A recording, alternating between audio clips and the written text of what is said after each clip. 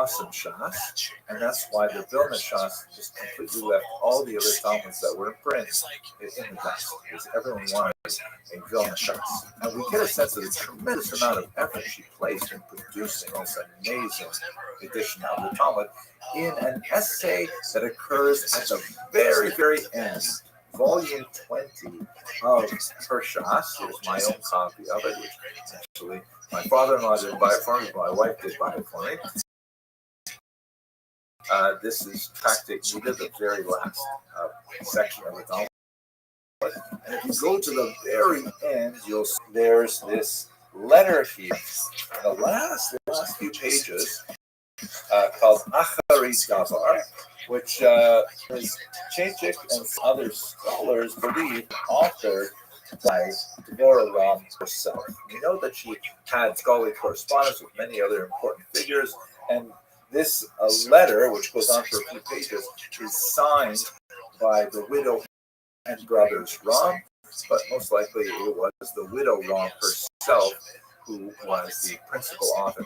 Her letter says all kinds of things about how, when we started this project, we didn't even know how it was going to be, so we didn't even write any kind of words of introduction, and now we're making up for it at the very end to write about our experiences. And she goes on to describe the tremendous, challenges they faced, political challenges with the pogroms that erupted in the 1880s, and a fire, and challenges getting into the Vatican, all kinds of amazing things they went to produce this document.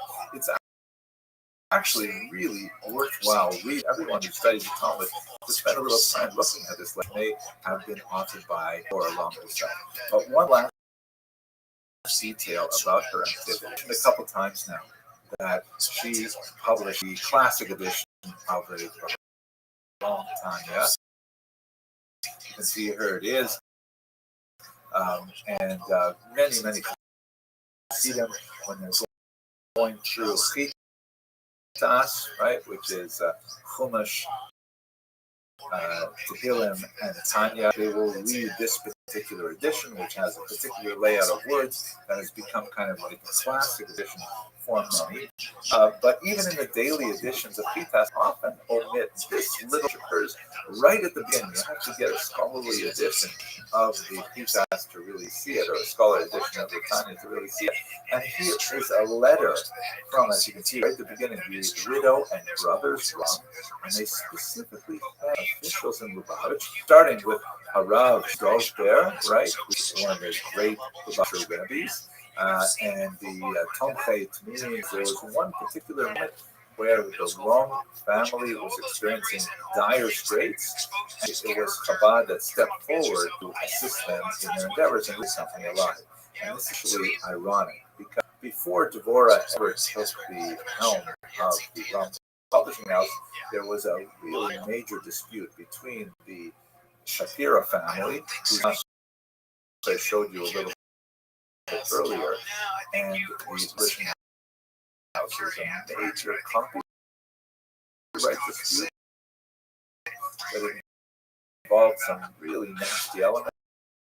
So I'm not going to go into details here, but it involved the police, and it involved the exile of the Shapira family of their company for some reason until finally they were able to come back, but they could never regain innovation to their activity that so much, according to legend, I don't know, I've never been able to see if it's really true, but according to legend, the Shapira family would immerse all of the blocks of type in the mix before they began to publish any works. Amazing kind of concept. Ultimately, the Ram predecessors before Devorah pushed them out of business. During the Ram publishing house, the Rabbi Shalom Dover said, "You know what? We better preserve them," and he supported them, and they allowed them to survive. And this is a note in the Tanya specifically, thanking Chabad for helping them endeavor. It's a fascinating story. So much more to say. I would love for you to join me on Lithuania. Once we're going to be hearing from the incredible Dr. Shneir Lyman, one of the most Jews of Poland Lithuania. I'm looking forward to speaking, and I'm looking forward especially to the streets of these cities and learning more about how the Jews of that region actually. Please check the information box for information on this. Thank you very much for watching. Hello, fellow students of Jewish history. Is the possibility of traveling to many of the locations where many important Jewish civilizations flourished over the centuries, and really getting a sense of the deep, rich historical context of these places and the Jews that live there. But this summer is going to be absolutely fantastic. God willing, I'm going with my employer, Tour University, to visit Poland and Lithuania, which is where my family comes from, especially Lithuania. I'm looking forward to actually visiting the mass graves where many of my ancestors found their last resting place. And this is going to be a tremendous trip because we're going to look at all of these things that Jews did, specifically Warsaw and the region in Vilna, its region, also in Kovna, Kaunas. Tremendous senior scholar, Professor Schneier-Leimer, who is absolutely a genius. And, you know, we speak about the Vilna Gaon, the great scholar of the 18th century. Well, Schneier-Leimer is of Vilna. He knows Vilna better than anybody else. And I'm really looking forward to spending this time teaching lectures this trip. So in the contrary myself for this, going back over a lot of my, putting together some videos for you so you're interested in this particular trip and the amazing history to be exploring there. I'll share with you now a video that I wrote a long time ago that goes back to the question of the origins of the Jews of Poland. I hope you find it useful. Hello and welcome to Jewish History Lab. Today we're going to look at the origins of Polish Jewry, the origins of the entire Eastern European Jewish population, but Poland is one of the central and memorable of the countries that we'll be looking at.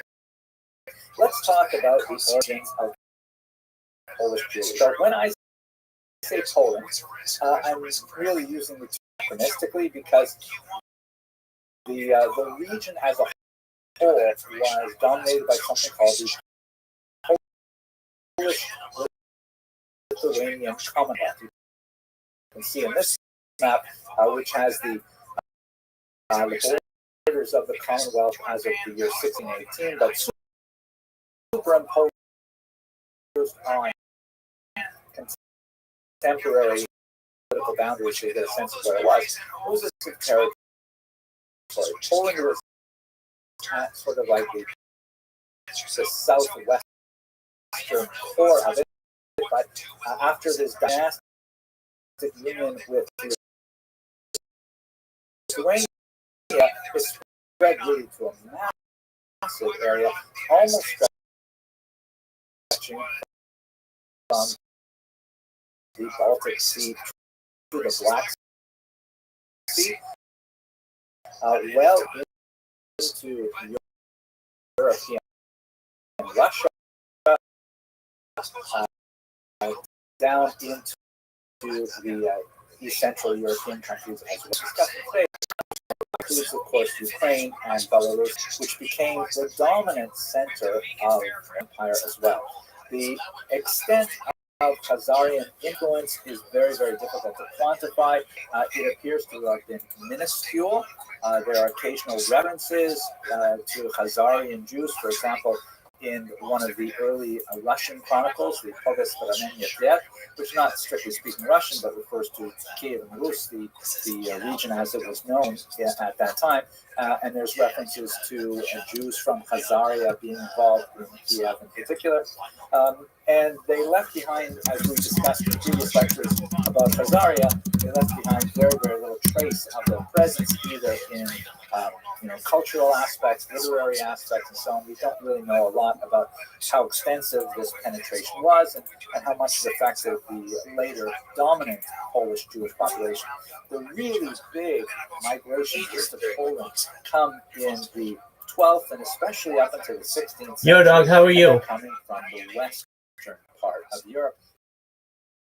They're coming primarily from Germany and France, making their way sometimes through Austria, Hungary, places like that. But that's really where you have the dominant Polish population. There you see a lot of traces of European evidence, lots of connections between cultures that started, for example, from the Rhineland and then made their way to the east. Yiddish is the overwhelming lingua franca of the Jews and is basically a medieval dialect written with Hebrew letters, not bringing with them too much of the Khazars, for example. So to see elements of this in the region from as early as the 9th century, but it really is to coalesce of the 10th and 11th. And one of the things we see them doing, for example, in the very period, is that Yo, dog. as royal How are you? Making money here. How did you find out about me? I mean, really making. I found you on the voice chat server. The voice chat server. Which one? The socialized one. Very cool. Well, how's your day going? It's good. How are you? I'm well, thank you. Do you mind if I tell you about myself? Yeah, go ahead. I'm Rabbi Rothschild. I stream my life 24 hours a day, 7 days a week, 365 days a year for world peace. I've been doing so for more than 3.5 years. My streams go back to the pandemic. We've seen the death of a queen, the birth of AI, the coronation of a king, and everything in between. Have you ever seen the movie The Truman Show or the television show Big Brother? Mm-hmm.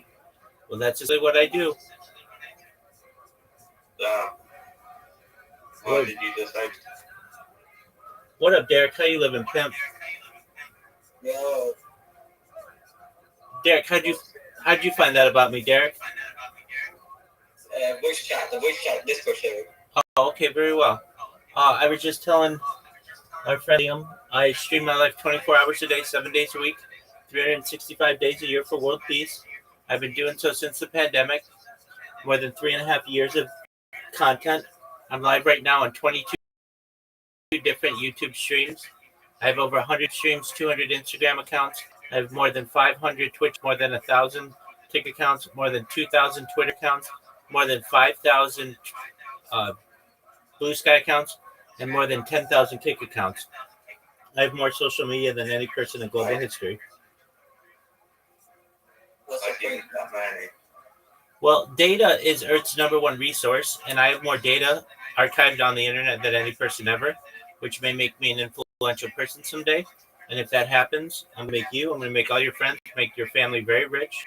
I'm going to do everything I can to give you generational wealth if you don't already have it, so that you're financially independent if you're not already, and really to be able to give you enough money to be able to start charities and philanthropic organizations of your own. Does that sound? That sounds very good, to be fair. But do you not feel...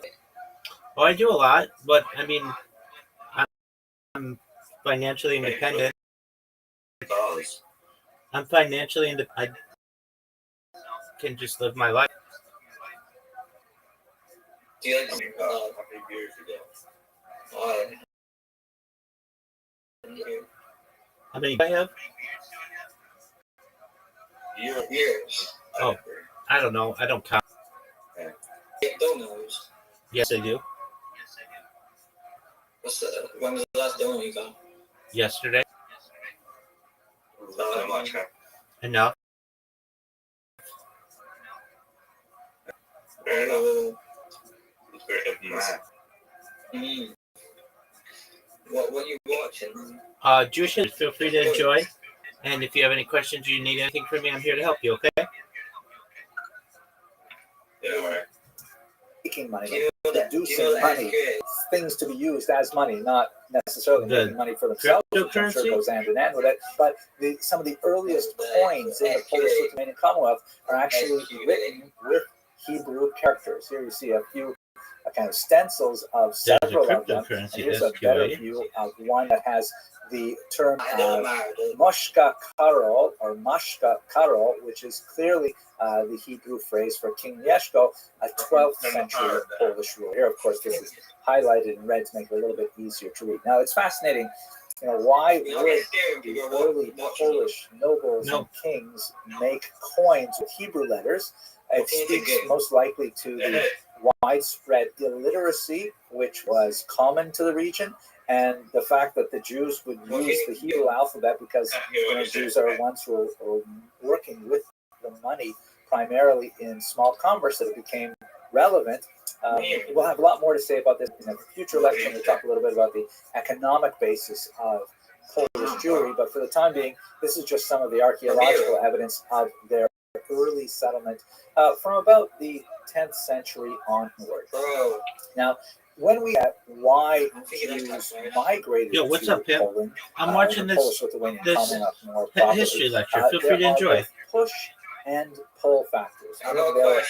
Factors What's your question? Which drove Jews out of Western Europe, and there are factors which drew Jews into Eastern Europe. You can go under the Eastern covers. Europe was a place of refuge. You can see here a beautiful representation I'm single, choice. A man named Gerson, representing King Casimir, who is accepting the Jews and giving them protection and refuge. So much so that you see some of the great scholars like Rabbi Moshe Israelis from Galicia, who that's for Poland, with kind of like a fanciful etymology, Lin, meaning here, Po, Lin. Here we will find refuge.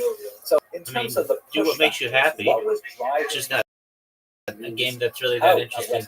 If I want to play with blocks, I'll play like drove Jews to Lego sets, but I don't even do that. That's for as well. No, I'm not putting it down. It's cool if that's like a hobby of yours. But if I'm going to play a game, I like to play Grand Theft Auto or something like that. In northern Germany, that seemed to be outside of the control of the legitimate state authorities. You mean like men who are my friends? And Jews were very frustrated by this. Minority Jews are always vulnerable. I'm always to and they rely on legitimate authorities to maintain a Rechtsstaat, meaning a society governed by law. As we've discussed in many previous lectures, Jews are typically very happy to live environments where there is some minor discrimination against them, a certain degree of endemic anti-Semitism, but only if the rule of law is protected. Meaning, perhaps there will be a numerous clauses and Jews will not be allowed to enter university, or perhaps there will be, some tax not allowed to take advantage of, or whatever, as long as they know that if someone throws a rock through their storefront window, they'll be able to go to the police. The police will investigate, and if they catch the culprit, then they will have a proper criminal, and so on. So Jews fear mob violence like minority. And when you had these massacres that accompanied these traveling bands of crusaders, or I'm happy that you're here, and I'm open to answering any other questions that you have. But I'm watching this lecture right now. Feel free to, if you want, if you have other questions that have been asked Rabbi anything section on the left side, feel free to just type anything you have in there. We have also discussed in the previous result in pleasure to meet you guys. In France in particular, there's 3 expulsions in the 14th century. There's more and more reason for Jews not to live in Western Europe. This is kind of like the push aspect of it, as Jews are finding Western far and far less hospitable than they ever. Now, there's also pull factors at the other hand. The economy was actually having a difficult time, particularly in the 13th century, after the Mongol invasion of 1241. Let you ask anything you want. The demography had dropped. There was a very, very weak economy.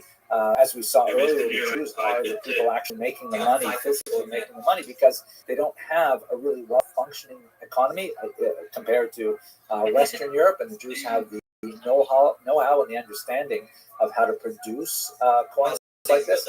And so the local Polish leaders were actually and saying, please come to our area. You are literate. Yo, Pip.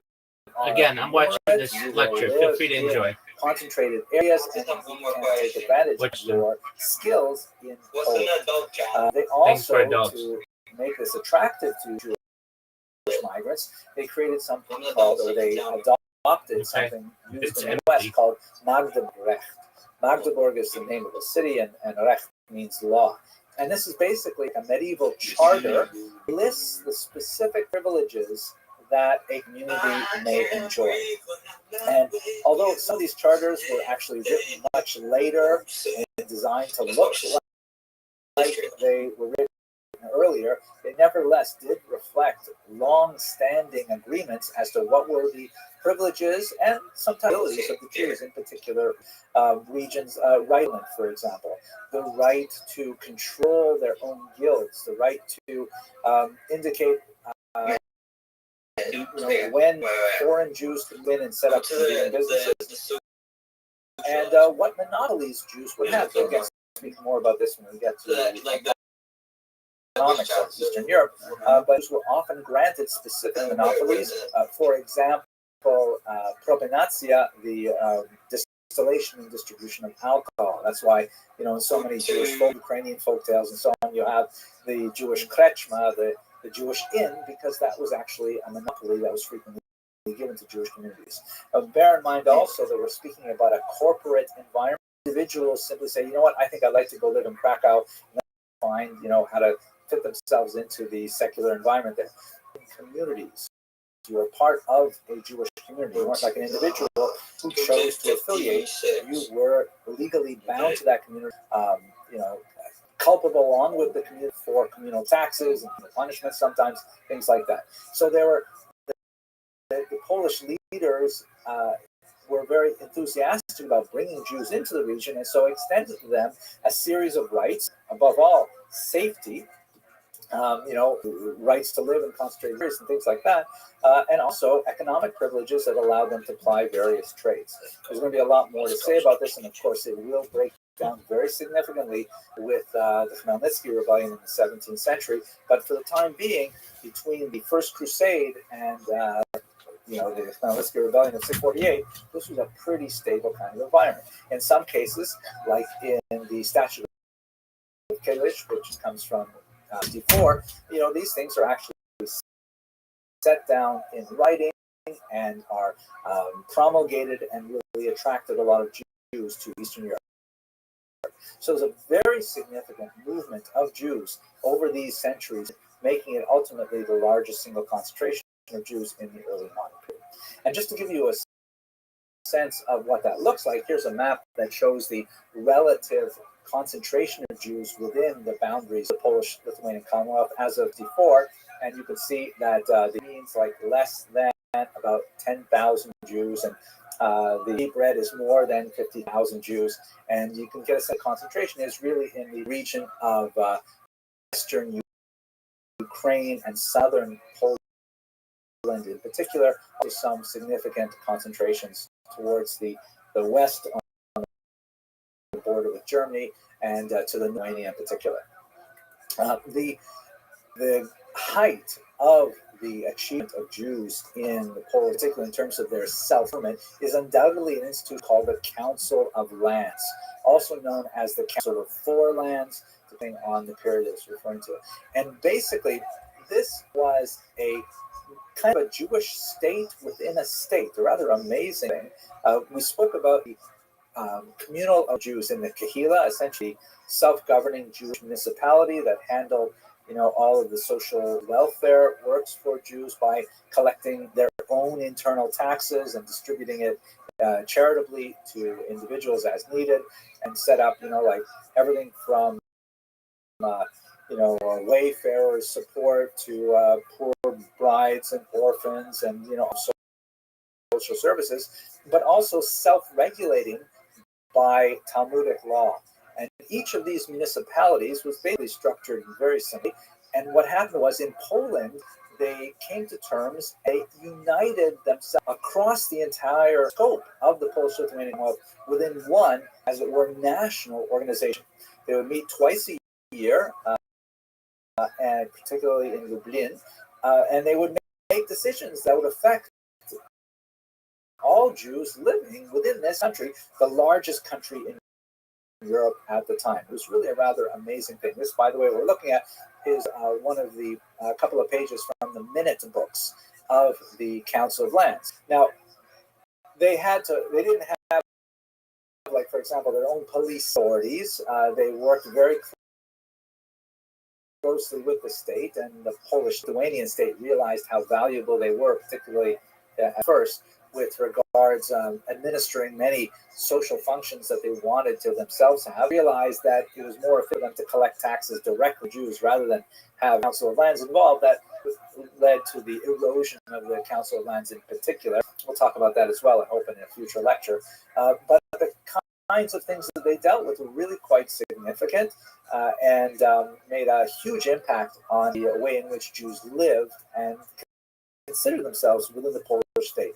This was really one of the high points of the Jewish diaspora, at least up until the Khmelnytsky Rebellion of 1648, where Jews regarded a golden era for Jewish civilization, comparable in many ways to what we see happen earlier in Spain and before that in Babylonia. It would result in kind of a Polish Jewish synthesis. It was very similar in many ways to the German Jewish synthesis of the 19th century, but of course, when we get to the 20th century, we see it all unravel, and that will be the top of future lecture. I hope you found that idea.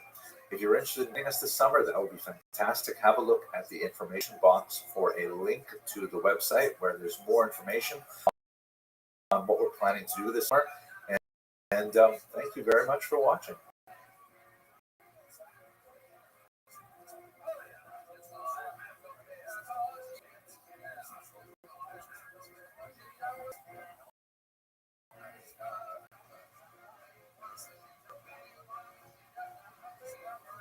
Students of Jewish history, I was so excited to come across this individual in the course of my research for the Kosher River Cruise expedition to Japan in 2026. His name is Ludwig Ries, and actually I find affinity with him, not only because he's a historian, he's also kind of an intellectual immigrant, fascinating individual who had a tremendous impact on Japanese history. Here's his story. He was born in 1861 in Germany, and he went to the University of Berlin. Late 19th century, the society is beginning to open up. Jews are allowed to enter higher education and so on. And he studied under the great and highly influential historian Leopold von Ranke. Von Ranke lived between 1795 and 1886, and Ludwig Ries was one of his students, or his last students. Now, and this is a picture, by the way, of what von Ranke would have looked like around the time that Ries was studying with him. Ries wrote a very well-regarded doctorate on the history of medieval England, but once he graduated, he found he could not get a job in Germany, right? This is, unfortunately, liberalism went so far in the late 19th century, and the idea of appointing a Jew to an important post in teaching history in Germany and so on, just very, very hard to happen. This is also the time of the great von Treitschke and controversy. We talked about that in different videos. And it's also worth noting, by the way, that Ries's parents also warned him against to get a job as a professor of history in Germany. They wanted him to study something much more pragmatic and practical. Not that I would identify with that. What happened to Ries? You know, he's the kind of individual. He got lemons and he made lemonade. He had an option to travel and take a position at Tokyo Imperial University. You can imagine how he must have felt. What European historian? born and raised in Germany, have to go all the way to the Far East just to get a job. But he went there and he ended up becoming a tremendous success. He taught at Tokyo Imperial University for 15 years, influenced generations of students in that university, really shaped Japanese historiography. Now, let me tell you what are his contributions. We must understand that history is kind of a funny discipline. On the one hand, it is an art, it's telling stories, right? The word story is embedded in the very word history. And it's all about, sitting around the campfire and saying what happened to previous generations. That's what historians do. On the other hand, history is also a science. And that means that we're not supposed to just make stuff up. We're supposed to, rely on actual data to tell these stories. Now, the problem is, much of this data are words. They're just stories that earlier generations have told, and we have inherited those stories. That proves to be extremely problematic, because how do we know that those stories actually conform to reality? The tremendous contribution of von Ranke, as Lisa's team, who said, look, we have to really get focused on was eigentlich gewesen war. What exactly happened? Like, tell us what happened. Don't tell us all the stories of what you would have happened and making stuff up. Just tell us what actually happened, and we'll decide how to evaluate the meaning of those events. You have to rely on primary sources. You have to rely on artifacts whenever possible. Are extremely important. Things like that. And von Ranke really grounded the discipline of history in this kind of art and science, whereas before it was pretty much firmly in the world of the arts. So Reis took these ideas and he essentially brought them to Japan.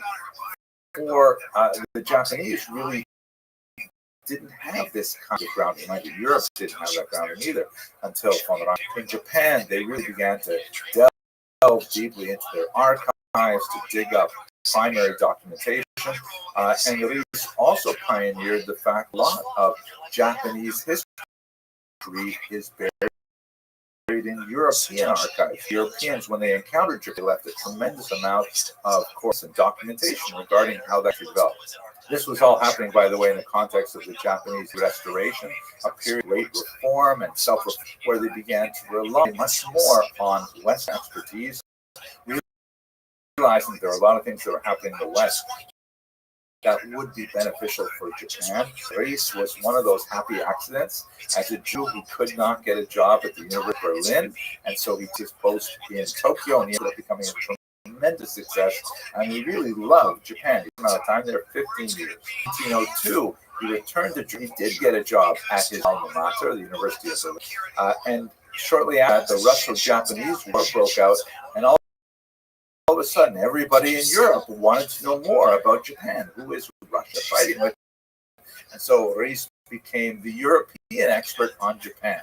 Ironically, when he went to Japan, he became the Japanese expert on Europe. And now when he went back to Germany, he became the German expert on Japan. Fascinating individual. Really someone I want to, in terms of the impact he made on Japanese culture.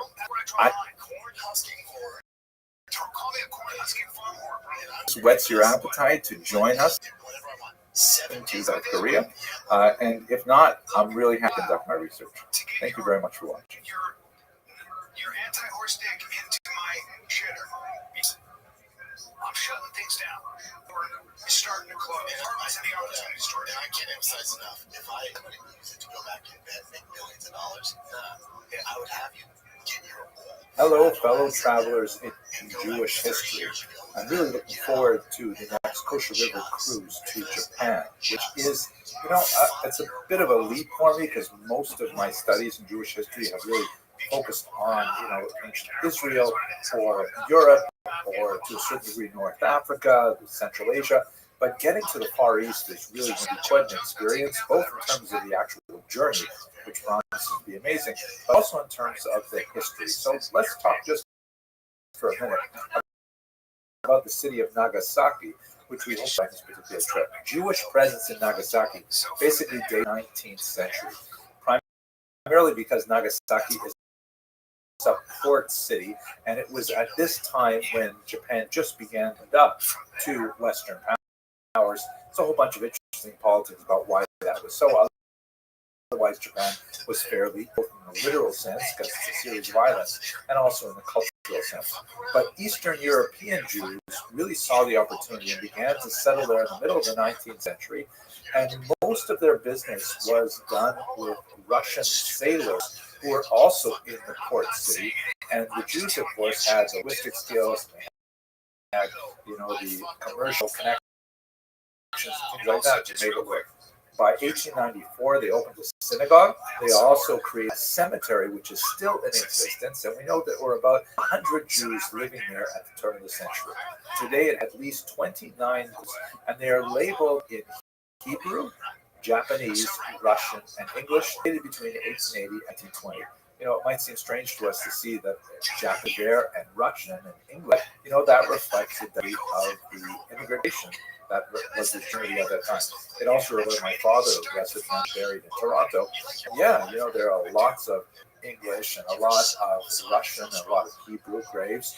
Some of the older sections are in Yiddish, and I wouldn't be surprised if you wander around to find some French ones there too. So it's interesting. At any rate, the community, I was not able to find any photographs of the gravestones. I'll have to see those in person.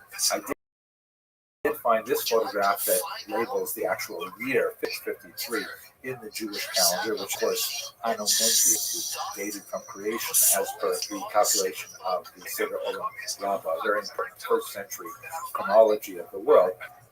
And the Jews are there in a section with many other people. It's this region called the Sakamoto Cemetery for foreigners.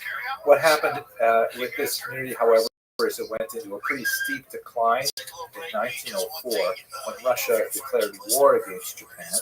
And this Russo-Japanese War, which had lots of impact in Jewish history, as I mentioned, my father, his father came to Canada because he didn't want to fight the Japanese in that particular war. He came from Lithuania, not from Japan. But still, that interrupted the flow of Russian sailors into the port.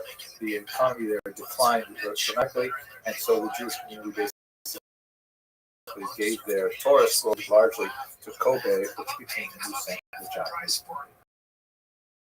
I look forward to learning a lot more Japan and South Korea, which we with Coach River Cruises. I hope you'll be able to cruise with us, and if not, I look forward to sharing my preparatory research with you. Thank you very much for watching. The best tees I wear all the time. Get your essentials from True Classic. True Classic is built for comfort, built to last, and built to give back. Head on over to Target, Costco, and Pride Sale, or just go to trueclassic.com/fighter and get hooked up today. True Classic. Sorry, where were we? We're talking about CT and that bullshit shooter. Oh, yeah. How about CT? Hello, fellow travelers. And the upcoming expedition of Coach River Cruises to Japan. And in this context, I want to talk to you about something that I find absolutely amazing, and that is the Korean love affair with Talmud. Now, you may not think that Korea is the first place that you would go to when you want to study Talmud, but amazingly, it is not impossible that there are more people studying Talmud today in Korea than there are in the rest of the world.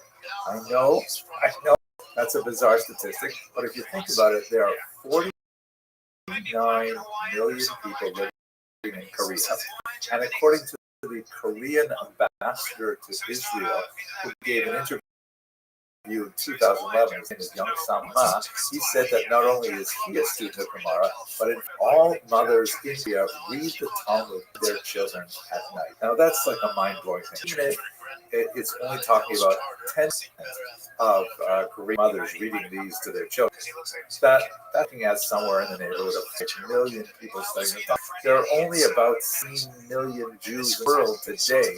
So this is an amazing statistic. So let's try to unpack this and understand how is it possible that so many people are studying Talmud in Korea. So there's not a long and comprehensive history of Jews in fact, I looked in Vatican.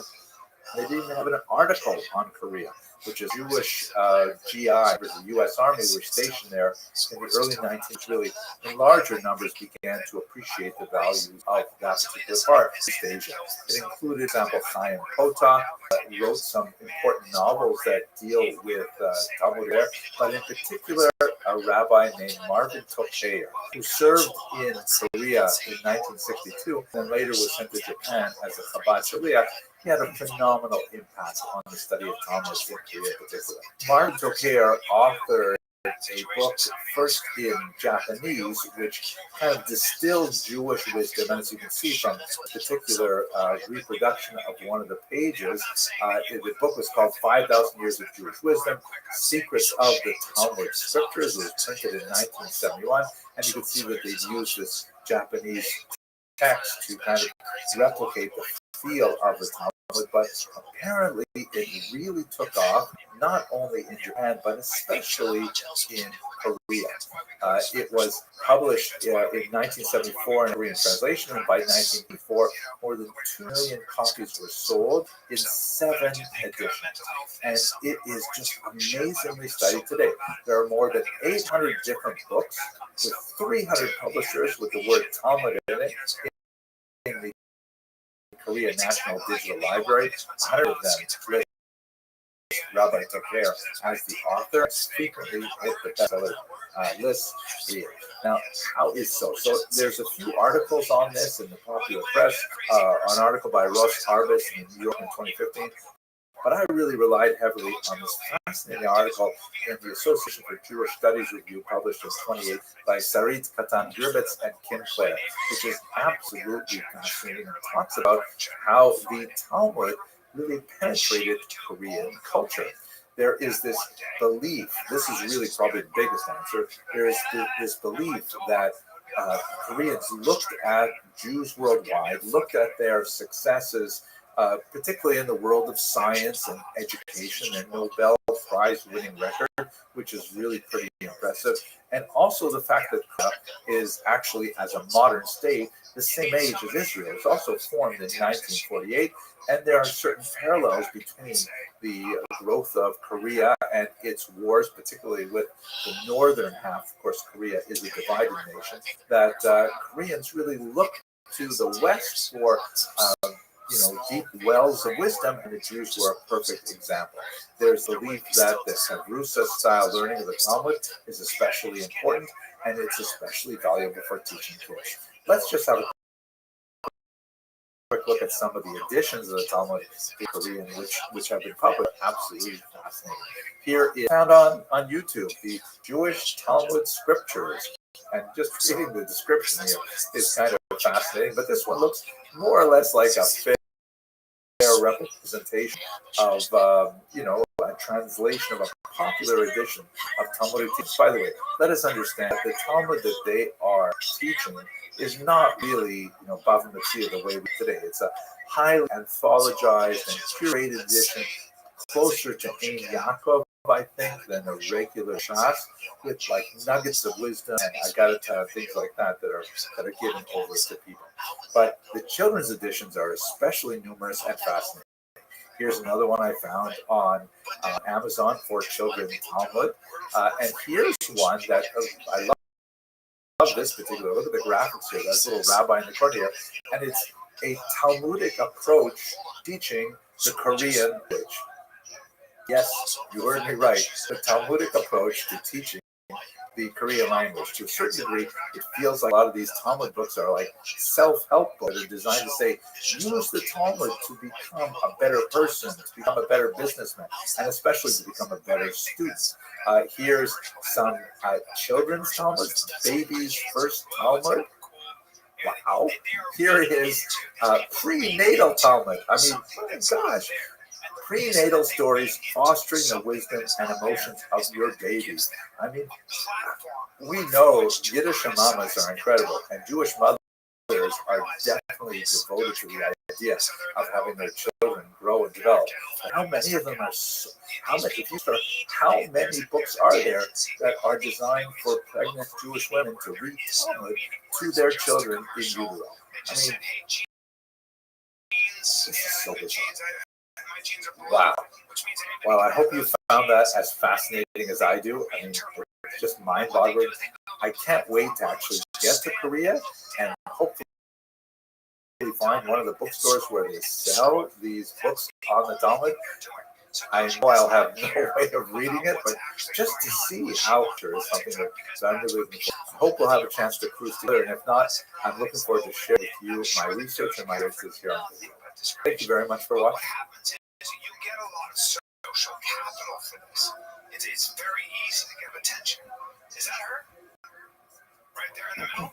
Hello, fellow students of Jewish history. You know, one of the most fascinating areas of Jewish history are Jews of what we might want to call exotic communities. And I don't think they feel exotic when you're inside them, but from the main centers of Jewish civilization right now, for North America, some parts of Europe, the Jews of Asia, so unusual, so different in so many ways.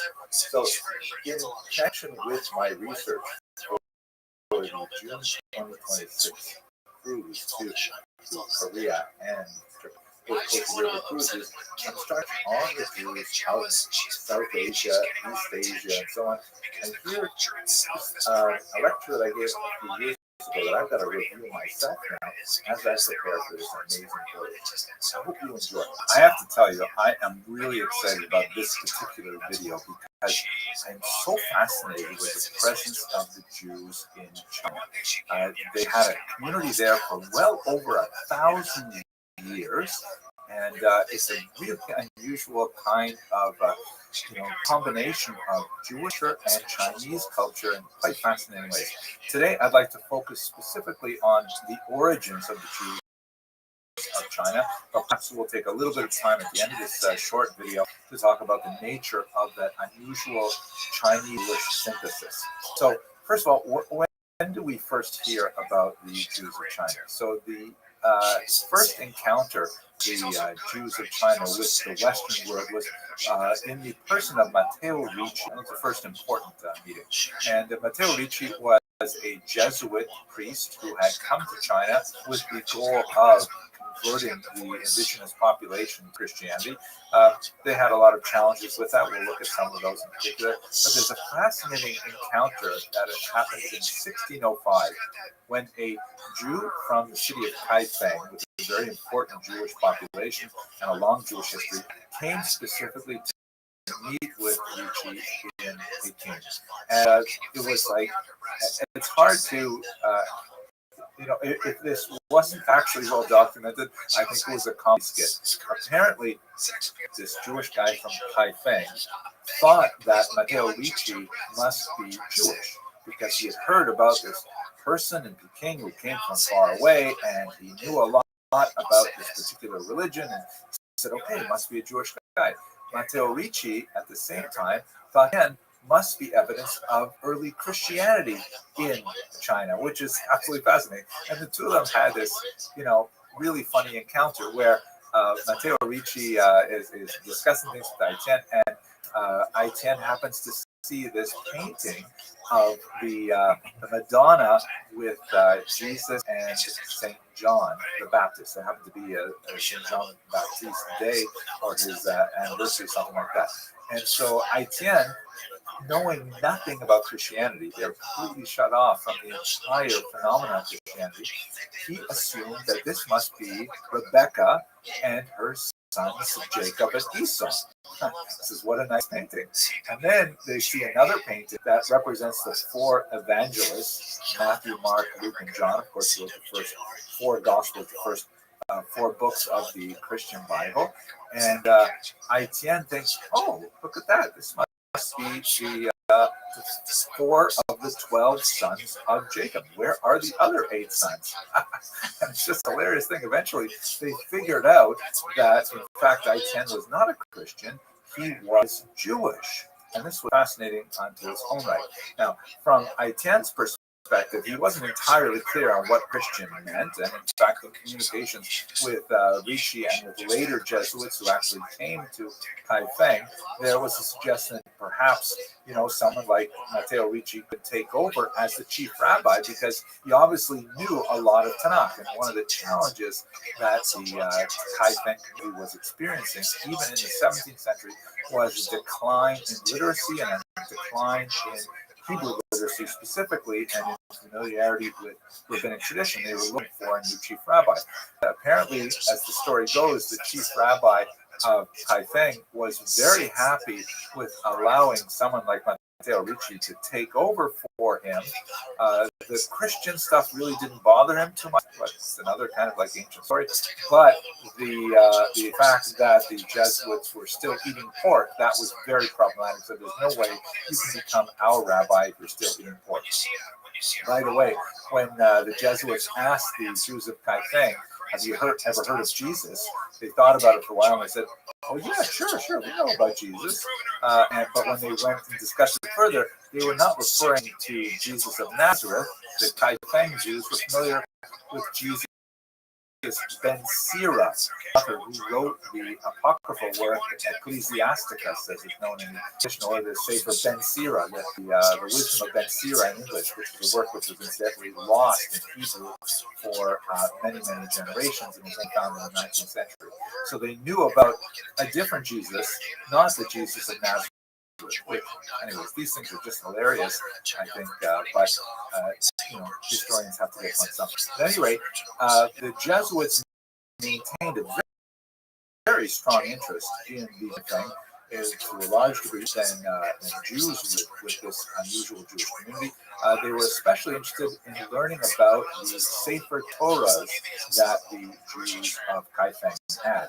They wanted to see, in particular, if they were the same as the Torahs that were read in Western Europe. Because one of the thoughts that Ricci had was that there was more evidence for Christianity in the Hebrew Bible, but that it had been tampered with by the Jews to remove that evidence. And if you find biblical books that predated that went all the way back to the posited arrival of the Jews, which, by the way, was argued to be as far back as about the 1st or 2nd century of the Common Era. We'll talk about that in just a second. So if these texts had references to Jesus in it, that would be incredibly important.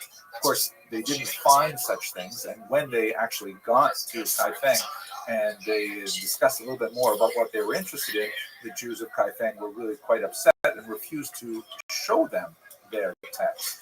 And obviously, there was also a deep interest in converting the Jews of Kaifeng to Christianity. In some ways, the Jesuits thought they had more of a chance with the Jews of China than with the non-monotheistic Chinese of China. And of course, that's a long story that goes way beyond the discussion we have today. But we do have an extended efforts of various Christian missionaries coming to China, specifically try to convert the Jews to Christianity.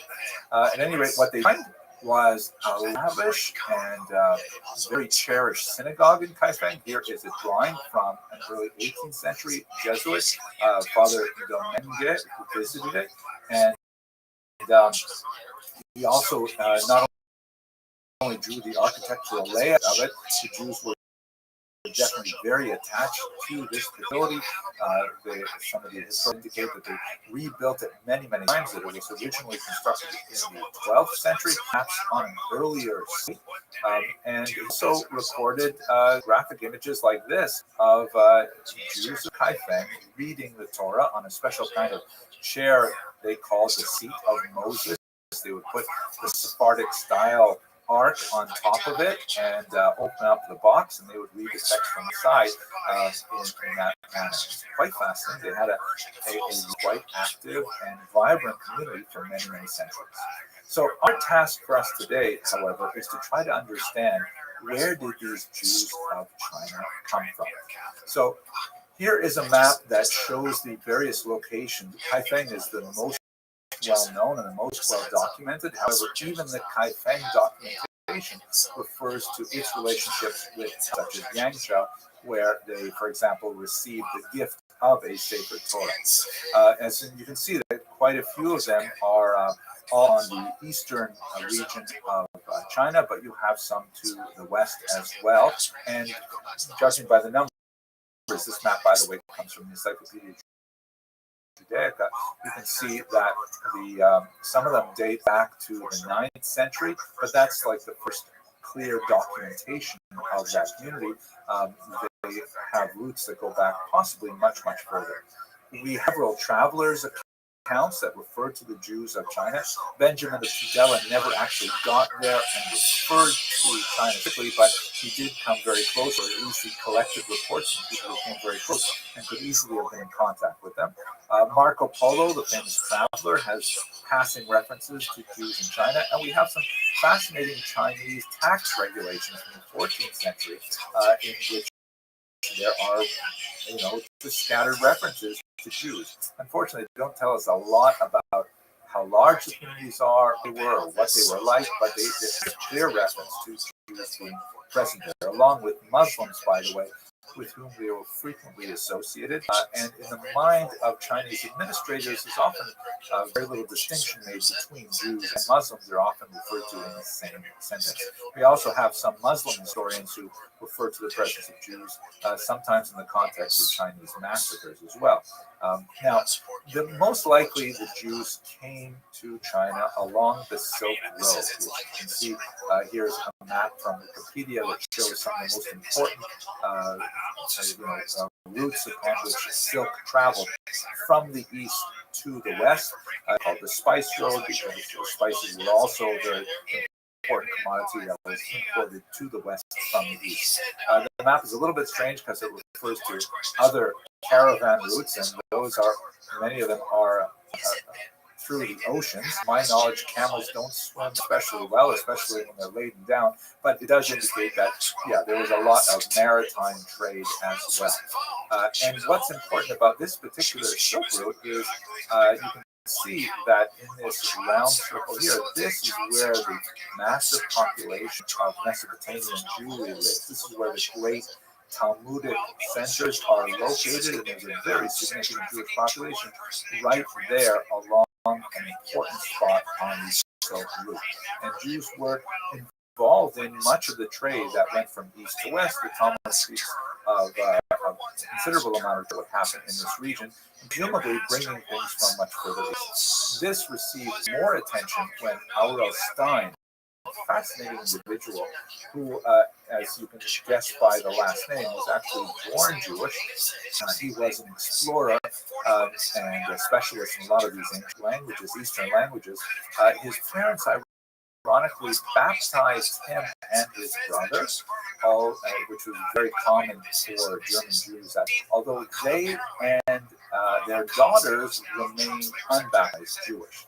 At any rate, Stein, who went far away from his native Germany to explore this region, was exploring in the region of Dunhuang, which is on the Silk Road, and he discovered an amazing thing.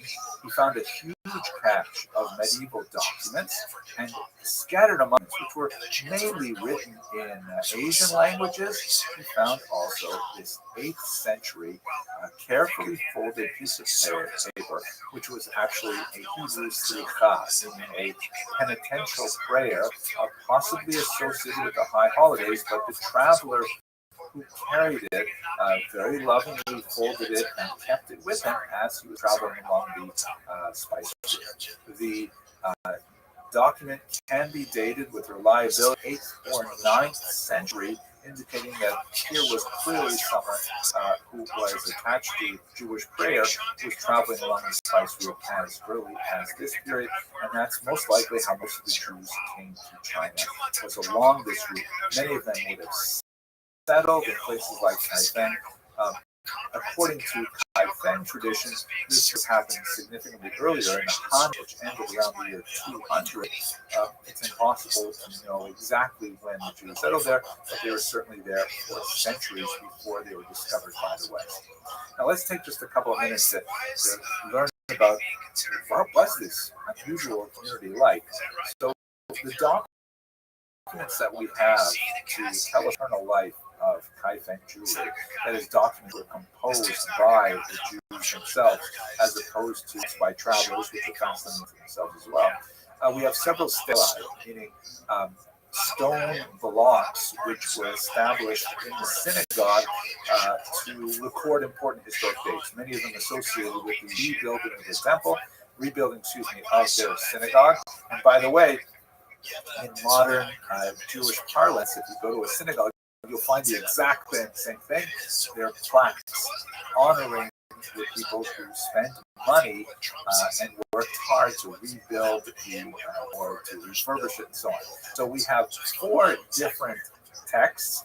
We have the earliest dates from 1489, and on the reverse of that stone block is another text written in 1512, and then another one in 1663, and a fourth one, really 3 blocks, but a 4th text in 1679. The last one doesn't tell us a lot about the community. It's very difficult to read, but the earlier ones tell us a lot about how the community cherished the temple and rebuilt it, and these are the people who were involved with it.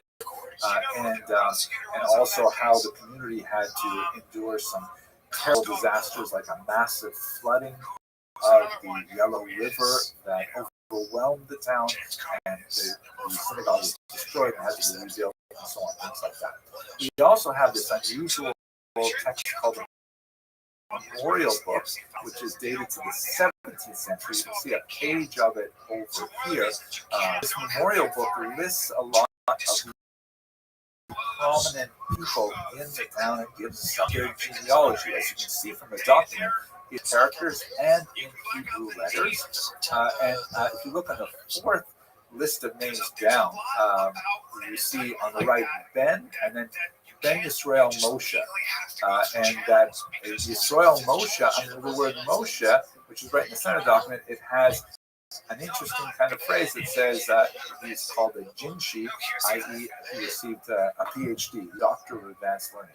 So a lot of fascinating things about how the Jews of Kaifeng basically lived with 7 distinct surnames, and one particular family was honored with a particular surname by the emperor for their service to the empire whole, and that they achieved high levels of education. A lot of fascinating things. But I think when you get all of this evidence together, in this brief video, I'd like to point out 3 distinct phenomena that I read into the text. First of all, I was fascinated by the fidelity of the Kaifeng Jews to Jewish tradition. For example, the Jesuits note that they were called, among other names, they didn't use the term Jew, they sometimes used the term Israelite, but they were called Qiao Jinjiao, please forgive my pronunciation, or the group that excises the sin, which is a clear reference to the observance of the laws of kashrut, because the sciatic nerve has to be removed from animals before they eat.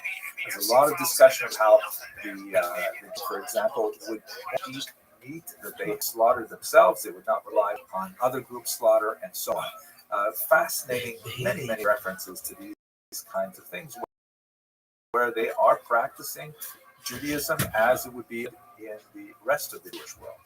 Secondly, however, and this is especially interesting, they have really unusual adaptations to Chinese culture.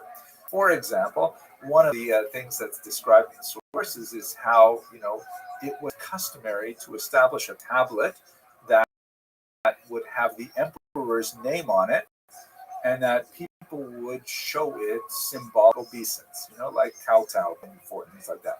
Very problematic in Jewish tradition to bow before anyone, or certainly to bow before a block of stone. It smacks of idolatry in Jewish tradition. Very problematic. So how did the Jews of Kaifeng deal with this? It's very clever. You would say in Yiddish, a Yiddish cup, right? Jewish head. They wrote the verse Shema Yisrael Hashem Elokeinu Hashem Echad. Hear, O Israel, the Lord our God, the Lord is one, on the top of the this particular brick, underneath, on top of the emperor's name, kind of like a decorative element. And then with whatever bowing they were doing, it was like they were bowing to God because it had this verse on the top. I mean, I love this stuff. Also, very problematic for the Jesuits, incidentally, was the problem of ancestor veneration. Matteo Ricci, he reported to the Pope in Rome that one of the issues is that the Chinese have a very, very strong ritual of their ancestors, and there was a major debate in the church. The Pope actually went back and forth on this as to whether or not this could be tolerated. For many of the more doctrinaire Catholics, this also smacked of idolatry, whereas Ricci and others were arguing, no, it's just the culture, they're just respecting them. So for the Jews, it's no problem, because of course this is really baked into Jewish thought, not necessarily worshiping the ancestors, but appealing to God, the merit of the ancestors. In Hebrew is Zchut Avot. That's a very, very traditional. You look at Jewish prayers, and there's constant references, so to speak, reminding God that are the descendants of Abraham, Isaac, Jacob, Sarah, Rebecca, Rachel. Yeah, look at what they did, remember their actions, and so on, and provide kindness for their descendants. So the idea of ancestor veneration was not really problematic to Chinese Jews at all. Quite fascinating to see how Chinese culture, Confucian culture in particular, and Jewish culture was able to find and even synthesis. But at the same time, we have to recall that there is significant degrees of assimilation that would be unacceptable, certainly in North Africa or European Jewish communities. For example, there are many, many examples of degrees of assimilation. The Jews, especially as they were suffering more and more from lack of leadership and a lack of contact with the outside world, specifically the rest of the Jewish, they are having problems read and write the Torah and so on. So they tended to gravitate to neighbors that they had for many centuries, the Muslims. There's a significant Muslim minority in China, and in fact, there are photographs from 19th, 20th century of Jews of Kaifeng and elsewhere in Muslim mosques, because after all, they were sort of theologically much closer to Islam than they were to Confucianism. Islam is, of course, intensely monotheistic and worshiping the same God. So the Jews would frequent Muslim mosques. They were neighbors. In fact, they were indistinguishable in dress, but the Muslims would wear, and Jewish males would wear blue caps. So once for Jews was in fact blue caps, because that distinguished them from the Muslims. For Confucian Chinese, it was often like, who are these people? And oh yeah, right, you've got two flavors, you've got the white flavor and the blue flavor. Okay, fine. Also in the genealogical record there, that of those 7 clans, some of them intermarried with Chinese, and it's actually recorded in their genealogical tables.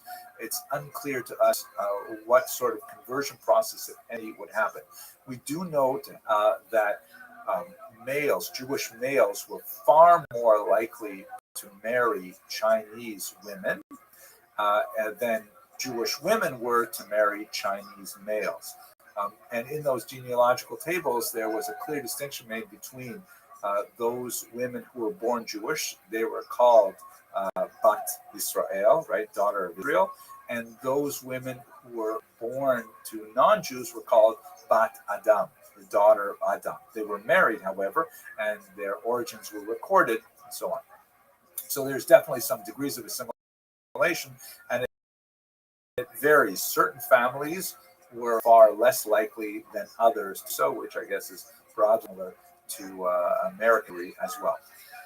The last thing that it's a sad point in many ways, but the community, of course, fell into significant decline in the early modern and into the 19th, 20th centuries. And one of the saddest was that they lost the ability to clearly copy their Torah scrolls, to read their Torah scrolls, and ultimately they ended up selling their Torah scrolls to Christian missionaries, who then brought many of them back to Western Europe, and in fact, even one Torah scroll is in Toronto. This is an example of a Kai Feng scroll, which is held by the British Library. People who have analyzed their Torah scrolls, and the scroll of Esther that comes in this region indicates that they were losing their ability to actually copy the Torah scroll effectively. It's clear from the confusion of some of the letters that sound very similar, like Chet and Chaf, or Aleph and Ayin, that they used a method where one person would read the Torah scroll and the scribe would actually transcribe it based on what he was hearing. Hence, there would be errors between those two letters. By the way, Matteo Ricci did not find any of the evidence that he was so hoping to find of Christian prefigurements in the Torah were not extant. The Torahs are identical to Western Torahs, except for these obvious kinds of typographical errors. The letter Vav overused. That's the word and or but. These confusions of Aleph and Ayin and things like that. So with the loss of these Torah scrolls, the communities fell into a very steep decline, although there are still remnants of the communities even into the 21st century.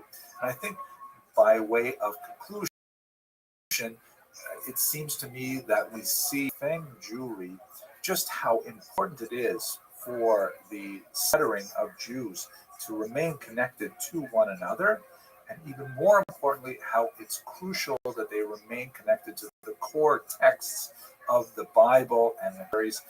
And without these two things, it's very difficult for a community to last, although the Kaifeng and Chinese jewelry in general demonstrated remarkable resilience over many centuries, and hopefully they will have a renaissance.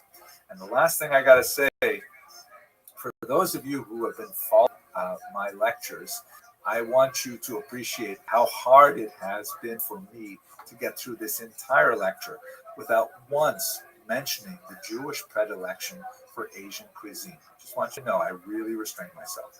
Okay, thank you very much for watching. I hope you found that video useful.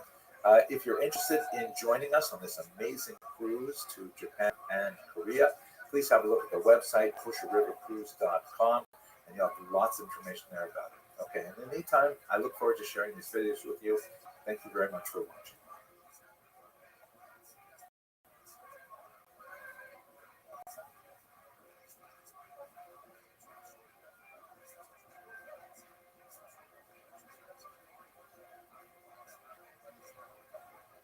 Okay, let's go straight to the topic today. I want to spend time focusing on the turn of the 20th century, really a consequential period for Jewish history.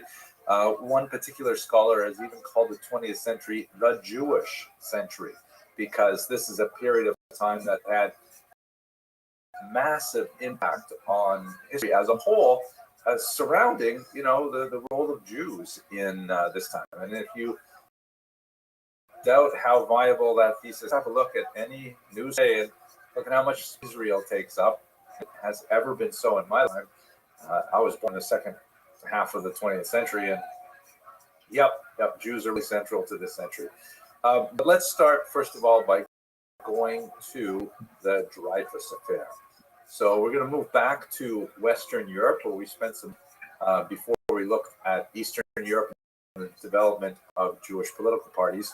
And I showed you this cool clock and how it changed to the 10-hour clock during the revolutionary period. It just gives you some how crazy it was during the revolutionary period, when so many fundamental changes were questioned and debated and changed dramatically as a result of that revolution. One of the things that we didn't have a chance to talk about too much, but I really want to touch on it very briefly, is the development in the 1840s of the first modern world Jewish organization. It is the Israelite Universelle, the Universal Israelite Alliance. The term Israelite was often used as a substitute for Jewish or Mosaic, because people were trying, it's not really true in the English language, but in a lot of languages, believe it or not, the term Jew is derogatory. In English, Jew can be derogatory depending on how one says it, whether one's pointing or spitting at the same time, but basically it's a new word. But in a lot of languages, Jew is a derogatory term. In Russian, for example, Mr. Vasilevsky could help us out with this term. Yevrei, or Hebrew, is the polite term. Jid, or Jew, is an insult. And you have that in many other languages. Also in French and in German, there was some question about what's the polite way to refer to Jews. So it was one of the options. Anyway, this organization started largely as a result of a blood libel trial that happened in Damascus in 1840. It was born largely in Bordeaux, and that's why it's really, connected, especially with. But they sent over there a lot of important people, including a very famous British Jew named Moses Montefiore, who went over there and actually was able to remediate the situation and freed the Jews who had been kidnapped and tortured on the basis of this crazy idea that they had kidnapped a child and murdered him for his blood. They were found and all these crazy things. This is 1840, right? This is really pretty modern. So after that remarkable success, the alliance really took off, and they tried other things. They tried to alleviate the pogroms in Russia and things like that. They weren't so successful, but the whole idea of it was really very successful, and many other organizations followed suit afterwards. Shown on the screen here are two other figures who are very important in setting this up. Not necessarily religious individuals. It was not an Orthodox enterprise. This was a pan-Jewish enterprise, meaning involving Jews regardless of their religious orientation, but looking more towards their national orientation. This is the contemporary website of the Alliance. Not nearly as powerful as it used to be 100 years ago, but still very significant, especially in places of French influence, like North Africa, that was colonized by the French for a long time. They set up a lot of schools in particular, and in certain parts of the world, the Alliance is like the way in which people interact with Jews. Just like today, Chabad is so, many people around the world, Chabad is the way you see Judaism. So for many people, the Alliance in North Africa and Middle East, Baghdad, places like that. Mr. Krantz, are you going to do that pump fist every time I say the word Chabad? I'll squeeze it in if I see that you're not focused on the I usually will. This is representing. Okay, very good. Now, but that has to be balanced against what else is going on in France, and it happens that there's a real anti-Semitism developing now. Now, we've used this term anti-Semitism before, but up until the 1880s, it was anachronistic, meaning the term was not invented until the 1980s. So we talked many lectures ago about Wilhelm Marr, thinker of this era. In France, and especially nasty hater of Jews was this man here, who made his living essentially muckraking in the yellow press, meaning in kind of like the cheap newspapers against Jews. And he had a phenomenal career, claiming that the only thing in France was that there were too many Jews in France, and that they were, eroding the interior of French, and that we really have to change the immigration policies and get rid of the Jews who were already in there, and so on. He published this magazine, La Libre Parole, which means sort like the free vote. You have your say. And it had these almost artistic caricatures of Jews. Like you see this highly typical image that shows this sort of Jewish beggar, which for French people would evoke a lot of the migrants coming from into France at this time. Excuse me. And you can see he's got like these sort of claw simian hands, and they're all holding on to money. And there's this evocation of the global Jewish conspiracy by having him grab onto the entitled, and it's kind of sending the message that France and the rest of the world are arrow. Actually, one of the titles of, I don't think it was his book, but one that he promoted, La Peril Juif, the Jewish peril, the Jewish feast. And this gained a tremendous amount of in the 1870s and 1880s and 1890s. And the key cause was, no, this one, I like this one too. You see, it says, popular illustrated edition, Jewish France. La France Juive means Jewish France. And the idea is that, oh my gosh, France is going to be taken over by all Jews. Got this image of a crusader, which is kind of like the metaphor for all neo-Christian anti-Semites, meaning we have to like mount a massive voluntary and violent crusade against these interlopers. On his shield is written the word Sa'ira, this will be, meaning this is going to happen to you guys. And then on his feet is like this old bearded Jew lying on the Ten Commandments there, because he's been knocked down successfully by the Crusader, and his bag of money has fallen off and things like that. And you can see this is written by Edouard de Roman, nasty anti-Semite of the era, incredibly popular and influential anti-Semite. We should also note that at this time in the 1870s and 80s, the word anti-Semite was still neutral. You could say you're anti-Semitic. I'm an anti-Semite, just like a person could say I'm a Democrat or I'm a Republican or I'm a whatever. It was like a term used within public and polite discourse. So they actually ran political parties that were openly, explicitly anti-Semitic. They called themselves, there was an anti-Semitic party.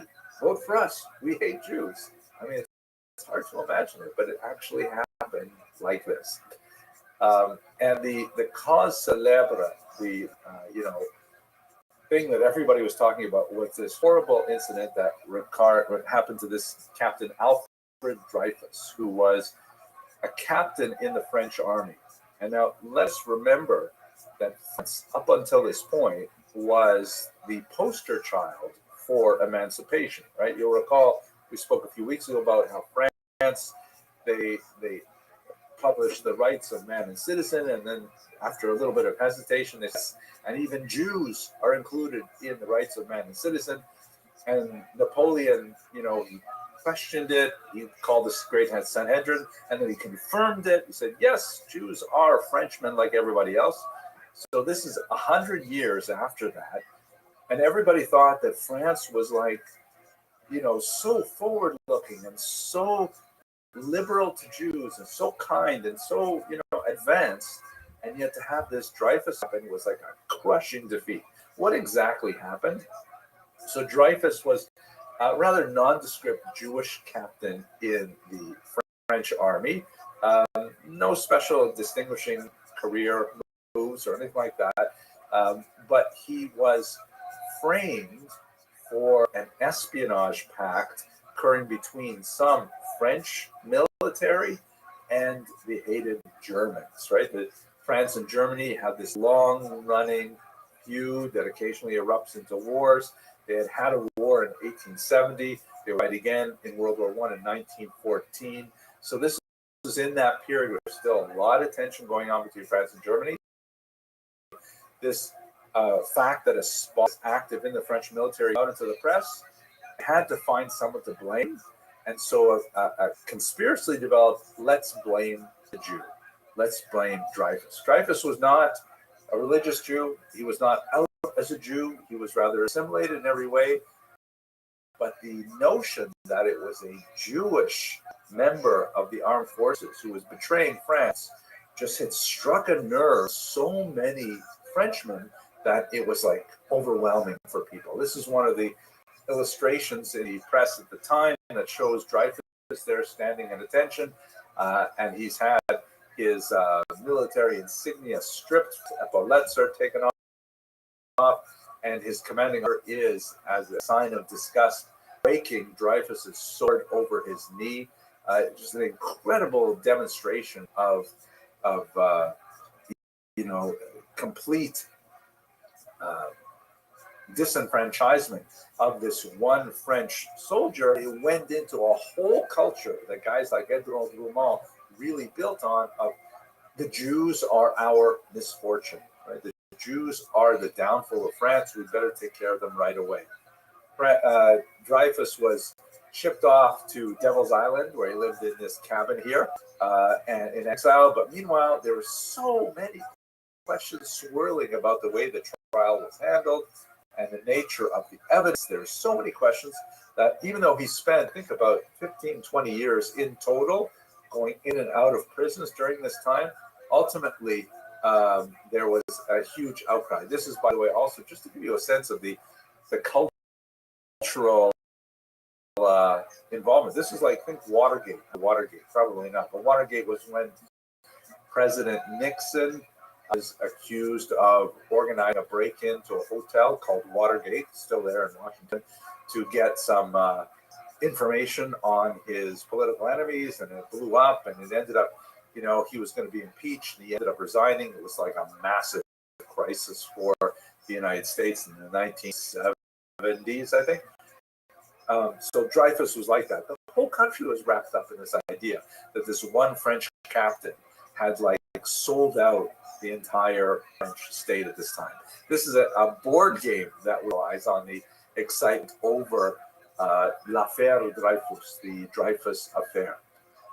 It changed dramatically and fundamentally when this man, a poet, non-Jewish poet and writer named Émile Zola, who actually had written about a dozen really powerful novels. I read a few of them. They're actually quite powerful and remarkable, but he's much more famous for what he did with Dreyfus, because he was sort of on the left wing of the spectrum and was disgusted with all of the irregularities that took place with Dreyfus's trial. And obviously this guy was being framed for this.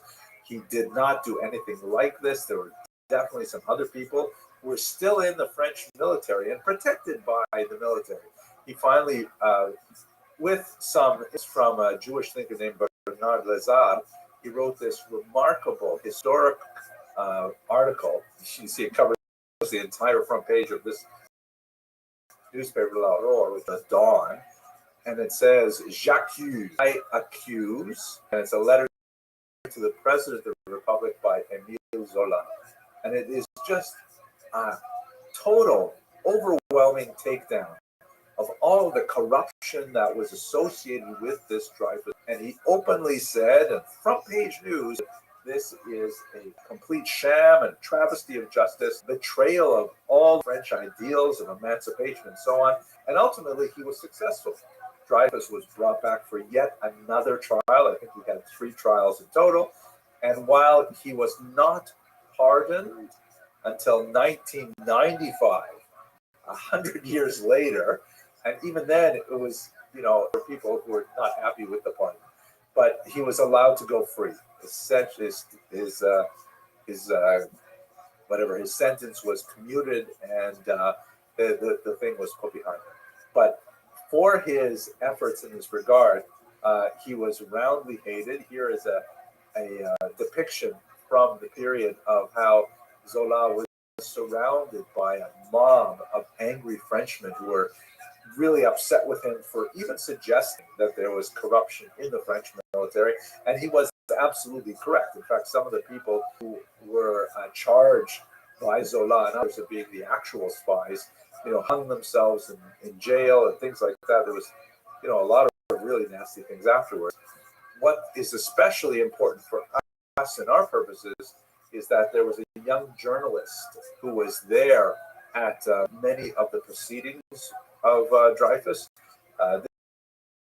This man, Theodor Herzl, the father of Zionism, and at this point, Herzl was essentially an assimilated Austrian Jew. He had very little interest in Jewish things, but he was totally blown away and shocked by the fact that all of these Frenchmen could be shouting "Mort aux Juifs," death to the Jews, over this one camp with all of the irregularity.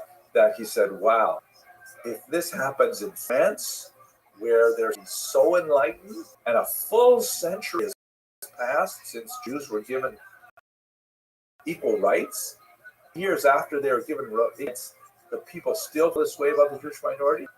It's obvious to me that living in exile is no longer an option for Jews. In other words, we cannot rely on the goodwill of our non-Jewish co-citizens. We have to have a land of our own." And for Herzl, that meant Israel and Zionism. And this really was what the moment that kickstarted him to become the father of this political movement that would ultimately find expression in modern day Israel. Okay, let me pause at this point and see if you have any questions or arguments or discussions. Professor, did you say that that Dreyfus's his term was commuted in 1955 or 95? No, in 1995, long after he was dead, he was pardoned by the French Parliament, like posthumously. His sentence was commuted, I think it was something like 1905. Like they said, okay, all right, maybe we shouldn't have gone through all this, and they let him go. But they didn't formally apologize. They didn't declare him completely innocent. They just said, okay, that's enough. Time served. It was a huge insult. Anyone else? I don't see. What if I say Chabad? Like that, Mr. Kranz will put something. Oh, I think we lost that. Is that possible? It's so hard teaching that, so I haven't done this in a while. Okay, let's go on then. If there are no other questions or arguments, there he is. Okay. Okay, we're going back to the lecture then. So let's go back to Eastern Europe and focus a little bit on what's going on in Russia, because Russia still has the largest concentration of Jews in the world at this point. I'll have to remember on Wednesday, I'll show you a demographic map to show you just how many Jews were in Eastern Europe at this time. And Eastern Europe is primarily Russia, although there's still a lot of Jews in Austria-Hungary in particular. This is a map that we're going to look at in probably on Wednesday, maybe next Monday. On the left, you see the way the world looked before World War I. And on the right, you see the way Europe looked after World War I was over. And it's a huge change in East Central Europe. Before World War I, East Central Europe was divided between three big empires: the German, the Austro-Hungarian, it's a dual empire, they joined in the 1860s, and the Russian Empire. And then after World War I, Germany was shorn of a lot of its territories. Austria-Hungary were reduced to a tiny little rump states where fully 2/3 of their former population were now living outside of the country, right? You had these new countries like Czechoslovakia. Poland, which had been a country before, was reborn again after World War I. You have the Baltic states created, Lithuania, Latvia, Estonia. It's a totally different map. And as you can imagine, a few winners there. Like if you were a proponent of Czechoslovak nationalism, you would consider yourself a winner. But there are a lot of people who consider themselves losers, and they were really unhappy about it. And they wanted to revise the peace treaty. They wanted to revise this map. So that's going to be really important for us to get to World War II in particular. But I want to today, I'm getting to that point, just to give you a sense of this is the cusp of the short 20th century that goes from World War I to the collapse of communism. Totally different world in so many ways, but really important for Jewish history. So let's start with what happens in Russia. Russia at this time, in the early 20th century, was literally behind the rest of the world. I mean, their calendar was actually 13 days behind the rest of the world. In the Middle Ages, I don't know if I'm going to post this video. I guess I should, but listening to me talk with COVID is not so nice. In the Middle Ages, Western abandoned the old Julian calendar for the Gregorian calendar, which is the one that we use in the West today. This is March 31st on the Gregorian calendar. But the Eastern world, the Orthodox world, meaning Russian Orthodox, Greek Orthodox, and so on, did not make that switch. And so Russia was one of the last places to actually do it. Every century, they lost another day. So that's why they were literally 13 days behind the West. If you look at Russian sources, therefore, they will refer to the February Revolution. Whereas if you look to like German, French, English, American sources, they'll talk about the March Revolution, because in our calendar in the West, it was March. But that's just one sort of symbolic fact of why Russia is still so far behind the rest of the world, both in terms of industrialization, in terms of its governmental structure, in terms of its treatment of Jews, for sure. They were still living in the pre-modern era.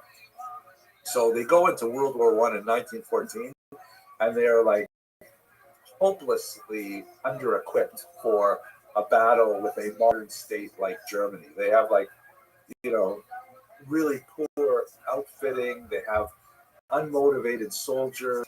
They literally have sophits that they tell their soldiers, use your bayonets first, right? You got on one side, you got Germans who are at this point, by the way, using actual tanks. Tanks were developed. They have, Air Force. They're not using it as effectively as later governments would, later armies would, but they do have an Air Force. And the Russians are coming in there with like horses, wagons, and telling their soldiers, get close enough to the Germans so you don't have to waste bullets. Just use your bayonets. And they're like mowed down. Russia lost very heavily at the beginning of World War I. Later, they would catch up, largely as a result of their greatest soldier, and I'm sure you've heard of him. He's called General Winter, because the Russians have a really brutal winter, and Western European forces often have difficulty adapting to fighting under those conditions. But they were 3 years into the war. They were suffering terribly. They lost a lot of territory. Their economy is in tatters. And in Leningrad, which was at the time called Petrograd or Peter's City, and that was the naming. Let me start that over. There was a city in the north, St. Petersburg, which was named after St. Peter, but the word "berg" in the name of a city is a Germanic word. So during World War I, they decided we don't want to have our capital city named with a German name, so they changed it to Petrograd. Grad is Russian for city. After the war was over and the communists took over, they named it again Leningrad. Now, if you wanted to visit the city, you would have to Petersburg again, the original name. But in Petersburg, there is a massive protest over food supply, where on International Women's in March of 1916, there's a whole bunch of women protesting the lack of bread in bakeries. And one woman got unusually worked up. She picked up a brick and she threw it through the window of a bakery. That started a small food riot that eventually expanded over the entire city. And by the end of a few days, the entire government had fallen. The Russians had invaded the Tsar's mansion. They took him over. They arrested him. Later, he would be executed, ironically, by a Jewish assassin. That was the end of the Russian Empire. It's remarkably little pressure largely because, maybe like you've seen in your own times with Assad, Syria, there was very little holding it up. And once enough people simply decided they were going to rise up against it, it collapsed of itself. They appointed a new government called a provisional government. And the idea of the provisional government, which was led by this guy, Alexander Kerensky, not a Jewish guy, was to kind of advise, okay, what kind of government are we going to establish in Russia? And they weren't moving from any kind of bourgeois democracy. They had a very weak parliament called the Duma that was essentially an extension of the Tsar himself. And it's like they didn't have any kind of a democratic speak-up. And so they had to figure out what kind of government are we going to set. Also, don't forget, Russia was not a unified country by any means. There were 15 major nationalities living in the massive Russian Empire that covered, by the way, 1/6 of the world's surface of the earth, tremendous amount of territory. You've got Orthodox Christians, Catholic Christians, you have Muslims all over the place. And so when they're trying to figure out what we're going to do for all people that are no longer subject to the Tsar, they took too long to make their decisions. And what ended up happening is the communists were able to mount a sufficient force, and they took over the government forcibly in October of 1917. Before we get to that, it's important to note that Kerensky, although he himself was not Jewish, he was definitely very cognizant of Jewish concerns. And the very first thing he did when he came to power, he abolished the Pale of Settlement, which is shown here in this map. This was something that Jews hated by this point, although at the 18th century, when it was first set up by Catherine, it was actually not such a bad thing. There was lots of room for Jews. They actually had elevated rights as codified by Catherine the Great. But by the 20th century, it was like essentially a massive ghetto. And there were all kinds of arbitrary anti-Semitic regulations that Jews were not to live so close to the border as they were suspected of smuggling. And Jews were not allowed to engage in this kind of business over here because they would compete with non-Jewish businesses and all kinds of things like that. So it was definitely something hated.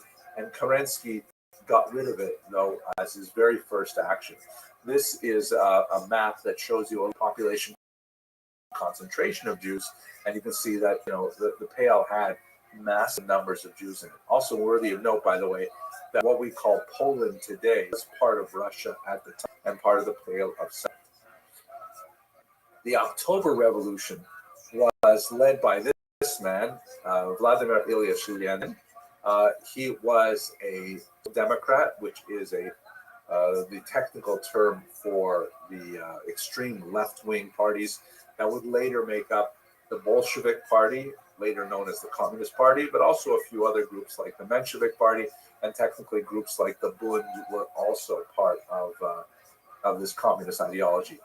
And his approach was that we have to accelerate Marxism in Russia. As we discussed last week, Russia was not a proper model for Marxist philosophy because it never went from essentially a pre-modern feudal economy through a bourgeois democracy to communism. It threatened to jump straight from the pre-modern feudal era to the communist era.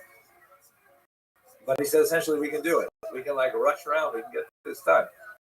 Very charismatic speaker, managed to get together these local groups called Soviets, which means councils in English, workers, especially urban workers in factories, but also farm workers and so on, to overthrow the bourgeois model set by the provisional government and bring in this new communist government. Shortly after successfully in October, this is a picture that says Comrade Lenin is going to clean up the land from, I don't know, Nechiste. Mr. Vasilevsky, is your Russian better? Must be right. You know what this word nechiste is? Nechiste means to be clean. he's going to make this land clean. So that's probably what it means. Anyways, the Lenin was like going to clean up this whole world, but in 1922 he has this stroke, and for 2 years he's bedridden, and his main deputies include a guy named Bukharin, the Jewish leader of the Red Army, Trotsky, who we've seen before, and of course Joseph Stalin. And the three of them engage in a three-way struggle for power that by the time you get to the end of the 20s, Stalin is firmly in power, and both Bukharin and Trotsky are assassinated. There is a strong anti-Semitic environment around communism, which at this time, partially because of the strong Jewish element in the early communist movement, and let me speak to that in a little bit greater detail, but the anti-communist Russians, of whom there are many, the most important is a group called the Whites. They're openly taking advantage of whatever anti-Semitic charges they can to further malign this new communist movement. This here is a piece of white Russian propaganda that says, on the death of the International, that's referring to an international communist organization, and you can see this is supposed to be some kind of like Aztec ceremony where on the see there's a statue of Karl Marx with the Soviet star. It says International on it, and then there are these various people who are sacrificing a victim to the Marx. You can see left center with his red cloak. Red is the Soviet color. And you can see right next to him on the left is none other than Trotsky. If you have any difficulty with it, all the names are on the top there, and several of them are Jewish. Here's the thing about Jews and communism. There's no question that communism had a special facet at the turn of the 20th century. But we got to bear in mind that the vast majority of Jews were not communists. However, if you looked at communists and you wanted to see how many Jews were in there, Jews were definitely disproportionate, especially in the leadership ranks of communists. That's a scary kind of thing. That's I have, 1/3 of the leadership of the communist organization of Jewish fraction. There's actually a dark joke. They had this organization called the Rossiyski Centralny Komitet, which means the All Russian Committee of the Communist Party, and they would make a Yiddish acronym out of it, WITSIK, which stands for Wutsen Kommandieren, where 10 are in charge, where 10 Jews command. And, it was not hard to look at it. Look at this particular list here. Zinoviev and Trotsky, and I believe Kamenev, that's 3 out of the 1, 2, 3, 4, 5, 6, 7, 8 names, are Jewish. And that's scary. That's quite a number. Now again, re-emphasizing, the vast majority of Jews were not communists, and communism was very anti-religious and Jewish, but there were practices. Part of that is related definitely to things like urbanization. Jews were also highly urbanized to support communism, but there was definitely a surge of interest for this brand new philosophy that promised to put a final end to national interests. And many Jews were attracted to this idea. Maybe this is the movement that will finally put an end to anti-Semitism, and people got enthusiastic, especially younger people who were not necessarily so well entrenched in Jewish tradition. By the way, to look at this a little bit more closely, also a little bit of Christian propaganda. You can see the Jewish guy here, Clito, with the caricature and the face, but he has the number 30 bag, which is 30 pieces of that Jews received for betraying Jesus. So the idea here is that Jews are also betrayers. However, the biggest push for Jews in his party were the pogroms that occurred in the context of the war. Before we get, I'm going to pause for a second for the rapprochement. So, questions, arguments, discussions. No, we should give him an atomic wedgie. Let's do it. Let's do it. Totally clear as the sun at noonday. I can't believe it. This is like such a complicated period of history. You guys sure you're all good with this? Hello? David D. Mr. Tillman. How are you?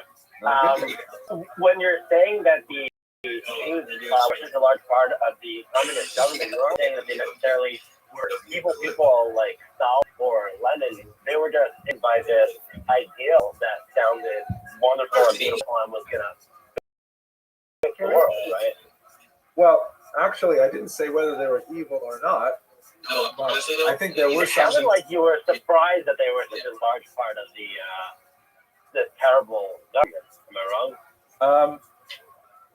He's telling me Well, it is a surprising phenomenon, as it's a government that had such a negative impact. Say that's mild and murderous genocidal movement. It wasn't necessarily like that at the beginning. You couldn't tell for sure, but by the time you get to the 1930s, oh my gosh, you can compare Stalin's communism in the 1930s in many ways to Hitler's Nazism. The totalitarianism, the forced arrests, the tortures, the murders. It's absolutely incredible. So to think of Jews. Jews were participating then? Yes, I'm afraid so.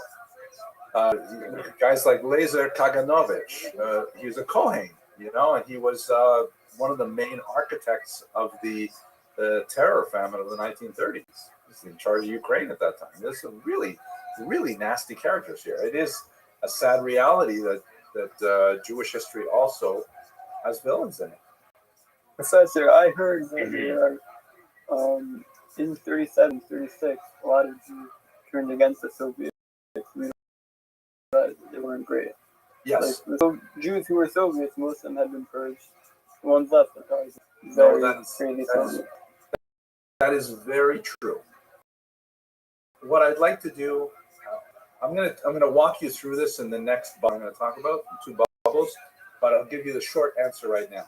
Basically, at the beginning of the war, you have what are called old Bolsheviks, meaning those are people who actually became communists before the old Bolsheviks. And Jews are disproportionately represented there, primarily in the leadership, but not in the rank and file. But those are like the true believers, Trotskys, who really like all in from the beginning, very anti-Jewish and things like that. Then what's going to happen, and I'll come back to explain this in a little more detail, you have a rush of regular Jews who are uneducated about communism and so on, but they vote with their feet to join the Red Army, largely because the Red Army is the most reliable force defending Jews against pogroms in the Civil War era. And that's when you have the biggest number of Jews in the Communist Party. And then beginning with the 1920s, 1924, at the end of the NEP period, that's when you have a successive a series of purges where the Communist Party said, we grew too fast, we have too many people in here who really don't believe what we believe, and they cull Jews down to a much more proportionate number. And in fact, they now become less proportionate during the worst period. So in other words, communism was its worst. There were the fewest Jews, but it would be a mistake to say there were no Jews in communism. That's not at all true. And there were some really nasty. So it was complicated. This is the kind of stuff I just know when I put this on YouTube, I'll get lots of crazy people write about it. But let's explore the history a little bit more, okay? So back to where we are. Here we are in the Rapprochement. So this I'm sharing largely because it's my own research. This is my dissertation that there was a really weird thing that happened in Ukraine at this time. The Russian Empire, you recall, it falls in February, and then in October the communists take over. But a lot of parts of the Russian Empire said, wait a second, we don't want to be communist. We want to do things differently. Ukraine was the largest major chunk of the former Russian Empire that says, no, we don't want to do this Russian thing. But if they were to form a against this communist, they would have to advantage of all resources. And reached out. It was really a moment. These are the Ukrainians spoke about them, and Khmelnytsky is that. But the Ukrainian intelligence places like Kiev reached out to the Jewish intelligence. We team up, and we need your literacy, we need your urbanization, things that you can do, support from Jewish communities around the world. Maybe let's create our own country that's separate from the Russian Empire. And for 3 years, they had this really bizarre experiment where they took Dubnow's theories that we talked about last week, and they said, okay, let's do it in a Dubnovian way. They placed a minister of Jewish affairs in their government. They dedicated tax dollars, at least in theory, to Jewish causes. They made Yiddish an official language of Ukraine, which was totally bizarre. By the way, my book is, believe it or not, in Ukraine, I'm somewhat famous. They translated my book there, and like that. But it was a crazy experiment that essentially collapsed within 3 years. This is one of the documents I found in the archives, where they're trying so hard to live up to their promises of making Yiddish a formal language. This is an official government document, and as you can see by looking at it closely, it's written in 2 languages. On the left, with a typewriter, it's written in Ukrainian, and on the right, because they didn't have a Yiddish typewriter, they wrote it in Yiddish. And if you look a little more closely, you'll see that even in the Ukrainian, certain letters are handwritten in there, specifically an I or I with an umlaut on top of it. And the reason for that is that they didn't even have a Ukrainian typewriter. They had Russian typewriters, and in order to adapt the Russian Ukrainian, they had to specifically add those letters in, which is hilarious. But that also shows how weak the government was. And in fact, towards the end of this 3-year period, the government was essentially operating out of a train car, and they were running between 3 cities in Western Ukraine, trying to avoid Red Army troops. That was the extent of their government. So although it was a very noble kind of idea, let's involve the Jews in this, really kind of multicultural government, Minister of Jewish Affairs, et cetera, it was largely a figment of the imagination of the upper political classes, and it did not, seep into the broader population. This is especially true because right after, there's actually it should say pogroms of 1919 in the slide there, sorry. Because when the communists took over, the entire region just blew up in a horrific civil war, where you had multiple players all arguing over whose territory the Russian Empire, especially European Russia, was. You had the communists, led very effectively by Trotsky and the Red Army. You had the White Russians, who wanted to support R, who was kicked out in February, or the provisional government that was kicked out in October, but they didn't want the communists. You had the Ukrainian National Army, it was called the Directory at the time. You had the Polish Army. You had, Poland is also, resuscitating itself at this time. You had the anarchist movement under Makhno, very active in Ukraine in particular. And then you had dozens of temporary, ephemeral gangs of pogromists who said on Tuesday we're for the Ukrainians, and on Thursday we're for the communists, and the people who suffered the most were the Jews. Incredible pogroms, way beyond anything that they'd experienced in 1880 or earlier.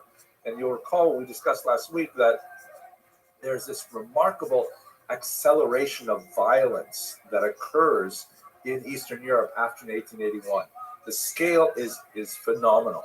If in the 3 years of pogroms between 81 and 84, you have maybe 50 people killed, a really small number compared to later violence. In the Great Pogroms of Kishinev and Odessa, 1903, 1905, and so on. You'll have maybe 200, 300 Jews killed per pogrom. Still pretty awful in one single pogrom. But by the time you get to the post-World War I era, and especially the bloody year 1919, conservative estimates put it at about 60,000. Wildly liberals go up to 250,000, which is probably way too big, but 100,000 is certainly within the realm of possibility. Talking about a really, really violent period where, you know, places would be attacked over and over and over again. You know, huge international outcries doing nothing. By the end of it, in 1920, the communists finally control the territory. And here's the point that I want to mention. I see your hand, Mr. Truman. I'll get to it in a second. Why Jews suddenly become pro-communist at this time is because of all of those multiple forces that are struggling for territory in Ukraine. The Red Army has by far the least instance of violence against Jews.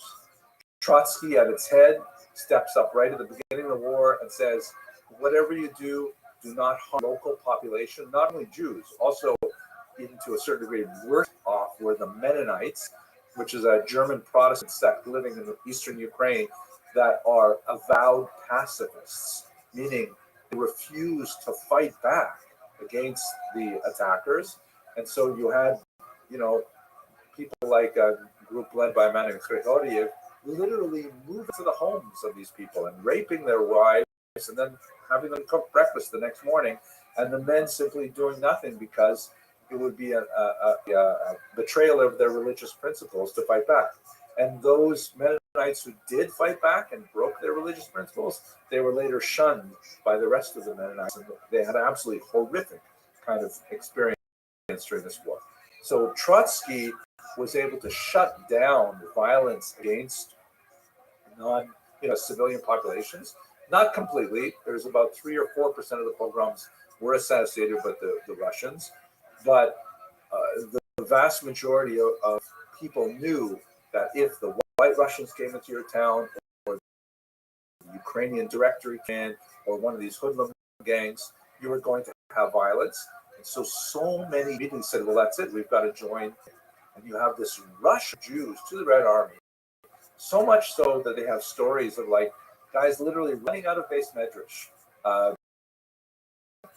pay us for flying and not speaking a word of Russian, and running to try and find out how to operate a musket or a rifle at a time. They actually had to establish Yiddish language training facility for these Jews who wanted so badly to finish. That's when you have a big surge in favor of the communists, because the communists looked like they were actually going to live up to their promise to protect the Jews and minorities in their lands. Of course, they would be betrayed by the communists big time, but that wouldn't really start to happen until the end of the 90s. Okay, Mr. Tuman, you have your hand up. Yeah, thanks. Why the pogrom? What exactly were they targeting? They were fighting with each other. I understand violence between each other. Why the Jews? Would that have to do with anything? Yeah, that's kind of a meta question. Your question was asked to me by Professor John Paul Himka, a very important scholar at the University of Edmonton, who read my dissertation and said, hey, well, Abramson, why the Jews? Hang on 1 second, please. I'm just going to go onto mute for 1 second.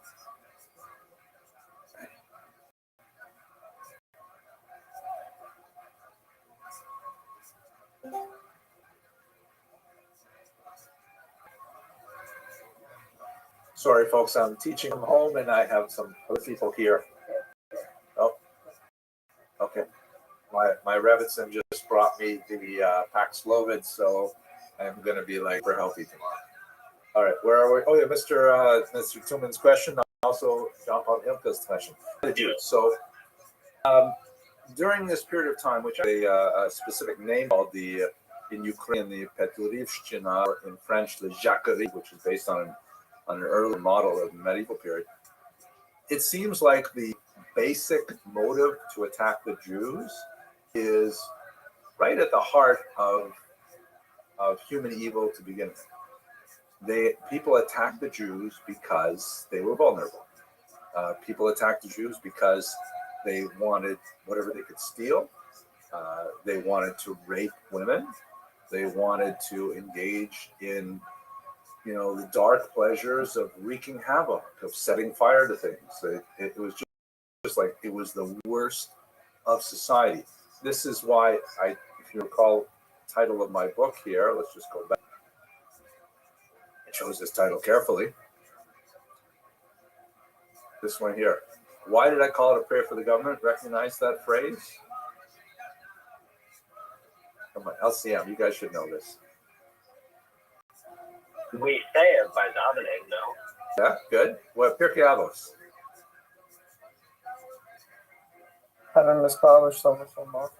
Thank you, Mr. Loiki. Very well done. Why do we have to pray for the government, for the peace of the government? Otherwise, everything falls apart. Yeah, and in a very pungent phrase, Shil Male Mora Ish Esrehu Kain Balahu. That if it weren't for the government, people would swallow each other alive. And so my book was really focused on this period of people swallowing each other alive because there was none whatsoever, right? The government falls in February 1917, not restored for 3 years. So if you have no government for 3 years, that's the worst possible thing for Jews. So that's basically the motivation for the pogroms. Now, even though they were in a it's okay. Even though they were in a civil war, they were busy. They were trying to establish control of the region, but still they were more interested in looting and violence. Yeah. Well, this goes into more detail that I planned for this lecture. You can read my book if you're curious. Two things. We should note that 40% of the pogroms were perpetrated by the Ukrainian government that was also at the same time having a minister of Jewish affairs and stuff like that, which is like a huge irony. So obviously that points to the fact that the Ukrainian government was not able to communicate its ideals to its own population. That, they might be saying one thing in their government missives to the rest of the world, but they're obviously not communicating to the rank and file of people who are trying with them. Also, we have to understand this is kind of like the dark, unwashed masses. These are the regular people for whom we don't know anything because they don't write anything down. They don't leave records of their opinions and why they do these things.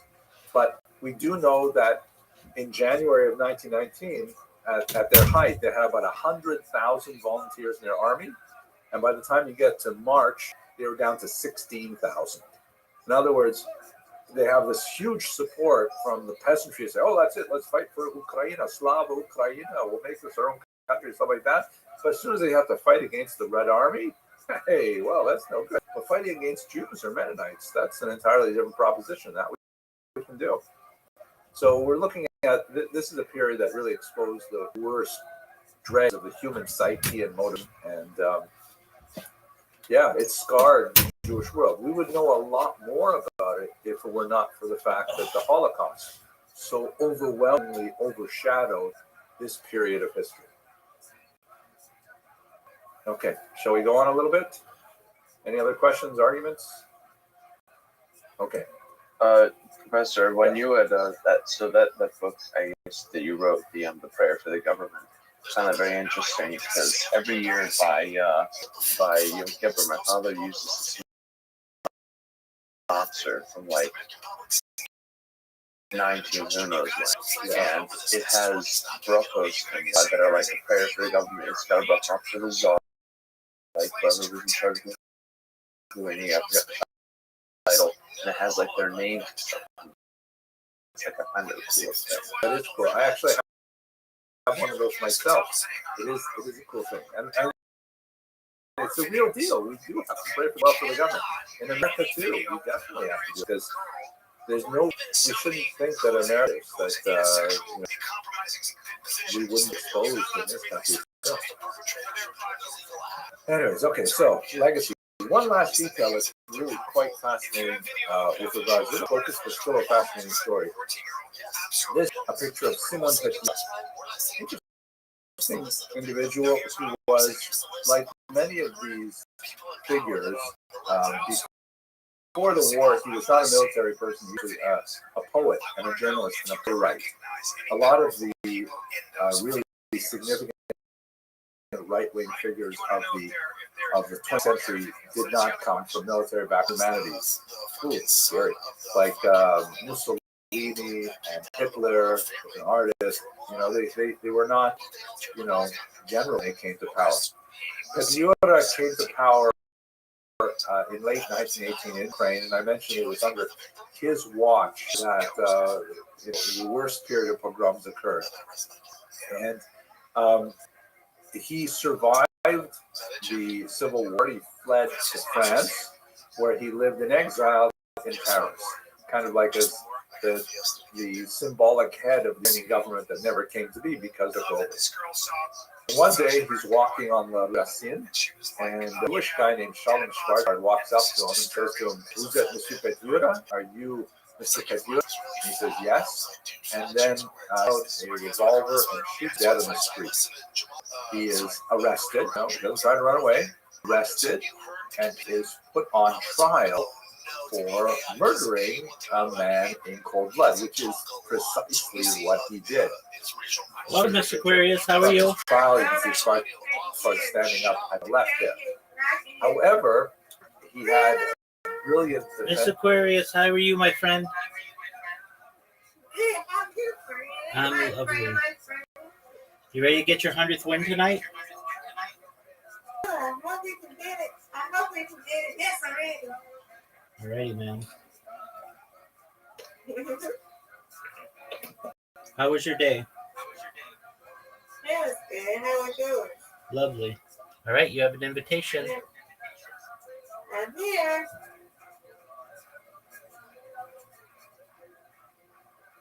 Come on, let's go, y'all. Come on. I gotta do it.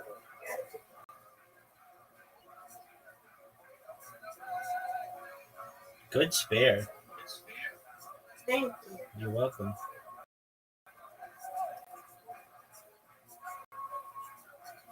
I need to match you.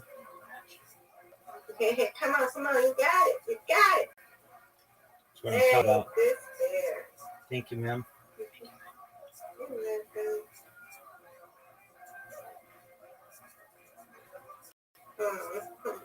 You can get a spare from there.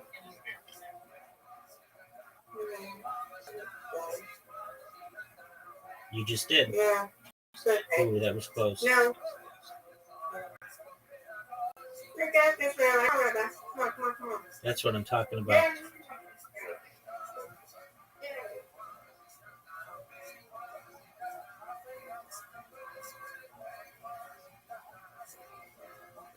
Oh, get it. Come on. Oh, that's like half off. You should get that.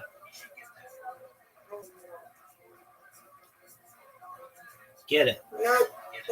Come on, Rabbi. I don't do this. Come on. You got this.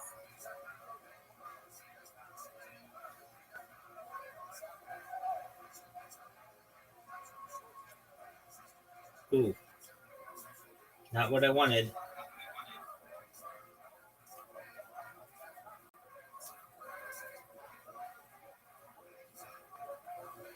Oh, yeah, you must try.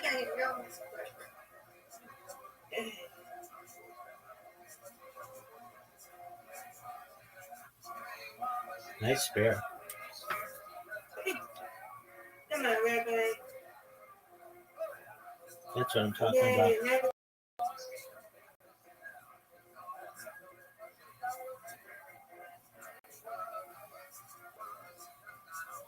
Hey, there we go. Look at you. You've got the lead.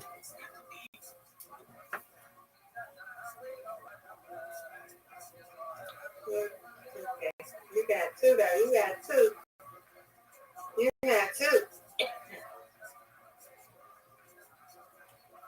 Get it. Keep going. 71 one. You got it. Yeah, come on, Rabbi. Oh no, my finger slipped. Get it. You got your 100th win, Miss Aquarius. Oh no, you didn't. I apologize. Apologies. Oh man. I'm gonna get it. You're getting it tonight, girl.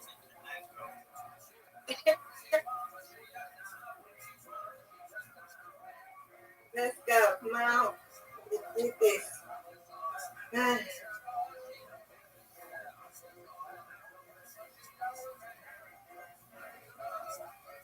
There you go. That's the spray you want. Thank you. You're welcome. Come on, Rabbi. Oh no. This is hard.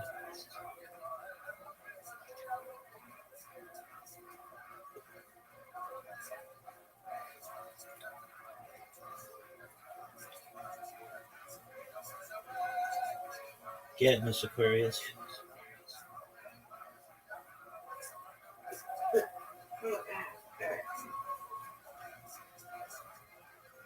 Come on. I got this.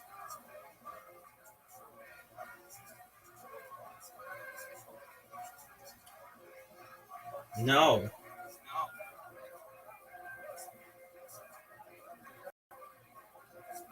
Get it.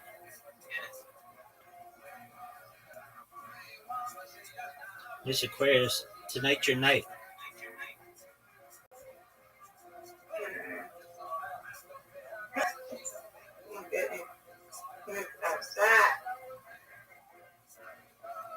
You got these. Get them. That was close.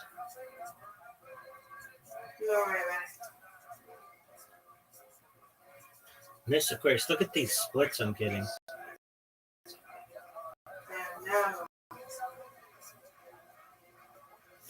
What a split. 7-10. I've never had one of those. I'm pretty sure that was a 7-10 split.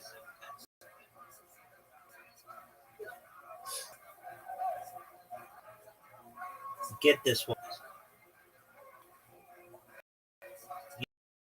You got it. Big spare. I need a big comeback. Big comeback.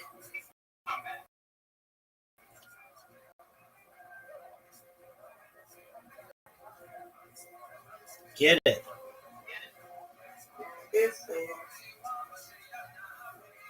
Aquarius, you get it. All right, get these two.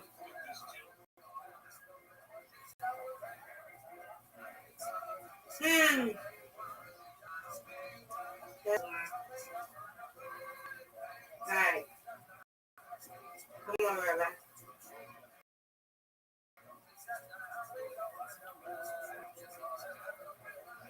Yeah, we're gonna do another one. You got it. One more.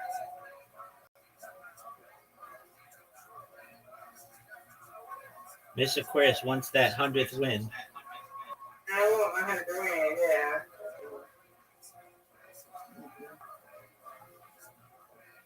I'm gonna get my 100 to win. Understand your problem, I need my win. There you go. That's how you start. Yeah, let's.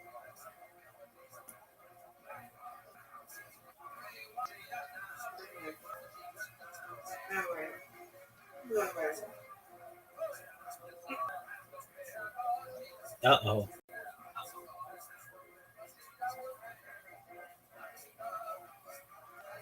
No. You're going to get it this time, Miss Aquarius. No doubt.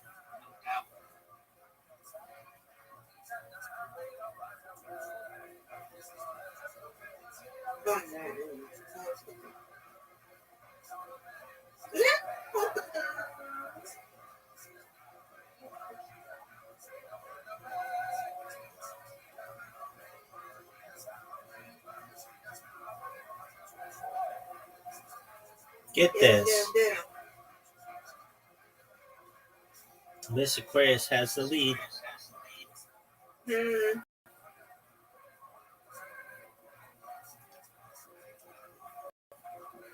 Knock that down. Get the spare, girl. Perfect. Perfect. I need a strike. Give it to me.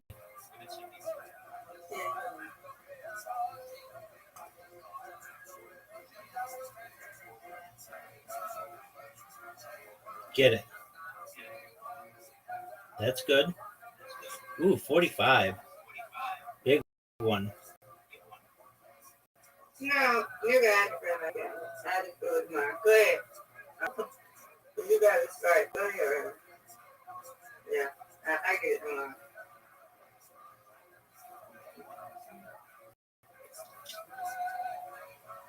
Yeah, I get it. Oh, we got time. So I'm may not, oh no. Yeah, There you go.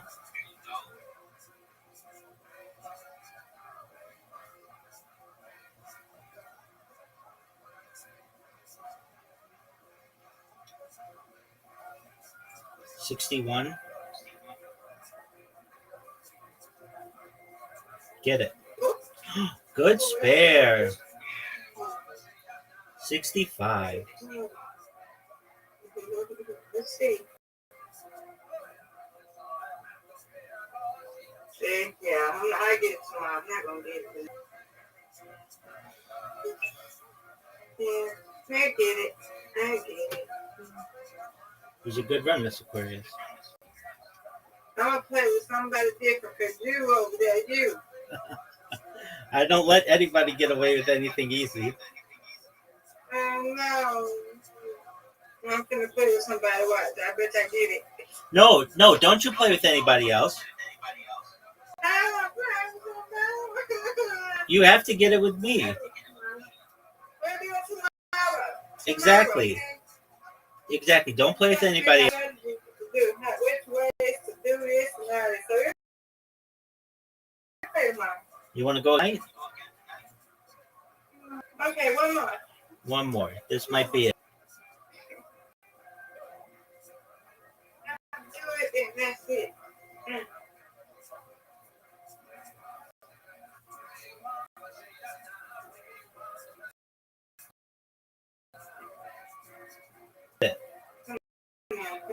Let's go, yeah.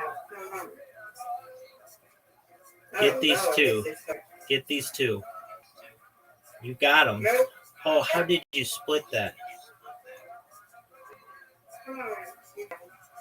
Nope, I'm done. Come on, Rabbi. No, don't you give it. Nope. Do it, Rabbi. You got it. I'm letting you win. Come on. You got this. See? You do that. Yeah, Rabbi. You will nope. We're not doing it. Let's go. No. Right. Go. Oh, you deserve the spare there. Come on, Rabbi. Don't let me leave. Hey! About that. There we go. Yes, there. Can you win?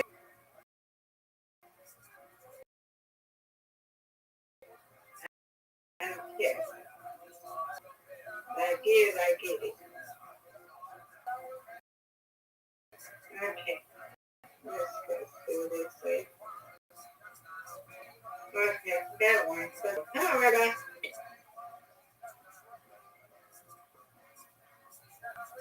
Yay! Right. Did too. Hey.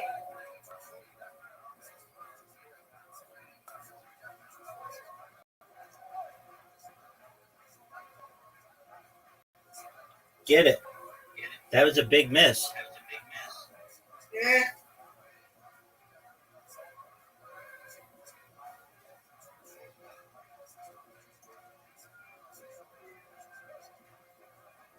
$44. Get it.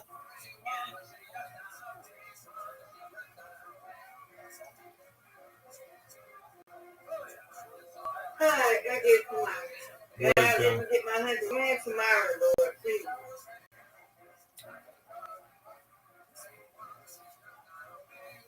Yeah. Good job. You win, I win. That's right, ma'am. Yeah, you're a pro. Yeah, okay. I get it tomorrow. We'll see you tomorrow night, God willing. Yeah, God willing. I see my where your friends at. They're not in here no more? Oh, they'll be in. Oh. Yeah, you ain't like you had a good night. You as well. Take care. Sweet dreams to you. All right, cool. Sweet dreams. Thank you, ma'am. You're welcome. You want me to stay in here with you tonight? If you'd like to, that'd be great. Okay, let's stay here. See you tonight. I mean, see you tomorrow. See you in the morning, God willing. Take care. Yeah, you guys. Defense attorneys who managed to turn the trial on its head by saying in 1926, and by the way, this was all covered in the New York Times. It was like this particular trial. They said that the reason why Schwarzbard murdered Petliura was it was a revenge killing for his own family members who were killed in the pogroms of 1919. And that he tracked Schwarzbard down like a Nazi hunter and shot him dead in the street because Petliura deserved it for his role in the pogroms of Ukraine. In an electrifying decision, undoubtedly thinking of the debacle we began our discussion with today, the Dreyfus affair, a French jury convicted, they acquitted Schwarzbard of the crime of murder, even though there was no question about the facts of the case, and they required him to pay an insulting 1 franc in damages to Petliura's widow. And this was like an earth-shattering decision because, the French jury essentially said that Petliura himself and the Ukrainian movement that he headed were guilty of organizing and doing these pogroms in a kind of an architectural fashion. And Schwarzbard was exacting an appropriate revenge. And you can see why, 30 years earlier, a French jury convicted Dreyfus of a crime he did not commit. Now they acquitted a Jew of a crime that he did commit. And of course, it was like a huge mess for Ukrainians and a huge victory for Jews. And there's a lot of, scholarship that went on and on after the fact as well. Many people felt, especially on the Ukrainian side, that he was actually a Soviet plant, that it was part of the Soviet desire to undermine the Ukrainian bid for statehood. I've seen the evidence on that, and personally, I think it's not the case, but nevertheless, there are some interesting things to discuss there. But that's kind of a footnote to the end of this story. Certainly contributed to the challenges of Ukrainians and Jews finding a rapprochement after the Schwarzbard trial. Okay, so that basically takes us through the period that I really wanted to cover for today. We could begin the next part, which is getting back to what's happening in the Soviet Union. But I think what I'd rather do is just see if you have any further questions or observations or objections, disputes, support. Perfectly clear as the sun at noonday, correct? As can be, Professor. Thank you. Okay, so let's wrap it up for today then. We'll pick it up. We'll begin with the bizarre Soviet period on Wednesday. I'm feeling a lot better now. I'm pretty confident I'll be in tomorrow Mass. For those of you who maybe wanted to show up for my cheer this morning at 7:29 a.m., that did not happen because I was too sick. We will, God willing, start tomorrow. I'll wear a mask, so don't worry about the COVID germs. But God willing, we'll start tomorrow. Okay. Great learning with you, gentlemen. I hope you have a nice Thank you, day. Professor. Thank you. Socially and Professor. Thank you, Professor. Thank you. Because it was too poetic. I was like, nah, that's good. You don't speak like that, but like Khalil and Rogan were talking about like Dagestans and the show Discipline, and Rogan mentioned, jail had to get taken. I keep saying the Dagestan is so disciplined because there's nothing. They don't have baseball. 1881, another watershed moment, right? Because that's when you have these massive pogroms in Russia. In terms of the scale, we're going to go well under 100 people killed. So, it was terrifying in the time, but when you look at the rest of it, it's like a blip. It's strange to see how so little violence could make such a huge change, but it also gives you a sense of, unfortunately, how deeply we have been wounded by the last century. The Kristallnacht, also just before the Holocaust, about 200 people, 260 people killed. So, the numbers are still tiny to what we would see later on in the century, and even in our own days. But they had a massive impact because over 3 years of pogroms, Jews eventually said, this is not working, we're going to give up, we've got to do something different. And now here are the 5 basic strategies that Jews devise. The first one that we talked about last Monday was emigration, right? The most traditional of the strategies of dealing with this kind of, anarchy, where the government cannot protect the Jews. So we won't go into that more detail. The second one is socialism, which is the idea that no, we're not going to simply pick up and leave and go someplace else and start this cycle all over again. We're going to do the society that we live in now. We're fundamentally going to alter society by raising to the ground the economic principles upon which this society was based. And so they adopted in particular this one philosophy called socialism. Again, if we had lots more time, I would probably talk at length. I got my graduate degree, my doctorate, before the Soviet Union fell, just as it was falling during my dissertation. So I had to study a ridiculous amount of socialism. Wreck, actually. It was terrible. Because they figured that would be important for us to know these things. And all these different theorists, and all these different people, and it's like all garbage.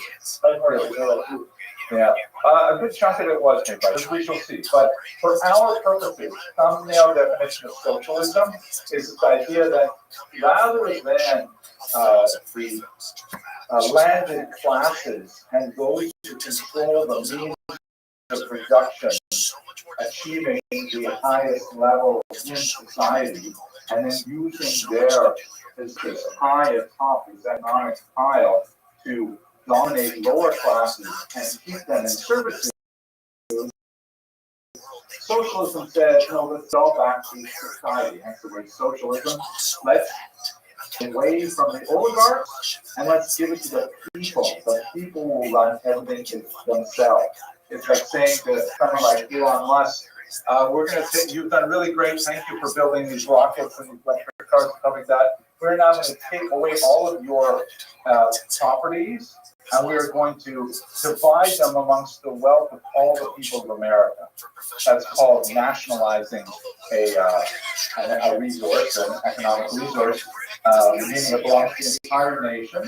And obviously Elon Musk and people at that class would not feel good about it, but it's actually very popular with the masses who say, well, yeah, I can't even afford one share of Tesla stock. And now I got a whole factory with, and I have 2 Teslas in my garage because we just took it over. Mr. Silver, you want to say something? That happened to Jews. Factory visit. Many times, Jews have had an experience that in different continents. Cuba is perhaps the best example of it most recent times. Yes, Mr.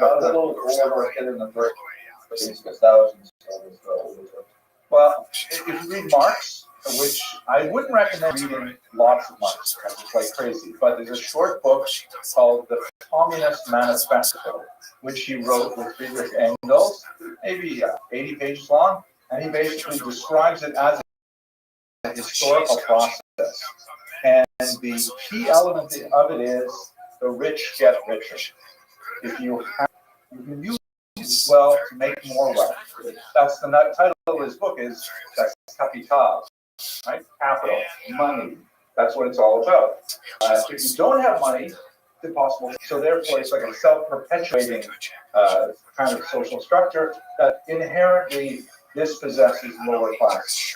The idea of socialism is you create, quote, a dictatorship of the proletariat. The proletariat means the working classes. You have them rise up and en masse take over the entire economy, distribute it equitably, at least in theory, and this will create a workers' paradise. You'll have this phenomenon of the friendship of people, because everyone will love each other. You have the end of a class struggle between upper and lower classes, and especially because Marx himself was such an inveterate anti-Semite. He was born Jewish, he was baptized by his parents, like many Jews of the 19th century. But he had a phenomenal hatred of the Jewish people, and unusual hatred. He hated religion in general, and he called it the opiate of the masses. This will be very relevant as we get to this period a little later. What does that phrase mean? Religion is the opiate of the masses. Opiates are drugs. What is it? Right. What kind of drugs are opiates? Highly addictive. Excellent. Asking for a friend. They numb it, they make you stupid, right? They make you slow. If you ever see like the 19th century opium dens, and by the way, well, we have a pretty sordid history with opium. I'm not even talking about America and England in particular, where we were pushing this product on the societies because it was actually very good at keeping populations docile. People who take opium, they tend to like get very lethargic, and they just want to do nothing unless the opium just works through their system. And it's like it's a sedative. It makes you problems, but it also makes you stop doing anything. So when Christians think opiate to the masses, what Marx is trying to say is that religion is as an opiate makes you stupid and lethargic, makes you check out and not try to change the system. And what he's saying this for, he's pointing at Christians more Judaism. But he says, if you're like an impoverished coal miner, you've been a poor coal miner, and let's say northern England, since you were 7, 8 years old, you've been going down to the mines, and you've got all this coal dust in your lungs, and you die early in a painful death, and you're going to be miserable, and you feel terrible about everything, but you go to church, and the minister says, don't worry, the meek will inherit the earth. And in this world, you may be downtrodden and so on, but in the next world, it's going to be fantastic. You'll have like palm trees, and so that keeps you saying, "Oh no, I'm gonna like understand that God has given lots of money to these people and not to me, and that's the way it's supposed to be. My goal is to set the system so that in the next world I will have a reward." And that's what Marx trying to criticize, saying that religion is a tool of the masses to try and keep people in check, keep them addicted to opiate of religion so they don't rebel. Right? This will become very relevant when socialism actually becomes a reality as the governing for the Soviet Union and totally attacks any religious society, including Jews, in a very big way. Anywhere, so that's any questions about socialism for? Good question. So that was used in the 1860s when Marx started developing. By the time you get to the revolution in 1917, there's a whole panoply of different ways of socialism. So in 1918, a movement called the Bolsheviks, which is really the larger portion of the Social Democratic Party, decided to rename themselves communists from the term commune, that we are all together in a community. But communism is simply put one of the more extreme interpretations of socialism. but it's more correct to speak about socialism in general because there are many different varieties of it. Now, can you think of any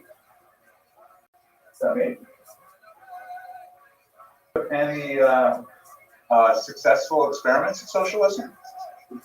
Israel. What do you mean by Israel? Socialist. Is the whole state, is the whole country socialist? It's one of the capitalist sort of environment for industry, for economy, but political.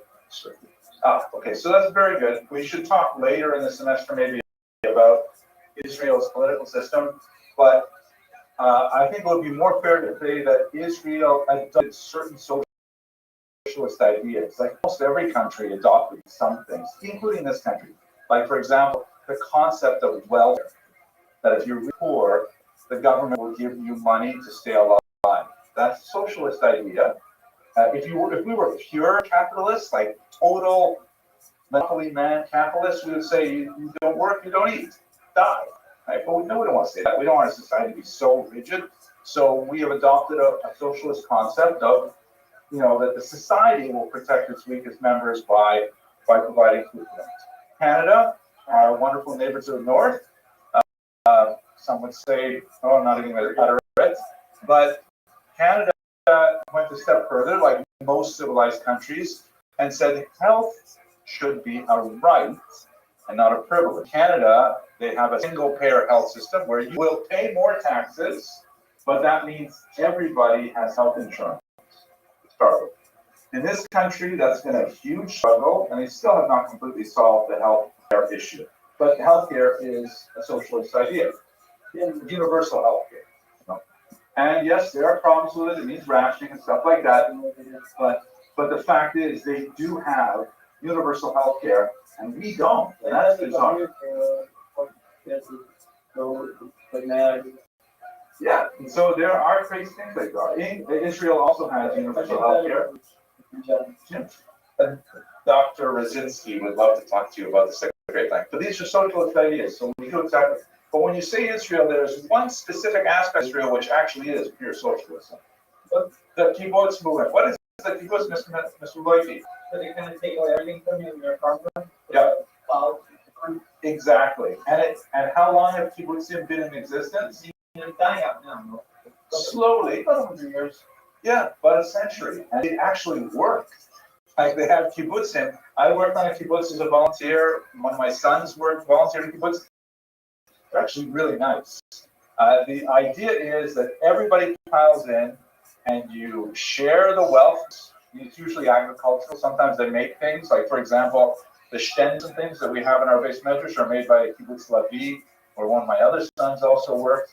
But the profits are shared equally by everybody in the kibbutz.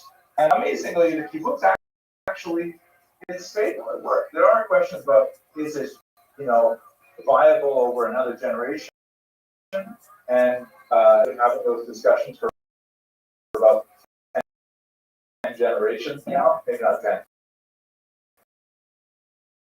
probably about 5 generations, but it still works. The reason why it's a form of socialism that works is because it's really small scale. Talking about 1,000, maybe 3,000 people. That group of people can get together and say we all believe this and we cooperate. But in the Soviet Union, with millions of people, it's great. It does not work at all. It work in Cuba. It didn't work anywhere. My things where I was the process. And the biggest flaw with some of these things is, okay, you took over the country. There's no look at how to be communist after you go in the country. Once you take over the country, it's like, oh, okay, they're still how much money we dictate with it. There's no actual something that the communists in Russia found out immediately, because Marx, who was dead by then, he envisioned that society would go through a progression, that they would start like kind of like cleanse and tribal. They would go society, like we talked about in medieval. Then they would get with industrialization to where we are as a bourgeois democracy, then after that went on for a few hundred years, then we would mature to become a communist society. But Russia skipped a step because they were still basically feudal in 1917. They did not have an industrial base. And so when they ended up taking over, they said, uh-oh, Marx didn't tell us what we're supposed to do if we leapfrog this. Anyways, you're seeing this stuff I read about this in the graduate school. I want to get back to our topic. So here we are. Socialism. Jews got very excited about socialism for reasons that we'll explore in classes to some degree. The third is behaving weird. Last one is right there on the board. This object. This object? Yes. Really?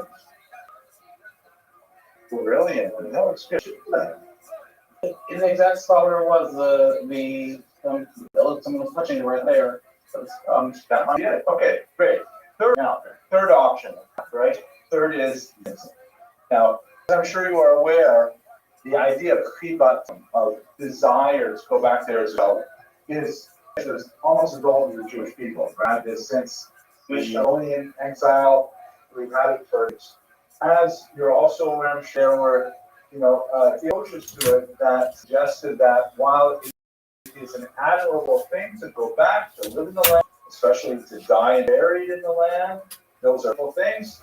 But the concept of creating a modern state with an army and powers and stuff like that, that may have contradicted a particular Gemara.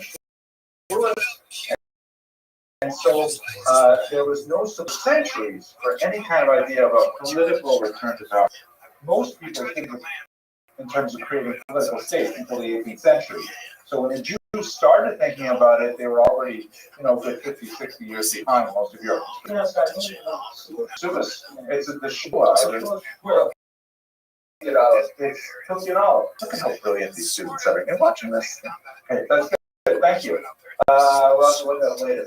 So the idea was that Zionism was like an ideal, but no one really thought about actually trying to organize a Jewish state there in the 1880s. And this was about a different response because essentially Zionism. How are you? Mr. Pence, I read that Pirkei Avos where it says don't interrupt, right? So this is actually Ben Gurion. Herzl is in the picture in the back of the founder Zionism. We will come back and talk about it. But this idea of Zionism is like, wait, we're not the option of just emigrating to some other land and dollars. We've done that before. We're just repeating the problem. This whole idea of socialism is sugar. We're not going to recreate Russia into some brand new economy. It's crazy. In fact, we'll come out. What we will do, however, we will stop history by moving there to swim. We'll end this 2,000-old cycle of Galus, going back to land Israel, establishing ourselves there as a state, and that will ultimately be the end of history because we will have gone full circle. Obviously, we're going to talk a lot more about this because, amazingly, they succeeded. 1948, the creation of a state, which is absolutely in world history. There's no one who comes even close to the idea of re-establishing a state, even 300 years after the defeat. Closest thing maybe is Poland, and Poland had a lot of help. That's the third option.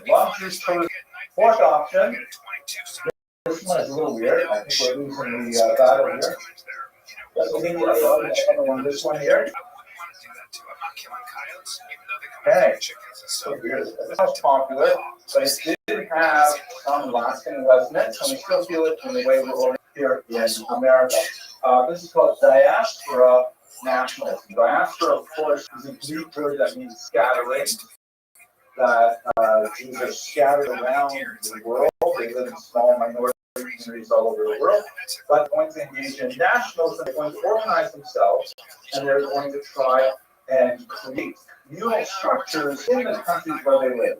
This became especially relevant in the Russian Empire because you had a population of Jews, large concentration of Jews in the world at the time, and in 17 with the collapse of the Romanov dynasty.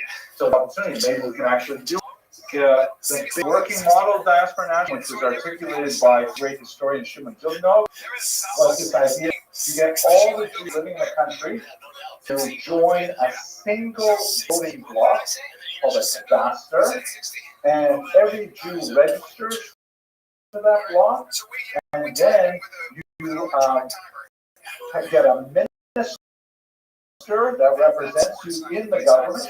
You get tax dollars from the government to pay for your schools, to pay for your mikvah, to pay for your and inside the cadastre, you create your own Jewish parliament. And so here in America, Canada, Europe, they have something called a federation system, which is a model on the diaspora nationalist idea. The big difference, though, is that this is entirely voluntary. Whereas in the way that Goodnow imagined it, every Jew, like the system, he models it on the council lands, every Jew is automatically locked in. You cannot leave. You are part of the community. You pay taxes to the community. You get benefits from the community, but you can't sort of opt in, opt out, affiliate, don't affiliate. So it's not really have as much strength as the way Goodnow imagined it. It has a fairly small popularity, but nevertheless a very powerful idea. And here's the last idea, what I call renewed traditionalism. This is essentially the right-wing orthodox. Because up until this point, and really we're saying the turn of the 20th century, you could point to, let's say, 1912, when the British Rothschild was founded, as maybe the actual moment when it was articulated. Orthodox Jews were not interested in any of these other except maybe immigration. And the immigration part was definitely not to America, because America was considered, you recall, such a trace Medina, people would throw their own overboard when they came to Ellis Island and things like that. So the religious Jews largely didn't want to have anything to do with any of things, but they realized by the turn of the 20th century that if they didn't get organized and they didn't prepare themselves to participate in mass politics, they would lose the opportunity to have a voice. And then a lot of things they cared about, like, protecting the Shabbos, like protecting Shkita, like maybe getting government grants to pay for you. They wouldn't have a chance unless they organized. So ironically, the organization of these political parties, like the Buddhist Israel is the first of them, was designed to protect essentially pre-modern values, using the modern devices of political mobilization. In some countries, democratic votes, like for example, they use those tools to try and keep a pre-modern society in place. Those are the 5 basic strategies used spelled into one or a combination of various versions of those after 1881. Okay, any questions, arguments? It is about to get very complicated now. Are you ready?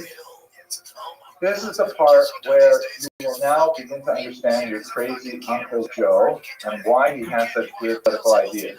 Because now I'm going to show you how this is translated into Jewish politics. Okay, hold on to your young ideas. So, first of all, we have this concept called a political spectrum. Right? And we use it in American politics, we use it in Jewish politics, although it's not precise. The basic idea is you have a left to right axis, right, an x-axis, and on this x-axis you have on the left socialism, right? That's what we call people left-wing. It actually has to do, the reason why we say left is because of the way the French Parliament was set on the left side of the room. But left wing is called socialism, they're socialist. Right wing is called anyway? Capitalist, thank you, Mr. Rubin, you're a science major. Right, so this is when we say people on the left, people on the right, we mean maybe socialism if they're left wing, they lean towards capitalism if they're right wing. They lean towards, put in an American context, people who are socialists are in this government having a larger caretaker role in our society.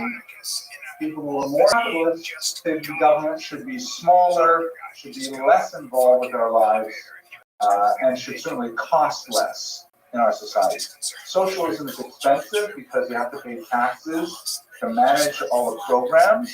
Capitalism is cheaper, but if you are on the lower end of the economy yourself, you will get far less services, and you might be better off. That's why the poorer people tend to vote more towards socialists, because they can see that they'll actually benefit from having those policies in place, whereas the rich people have to pay for them, they tend to vote capitalist. There's a long-standing clip about Jews. I'm not sure it's entirely true right now. He used to say, what was his name? He wrote for commentary. I'll think of his name later. But he said that Jews earn like Presbyterians, Jews in America. Jews earn like Presbyterians, white Anglo-Saxon Protestants, like wealthy Republican types. They earn like Presbyterians, but they vote like Puerto Ricans.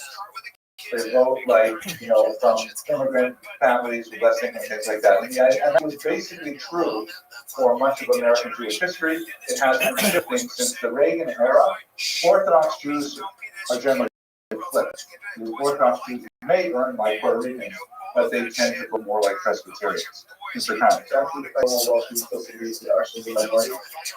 You gotta repeat that slower. We're gonna have to do the fact that even though huge Jews and Donald Jews see and figured out these minorities, we still figure ourselves to be minorities. Well, so first of all, we are still a minority.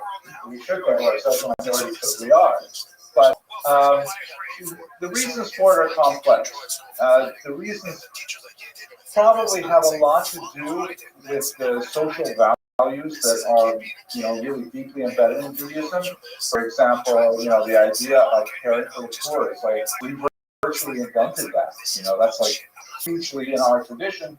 We have Peah, Orla, we have Peah, we have Shishak, we have Leked. It's like deep in our tradition that we should share our wealth and give. So that's really sensitive to Judaism. Why it changed since Reagan is, in my humble opinion, has a lot to do with the some of the other aspects of the progressive movement that are antithetical to Jewish values. LGBTQ is one issue, abortion issues. There are a lot of areas where traditional Jews don't comfortable. So the shift happened that way. You add to that the fact that, in the last 40, 50 years, Jews have really succeeded financially and making them emulate their Presbyterian neighbors. So that's always. But anyway, this is our American political structure, right? It's pretty simple, easy. Judaism, Jewish population, it's not going to be that simple. We have another axis. We have a y-axis. What's on the y-axis? You have on the bottom, you have something called fairness, known in Yiddish as Dorfpass. Meaning, do we believe that our political lives should be exercised here in the Gulf, in the exile, in Alaska, or to be there in Eritrea? Zionism. That's the wrong way. I gotta be careful about this place. Right? Especially with this particular factor, it's gonna be really hard. Keep your hands off the wars. There we go. So we have Israel politics, separate axis altogether. And in these four quadrants you can place virtually Jewish political opinion. Okay, let's go over this way. Over here, in the court is bounded by socialism and diaspora nationalism. And diaspora, we want to do something here, we want it to be socialist. Yeah, we call it boom. Again, it's the short form for Jewish Workers' Party. Was essentially in German. And this was a Jewish offshoot of what would later become the Communist Party. Extremely popular. They were formed in 1897. By the time the Russian Empire fell, there were 30,000 card-carrying members in Eastern Europe. Very, very large party. In Lithuania, where you had a lot of Jewish proletariat working in the industries there, very, actual factory work, and they emphasized all the kind of things we talked about with socialism. What made them Jewish was that they recognized that Jews constituted a distinct part of the proletariat, and they should use Jewish messaging to get to them, using the Yiddish language, using Jewish culture whenever possible. This is the way they would convince Jews to become socialists. Here in America, there was a version of this that was toned down called the Arbeiter Ring, the workman's circle, the worker circle. That's essentially the Bund America. It's one of the news, but years ago they made news because of this. Yeah. And they let the confidence, so because the protesters blind for press officers. Interesting. So this is the part that lives in the quadrant that is both socialist and diaspora. Right? They want to do this in Russia. They do not want to go to Israel. Then you have over in this quadrant that we want to do what we want to do here, not in Israel, but we want to be capitalists. We don't want to get crazy socialist stuff. This is Shimon Zubin, who developed the idea of diaspora nationalism.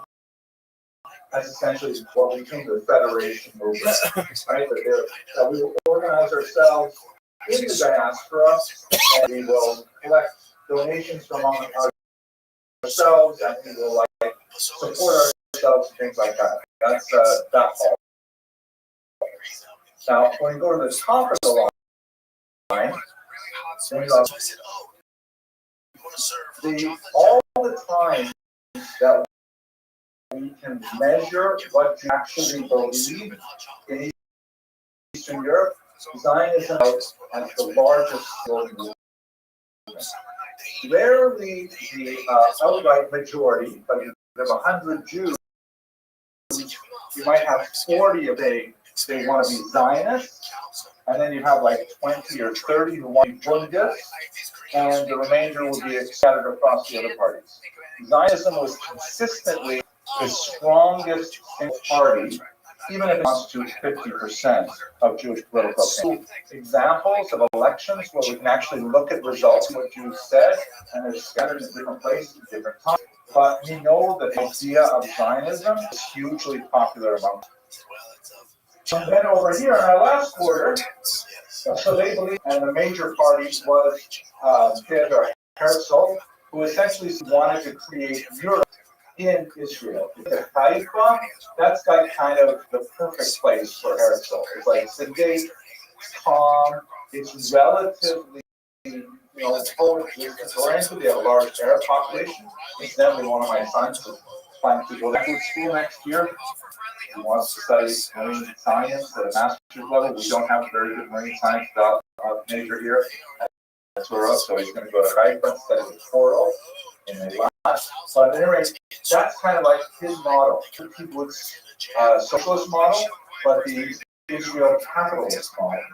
There were people who disagreed with Herzl and Zion. I could fill this up like 40 other groups. It's crazy, but I will really pull out one of them that's really important. This is Vladimir Jabotinsky. He was the founder of what would later grow into the Likud, and later grow into Netanyahu's party today. They have different names, but he basically believed that Jewish society had to transplant itself to Israel, and he felt that it should not be communist. But he differed with Herzl on a very, very fundamental idea. Herzl thought the best way to get a Jewish state is let's go talk to, the leaders of all the countries in the region, the great powers in Europe. Let's schmooze them. Let's use our medieval skills as shadlanim, as like intercessors, and we'll negotiate our way to the state of Israel. Herzl had, Jabotinsky had this idea that you're never going to get it done that way because non-Jews hate Jews. Anti-Semitism is just a given, and you can talk till you're blue in the face, but what really is going to make Israel exist is a machine gun.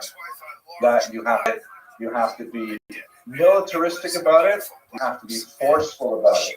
Now, looking at Israeli politics today, you'll probably see Herzl's and another group that is like more moderate, more like kind of like amenable to American sensibilities generally, and then you see extreme right, the groups that say no, all this,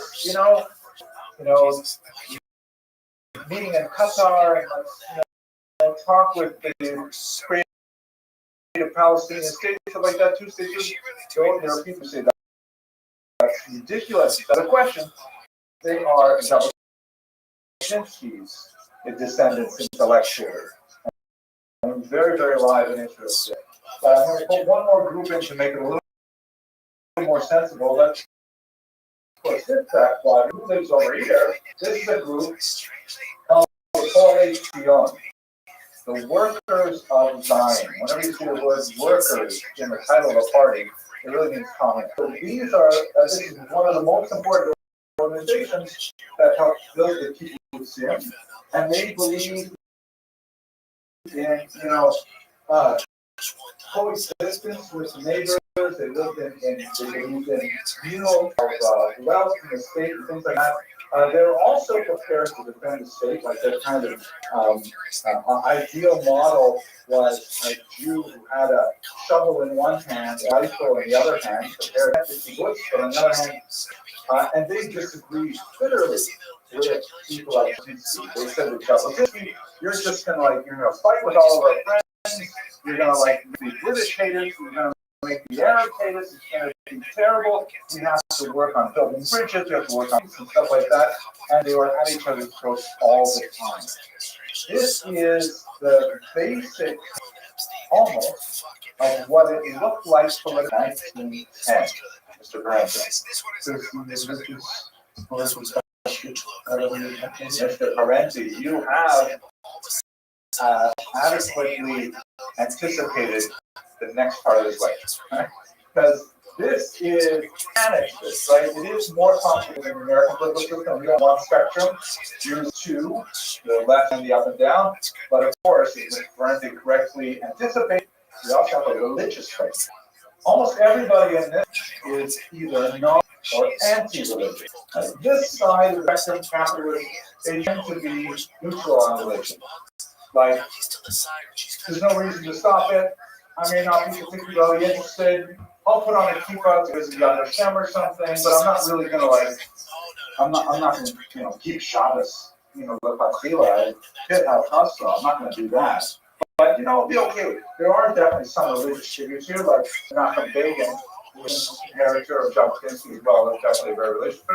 But on this side, they're generally anti-religious. The kibbutzim, the socialists for sure, anti-religious. There are some minority groups in the religion, but the majority of them are definitely anti-religious. I'll tell you a quick joke, actually a story that happened to me.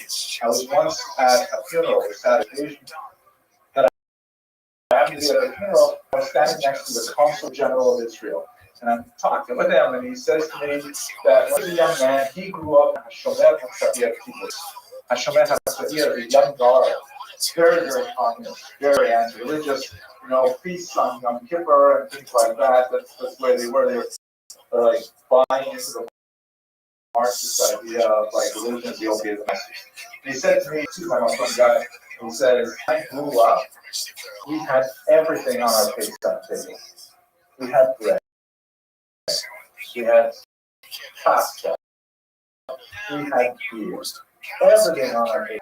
Nowadays, the young people just don't keep the traditions like they used to. The joke, the young people, they kind of extend into black strip and not. He says in his face here in Dallas.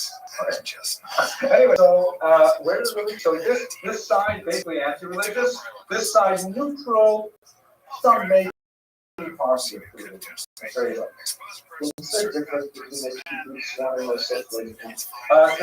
Whether they support them in Israel. The socialists said, what an idea to go back over there, get involved with the local people there, taking away Palestinian land, stuff like that. It's got to be done here in Russia.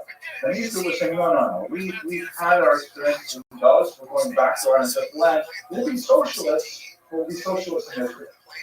Even not religious, that's what it is. Oh, absolutely. The vast majority. The 1897 census reported 98% of Jews in Russia spoke Yiddish as their first language. Overwhelming.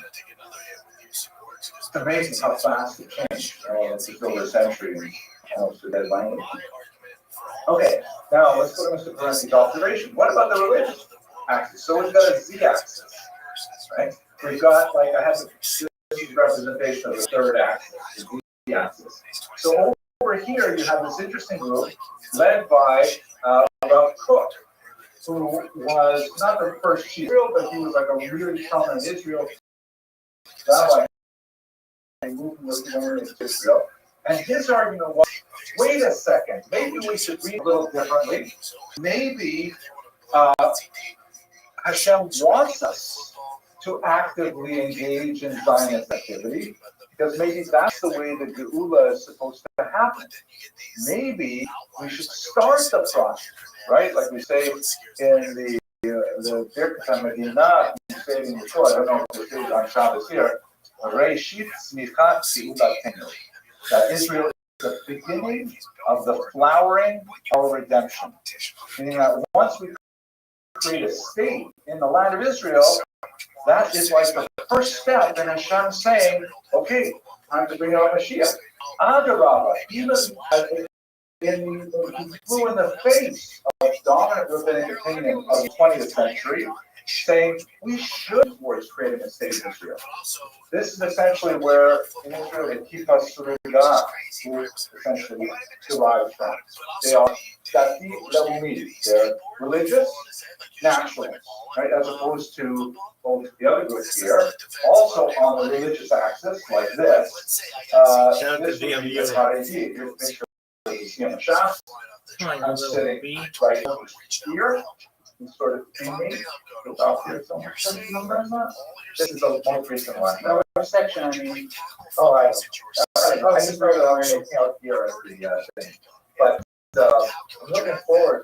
I'm going to be making my own CM on shots. That's really in a few months.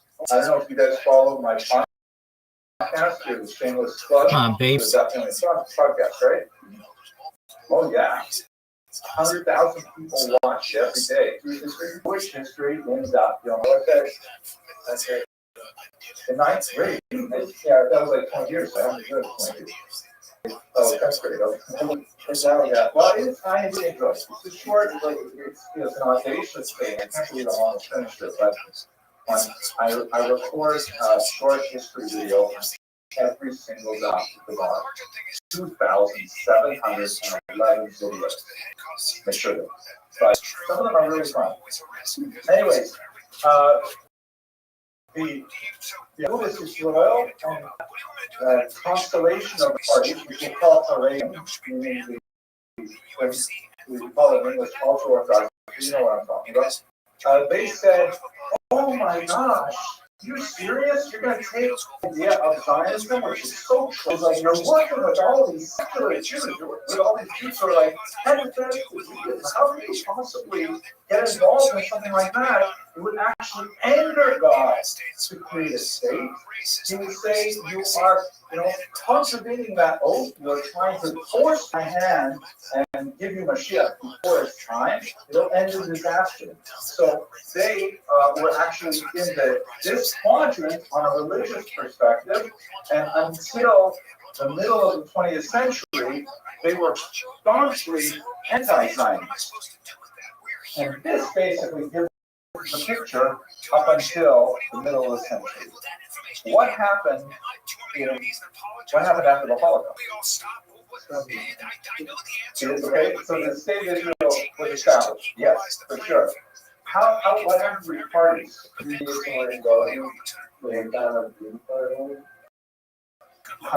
unified. How about not lucky? Let's go through one at a time. What happened with the Bund? Yeah, basically gone. In Russia, Stalin got rid of it. Stalin wiped them out in the 1930s, no more Bund. Sort of like echoes of Bund survived outside of Russia, like our Better Ring, the workman circle, but only as a pale shadow of this social thing. if you're going to meet a Buddhist, you probably meet them in New York, probably in Lower East Side, because that's like where the last of them would live. But they tend to be like very pro-socialist, still, celebrating Yiddish stuff and things like that, but secular. Mr. Rubin? No, two other things I think of reviewing one is in New York. Yeah. One is in Union Square, the Eagle Archives. Yes. Yes, I actually worked with a lot of them. Right. Well, I don't get the thing. I'm not more excited. No, they're staying only on the flip side. So but basically, this used to be the popular single party in the late 19th century. What about the guys? They were about 4% of whenever we see Jews voting, 4% at the most. So they basically disappeared. But we take it for granted because we still believe in the echoes of it, the Federation, stuff like that. Coalition, the socialist Zionists, what happened to them?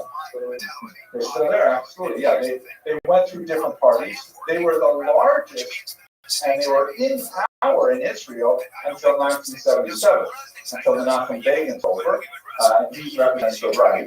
But this is a very, very strong, dominant trend in Israel. They have weakened significantly because the right wing has been ascendant. Netanyahu has been powerful for like 19 years, I think, for really a long time. Before him, this was all the founders of Israel right here. Ben Gurion, Weizmann, all these people were close to this. Herzl and his moderate Zionism, the middle has basically dropped out of Israeli politics. There's very little Alec Zionists were there anymore. I think if they're moderate, they probably would be triumphant. The Jabotinsky's party, so we saw Likud, but we also see a few other parties. One very important one was organized by Mayor Cohen called PAC, which was a very main party in the 1980s. And, actually, it is ironic to look at this because a lot of the policies that he argues for are now kind of gradually accepted in Israeli policies. Like, for example, the idea of population transfer. The way to solve the Palestinian problem in Israel is to move them someplace else. And this, after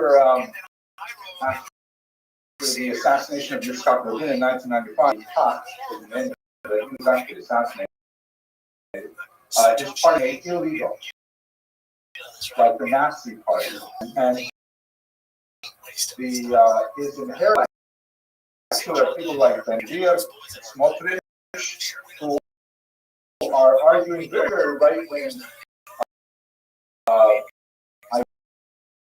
ideas that borrow from Kahane, just not operating as Kahane. But one of the things going on right now in Israel is suggesting that activity is illegal because they're borrowing intellectually from Kahane. Now, it's a strange thing, but there it is. Talking about the Koch has created the Dati group, which is actually more closer, I think, to a lot of hashkafa in our college. It was a lot of Jews fall that way about politics. And what about Agudas Yisrael down here, though? Lefty, they're nodding. What does that mean? There's a lot of that, but what happens to it? Is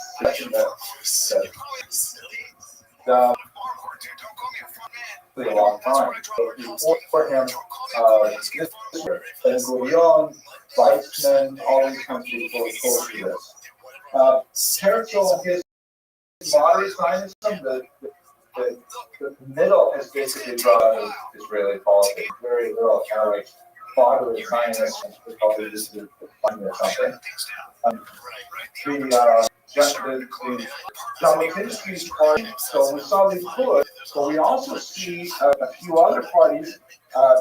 One very important one was organized by Mayor Kahane, called PAC, which was a very, very extreme party in the 1980s. And actually, it is ironic in looking at today's politics because a lot of the policies that he argued for are now kind of like being gradually accepted in Israeli policies. Like, for example, the idea of quote unquote population transfer. Like the way to solve the Palestinian problem in Israel is to move them someplace else. And this, after the assassination of Yitzhak Rabin in 1995, his party, Kach was the name of it, he was actually assassinated. His party was made illegal, like the Nazi party. And his inheritors intellectually are people like Ben Gvir and Smotrich, who are arguing very, very right-wing ideas that borrow from Kahani's playbook. They're still not operating as Kahanists. But one of the debates even going on right now in Israel is suggesting that their activity is illegal because they're borrowing intellectually from Kahani. Now, it's a strange thing, but there's. We talked about the Rav Kook's influence has created the Dati Leumi group, which is actually more closely related, I think, to a lot of you and a lot of hashkafa in our college, at least in terms of this body. There are a lot of Jews who fall into that way of thinking politics. And what about Agudas Yisrael down here, though? Left here, you're not. What does that mean? There's a lot of them, but what happened to it? What's this? Yeah. What about it? Is it different at all? I mean, there's a lot of subjects. Yes. So we take it as a general idea of maybe what happened to them after the Holocaust. Exactly. From Israel in particular, because their population base was overwhelmingly in Poland, and when 3 million Jews were killed in Poland, no more Agudas Yisrael there. So, ironically, a lot of them moved to Israel, where they turned out to be extremely powerful. This organization, which was anti-Zionist, ironically found itself in a position where it was actually living in Israel. And so they're like, technically, either against the state, the very most neutral to state, but they live in the state. And it is a source of major friction in contemporary Israel because, the Haredim general will not serve in the army, and yet will take advantage of state support, yeshivas, and especially during Israel's longest war right now, a lot of people of this back. And you can understand why it's a major scene in Israeli society.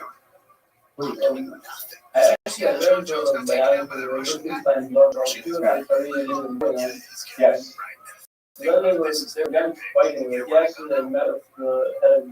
Oh, definitely. No, they're definitely trying to take a different approach. Like that was political guy and the what wasn't only in that arena, but why I gotta be fair to say. Remember that I'm giving you here a 30-40 minute version of Israeli politics. Really, in reality, we just use the entire semester, and there's tiny little fractions separated. You're right. There are Canadians, of course, do serve in the army. They have a new team, which is apparently very fulfilling, and there was a study that came out just today in the Times of Israel about how Canadians feel, and there is an increasing amount of enthusiasm and support for serving the army, but it's still in the 20s. I mean, the percentages are small. Most Canadians are against participating in the army. Mr. Durant. So, actually, I'm not asking about the American version of the same name. I'm asking about the Israeli version, and not a sleeper to that, which I may sure quite identified with the idea of but it isn't necessarily running over to Sarah Blitter. Yeah. So, where, how show they fall on the list?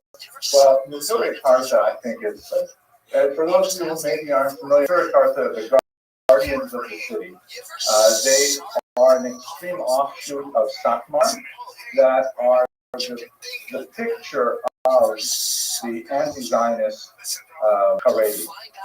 Here in America, as Mr. Rubin correctly points out, actually they have some in Israel. They are usually pro-Palestinian protests. If you ever see pictures of guys with face and stuff, they're holding their signs right out front. This is a terrible thing. I think it's like the ultimate tokenism.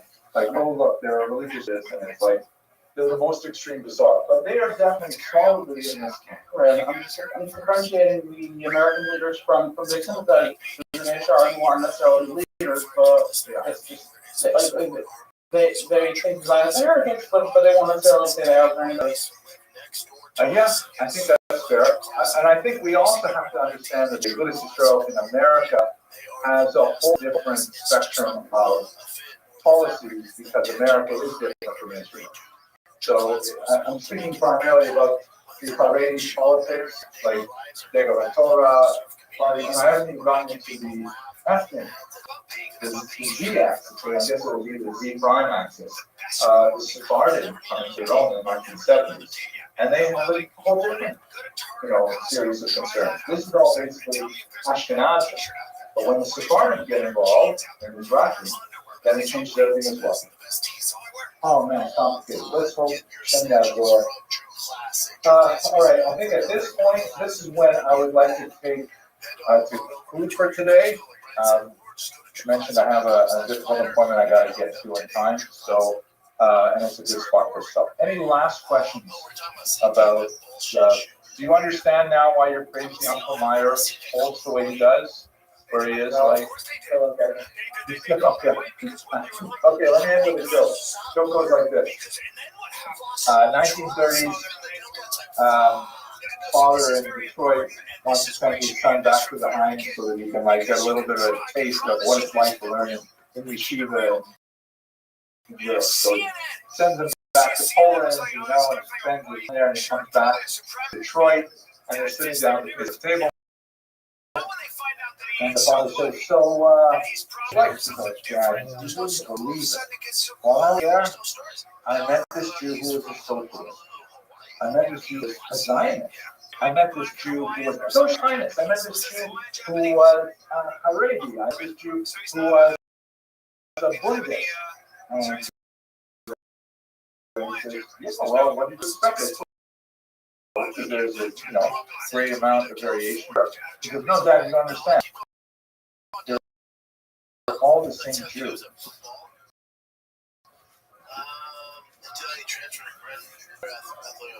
He might have gone crazy because he looks like he's a good kid.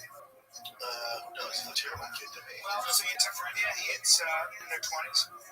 And this a lot of times I think it's schizophrenia, unfortunately. Today's class, and probably Wednesday, is hugely important because we're going to be talking about the birth of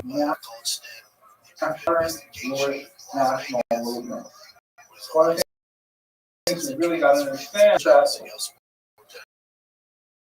Jews went through such a huge change with the watershed, the French Revolution, 1780. I know what a watershed is a while ago, right? The thing is that before 1789, we largely existed in a pre-modern environment. I'm going to summarize some of the things associated with pre-modernism for our purposes.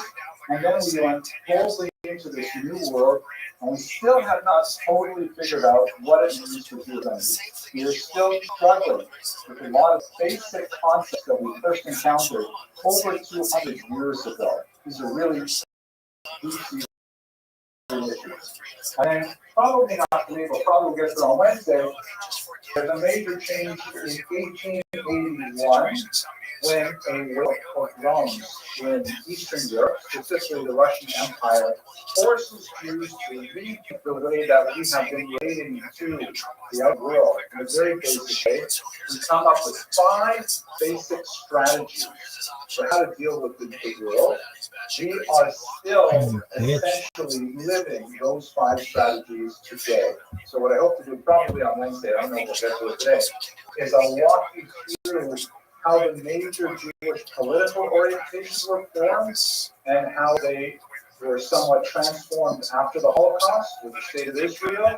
And these are the 2 classes where you're really going to, I hope, understand why Jews argue today. What is they argue about today? Because fundamentally, the arguments we have today are the arguments that were born in the Napoleonic period and refined in the post-pogrom period Russia. Really crucial classes. Glad you're all here. Those of you who are not, feel guilty, but you'll watch the recording. Okay, so we get to it then? Okay, here we go. So let's talk about the decline of corporate society. Here's an interesting piece of art from Isaac Ashkenazi that sort of depicts a traditional Jewish wedding, kind of fiddle on the roof kind of mentality. And this is the way we think of pre-modern Judaism. Now let's just understand what that means. Pre-modern for the rest of the world basically means before the modern era. What is the modern era? What are you giggling? 17th century, and then continues into the 18th Go for it, girl. Enlightenment.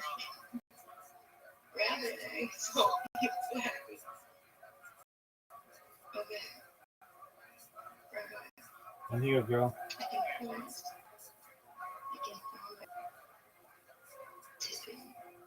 Into the ball of insanity, and I don't want to, but I caught myself. I've been doing a lot to myself lately, which is typical, but it's been heightened.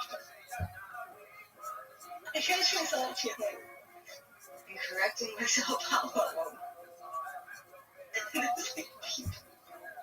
Around and like because I feel like I'm like indoors, so I'm doing it like I'm like they're not around, right? And they're around, and this isn't normal, right? But there's a whole explanation for it, which is quite obvious. And I'll say that God does not sustain the human body. But being at the point that I am today, I observed something very funny. I went back at it. I can't help but laugh because I was so serious when I did it. When I opened the lid of the toilet and said, "This is the best," closed it, and then zipped it to fake fucking. It doesn't have a zip. I told it to shut its fucking mouth. Walked out the bathroom. Went to the fucking front desk, sat there. I said, "Bitch, you have to go to the bathroom right now. Like, you don't just get to decide to go. You have to go, like, right now. You're here, so you have to, like, you forgot you had to go to the bathroom." He's like, because you were holding it. And then you really, you really, bro. And that shit was funny as hell because it felt like being a child. But that is dangerous. You wild, girl.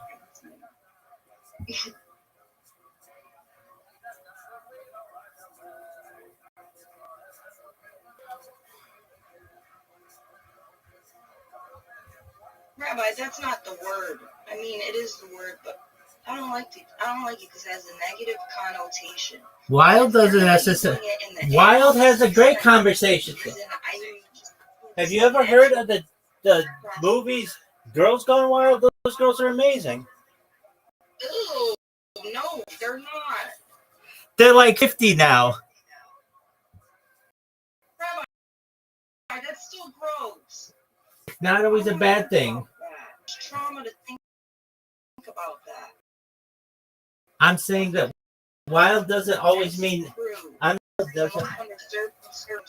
not saying wild always means bad. I take a lot of things right now because I think you know I don't want to be. God, how many times can you? God, how many more? I don't. Ow. You know what I'm saying? I get you. I'm saying wild doesn't always mean bad. Huh? Wild doesn't always mean bad. What? Wild. Yeah, speak for yourself. I don't think you know what the fuck's going on. Anyone knows what's going on. Ow,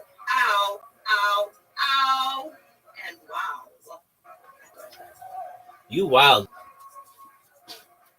And wild is is not a good word. It's always bad. You know why? Because civilization. And I told you about my birds, okay? And they're fucking civil. And do wolves just harass each other? No. So something's going on here. I think we're dealing with a fucking alien species. And if anybody fucking likes to react to this shit, I don't know what else to fucking say because it must be. It must be. Like, okay.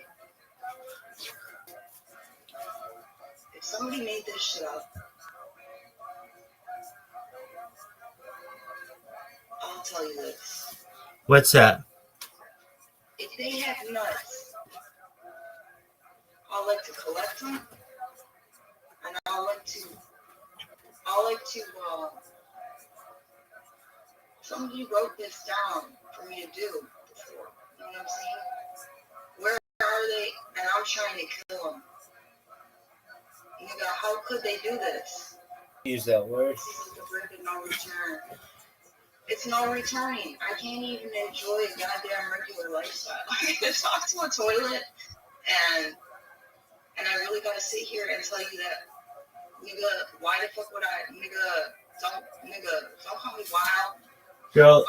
Girl, if you keep using that word, I'm gonna mute you.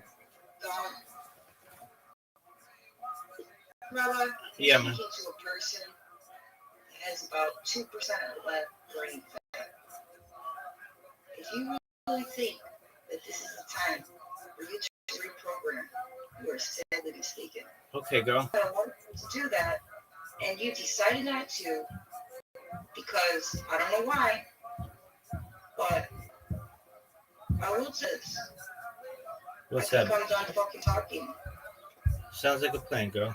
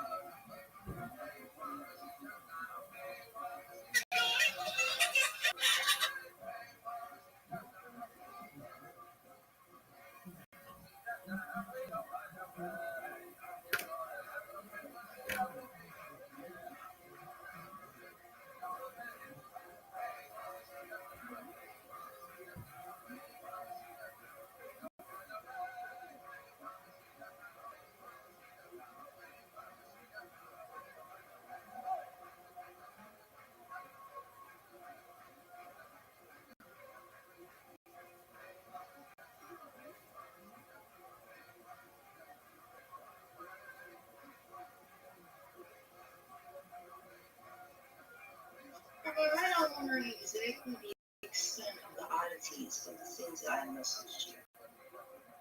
The exact extent of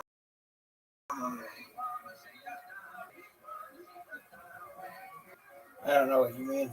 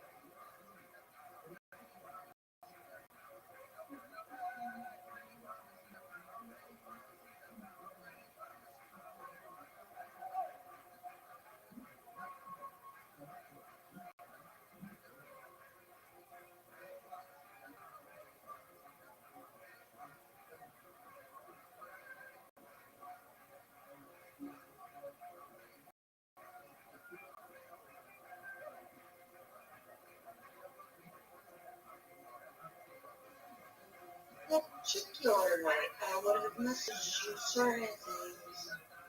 And while I recall the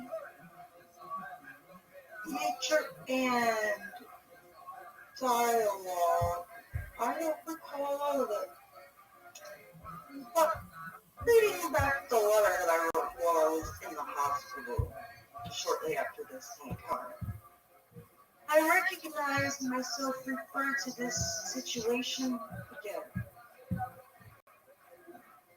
Then, with this situation, I simply thank you for your time. You're welcome. Go.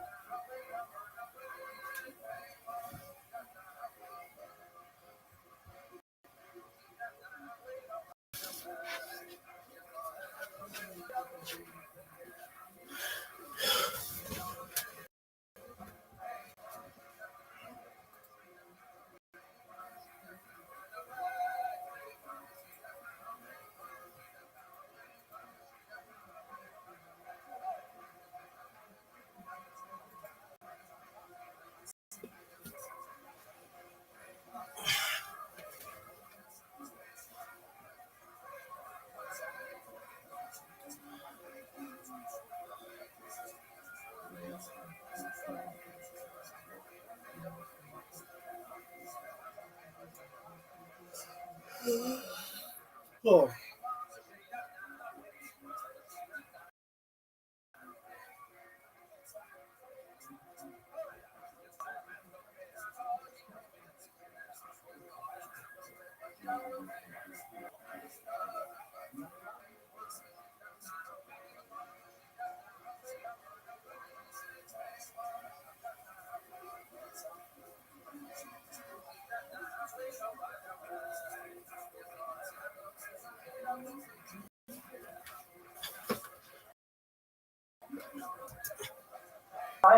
The things that go along with modernity, it's not necessarily technology. It is definitely very related to technology, the scientific revolution, and then the industrial revolution gives us so many of our modern gadgets that accelerate what modernism means. But basically, modernism is a change in ideas, a change in the way people think about the universe. We discussed last week how the kinds of ideas that were associated with modernity include, for example, humanism. Anyone want to talk humanism? What is humanism? Mr. Rubin, give it a shot. What is humanism? The studies human thought as thinkers think about it. You're not too far off. It definitely has the word human in it. So it's not just human thought. We've been thinking for a long time. But humanism is the greater emphasis on the value of human thought or meaning. Mr. Alberstein? Or the value of learning and Very good. Deciding why, for example, let's say God is, right? One of the things that happens in modernity is religion goes into a decline, which has basically not finished yet. We're still on a downward slope as people move away from religion as the source of truth and more to, we can think of truth ourselves. We don't need a God or a revealed text to tell us what truth is. We can think of it ourselves. This reached its apogee in the late 19th century, and then it began to crash with World War I, and especially with World War II. too is in many ways also an expression of humanism. If we are so great and we can invest ourselves as the locus of all meaning, then we're free to create things like the Holocaust. Obviously, humanity has a visceral response to horrific aspects of the Holocaust. Say, wait, maybe humanism can go too far. Hopefully we'll explore that a little bit in this course later on. But that's one aspect of modernism. Is much more, well, you know what? I know that's what the priest thinks. I know that's what the rabbi or the imam thinks. But you know, what do I think? What I think matters. What we think is regular people matters. That's an aspect of modernism. Globalism is also really important. Globalism because, again, modernity is connected with the discovery of the new world, the expansion of trade networks, the expansion of the tremendous amount of material wealth that is afforded by the new products coming from the new world. The discovery of potatoes, for example, creates a whole new population explosion because people have, a reliable food to eat. Until it's not reliable, the potato is right. But nevertheless, globalism, the idea that, wait, there are other cultures that have existed for thousands of years that have nothing to do with the Western trade. It is so many aspects of modernism that are relevant in the larger scope. If we focus on Jews specifically, we want to say two things. The first is to bear in mind that modernism for Jews comes about 180 years later than the rest of Europe. We kind of catch up to it later. And when we absorb it, the rest of the world is already deep in enlightenment. It melts with the Kabbalah. Its principal effect on Jews is political. Meaning we say, hey, wait a second.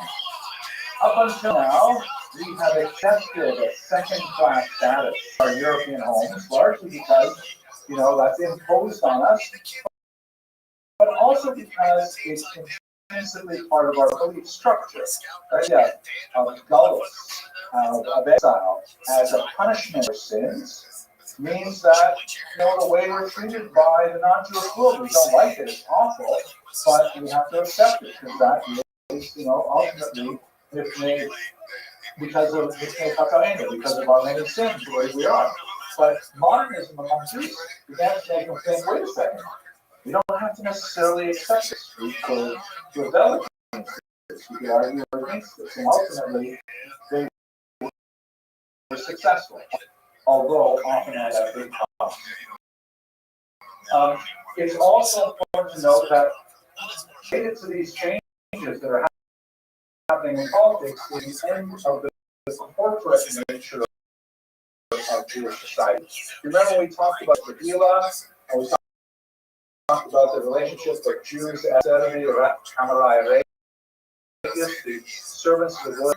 That only worked because the king and the government dealt with us as a solid block. We were all, we weren't individual citizens of a given country. We were part of the Jewish bloc, which is really great for reinforcing our identity and our in-group adhesion.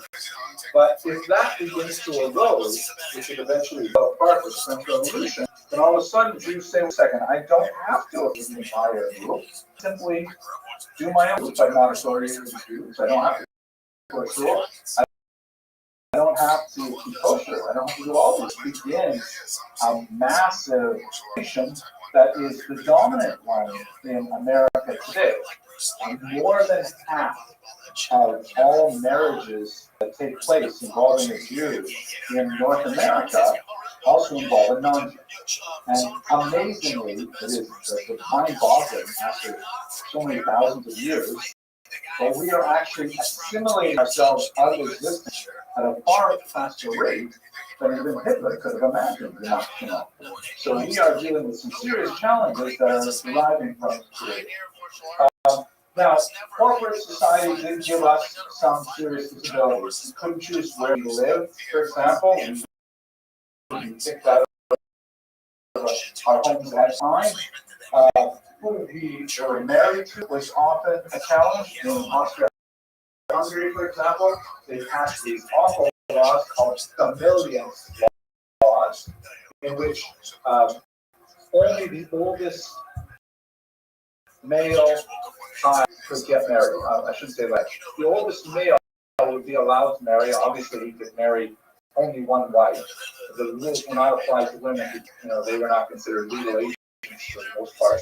But the state, the non-Jewish state, in an attempt, a rather cruel attempt to control Jewish population growth, said only one male of any family is allowed to marry, obviously have another family. The rest of the men, well, they're on their own. That's why you have, for example, a huge onrush of women Jews who immigrated to America in the 1840s weren't allowed to have families according to state law. Education, of course, limited. Jews couldn't do higher education, things like that, universities and so on.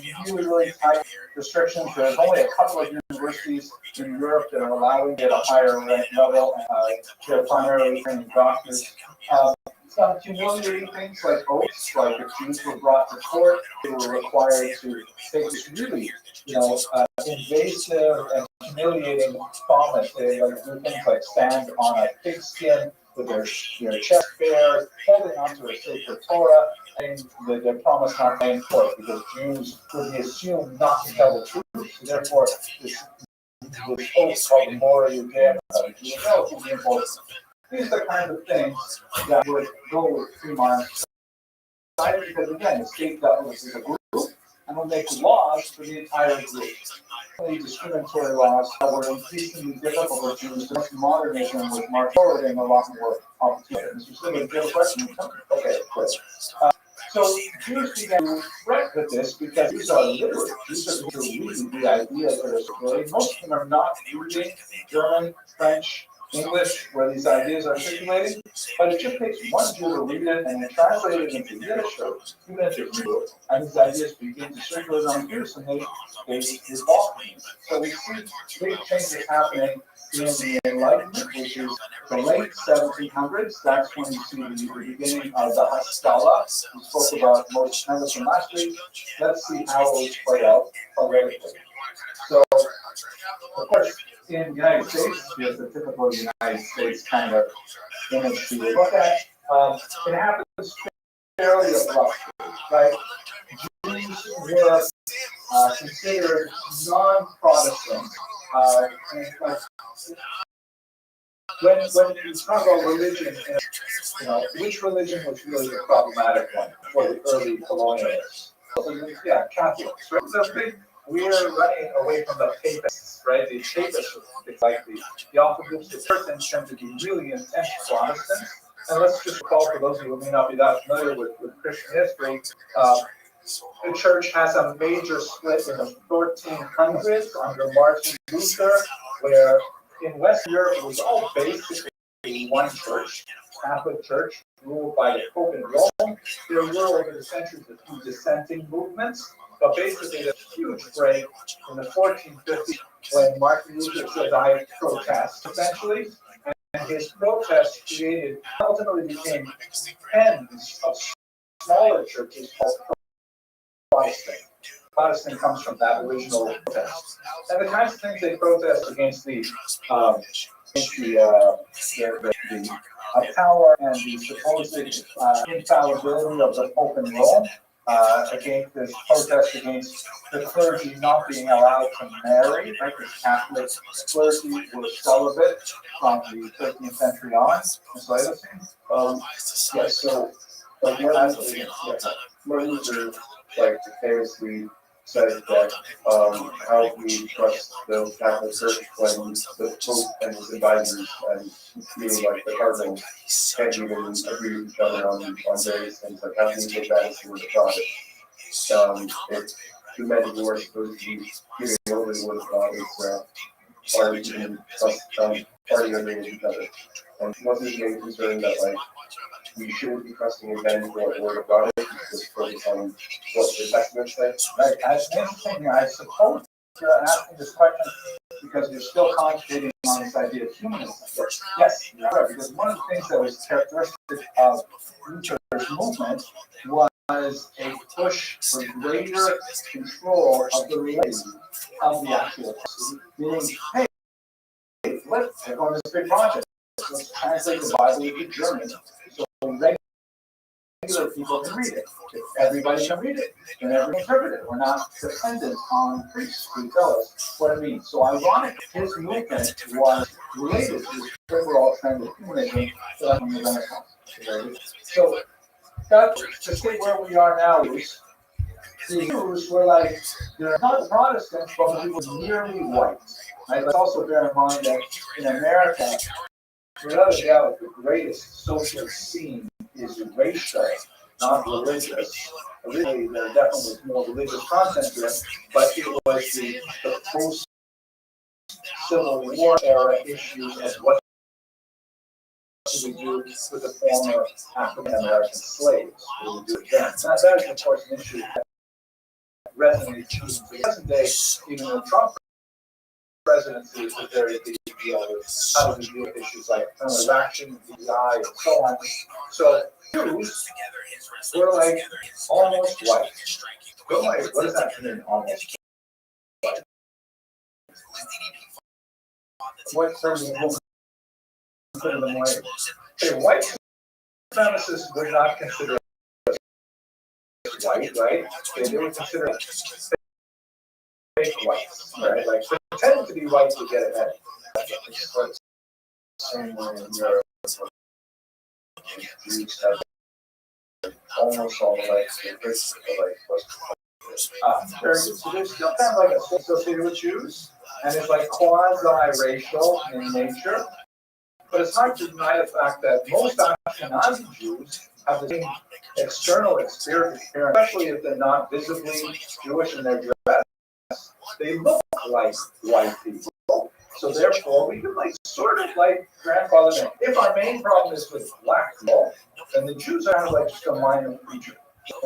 I mean, but if I remember, the first people to discover New York was Columbus and like Spanish. Yeah, those were I guess like Spanish Jews are Sephardi, so when in general darker than Ashkenazi. You're asked right, Mr. Vasilevsky. The point is that race is not really about color. It's really a social construct that more or less corresponds to, protection to a degree. Not enough to, like in my own family, I have a daughter who could easily, when people see her, and she has the same things on mother, my grandma. And people say to her, Hispanic? And you get that too, right? Like, it's a silly thing. But if you identify one way, you can often, quote unquote, pass. So we're not talking about like, blue Nigerians or something, where they're really obviously a different. They're like, under the line. And also, we weren't part of a really powerful, like, Catholic Church, push a different agenda, so we're less threatened to America. And why that means is that when they actually made rules, Jews tend to them.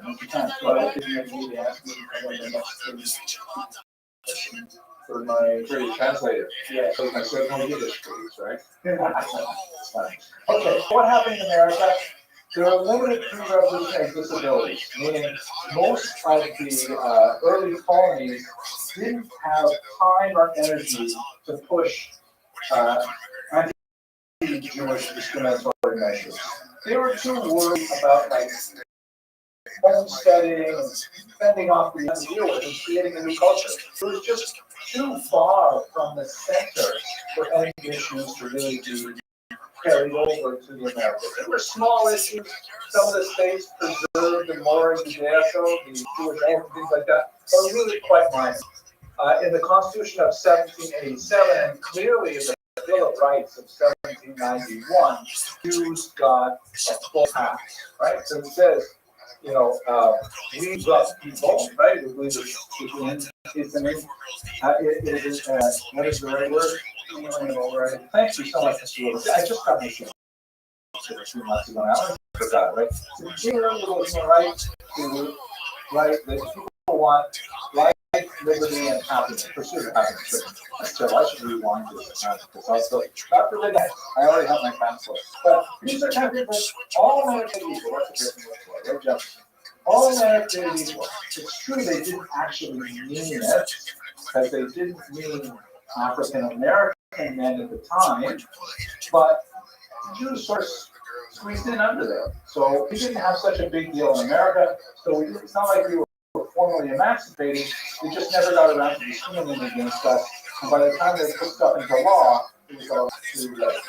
In some places, we still have issues, like in New Hampshire, from 1877, there was still a ban on the Jewish oath. You have some issues in Pennsylvania of a different nature, but basically in America, this is an unusual country, the usual experiment, and Jews benefited from it. Where we're going to focus today, which is really important, is in France. England, I will mention very quickly, though, you had an unusual kind of situation because Jews really made huge progress in England, which was a Protestant country.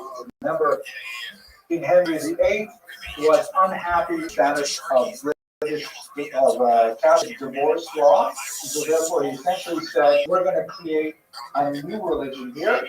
We're going to call it the Anglican Church, the English Church, and it will be basically the same as Catholic, except with divorce, right? And that was useful for him. Catholics do not recognize divorce. They do recognize something called annulment, which in the Gemara would use the basis in Rabbinical tradition, for example. I don't want to say it's the same thing because I don't really know anything about Catholicism, but there is such a concept of annulling a marriage from the beginning, ab initio. So that's what the English church did. And that meant that it was not nearly as rigid as the Catholic Church. Jews would be Jews.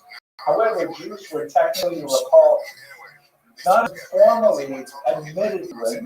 They sort of slipped in under the line when Oliver Cromwell basically declined to continue banning Jews from England and simply ignored their presence there, and their population grew unthreatened. So there you have a situation where Jews are advancing in terms of their wealth, their social standing, and so on, even though they don't have full legal authority. So, for example, David Solomon elected the Sheriff of London in 1835, and there were several figures like him. He was denied his potential because he would not take the oath as a true Christian, which was a required oath. So yeah, until eventually Rothschild came to the parliament, they eventually changed the law. You don't have the same kind of rigid changes or rapid changes of having trends. So social change in this case, Jews already basically finding their place, that creates a real change. But we got to focus on France, because France, here's France. England, which sort of, like America, which sort of like, was so far away, peripheral to the center of what was happening in society and culture. And unlike England, where Jews sort of grew into an ambition, can happen as a dramatic break. Right? France, right in the center of Europe, goes from being an absolute monarchy, which is a technical term, meaning the king of France is in control of everything on a totalitarian level. Theoretically, you'll recall what one of the kings, I think it was Rothschild, the something much like after what he's been after the flood, meaning like nothing will be applicable after me. I'm the entire. In fact, he once said that the state, that's me, doing what I want. If I wake up in the morning and I want everyone to wear purple, I could pass the decree, everyone has to wear purple. Same with that. Because it's kind of like that absolute monarchy kind of model. They're not necessarily, unless this is the way they tell that. Huge greatness in 1999, massive turn of society. They end up passing this particular document, Déclaration des droits de l'homme et du citoyen, the Declaration of Man and of Citizen. These phrases are gendered. So a woman named Marie Gouge said, wait a minute, this also includes women and female citizens, right? Not just men and male citizens. And they said, no. We really need it. Just men and male citizens. Later on, I'd have to deal with that, but kind of like influenced very much by what was going on in the United States. That's why the United States had a very close relationship with that cities of gift from France, and they essentially created this declaration, which was very Jeffersonian tone, that French men are equal. So the Jews said, that's us too, right? And they said, wait, hang on. That's not necessarily what we had in mind. It's true, you are living here in France and you are a man, but we're not quite ready to say you are equal to the rest of us. So here you had a case where the law was changed before society was ready for it. They made a rule, all French are equal, and then what ends up happening, the distinction between Sparta and Ashkenazi. In the Sephardi class brothers are much more than we look today. But basically, when you look at the map of France, there are two very different populations, and they're usually different size too. Up here in the northeast is our home, right? The Ashkenazi, our class. We come from here, this class. We're all living up here in the region near Lorraine, in the old Germany, culture, very active, things like that. These are giving high creation, dressed differently, religiously much more to the right, popular way up here. These are the Jews that the French were prepared to accept. It's totally different from anybody else. On the other hand, way down here on the border with Spain, you have all of these descendants of Spanish, Portuguese, especially Jews, who fled to Spain as Christians. Remember, they were forcibly to become Christian, and so they settled here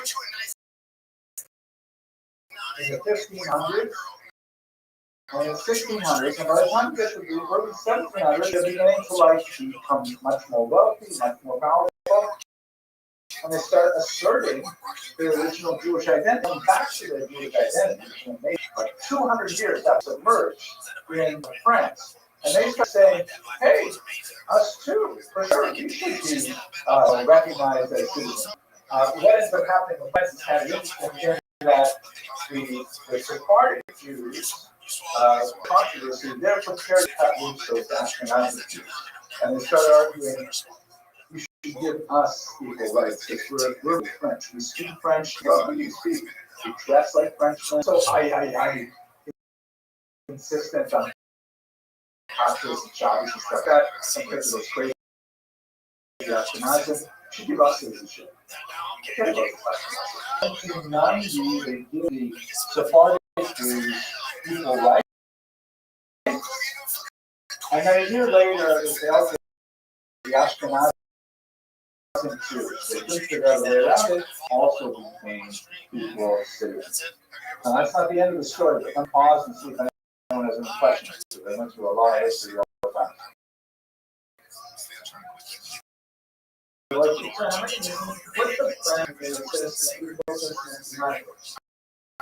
excellent. So the primary difference between a citizen, I don't want to say a non-citizen, a pre-modern member of society is whether the state will be as an individual or as part of a group. In pre-modern society, before the people were citizens of the country, you would fit into a larger caste, either the caste of the Jews, and so you're subject to all the restrictions and work of being Jewish, as distinct from the peasants. The peasants had different restrictions, different privileges, different responsibilities.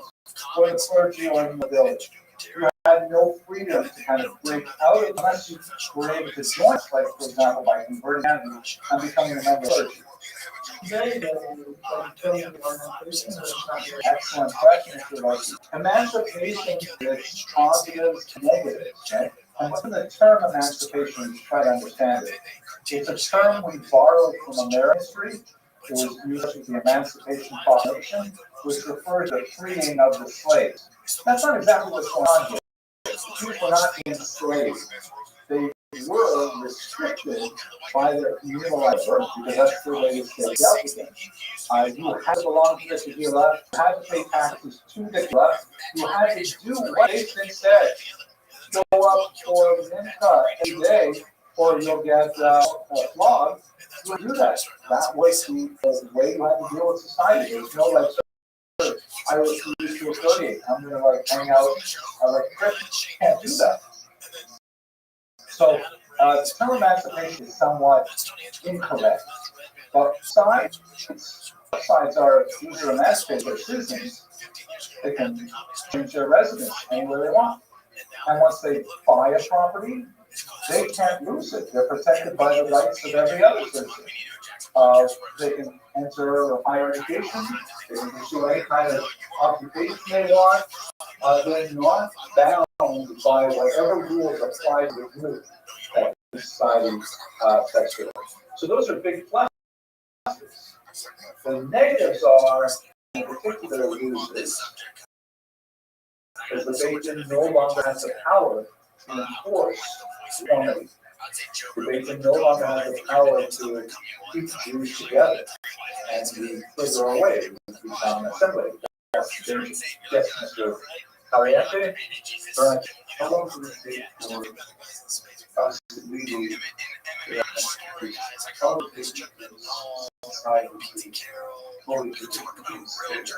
Mr. Parenti, you're asking a brilliant. How long did it take for society to fully integrate the Jews? So let's assume we're talking about France. How long do you think it took? Mr. Rubin, you're smiling. You must have an answer. What do you think? Didn't it? Didn't. Yeah, maybe it didn't happen. Right? Case in point. Dry. Excellent. Another case in point. Oh, yes, right? The anti-Semitism of France today is like fine. There are people who are fleeing France left and right. Okay, the Holocaust? You know, it's true. If you visit France, every single French person you meet will tell you their parents were part of the resistance. It's remarkable that the Jews were able to hold territory when every single French person was a member of the resistance. But no, there is a good argument to say they never did. You can say it's working in America. You know, even though we have benefited phenomenally, one might say that you know what this problem never ended. We're still dealing with the same problem. As social acceptance are than legal is. And I think in America, African Americans are still very much struggling with these challenges. You know, and they've got lots of laws, civil rights, and all kinds of things that support them and still. So these are the end of the lecture are still dealing with problems. Let me finish the story though, because it's kind of a bizarre, interesting story. So fast forward for 25 years, Napoleon is now in charge. This revolution in France did not go smoothly. You had like pendulums shifting between radicalism and back to conservatism as they try to work through this from the king to a democratic system. From the Northeast, go complain to Napoleon, saying Napoleon is going back. The Jews are just taking over.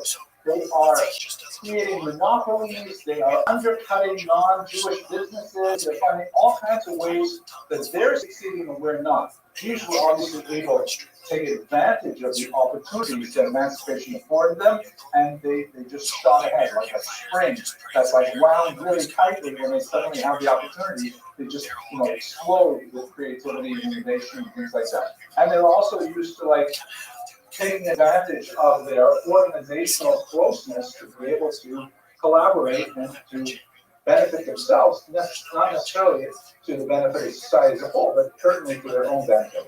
So they complain to Napoleon, we're being run out of business because the Jews are doing things so much cheaper, faster than we can.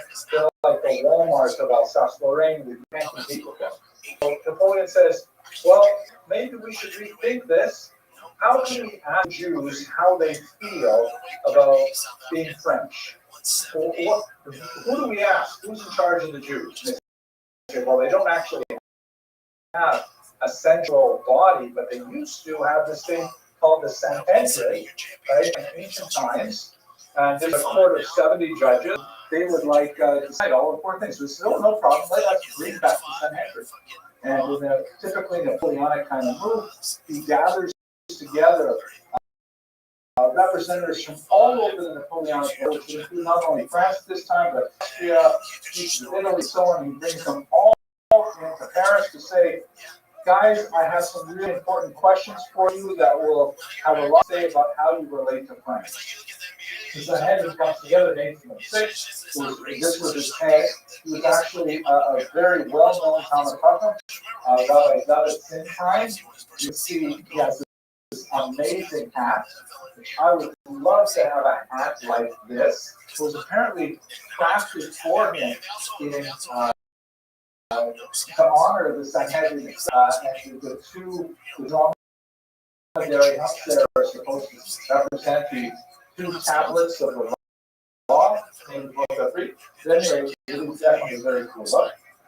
But he heads up this Brazil made up of Jews really all across the spectrum. A lot of them are masculine, a lot of them are not shomer Torah or mitzvot. They want to very, very invested in the side of that stage. And Napoleon speaks to them and he says, I got 12 questions for you. This was not actually the Sanhedrin. It was his predecessor, which was the Assembly of Notables. But here are the 12 questions that he asked. By looking at the questions, you can probably imagine the answers. Here you go. Question number 1. Are Jews allowed to practice polygamy? Allowed to have more than one wife? Thank you, Mr. Vlad. You are correct. They are not. But only since the ban of rabbinic care, right? But still, why would he care about polygamy of all things? So why is that his first ruling? And we're very when signing up starting to polygamy and therefore maybe like what in America. Okay, question. There are other groups and so on. But is that really, is this a big deal? I'm worried about Mormons relating trans. Well, on American education reform, they ask your women like also. Okay, but they're in America, it's more of a reasonable thing. Silver, what do you think? Guys, you gotta get too loud in the back. People have the classes. This is just to keep track of the multiple lives and that's been happening. Right, good. So population growth is an important question for him. Like, how big is this problem going to get anyways? You guys, and by the way, Napoleon, of course, he's read the Bible, like all educated people, not people today. But it says, I see that Abraham, Isaac, well, not Isaac, but Jacob, you have like multiple wives. So you're doing that now. I'm concerned about population growth. I'm also concerned about how you will just generally with our society, because actually, like, sort of their polygamous society and monogamous society together, how far apart are they from us? Secondly, there's divorce. It also has implications with population growth, especially relationship with one of the big in French Catholicism, which no problem with, because technically the movement, are Jews able to honor divorce law? And of course, we're good at that. We invented divorce. Here's important. Can you guys marry non-Jews? No, you guys marry non-Jews. Why does he want to know this? More for him. More for him? What do you mean by that, Mr.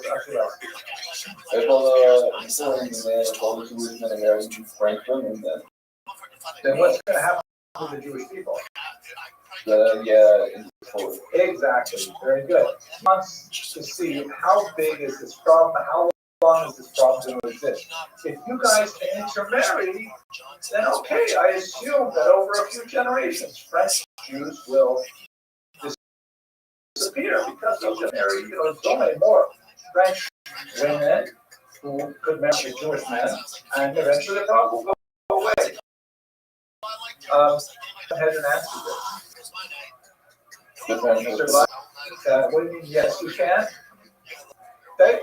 Did you see the picture?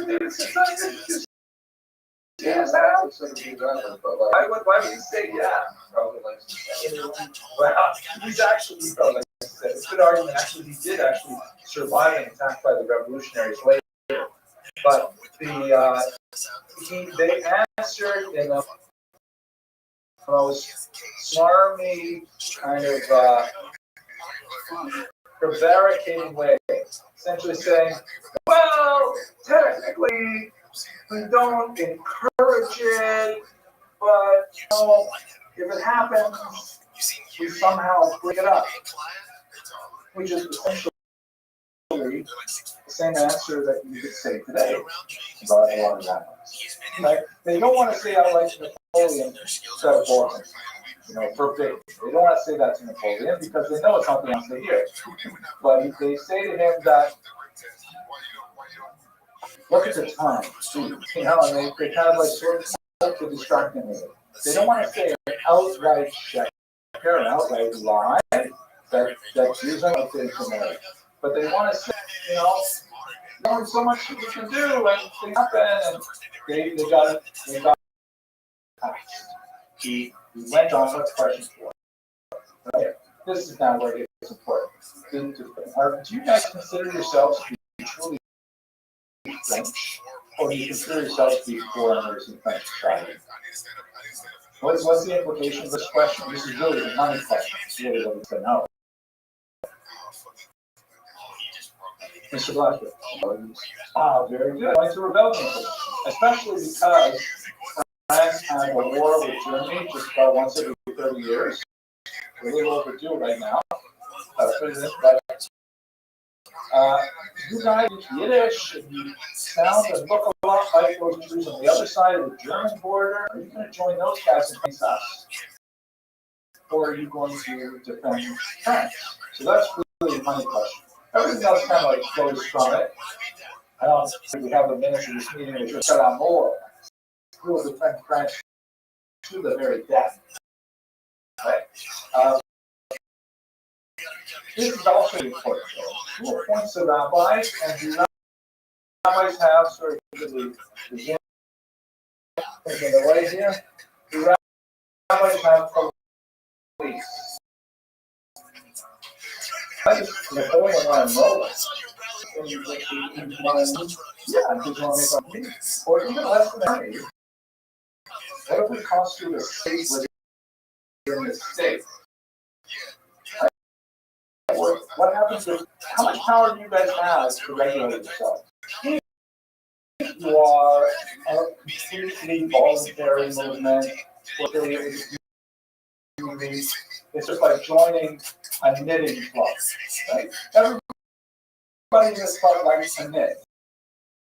You get together on what colors you're going to knit, what patterns you're going to knit, who's going to be the lead knitter, who's going to be the second knitter. That's all fine. I don't care. You can do whatever you want. But when you force people to knit certain things, you're not out of the you introduce you out of the club. Then Napoleon is free. He doesn't want to have a rival for his force. Do we have to establish? Next from the five, that there is no double standard for and again. Philosophically, there's definitely on a good ground for this. It is, it's forbidden to steal from a non-Jews, forbidden to lie to non-Jews, but this is not a hard one to answer. They know what Napoleon wants to hear. They do not, he does not, they first want to get a learned Talmudic discussion of the crazy exceptions to the rule. But the basic bottom line is you have to be a mensch all the time. You have to tell the truth. Things like that. Good question. Can you guys pursue any occupation? Because I'm really concerned, says Napoleon, that so many of you are in finance. I'd love to see more of you, like, let's say, become winemakers or food keepers or things like that. And usury in particular, because money are money lenders, right? And money lending, especially small money lending, you speak explain that to us. Are you prohibited to charge interest? Basically, the Sanhedrin answers all of these questions exactly what we wanted to hear. And so Napoleon says, fine, you guys are emancipated. I confirm everything that was decided back in 1790 and 791. Jews are equal French citizens. I'm going to impose a few small anti-Semitic rules just for you guys to keep you in place, so towards the direction I want, but essentially that confirms it. Now, one of the things that they do also in France, which is different from what they've done in America and elsewhere, not that unrelated to what they did in England, is he said, okay, I want to take over your synagogue, the same way we run the Catholic Church and the Protestant churches here in France, where all synagogues have to belong to a single organization called the Conference. There's a chief rabbi, and all their salaries come from tax dollars from the state. Unlike in America, where they try to have a complete separation of the state, in France, they regulate, along with other religions, that every religion considered legitimate, and you have to have a certain number of people to support the religion. So then the state will give a certain amount of tax dollars to keep it running. But that also means the state has to say, and who gets to be the rabbi, and that also has an impact on Jewish authority. But this is a corporate existence for Jews in France, and it will just spread throughout the rest of Europe over the next century. This is a coin I think I showed you a few weeks ago. This is a medallion held by Jews in gratitude for the establishment of the Great Revolution. On the left, it says Napoleon, Emperor, and King. He loved it.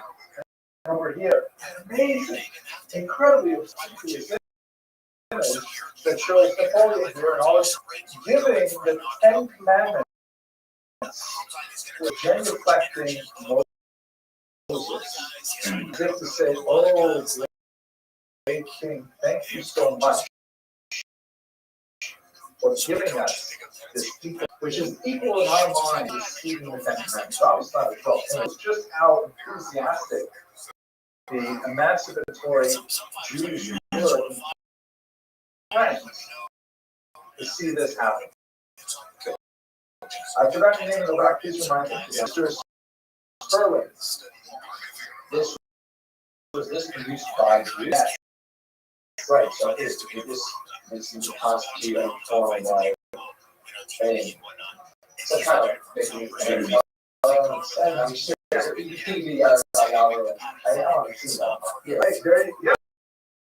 what else can you say about it, right? Like, if this is supposed to be Moses, who is this? Right, I'm going to go that one. Emancipation wasn't both for Jews at the time. They thought it was so great. Yeah, I mean, guys, don't, Rabbi, don't mind like station. Never confuse Jews with Judaism.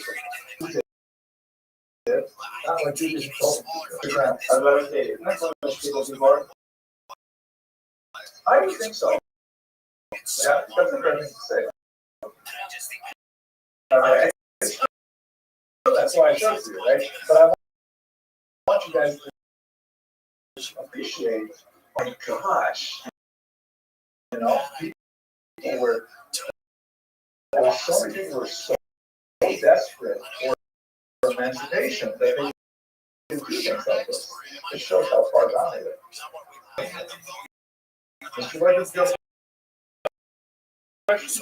Okay, so let's go right now. Now, we went crazy after that. It's also remember that the French Revolution went on, and there were a lot of other things that happened during the time that we're not going to cover here, but point out to you that it wasn't there when France, it took them really about 50 years before the revolution finally calmed down. You had this pendulum effect between conservatism, called reaction, and radicalism. And you had things like went so far, like here, for example, you have a clock, but in the revolution era, they actually tried to change time itself. You see anything unusual about this particular clock space from the revolution era?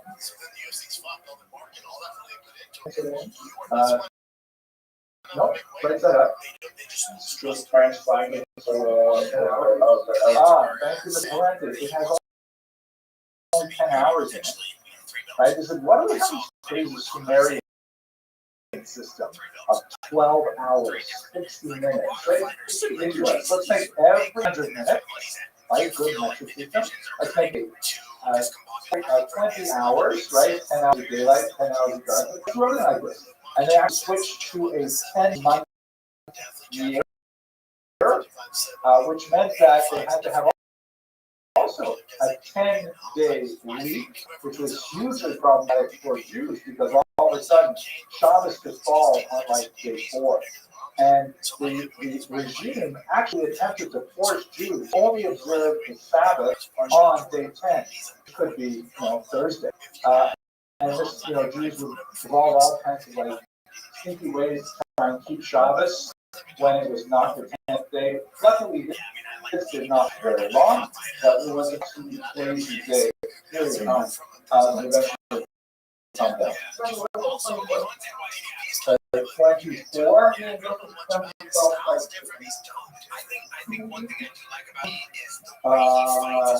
So that clock has a 12 hours or 12 hours. I think there's two 12 hours. Like on top of it, I'll be full time with the blue time.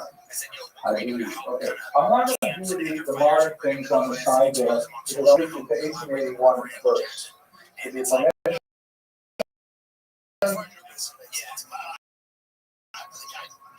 Let's talk about it. So now we want to go to another hugely important era. Building.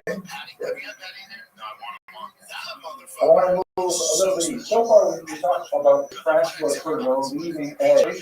So now we got to go to Russia, which, unlike France, had by far the largest chunk of Jewish population in the world.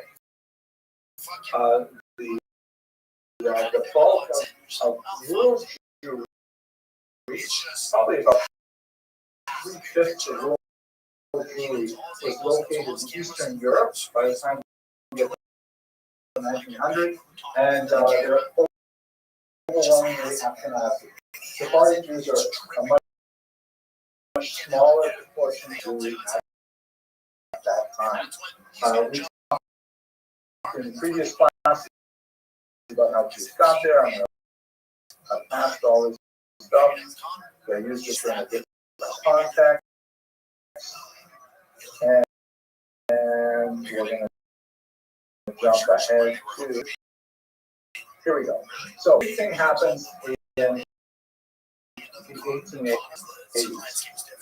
There is, in 1881, the ruler of Russia, which has not gone through any of this emancipation stuff.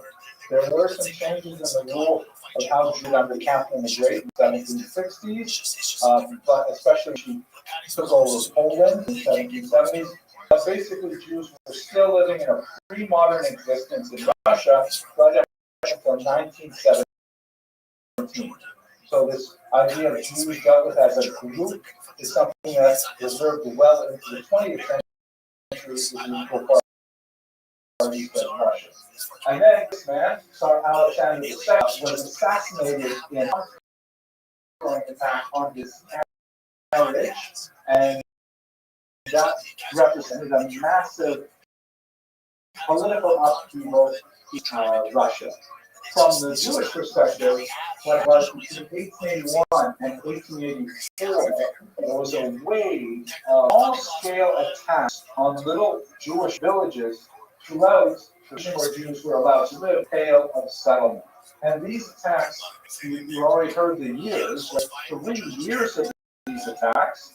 Many of these communities attacked multiple times, essentially said to the Jewish population there that Russia is not able or interested in protecting its Jewish citizens. And this is like an important principle in Jewish history. You know, you worry about anti-Semitism from the right, you worry about anti-Semitism from the left. The worst enemy is anarchy.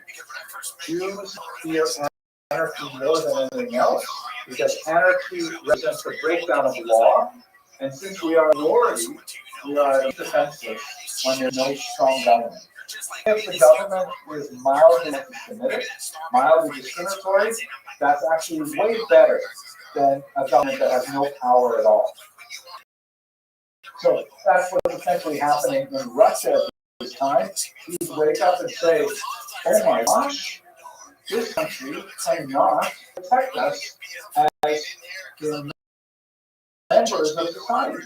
And so they turn to 5 new ideas for how they're going to deal with safety business. I want to show you these interesting charts. This is a great study.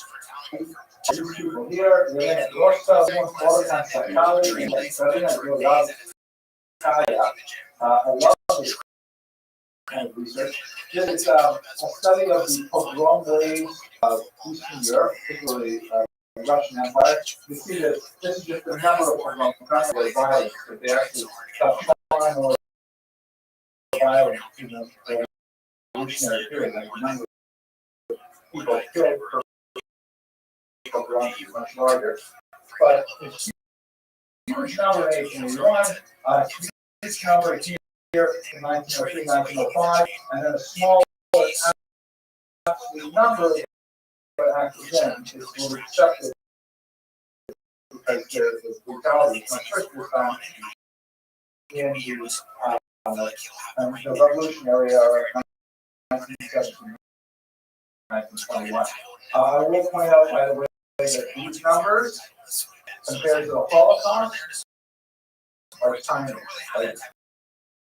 The scale of these acts, we have 200 pogroms here, right? But we have 6 million dead in the Holocaust. So, these used to be, people thought it was like the end of the world when they were treated in 1919, but that's only because we didn't know what 1939 was. Okay, so when you look at the number of pogroms and what these scholars related them with crop failure, the years when there were bad crops. There is a correlation, but it's not a necessary cause. There are many years when you had crop failures, but no pogroms. Then they do the same thing with political turmoil. There's no question there was political turmoil when the pogroms happened, but if you combine both of those, what are the years when you had crop failures, political turmoil, and that correlates on 1-to-1 ratio with pogroms. In other words, really bad for Jews when there is political, combined, and economic death. Is scary, right? Let's hope that politics in Washington stabilize, and let's hope that not go into a recession. Bad things for Jews when they come back. One of the other examples, like Bonnie said, I believe that very much. Right. They say about African Americans that when the American economy has a cold, African Americans get the flu or pneumonia. Right? And I think we say the same thing about this here too. That it is bad for Americans because of political turmoil and economic downturn. Worse for Jews. Right. Also, well,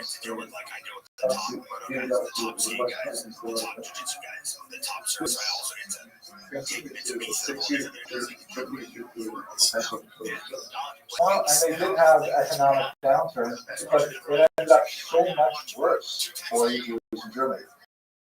Put a pin in that figure question because we're going to talk in much more detail about the Holocaust. Let's look at 5 national strategies. This is what I really wanted to get to yet. Okay, here we go. This is the part that you really have to show up in person to get. So once Jews realized that Russia would not or could not protect them, Jews decided en masse to do something different. And they decided in a very big way on one of 5 basic strategies to deal. Those strategies that I mentioned at the beginning of the hour are things we're still figuring out today.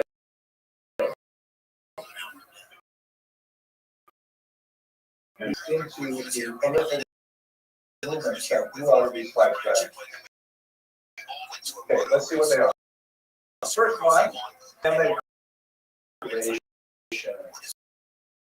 This is the oldest strategy. Tried and proved to a strategy, as we discussed before, the three strategy. This is a three-part, and Jews left the Russian Empire in the road. This map shows you how many Jews left the Taylor settlement here in red between 1881 and 17, when the Tsarist government fell. 1.7 million Jews came to the United States, constituting about 7 to 10 American Jews today.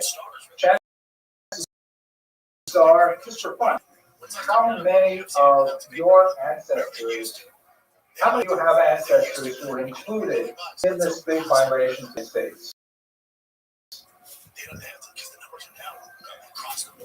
Yeah, we're looking at about 6 out of 10 in this room here. I myself am part of this enlightened group because all my ancestors went to Canada because they had much better health insurance, but that was a joke. There was actually, you can't, my phone's not picking up, but there's like thunderous laughter at this point. But Jews said, okay, Russia's not working out. The Jews have been doing this for centuries upon centuries. The environment is negative, they will actually report themselves. What is different about this particular migration is that unlike previous migration, it's huge and perhaps more significant. It was flying in the face of a lot of rabbinic opinion. Many great rabbis said, do not go to America. It's not the trade for Medina. It's a non-kosher land. You're not going to be able to find schools. You're not going to be able to find any Chinese restaurants. You go to America, but the Jews left never got less. Studies of the age of it, whether they're married, things like that, indicate many of the Jews who came here in this great movement were actually rebels. They were like refusing to go along with it. Mr. Vasilevsky. I know they all the way it's like pretty ascending whether to the side of the way Basically, there were a few places where we should recall it. Orders very different in the beginning. At the end of the 19th century, beginning of the 20th century, orders were far more permeable than they are even today. And this was a time when America was actually inviting people to come to its shores, labor shortages. The Industrial Revolution in America was just needing people to work the plants and to plow the fields and to lay down the railroad tracks. And so all these people save up enough money for a passage, one-way passage from Hamburg or from England, and they made their way across. And they came and just citizens, and it worked. You follow that question? Well, yeah, I noticed they kind of like went all the way down to Africa and they just skipped like the entire It's good question. I mean, they're not exactly random, but for a lot of these conversations, in the case of South Africa, the reason is because of that is very common where people in a place where there's someone from their place is already gone.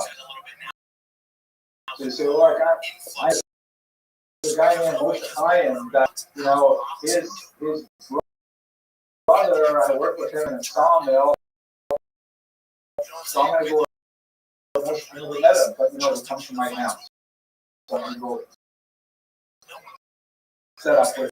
And this is where a lot of South Africa before South Africa was coming in the first place, gold mines, things like that. But so a lot of this South Africa. why not these other untouched? There's not a lot of migration to Asia. There will be a huge amount in World War II when Jews had their way out to Russia, on their way to Uzbekistan, things like that. But that's it. Fleeing Nazis. Choosing to emigrate, which is very different from being a refugee, is talk about self-emigrate. How much good is there in the theory that the reason that you came out of the hall is more religious? There are because they don't care. There's a lot of value to that. It's not a theory, really. It's an important observation. They don't care that. Regards like the differences, right? The Jews who came at this time, they were choosing to emigrate, frequently disobeying their rabbis, frequently disobeying their parents, and they're saying, you know, I don't care, I set up my own, I'm going to go to America, and I will remake myself. And you know what? I am open to everything that is. I'm going to learn English. I'm going to become totally American. That was very a phenomenon associated with this immigrant period. And after World War II, these are Jews who wanted to stay in Poland. Why would they? Why would they? I can understand you guys might be like social media and your laptops on stuff. But play a video and sounds will be very odd. All right, sorry, Mr. Craig. I want to go back to this place. Exactly. I'm talking about their post-war II. Right? Yeah, post-World War II. I mean, they come back to their towns in Poland. It's devastated. There's nobody there they know. They're encountering active hostility from the Poles, there's deaths from home and elsewhere. And they're saying, well, that's it. I'm leaving. So when they come to America, they're refugees. They're angry about how they're not choosing America. America's forced fund. So they come here and they say, you know what? I'm not going to make myself American myself. I'm going to recreate what I imagine the shepherds could have been here in Muncie or in Lakewood and places like that. And they had a few things. The more follow-up question is what about the enlightenment of the time who say Europe because they thought be so great for them no matter what? For those people, I think not much of either. Yeah, I think it's a portion of those enlightenment, largely because most of them were killed. And those that did make it, they had a much harder time perpetrating their Jewish identity. We live in an orphan generation. I mean, we are like my parents are all both born and raised in Canada, so they went directly, but you know, we're cut off from a massive number of Jews in their position. It's amazing that we can do anything. It's amazing that we have any kind of continuity.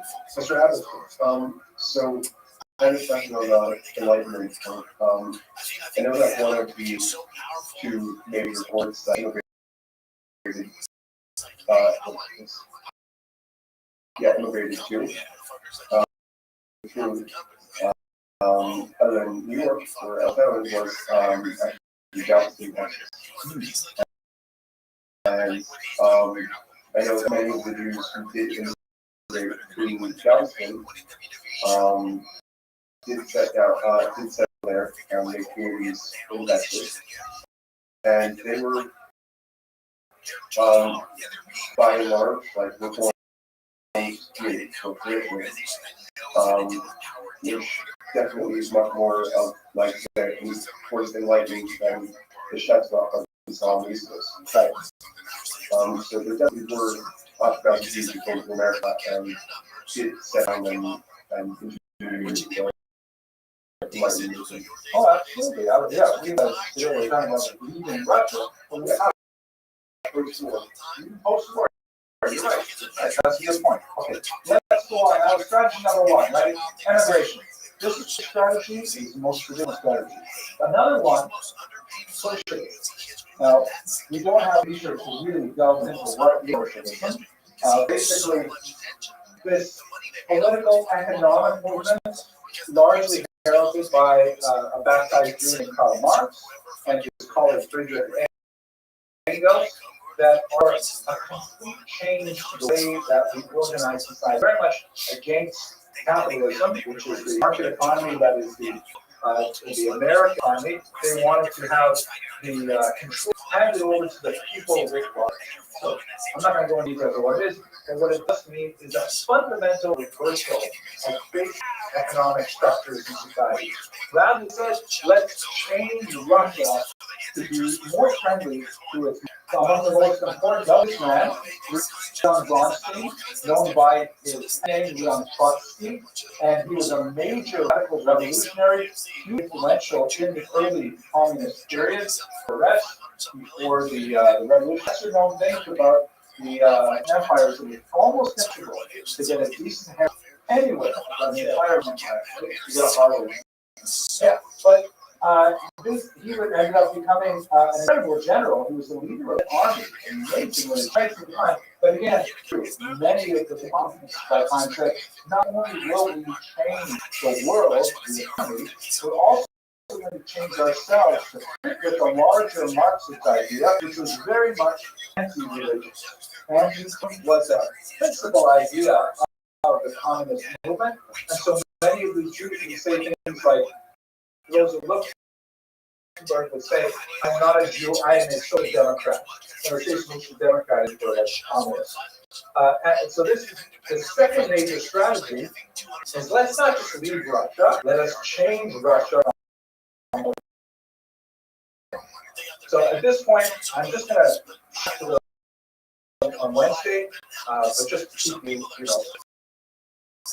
just to not do a cliffhanger.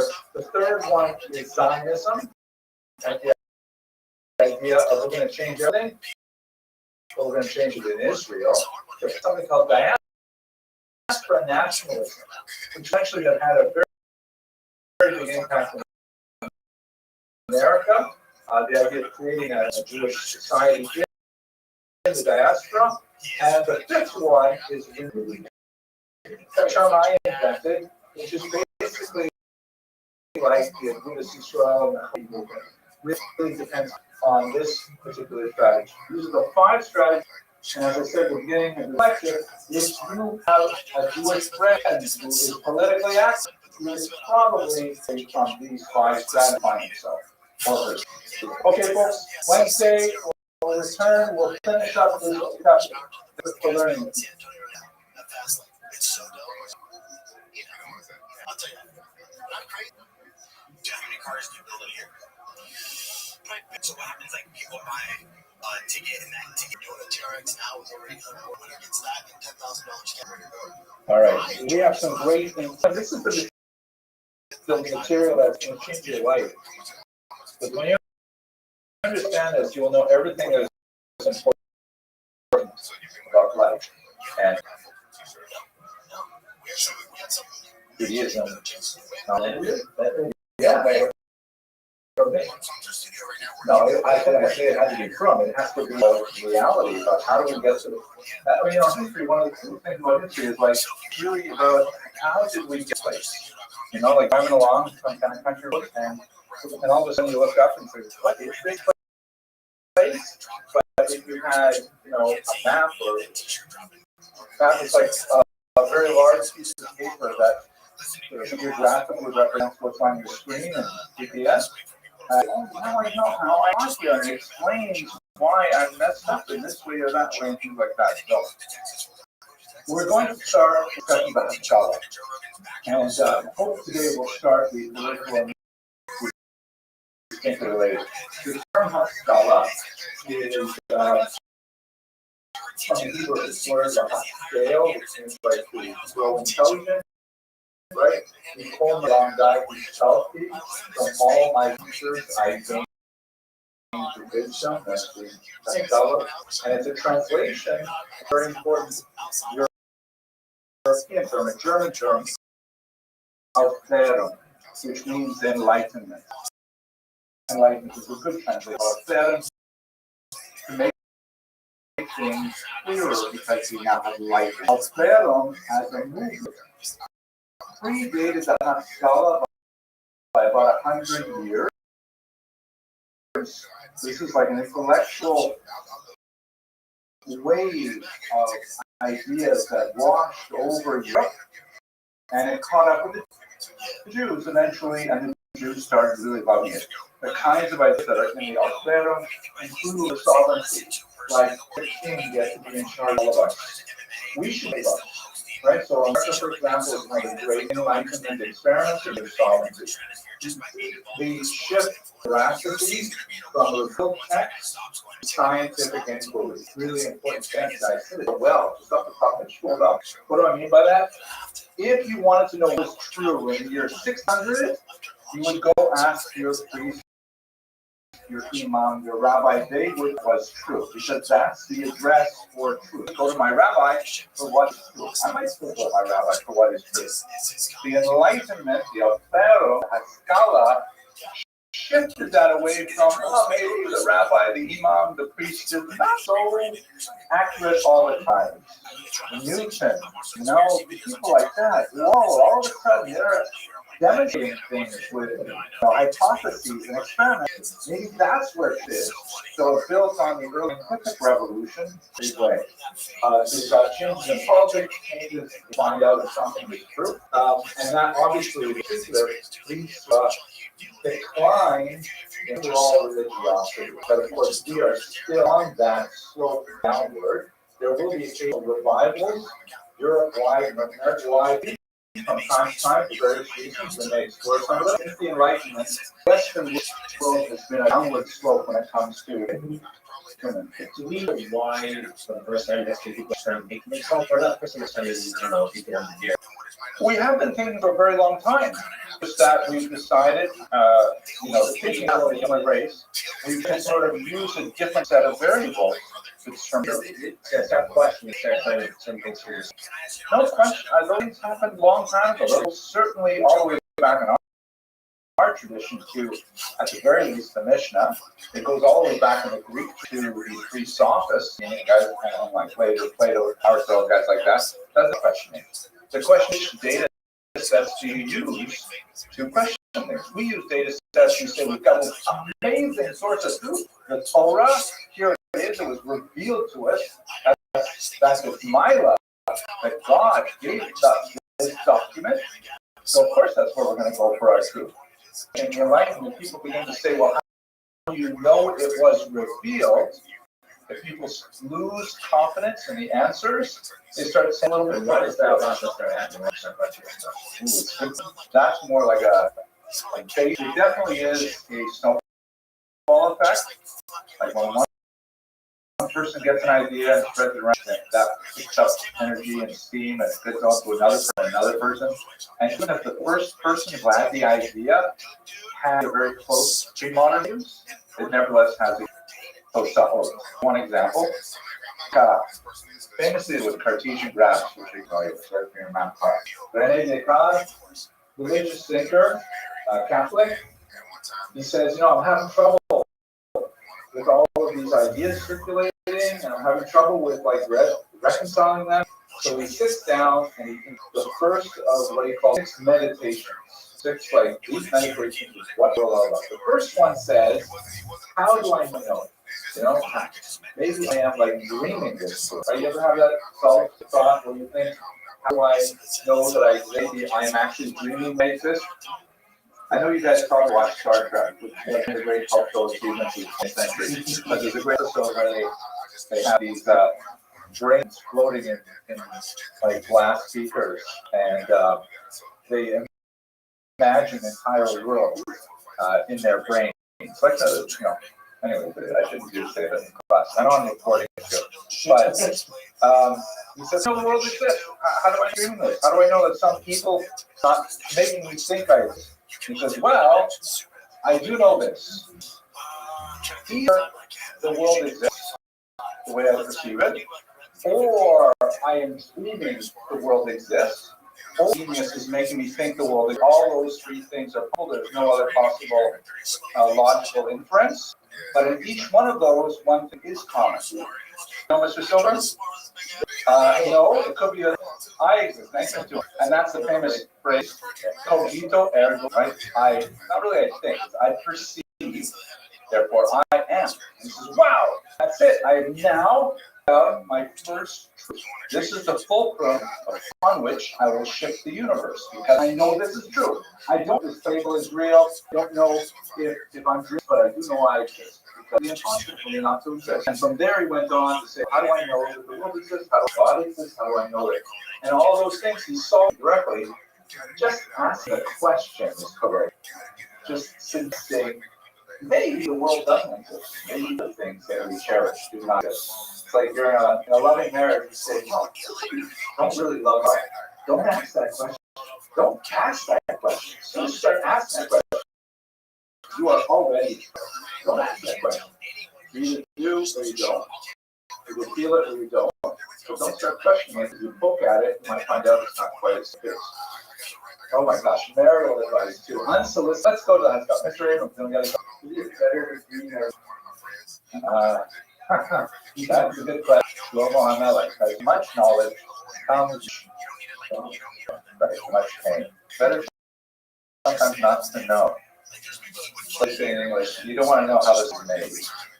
Questions? Yeah, I think that's the like say. Yeah, okay, that's true. Let's guys, you're getting out copy. You don't want to get out copy. That's okay. This is so cool. This is Sarah, I believe. 1570. Earthquake in Ferrara. This was like a period wood demonstrating the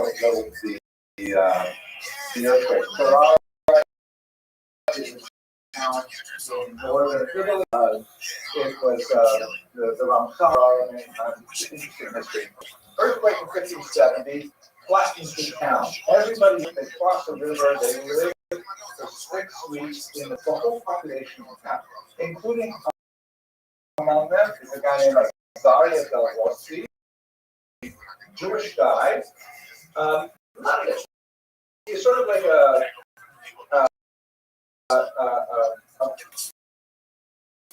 an unprofessional academic who makes his living as a proofreader. Right? This is in the early years of printing, so he's reading a lot because he's comparing manuscripts to the printed page, stuff like that. But he's not like a professor. I think he's a curious guy, and he's read a lot of books. He goes out into the field Ferrara, and everybody is out there. And he finds that his captain, his tent, happens to be really close to a whole bunch of Christian monks, where their monastery fell. And so they're hanging out there. Nothing to do all day except, wait for the outside. So they start talking, so to speak, and all kinds of cool things about Christianity. And he tells them all kinds of things about Judaism, that is a document that discusses the writing of the Targum Shiva, that he learns all about it. And he's like, hey, we got that whole thing too. And it's like, it's a real mark. So after this is all over, he sort of has this brilliant insight. He says, you know what? Those monks are pretty cool. I actually really enjoy. Do not want to be a monk. I meant, for example, if you're celibate, that's really not for me. He loves all this stuff that they say about, reality and truth, and we have great conversations. So he leans into the Rambam's famous statement that you should accept truth from anyone who says it. He's a Christian monk who clearly is based on the stories of the earth. And he ends up writing a real Meor Einayim. Don't be confused, because that has been used by many other authors as well for very different books. Book of Haskalah. Or maybe I should say that differently. The Haskalah basically some appears in Judaism in the late 18th century. But the Meor Einayim is kind of like foundational work that eventually to the Haskalah. It's writing on, I think Mr. Schitz, who was actually taking this remotely, is writing on a book that received lots of Haskamos, and then the Haskamos who read it later yanked, because people felt that it might have ugly courses in it, controversial books like that. The Meor Einayim at first read lots of Haskamos, including about Yosef Karo, author of the Shulchan Aruch. And then it got pulled afterwards, saying, no, I didn't know this particular book. The stuff that everybody liked was a big chapter on the history of earthquakes, and that's cool, because there are earthquakes in Tanakh. We don't know a lot about them. That's what affected him in Ferrara.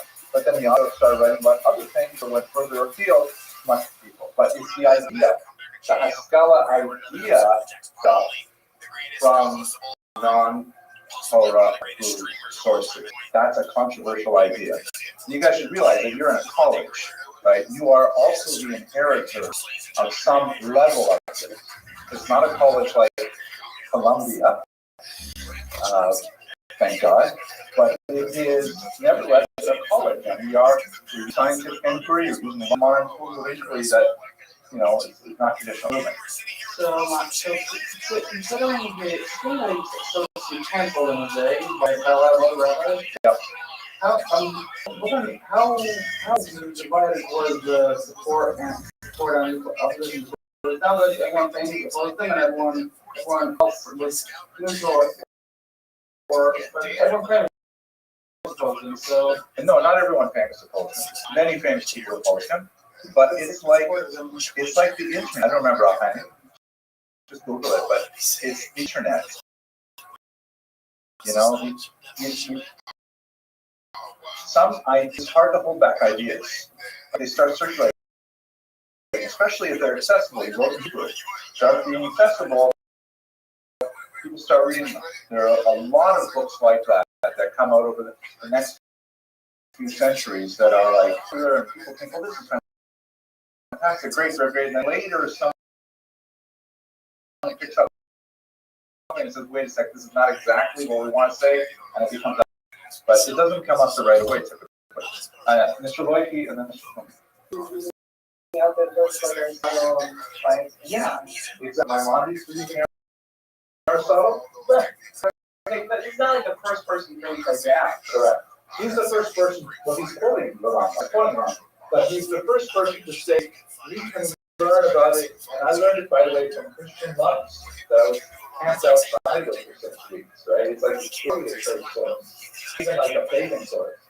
So he was one of the popularized it. And again, the Rambam's writing manuscript, expensive, hard to attain. He's writing in print, like the internet. Everybody's got it. It's really hard to control, like Instagram. Mr. Tillman. I'm assuming you wanted, using any of the later Haskalah ideas like Smith and Mitzvah. So what is your brain stuff? Well, more of a deep dive into that, but a lot of his issues had to do with and how we should reconcile passages in the Bible with 16th century science. That's probably where he got into the most trouble. It's in translated into English. I think we have a copy in the dangerous literature section of but it's worth looking at. Another big for the Haskalah, we have not discussed in great detail here, but a couple of you have been in my Jewish history class. The Portuguese diaspora. The Portuguese Jews were called by Cecil Roth, one of the greatest historians of the last century, the first modern Jew. And by modern, he meant Jews who have totally different outlook on life and are really prepared to engage in code switching, to identity switching, and to borrow from the secular world without the reason being that the Sephardic Jews, the Spanish Jews who were expelled in 1490, converted in late 96, early 1400, and then they experienced the Portuguese influence. Only afterwards were they able to out of Portugal and start communities throughout Europe. Jews were also Christian, meaning they were forced to become Christian, not Christian, driver's license. They could go wherever they want, they could go to universities, they could take any job they want, they could take any job, profession they want, they could anywhere they want, they were Christians, and they were employed their countries after the Jewish ones at the time. And so they had an allergy to ideas that were otherwise included, because they were already swimming and they had done it. They moved all over Europe, the world, and so they create the possibility of multiple identities, which then completely mutually exclusive. You couldn't be Jewish and Christian at the same time, but the Portuguese could and did, demonstrated this is a possibility. Right, so they're spreading these kind of ideas, and they're loving the Mayorine. I think this is a great book. It has all kinds of cool ideas. We love the synthesis of Jewish wisdom, non-Jewish wisdom. It's happening. You got a question? Look, you got a question. Okay. No, you're good? Okay. Don't be sure. Okay, so the Haskalah per se, though, as I mentioned, really begins in the late 18th century. Moses Mendelssohn, the sometimes called Hughley of Dessau, was the primary figure in promoting this idea. And again, as someone mentioned earlier, he's a full guy. He's Orthodox. He's Shomer Shabbos, Shomer Kashrut. They're not necessarily thinking, especially early on, they're not necessarily thinking that they're driving Judaism off the cliff. They're thinking that this is like the natural path of Judaism, that of course you should be engaging in outside society. It is deeply intertwined with the political moment because as you move into the 1800s, it's more and more possible that we could obtain equal, not just with the Portuguese Jews who did because they were actually Christians, because the societies are prepared to suit the idea that Jews should have equal rights. Case in point would be America, 1776, where they said, well, yeah, I guess so. It didn't happen automatically. It didn't happen all over at the same time. But they said, we the people, that we're all born equal, except for black people, not black people. And by the way, women almost, we won't let them vote, but otherwise it's okay. But Jews were included in the we the people. And so that was like a pretty dramatic thing. The French Revolution, we will talk about after this lecture, was massive impact. Because America was way over on the other side of the ocean, but France is right in the middle. When they gave the Jews equal rights, that was mind-blowing. And that's basically following on from the work of guys like Moses Mendelssohn. This was interesting. Some northern Germany, called Rothschild, and he's a self-taught, also died out.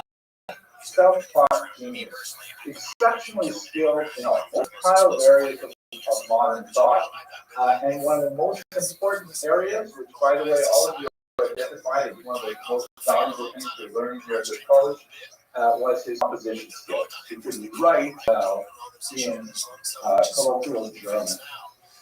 Let's remember the linguistic situation of Jews are still living a very insular lifestyle. The vast majority of Jews, top 10 friends are all other Orthodox Jews, but they have lots of business contact. And so the level of communication that Jews had for most of Europe is a high degree of fluency in Yiddish, right, the mother tongue, the mama a typically some degree of facility and ability in Hebrew, because that's liturgical language. Scholars would have stronger Hebrew and Aramaic. The Hamon Am would have enough to get Siddur, follow maybe Chumash Rashi. When it comes to German, it would basically be functional German. Just like, if people have Hispanic help cleaning their houses and doing their lawns, you might know enough Spanish to say, we're going to be on vacation week next week, don't come, or basic things, or hey, could you please clean up the kitchen, whatever you might say in very basic Spanish, because that's what you need for effective communication. Or I know about 6 phrases in Korean, which I find immensely helpful when I get my driving records. Almost all cleaners in America for some reason are Korean. And actually, fun fact, I have a Korean name. And I don't know what it is. Do I have a marker? A marker. Does it work with a finger or anything? No? Let him mark it in a drawer. I will show you my secret Korean name. If I can find a marker. Maybe I will not be able to reveal it. Why you might ask, why you want a Korean name? Well, I'll tell you. When I was about 15 for a Korean restaurant, and they had someone named Henry. They would call me Henry. So they said there's a lot of money. They said, forget it, we're just going to call Young Sue. Things like Moshe Chaim or something like that. Young Sue. That's my Korean name. Okay, well, how did I get that? Well, I can't spell it yet, but I don't have a marker here. A marker over here? Yeah, here. Is this a marker? Yeah. Yeah, how do I make it work? Yeah, that's fine. That was great. Yeah, it's a button. I should be trying out.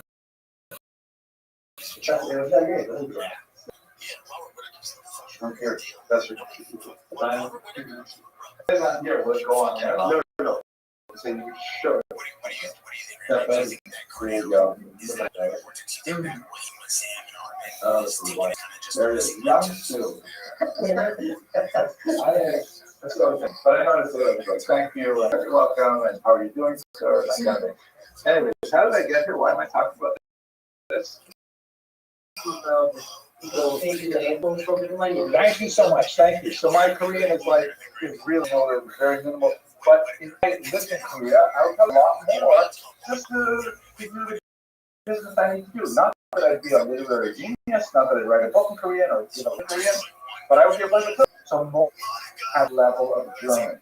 Living in the country for 800 years, that's the field largely because what they needed. There were exceptional groups, like for example, court Jews, but they were kind of like the senators of the community who were close to the king or the prince or to this thing. Also in the Gemara, where there's a whole discussion of what kind of haircuts Jews can have, and there's certain really popular Roman haircuts that would be considered like haircuts Hagoyim. You couldn't get those haircuts, but if you were close to the king, you needed to have that. You could have that haircut. Full discussion, I think Debbie's son-in-law, I don't know, Debbie's son-in-law, yeah, had that kind of haircut. And why am I doing tangents? But Moses Mendelssohn had that beautiful German. He had that excellent speaking ability in German, so much so that there was an essay competition, and he beats Immanuel Kant, one of the greatest philosophers of the 18th century. You know, coming first, and Immanuel Kant comes in second is like a mind-blowing thing. Moses Mendelssohn, which is why they called him the genius of Dessau, because he was like really good.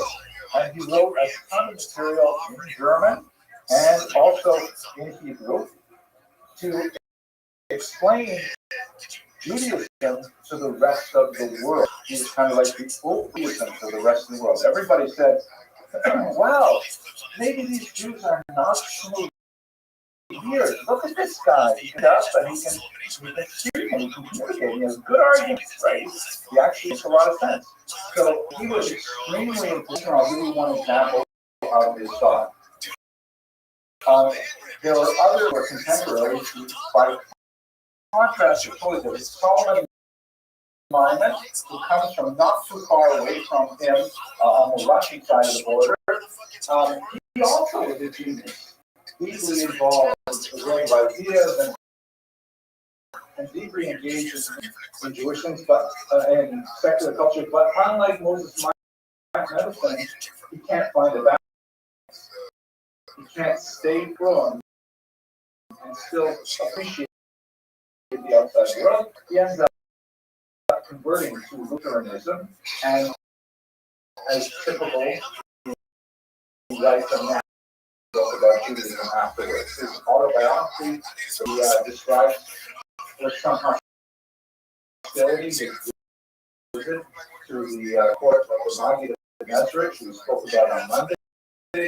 But she's like an example of most of the of this era, if they got involved with non-Jewish ideas and they started to like them, they basically disappeared from Judaism.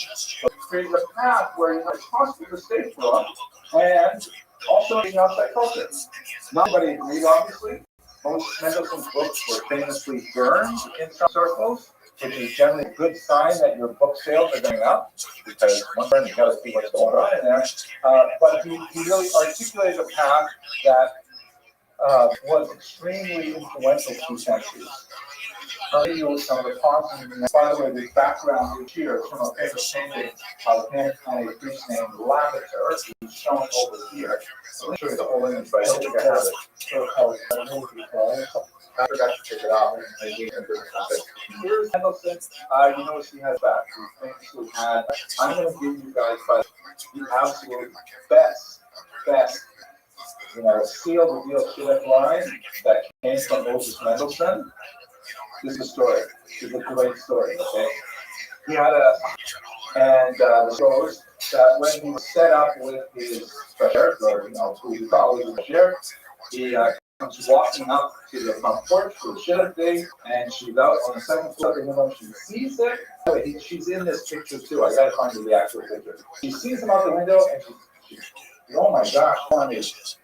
And her mother says, how can you do this? He came all the way here and so impolite. It's like to never marry someone with a hunchback. I'm sorry, I can't do it. But for races, you have to have a shit of for sure. So, she relents. They invite Moses Mendelssohn in. They sit down in the parlor where the shit days would go back. The parents are outside, but not strictly, 14. And they talk for half an hour, 2 hours. 5 hours, massively long to this day. Actually, pretty good on the sorry? It's going well. It's going well. And I said, what's happening? She said, I'm not going to marry this guy yet. They come out first date, announce their engagement. Mind blowing, right? So the parents asked her, the future Mr. Mendelssohn, what did he say? You were so good that you didn't want to meet him. And I she says to me, because of her, that he said to her that my hunchback is difficult to take. But I want to let you know that there is a Gemara, which I'm sure you're very well familiar with. 40 days coating the spirit of blood, right? Before a child is born, a box full goes out, the divine blood says, box full of cloning, right? And he says, in the womb, and I heard the bottle, and I saw that you were my Basher. But I saw that you had a and I doubted in the womb.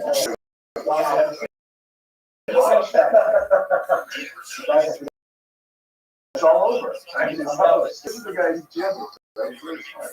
So, in this particular image, which is actually quite fascinating part of the case, as part of like this whole deal of being opened up to society and stuff like that, he befriends a Lutheran priest, this guy here, and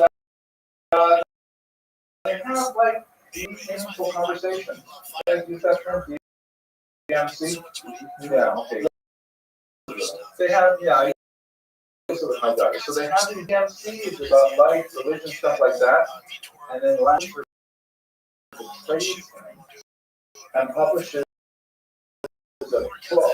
It's a weird kind of he published a release, so he publishes a book saying that Mendelssohn, the truth of Christianity, these are the things we need in thriving.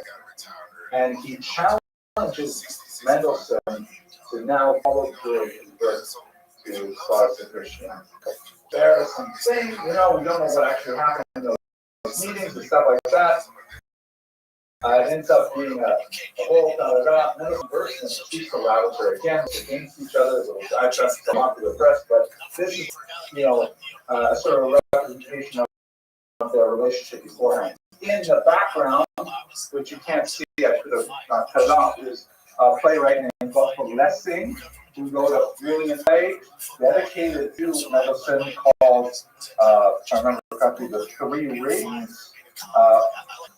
It's not the Devisa name, but Nathan the Wall. Metaphor of the three rings, which represent Judaism, Christianity, and Islam, and they all have to come together in peace and coexistence, stuff like that.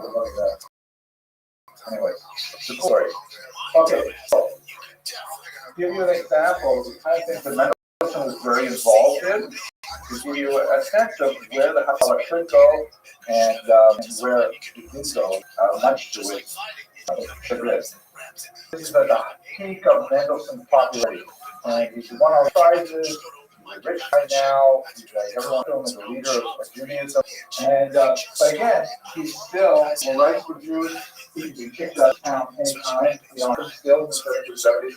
A crisis is a principality in Germany called Metzenbergstedt, where somebody is buried too early. I'm a Jewish guy. He woke up in the grave, and everyone said, "What is going on?" And there's like this enough details, but they're going into, and they say, we got to do something with it. Public health issues. People are being very secure their day. We need a new rule. No one gets buried until 72 hours after the day is signed.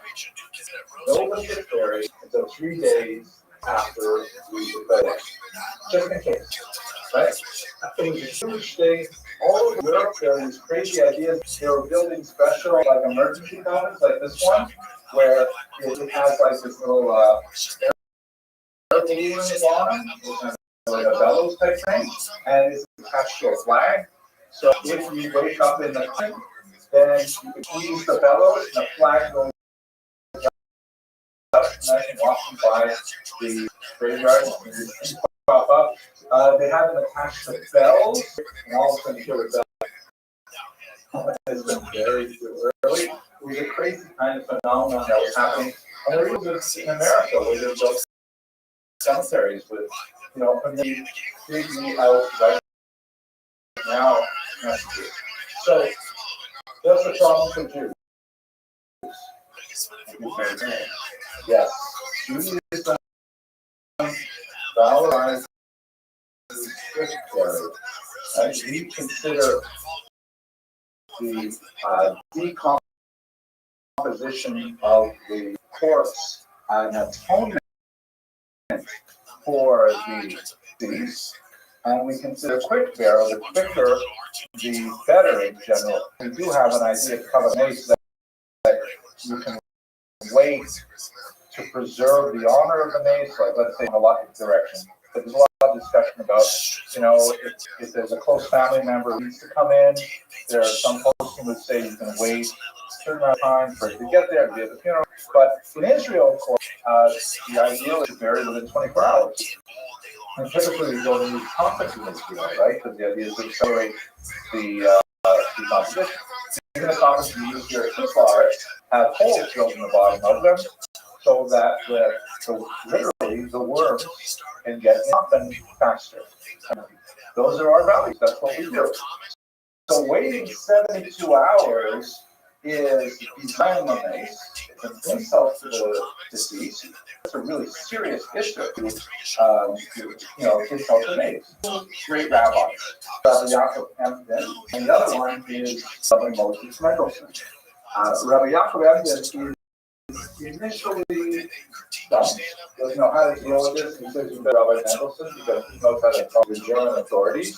Later, Rabbi Emden changes his mind and has a discussion with the strengthen on this. But Moses Mendelssohn does it. First of all, he writes to the king, to the nobleman, Duke, I think it is, and he convinces them to make a carve-out exception for Jews because this is their practice.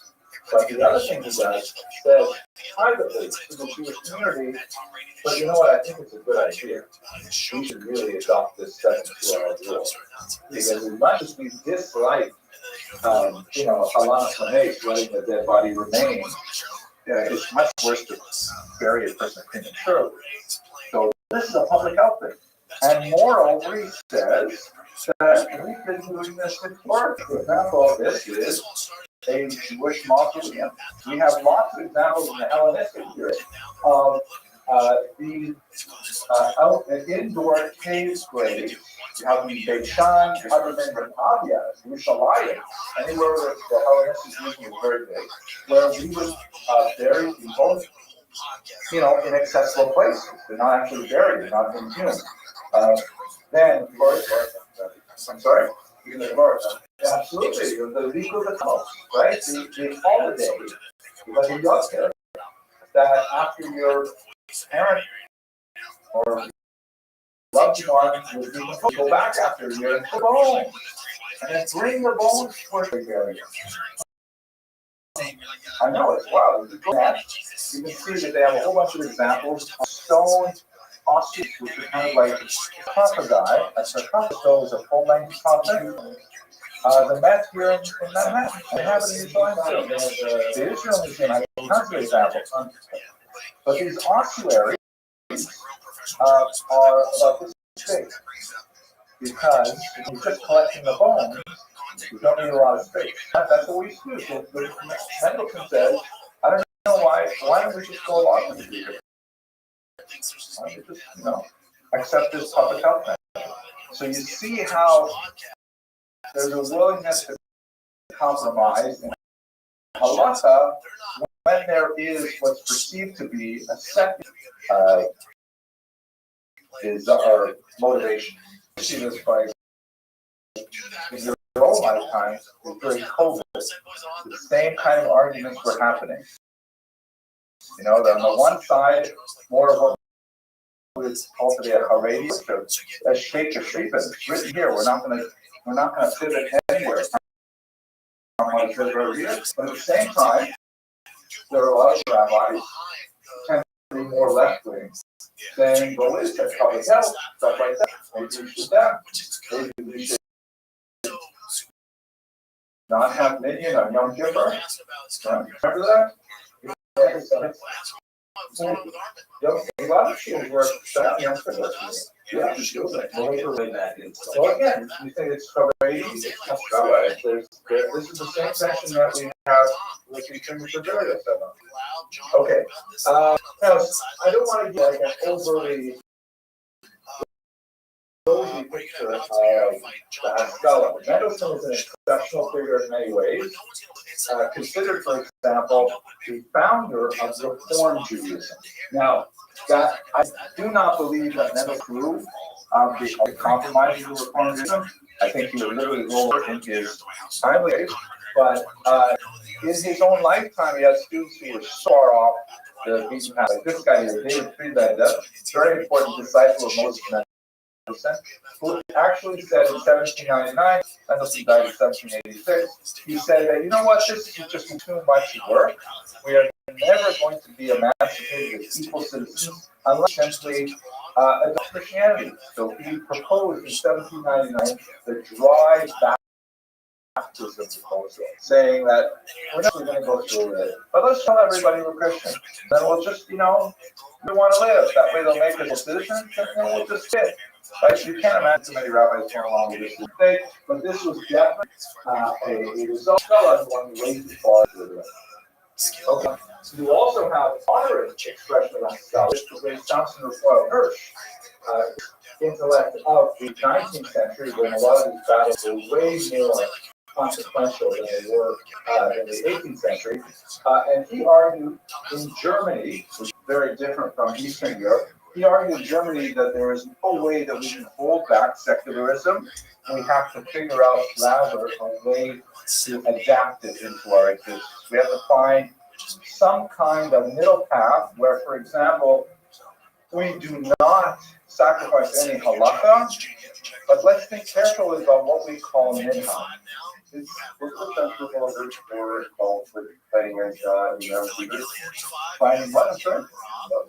or I guess arguing with Abraham Lieber? Oh, Geiger, yes, definitely. Geiger he's considered the founder of the Reform movement. I know that Moses Mendelssohn is the intellectual source they put it with. Geiger said, none of it is actually true. Let's just do what we want. I'm putting that in the same language. I'll come back to this a little later in this semester, but yeah, first is essentially saying if we don't find a compromise with modernity, we will lose to Abraham Geiger. We will lose to the early reform. Remind me your last name, sir.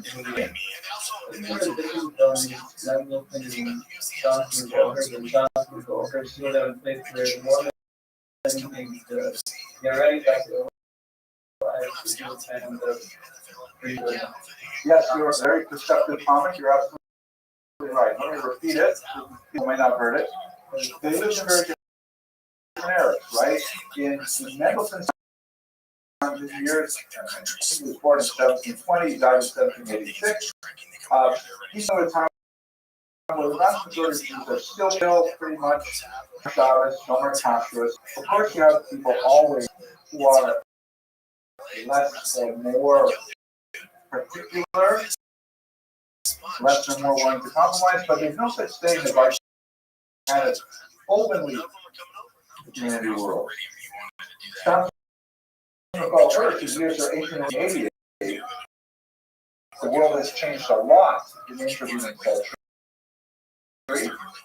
And Jews are now actively exploring either a much larger scale or simply observant media. And he's fighting a very different battle in a different part of the world. And he basically says, okay, we're going to come with modernity, we're going to draw lines, and we won't cross lines, but it's definitely going to line us in a very different place than Russia in 1780. So it's a very different strategy. Yes. Very tough question. Was he right? I know that today everybody has that. But if not for his influence, the Yakish community, like, how would that have looked? Would there be people that are more into like the Hasidim? So, Mr. Tunin, I am hesitant as a historian to post backwards in time. I don't think it's especially helpful way to teach history. I would love you guys to make up that decision and think about it. I can say that in the 19th century, you had a range of strategies for Judaism. You had the contemporary Rothschild actually staking out the Haredi position, saying that we will have no compromise with modernity.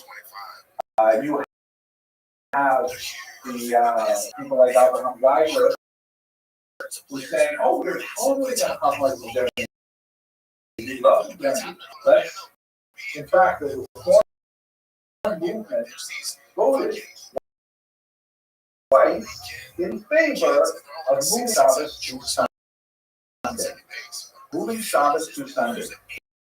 The reason it never happened is because there was a gap between the leadership of the reform movement and the laity. The leadership thought this is a great idea. The laity said it's just and they wouldn't accept it. But so that's on the other assumption of Pro Hirsch, he carved out maybe different strategies for different people. But they're all still extant. They're still living with all those strategies 20 years later. Yeah, in his time, when the word Orthodox coined and was intended as a slur, I think we discussed last week. Neo-Orthodoxy was developed later as trying to say, like, well, you're Orthodox, you're not Orthodox like those people in Eastern Europe with a long dark road and things like that. So that's why New Orthodox sort of evolved into modern Orthodox or Orthodox. And a lot of the debate whether those terms fairly apply to something called Rothschild. But I'll give you one great example. If you read some of his works, like a great example. The night, wow, amazing, powerful work. It feels like could have been today. Wow, life-altering. Dialogue between a young man who's thinking about going OTD and to an older rabbi about all the issues. And there's still around today, Mr. Rubin. About a young man being Heinrich. Yeah, I think that's widespread rumor, and it could be because Heinrich Gretz lived in his house and he did flirt with OTD stuff. And he was an intelligent guy, so good reason it might have been Heinrich Gretz. And Koreg, brilliant, amazing book. Hard to read in the English translation. I actually had to look at the German frequently to figure out what the English was saying because it's so complicated. But it's a really great philosophical treatise of what is Judaism written in German. Again, like Mendelssohn, he's not writing for the people who are already corrupt. He's writing for people like Maimonides. With the Guide for the Perplexed, writing for people who are like on the borderline and about to slip off the edge. And that's a tremendous achievement. That's right. When you're first, like, trying to catch the world from charismatic, saying like just accept the only way to go for it, continue to be orthodox in the world, or try to use it in like that idea, or you can do it with your training or something. It's an excellent question. Did he view his strategy as the Chachila? Did he have it? I don't know the answer to that question. I don't know. I think my guess is he would have viewed it as the Chachila. When you compare like other rabbis, did they accept it? No, it's controversy. All these great people have controversy swirling around them. It's hard to buy with everybody about it. Trying to think of one. Not even most Europeans could get that level, right? Like, no rabbi is totally against marriage. I think even at some time was criticized, but people recognize their piety. But there's some long pieces of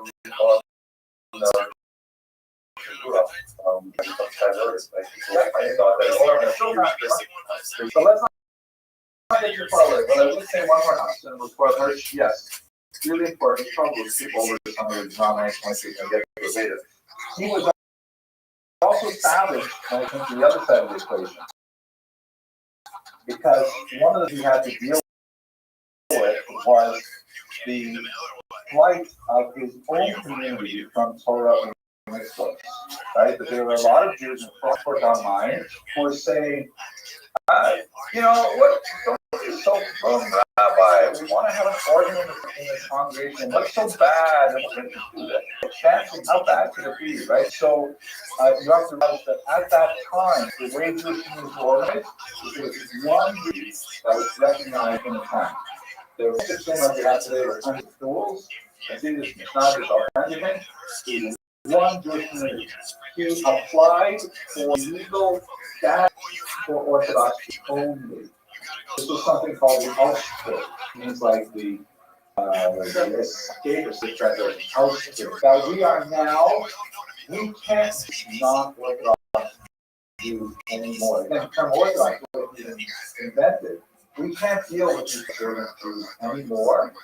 Our synagogue is halakha, whatever they do, they're on big council. And all of a sudden they're saying that we're not recognizing ourselves as being part of the whole community. It's like they love to criticize. What do you mean? All these Russian seaboard don't separate from the community, and he literally is still lying in the sand. So his ability to compromise in the sense of we'll adopt these behaviors, we'll take on these kinds of articles of clothing, we'll do things so we can be more German, we'll trim our beards.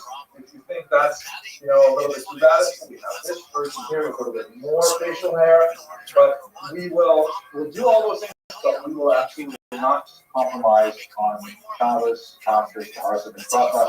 And in order to save it, we're going to separate. And that's essentially the Orthodox strategy for the next 150 years, is adapt, but also separate. So we can argue more like, let's go back to Eastern Europe. Let's go on Eastern Europe. Eastern Europe is a very different situation. The Haskalah affecting the Ashkenaz and Eastern Europe was deeply related to the whole concept of the word pleasure. Oh, yeah, different present. The Eastern European situation is very different. West Jews are actually fairly small in terms of the percentage of the population. They might tend to be concentrated in larger cities, and they tend to be concentrated in the single digits of population. But once you get, east of Germany, most Jews are concentrated in smaller settlements that left, sometimes in large cities. The population can sometimes be over half. There's this, for example, at about 78% Jews. That was the population. Everybody's Jewish. And there's kind of a similar pressures that were affecting Western nationalities were totally different in the Eastern region. And so it has a slightly different kind of context. For one, Jews regarded German culture as being high value. Jews thought, and this is part of the tragedy of the 20th century, we speak about this thing called the German-Jewish synthesis, where we really wanted to be like Germans so badly. We thought Germans had the best literature, the best science, the best music, the best art. We really did have an amazing selection of cultural artifacts. So much so that when it gets expressed in some of the denominational steps, like we talked, I know it's not the plaster, but it's kind of going in that direction. Abraham Geiger, Reform congregations are typically not called synagogues. What are they called? They call them temples. What are they called? Temples. To perform the service like we did in Jerusalem, we don't have any still practice. Okay, very good. A little bit sharper, Mr. Rubin. It's how many temples are there in Judaism? 2 or 3. Well, okay. One at a time. Exactly. Thank you, sir. So one at a time. And where is that temple? In Jerusalem. So what does it mean when you go to the building in Berlin and you say, this is my temple? You move the center of Judaism to Berlin. Thank you, Mr. Rubin. Exactly. You move the center of Judaism to Berlin. You say, oh, forget about all that biblical stuff about one to go back. There's no one at that point removing all reference to Mashiach. This is our temple, right here in Berlin. This is where we belong. Of course, you should give us equal rights as citizens because, look, we've already made this commitment. We've abandoned our temple in Jerusalem. That kind of thing is not happening in Russia, in the Russian Empire. Jews are not deep admirers in the 19th century of Russian literature. They're not reading Tolstoy. They're just not that into later. They were, but back then, no, you want to get involved in many more Jewish issues, and especially if found expressions in things like Yiddishism, like the celebration of the Yiddish language, who's writing on Yiddish? I'm bringing this to the Yiddish language. I'm going to look up your name. You didn't show up for class, but I read your paper. It's really cool. So the Yiddish, of course, is the vernacular. They're saying we should not make this vernacular not considered even by Jews a real language. So basically German written in Hebrew characters. My own grandmother, alas, who was born in 19th, she didn't even call it Yiddish, called it Jewish. That was the Jewish language. That's what Jews spoke. It didn't have a real status at the time. So they started writing literature, Shalom Aleichem, slurs, people like that, you want to Paris, or Zionism. Like, that becomes really big. We're going to get more into this, like going on Monday. Zionism becomes really big as a just kind of Haskalah expression, not as a trying to imitate non-Jews, but we're going to create our own version. And of course, socialism, again, more for next year. One of the most significant areas in which Jews did express the Haskalah in Eastern Europe, though, was a greater emphasis on introducing secular studies into Jewish education. One of the pioneers, man, Joseph Pearl, in Galicia, generation after Mendelssohn. One fascinating story that I want to share. He was a fervent anti-Protestant.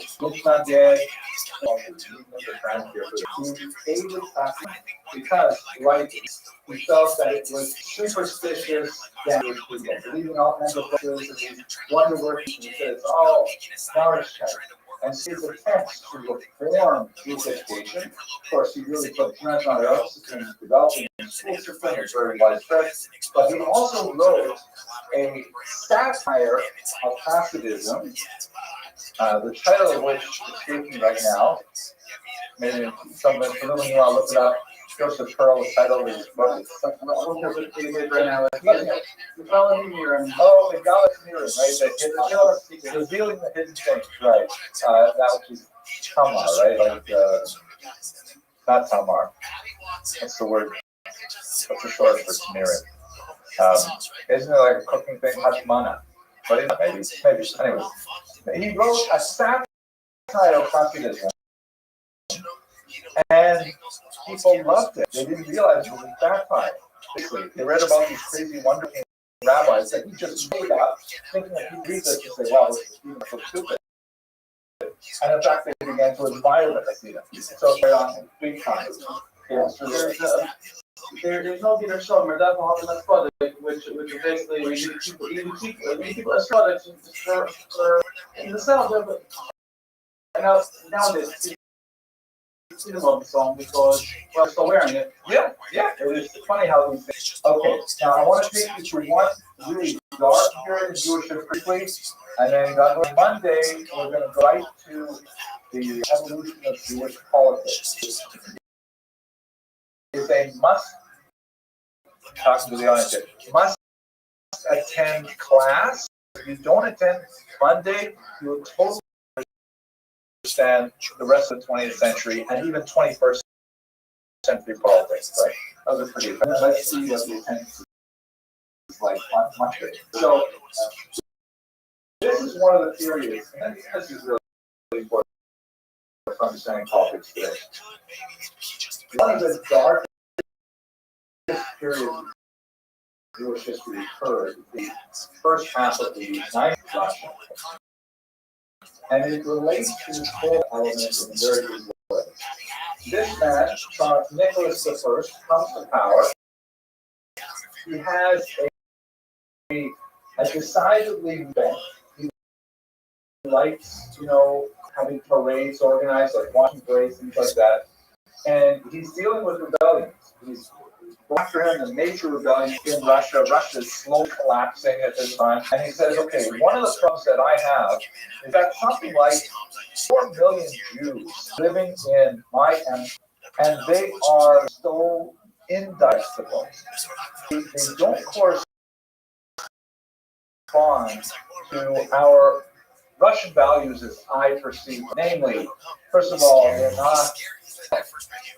not only not Christians, they're Orthodox. We also have Catholics in Poland, but you have to put down rebellion for it. So they're not Christians, not Russian Orthodox. Secondly, they do not regard themselves as Russian people. They regard themselves as a distinct nationality living within the Russian Empire. Kind of like we think about Ukrainians in the Russian Empire. They also, not so much Nicholas' time, but by the 20th century, they regard themselves as separate people. So the Jews are not going to say, well, we'll be Russian too. It's a much more complicated question. Jews would follow themselves to the Russian language to get educated in Russian and so on. 19th century. Finally, he says, they don't really accept my authority. Whose authority do they accept?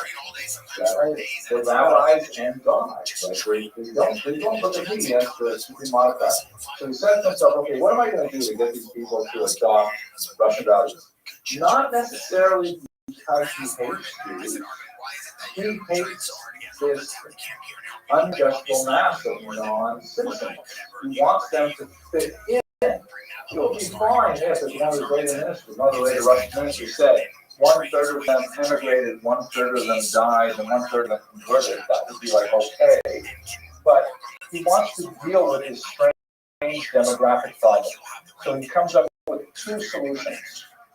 The first is this guy, Max Lilienthal, to set up a Jewish school system run by the state, a crown school system, where Jewish kids in this school will get a big dose of Russian training. They'll get Russian language, a big deal. They'll get math and science, and they'll get all kinds of things to engage gainful employment. We'll probably also throw in there a little bit of conversionist effort to get them to convert to Christianity, but that will be like non-official. And Maxwell, a scholar supporter, says, fantastic, here's my chance to get this backwards, super religious people and into the 19th century. Let's get them, modernized just for training overall. I'll handle those priests who want to come in and give the occasional conversion lecture. I'll handle them. Ended up in a terrible failure. He ended up reading and discussing. He actually moved to Cincinnati. But the idea was that the school system was supposed to be a pathway to assimilation into Russian society. Again, Nicholas I Mosin, although we can't say he was a Philo-Semite, he was primarily for social reasons, not because he hated Judaism, but because he wanted the Jews to be more like Why would any Jew even consider this? Money, good reason. Good reason. In this case, I would think there's a bit motivation on. But good guess. Appreciate it. Is the translation also and other conditions? Jewish parents generally get their kids ahead. You will see in the 1920s in Russia was a huge phenomenon, but they generally don't send their kids to schools where they think they're going to convert religion. They generally don't. That's just too far. It does happen, but it's a little too far down. Mr. Heather, explain that. They're worried that they don't basically consider the Russians who are hosting them that they will no longer be able to go away. Okay, good. You're absolutely right, but it's actually it's sharper. That's what the straight around left hand. Maybe they're going to go whatever they want to integrate as well. Okay, good guesses. Good guesses. Here's the main motive. In 1837, he puts in place this incredibly decree called the Continent Decree, in which he says that Jewish children can be conscripted to the army. Conscription in the Tsar's army was not like 3 years, it was in Israel, 25 years. Going into the army is basically a career-style sport. In the 19th century, basically, if you were like the oldest son, you would get a little bit of your father's land. If you were the second son, you might go into the priesthood. The third son, you might consider the army. And this is a career decision, 25 years. Now, Jews historically, they never really wanted Jews in the army. They didn't speak the language properly, they didn't have the same values, they were not interested. So Jews typically would pay an additional toll. This is basically the story across Western Europe. The kids have a 25-year military. This is a very military guy who says, well, that's totally wrong. We want them to go in because that's a great way for them to learn Russian values, all this stuff. So he says no more exemptions. Every community must provide the number varies from time to time, but basically 10 conscripts for every 1,000 males every year. If you after Sukkot, you have 10 people to the army. Jews historically would pay additional tax and not have to do that, but 10 guys would go up and go to the army. He removed the possibility of it, you had to serve.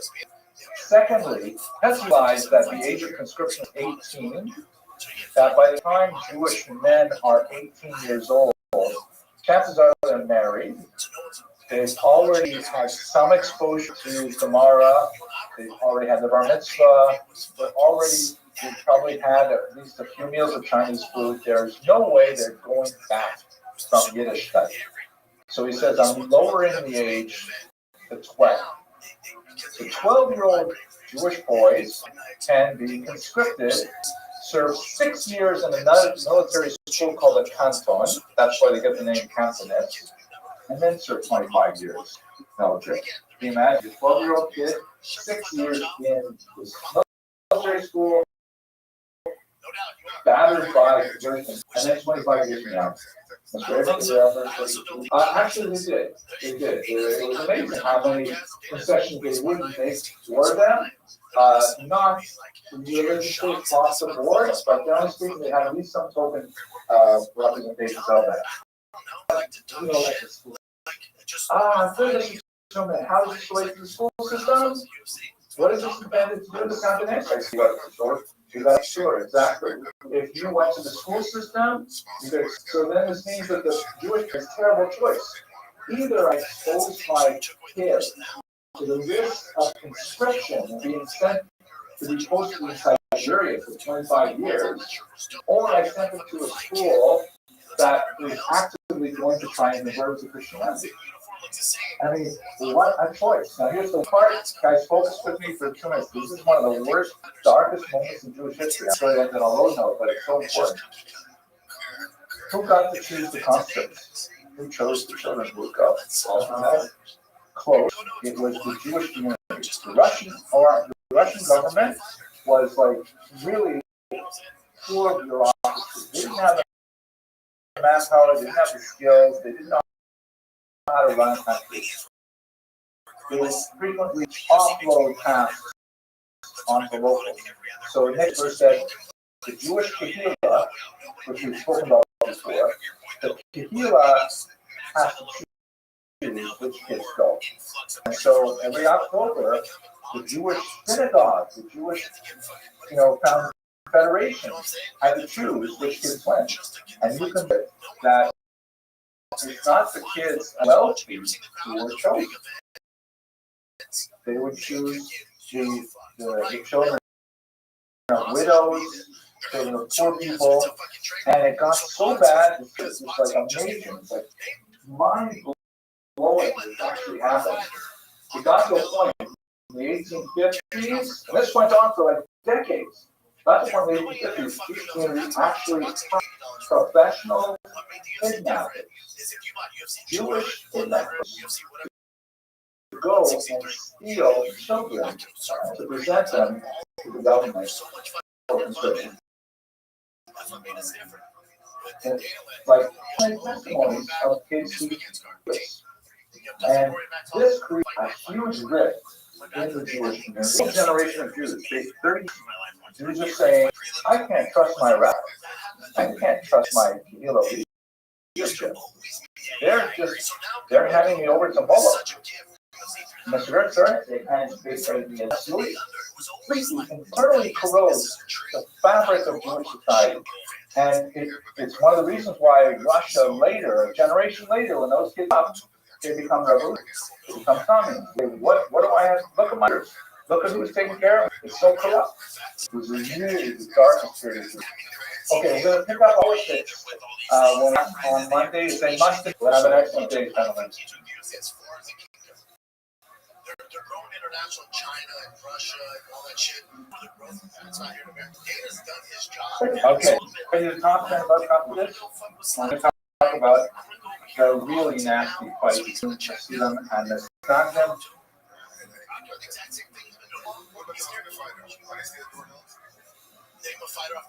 That erupted in the 1790s and lasted until about 1815. And then it sort of settled down, except for a few crazy people on YouTube. I feel it right back and say, what are you doing on YouTube anyways?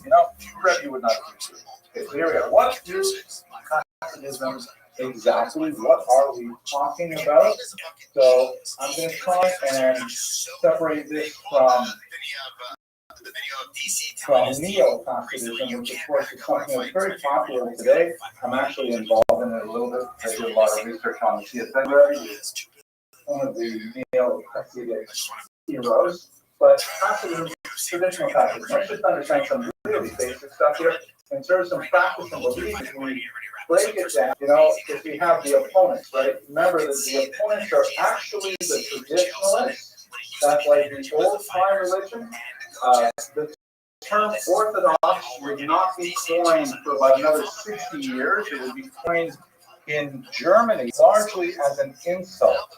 It's designed, because the word Orthodox means one doctrine, one way. And that was meant to be sort of a nasty thing to say to the traditional Jews, saying there's only one way to be Jewish, as opposed to us Reformed Jews who have like 17 different ways to be Jewish. So that's why the Orthodox term was originally intended as an insult, a slur.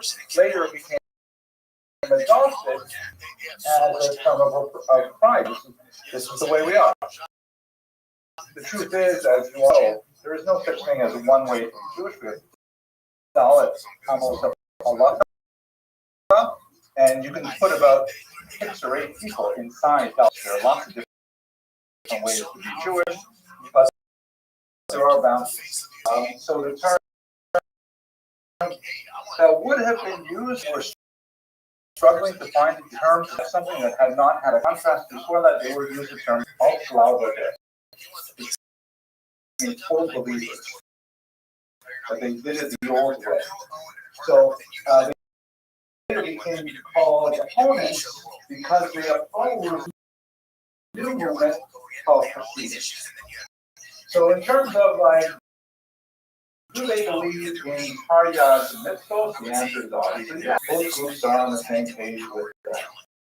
Do they believe in this really key elements of Judaism? Like, for example, if a person is going to become a kid, you have to teach them the basics of Judaism in order for them to join a club. There are three basic things that is like part of the curriculum for sure. What are the three basic things they've got to get?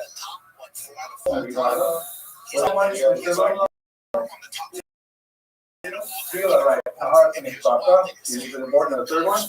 Exactly.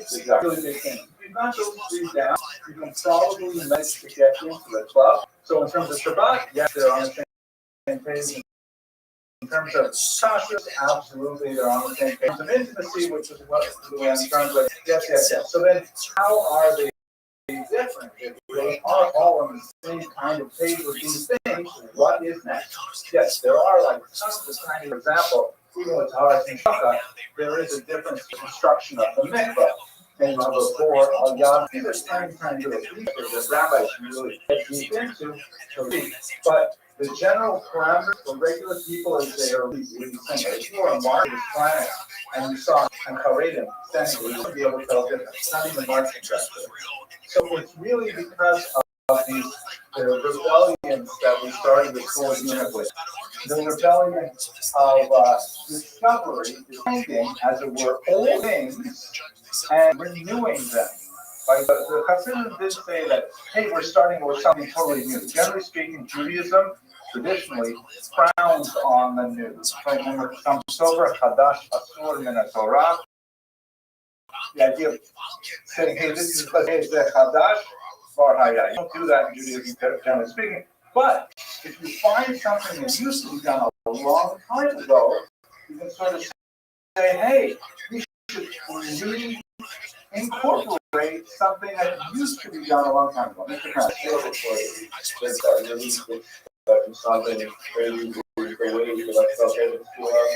Mr. Crown. We are going to go all the things that go to the Snagging Crazy shortly. So hold it for now, okay? That's going to be, I think, kind of the high point of this year. I don't want you to give it away before we really get into it. Let's try to understand a little bit of what are these rebellions discovered, right?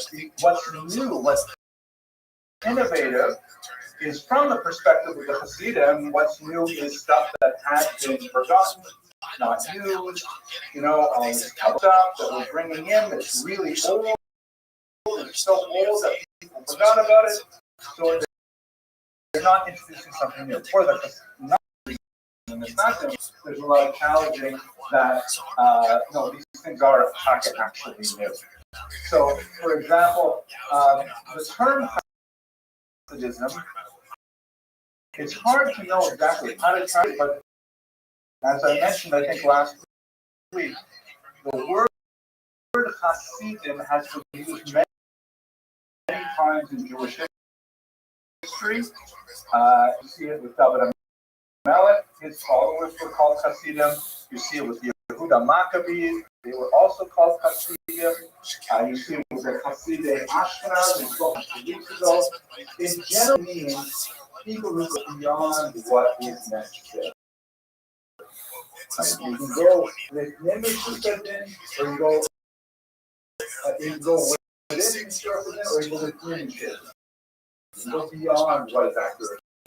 They're extra. So, for example, come to Payas. Payas, of course, the only thing that's forbidden halachically is to shave the sides of your head. You can't shave the head with a blade. Even with a razor, there's some question of an electric razor. But with a blade, you can't shave the sides of your head. The Hasidim, well, if you can't shave it, although you can trim your Payas, if you can't shave it, we're not going to even cut the roll, roll, if you use curling iron. If you shave it, we're not going to cut it at all. It's like going beyond what is technically required. That's the sense of the idea here. You see it in the Kabbalah of the Ari. Hasidim and Yemenites also wear these payas. There's some good pictures of payas, right? Okay. But where do Litvak start wearing payas? Well, the ironic change about the 20th century, which is noted by the historian Joseph Dine, that some of the things that Hasidim did were so popular that they influenced the Litvaks as well. And so Litvaks start adopt bit by bit little customs. This is a phenomenon that is especially true 20th century, not just Litvish customs, but also get into the Ashkenaz, just kind of like a sholach with them in. So that's where it will also go their payas sometimes. They never have payas, like Salon. Great, it does absolutely. Following this custom. An obvious one is the emphasis on learning Gemara. Because one of the big arguments against the Hasidim was, you guys are not spending enough time learning Gemara. And now a lot of Hasidic Jews spend a tremendous amount of time studying Gemara. It's that's a very, that's kind of like the ultimate literature value is studying text, and especially Torah Niglev, the revealed Torah. That's what that became a very Hasidic value as well. Going back and forth. Okay, let's go to the active. So here we got to spend a little bit of time asking this question: how did Hasidism become popular so rapidly? This is something you just begin to see the beginnings of it in the 1700s, and then by the end of the 1700s, it like swallowed up huge swath of southeastern Poland and Ukraine. How did it get so rapid, so fast? There's a few different historiographic models. I'm going to walk you through them. The first one is Vets. You'll recall, we talked about him a while ago. He's like the first great encyclopedic historian of modern times. And he's like kind of like the heroic historian of Germany. He wrote first in German, later in Russian. And his history was designed in many ways to demonstrate to non-Jewish Germans that Jews had a tremendous amount of value in German culture, and that they've always been mistreated by secular society, by Jews, and nevertheless they feel heroically moving ahead with, developing ideas and civilization and stuff like that. And really, you Germans should let the Jews have equal citizenship. They have earned it many, many times over. That's kind of Brecht's model of thinking that pervades his entire world history of the Jewish people. I believe I discussed with you his conflict with his friend von Kreische. Did I discuss that in this month? Well, we'll talk about it later on, especially get the Holocaust. There was a huge counter-reaction against that. He's kind of like, he wrote in the 1880s and 1890s. He translated English in the first decade of the century. He sees Hasidism as the worst possible thing that could happen to Jews. They are so opposite to what Jews are really all about. Jews are cultured. Jews are learned. Jews are sedate. Jews are good, normal citizens. They do not get drunk. They do not engage in wild, raucous behavior. Those Hasidim, that's an aberration of Judaism. And why did it take such hold in Poland and Ukraine? Because those Jews who were living there were unfortunately bereft of good Jewish education. They were highly illiterate compared to other Jewish populations. They would be far more literate than the population surrounding them, but they're still less literate than us Germans who know the great classics. There's Schiller and Beethoven and stuff like that.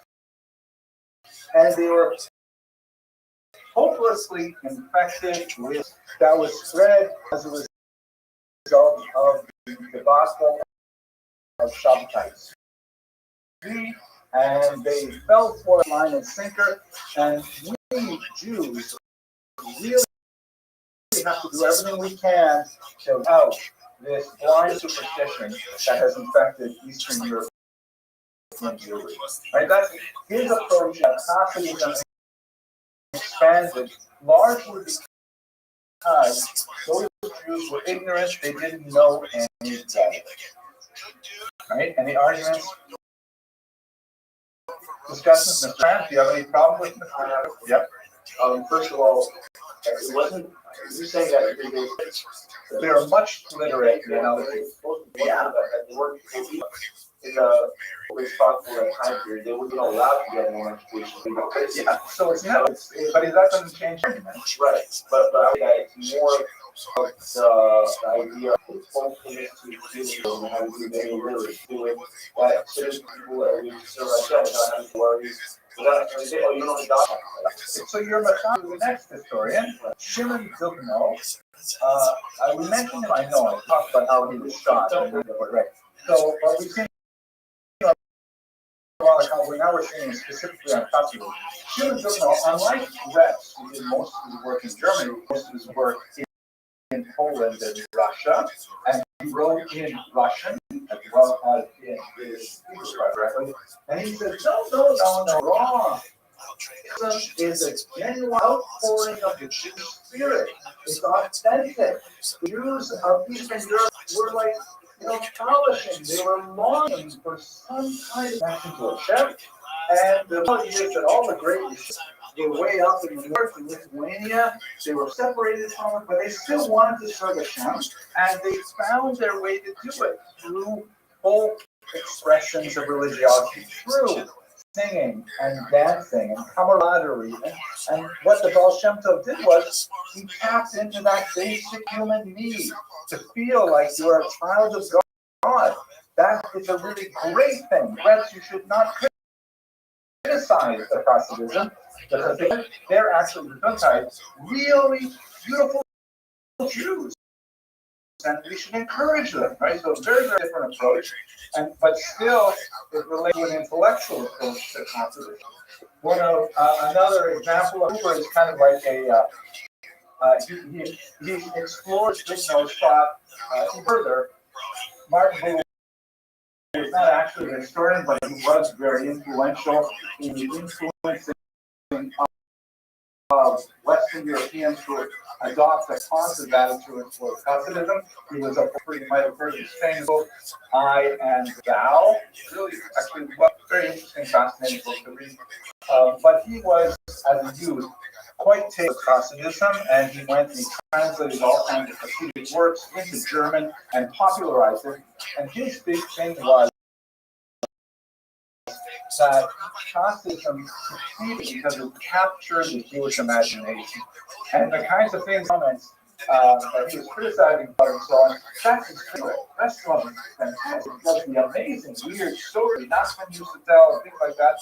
He says that to the imagination. That even intellectuals sitting alone in their studies could read Hasidism and say, wow, this is mind-blowing, regardless of all the other things going on. Now, here's my favorite.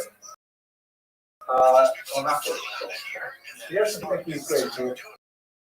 Here's Sola really puts heavy emphasis on Hasidism as a stage of Jewish mysticism through Southside Street. He does draw a direct line from Southside Street to the Hasidic movement. Southside, of course, was a huge debacle because he converted to Islam and everyone was depressed and stuff like that. But Shabtai did offer a large population the possibility of studying Kabbalah. And people began to say, wait a second, we've been missing all this really cool stuff coming out of Israel. Wow, it's so amazing. So he said it really has to do with the intellectual approach. And in fact, there are a lot of rabbis, a ridiculously embarrassing number of rabbis who actually converted and stayed on or under the table still being Shabtai believers. There was for about half a century a long number of surprisingly important rabbis who are still serving as the head of Din, still serving as post-humans. And we know that they're still writing pro-Shabbatai stuff. It's a very, very difficult period. That's the first question. And also a little before, and I heard people say before is Around Kal before Hasidus returned, but not that much before. 40 years before the. Okay, so let's go. This guy's my favorite. How else is doing Hasidus here? Talk to me about this. Yeah. Right. Pension Dinor is great. I don't know. You know what it is? No. I'm still in the Hebrew law writer. You got. Dinor? Is it Dinor maybe? I don't know. Can you change your name maybe? I don't know. Cookie, I'll look it up. You have a computer there. Wait, we'll do it. Pension Dinor is great. You know why I love Dinor's approach? Because he used to be Abramson role. Before Abramson was even born, he was the Abramson role. And he basically says about money. What are you guys all talking about? Ideas and even about singing and dancing. No, it's about money. Think about it like this. We know that Polish Lithuanian Commonwealth, like who owned the Jews? Who owned like the whole thing outright? The orchards, the mills, the noblemen, right? The Szlachta and Polish, the Yiddish, the poets. And the poets owned everything. Nothing that happened in his landed territories, his Latifundia, without the Jewish ministry. So who hired the rabbi? Or the poorest hired the rabbi. So the poorest would actually the Lord, the non-Jewish Polish Lord, would actually appoint the rabbi for the Jews.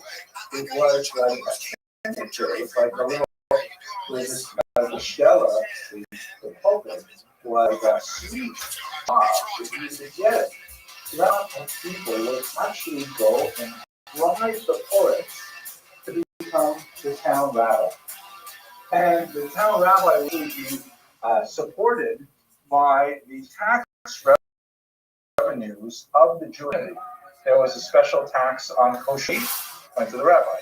It's on Shabbos candles, the rabbi. A whole pile of these kinds of like local taxes. So you know what?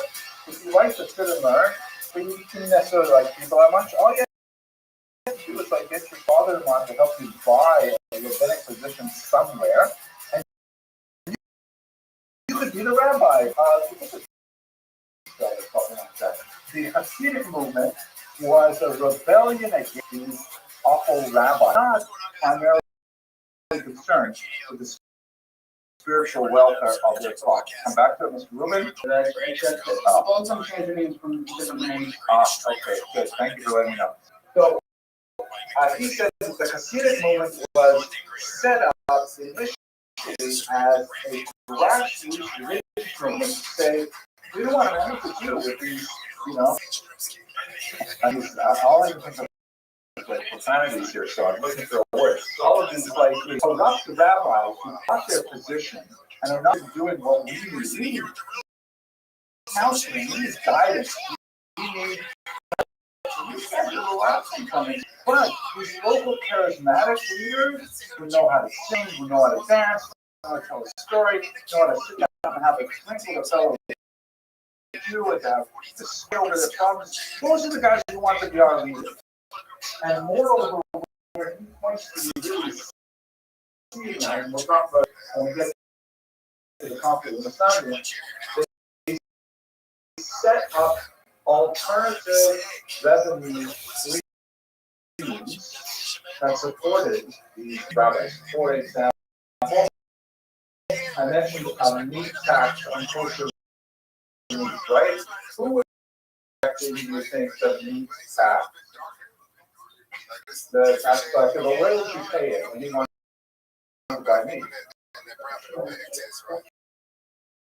Yeah, like the butcher shop, which is typically the shopper too. Like you buy a piece of meat yourself. You guys probably never saw a woman salt meat, right?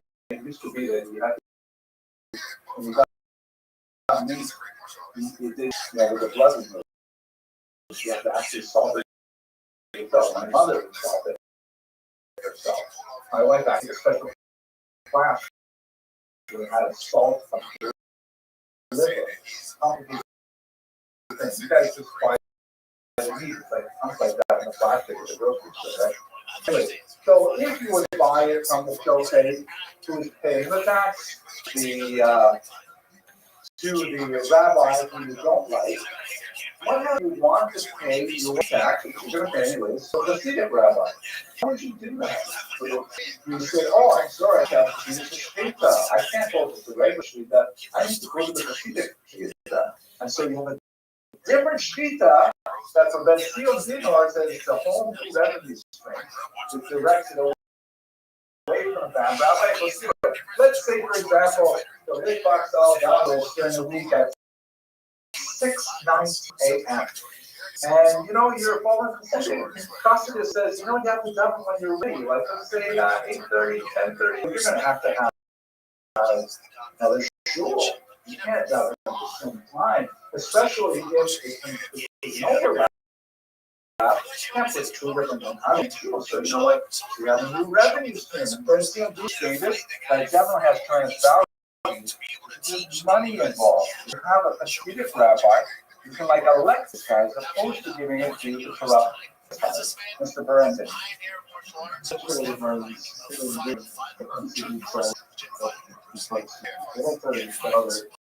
Yeah. We're gonna get there. I know I gotta get some fights because we just had four, but we'll get there. Mr. Crane. So far, also from this, I enjoy the idea of money having part of it. But Mr. Crane, ever was it so? Money is always the rule that motivates so much of what we do. We're going off out of town without even a dime, do we necessarily? Not necessarily. We will see. I'm going to show you the Baal Shem Tov's tax return on there. Other interesting, I had a Rappaport Albert, very, very interesting scholar, says, what you guys are missing half human race. Women, Hasidism actually, especially in its early stage in the 1700s, allowed some unusual opportunities for women where they had largely been locked out of traditional literacy practice. There are several examples of female Rabbi. There's a famous maiden of Lumiere, for example, it was Webermacher, and she had a tip. She would give a shear. Sometimes behind a veil, not all kinds of interesting ways in which it tends to open up what is traditional practice and say these other things used to be done, and all of a sudden the practice for women. Another example in the 21st century I want to think about is like Chabad Shlichus, right? If you have a Chabad couple going to Montana to set up a clubhouse, and there's only the two of them there, there's going to be a lot of the rabbits all of a sudden do all kinds of things that years ago would not have done. Different kinds of classes, different kinds of activities, all bakes, and who knows what. And it's all couched within tradition, because that's the nature of this kind of rebellion, but it ultimately is something that is novel and new. So Ada Rappaport writes quite a bit about how Hasidism appealed to women because it offered new opportunities for them to express their truth. So that's just half a dozen different historiographic approaches to try to understand how this captured them out. Let's get down to the origins. So here's my colleague, Mr. Rothschild, actually a senior colleague at a big impact on my own research. He got by the Soviet Union part in 1999, actually a little bit earlier because he was working with Poland that collapsed just slightly before it. Many scholars were until then shut out all the secret Soviet archives. Soviets really, really jealous of information, very nervous about what kind of things to get out and so on. So he was one of the very, very first Jewish scholars to be able to get into the Polish archives. was part of the Soviet bloc. It was not part of the Soviet Union state, but it was one part of the bloc. Ironically, I was a much younger student than him. I was a graduate student at the time in 1989 when I first went there, and that's one of the reasons why I got further into this field, because I was allowed at the Communist Party archives and found all kinds of cool things. I'm one of the first guys to go back there, and he went straight to Poland to a place called Medjugorje because he was looking for one particular thing. What was he looking for? He wrote a book called In Search of the Baal Shem Tov. Baal Shem Tov, Rabbi Israel Ben Eliezer, the famed founder of Hasidus. We didn't know for sure he actually was a real person. The book we had, anything about it, was this book, Shiftei HaBesh, the praise of the best, Baal Tov, right, master of the name, that was published, and it's so with all kinds of like stories and stuff like that, that we don't even know how we're supposed to treat it. It's not a history book, and so there were questions. So Moshe Rothschild went directly to Medjugorje, where he was supposed to live, and he found his tax records. Now, the Baal Shem is written in Polish. The Baal Shem. He recognized, now this is quite, you find out everything, but Mr. Rubin, quickly, I don't think it was actually didn't exist. I mean, he existed. Not even about him true when he pre-existed. But that's a whole different argument. We'll do that in history 155 sometime. Yeah. So it's a we don't know possibly the existence. We didn't have census data, and all we had was, legendary stories. And there are some Pied Piper or the Sheriff Nottingham that we don't necessarily know exist either, but they become part of the legend. So the question was, can you please prove that he existed? And so he did. Now, by the way, his book is fast. The Baal Shem Tov was, contrary to a lot of the stories Mr. Kranz would probably repeat about, penniless wandering and things like that. This is actually a very respected figure. He was paid for by the community. He lived on the main street. He had a pretty good income. He was regarded as a faith leader. They called him Reverend, and it was like actually a real deal, and we don't know too much about what he actually did and said outside of these sources, but we do know that we have external non-Jewish documentation validating at least some aspects of his life.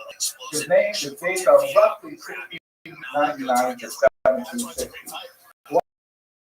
What is fascinating, however, is the precursors that we definitely know about. We've got a lot of data on. So this is the colleague of mine. This is someone I met when I was first in the UK. This is actually Elijah. He's actually a huge scholar right now. I think he can put his book on the syllabus. Yochanan Petrovsky, more like me with like not so much hair and what he has. He's a brilliant scholar. I met him there. We were both in our early 20s, and he was working with these contestants. These were like record books from the communities of Poland, Lithuania that were moldering away in some of the basements. There, people did not do some great research with them. And I'll tell you, I'm going to tell you about his research on the field, but Mr. Abraham's going to play. Why is the Baal Shem Tov so excited? Exactly, good question. The reason is because there are tons of people going around who are called Baal Shem. Not necessarily call himself by name, but people are applied to him. He was the Baal Shem Tov. What does that mean? Mr. Brown, can you answer that? So hang on one second. Mr. Tillman, can you answer that? He's the Baal Shem. Excellent. So what does that mean to be a good Baal Shem? What are the bad Baal Shem? No, everybody's misguided. It's changed, right? So first of all, what's Shem?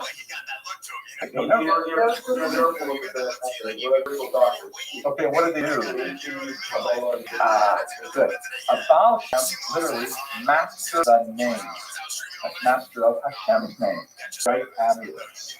The huge, remember, this is after Shabbat. not that long after, right? Baal Shem Tov was born in 1760. That's 100 years and 5 after the Bible of the being converted. But in those decades, there are all kinds of people who are making a good living writing amulets. If you know your amulets, right? You probably have seen them, maybe not owned some of them, right? When our children were born, we got these little laminated cards that had something like a shibiti on it. Actually, shibiti is also an amulet. The red string is an amulet, but not a sex amulet, right? That's just it's the same kind of idea. These are like, not to use the word derogatory, but like magical devices. More technical term, they are keywords, which means these are tools you can use to get God to do the things you want God to do. Right? That's like magic, right? You can say it's also called practical Kabbalah. It's like Kabbalah that's used to make things happen. What do you call it? Yeah, Kabbalah Nasio, practical Kabbalah. So, this is part of Jewish culture, right? The Kamsa, the hand, which would be sometimes the iron, the board off the iron para, the little parts that we got from the fish were born, put them under the plate, we love those things. I have some of them myself. In fact, when my first son was born, a very, very literate rabbi gave a very Kabbalistic amulet to put on the front door, and I story to tell you, but I'm not going to do it on the recording. Maybe I'll play it afterwards. But, we use amulets. Sometimes people hang them from their rear view mirror in their car, stuff like that. So in especially low literacy regions where people have very little contact with Jewish texts in a significant way, like in southern Poland, Ukraine, there's some guy who looks really thrilled, he seems like a nice guy. He grew up and said, "Oh, Rabbi, I'm having so much trouble with my business.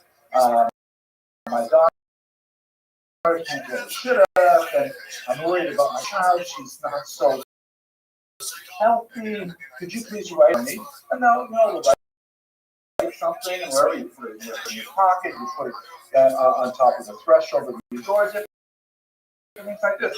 These are called Baalei Shem anchors. Now, not all of them were so close.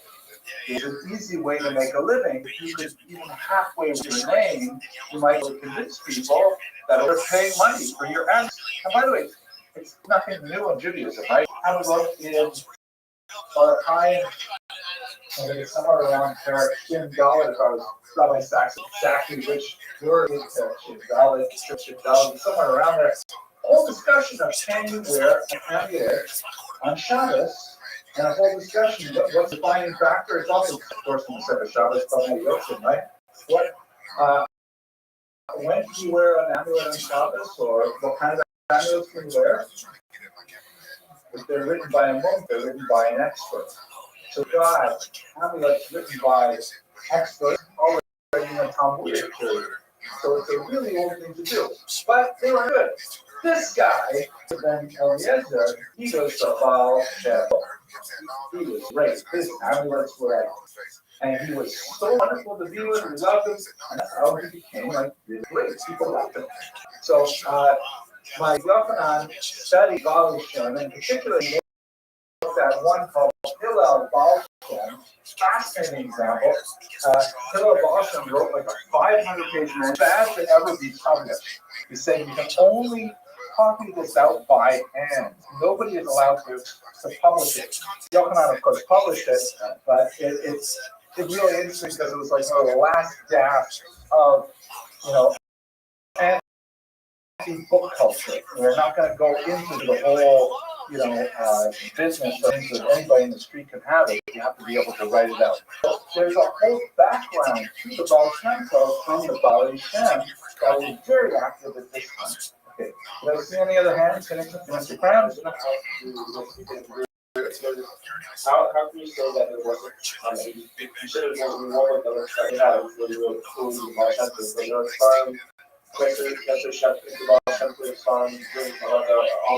Yeah, later in the Shukra Bet. Because there's of the master teaching the fact You have to accept the assertion that are passed down student to student. If you don't accept that, or if you have skepticism, it's really true.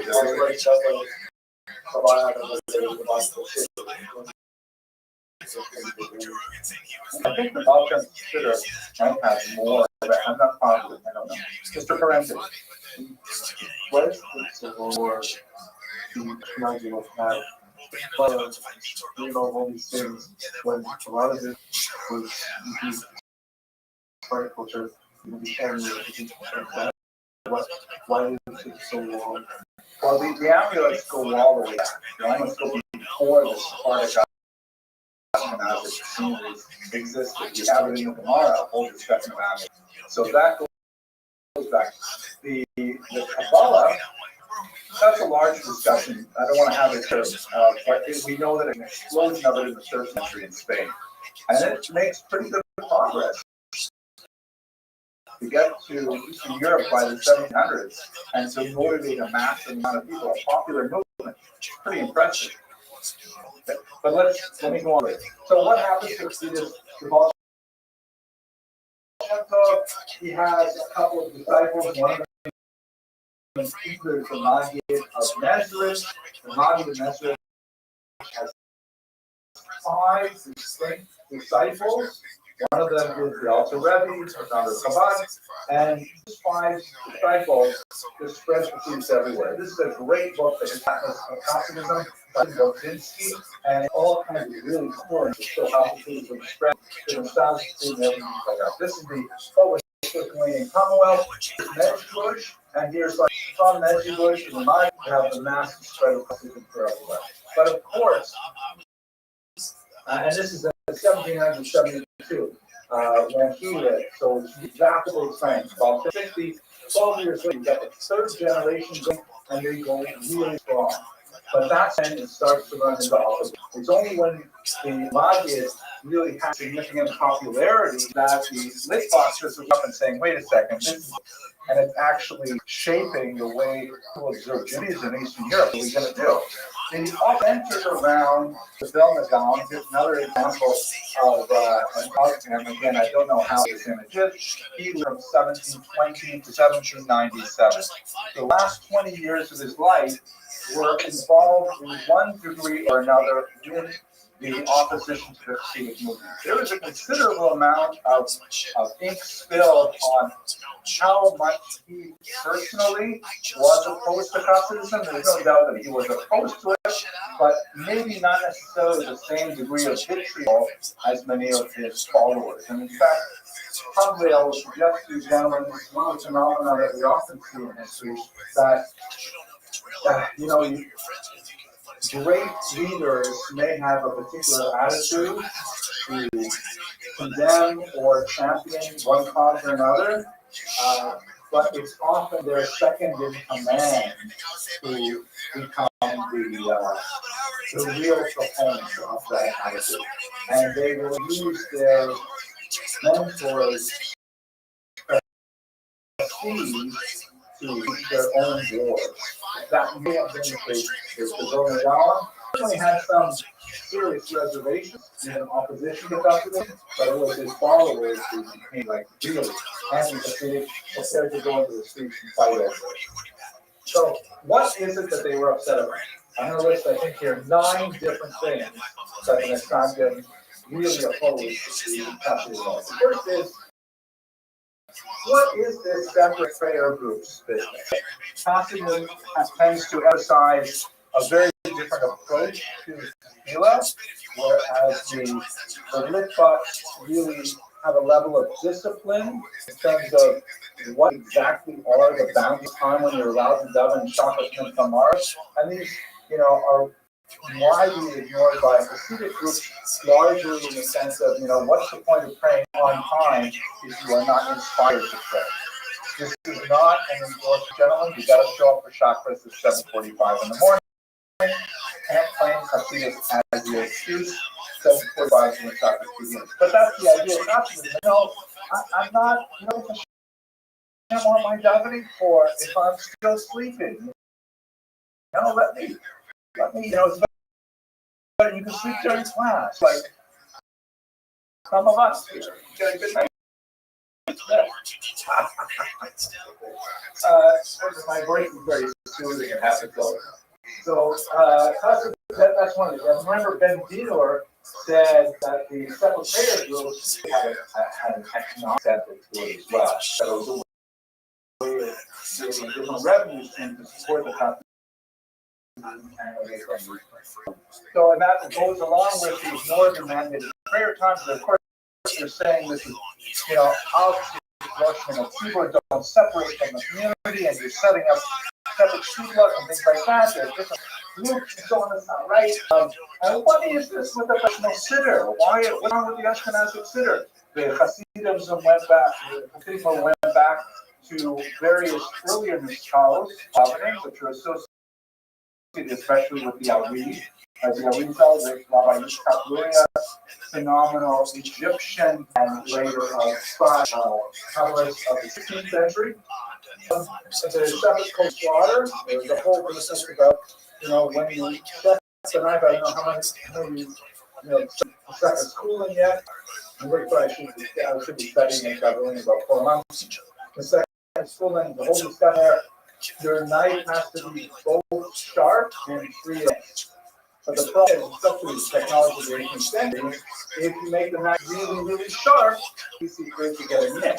If you make it a little less sharp, you won't get, but then maybe you'll be taking it down with 90 degrees. So the fraction of freedom differed on the degree of sharpness the knife had to have. So that meant different shpita, you have to have a shpita. They said, "Would you guys not studying Talmud? Are you sitting here and you're sitting around telling stories and drinking alcohol? Is that what we're supposed to do?" And instead of studying the Gemara, if that was enough, you're studying Kabbalah. Oh my gosh, Kabbalah is supposed to be for Kadosh Kadoshim. The Vilna Gaon himself was a phenomenal Kabbalist, but that was kind of like the ideal in the literature world was only people who had met all of the martyrs. At least 40 years of age, male, having completed Shas and Posting. Then maybe you could look at Kabbalah. And it says, the Hasidim are they're taking Baladas, wagon drivers, boxer traders, water carriers, regulars, just lonely people with no education. And they're randomly talking about the Spiros and the Klipas Nova. What is going on? Teaching you stuff so ordinary ignoramuses, that's a lot of they're taking pearls and throwing them into the mud. You can't do that. And this was definitely a big deal. It had changed in the 19th century, but the Hasidim at the time, 18th century, were known for incredibly wild behaviors, even down. Turning somersaults in the shul was regular practice. Can you imagine? Rolling up and down. Because the idea was, all of my bones fall out. So I'm going to be really violent in my gesticulation. You ever dealt with wrestlers? Lots of class snapping their feet. Harlan Stolen, where you scream out when you're happening, like you're supposed to imagine someone stab a knife in your back, and so you stab it like a small volume. So really weird behavior, and you add to that alcohol, things can change dramatically. And say these guys are that's not the Davin. Stock still. Don't move. We're lit up. Right? And we wait for Scotty to turn on the transporter, quiet, and these are just so wild. Mr. Grant. They said that it's not just take all of the show. The one who's out in this place in ethics or violence banging up. Right, you can imagine. I mean, that's just giving you a sense of how the Rothschild was thinking. And finally, anti-nominalism is a law, breaking a law or and even having secretly away shopping by street. So these are charges that were brought against the city of Mumbai, the British movement. The Alter Rebbe, Rabbi Zalman of Liadi from the Chabad, and the National of the Pet went to see the Vilna Gaon and say, hey, no, it's not like that. Sure, there are a few bad eggs, but that's not really what it's all about. The Vilna Gaon actually refused to see them. Right? So we don't know exactly, it was like, there's a lot of ways out, but it definitely was not interpreted in a positive way by the Nazis movement. And so in 1772, again, not clear whether this comes from the Gaon or whether it comes from his followers. In 1772, there were parents placed on the Phoenix and the interfaith movement, and their books were actually burned. The first time Jews have burned, books of the values of including the Rambam and the Spartan,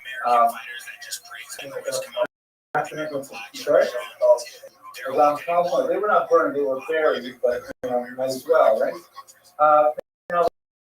To see them, they issue harem back inside them, and you have these bands and boundary bands, and they start burning the nostalgic books as well. And it was like just crazy in the last 2 decades. The 18th century, was literally acting as a trope, and especially nasty band in the year 71. That was like one of these guns found within Dalai Lama kind of bands. This was a period when it was like the most ferocious level of conflict between them. Ultimately, it came to a head in 1794 when there was a rabbi in Pinsk, a Mishnah rabbi, and was and it's like one of those borderline countries actually has a geography expected to be more acidic or less acidic. Pinsk is like basically on the borderline. So when Pinsk, which the Misnagdim thought was going to be their territory, the key position to a Hasidic way, that rabbi to the Tsar, to the Russian authorities, and said, they hired a charlatan who is under a ban by the Vilna Gaon and so on, and so they put the Hasidic rabbi in jail, which began a whole cycle of denunciation through the Russian government. Mustangin thrown in jail, Edom thrown in jail. If you hang out with Edom, it's hard to even say talking because this rabbi or that rabbi, but it was a really nasty time. And imagine calling out the cops and saying this rabbi in jail because he's betraying our God. The mindset of 19th or 18th century Russian empire is very different from our time. Nowadays, you can worship alligators if you want. Nobody really cares what you do in your own home or in your own house of worship. We have lots of wacky kinds of religions, because that's the nature of our secular society in the 20th century. The Russian Empire may not have been friendly to Jews, but they expected the Jews to stay in their lane. Don't make trouble, follow your leaders. Anyone who tries to upset the status quo and saying the legitimate leaders and the Jewish people are not legitimate, those are people who should be considered revolutionaries by Aristotle. They don't want Jewish society to be disrupted by revolution because they don't want their own government to be disrupted by revolution. So that's why the Russian government would listen to these Jews saying, oh my gosh, are you serious? Oh, look at this document translated into Russian for me. I can see that this guy is definitely in trouble with other Jews. So therefore, they went along with it and put them in jail. Okay, arguments, discussions, questions? So he said okay,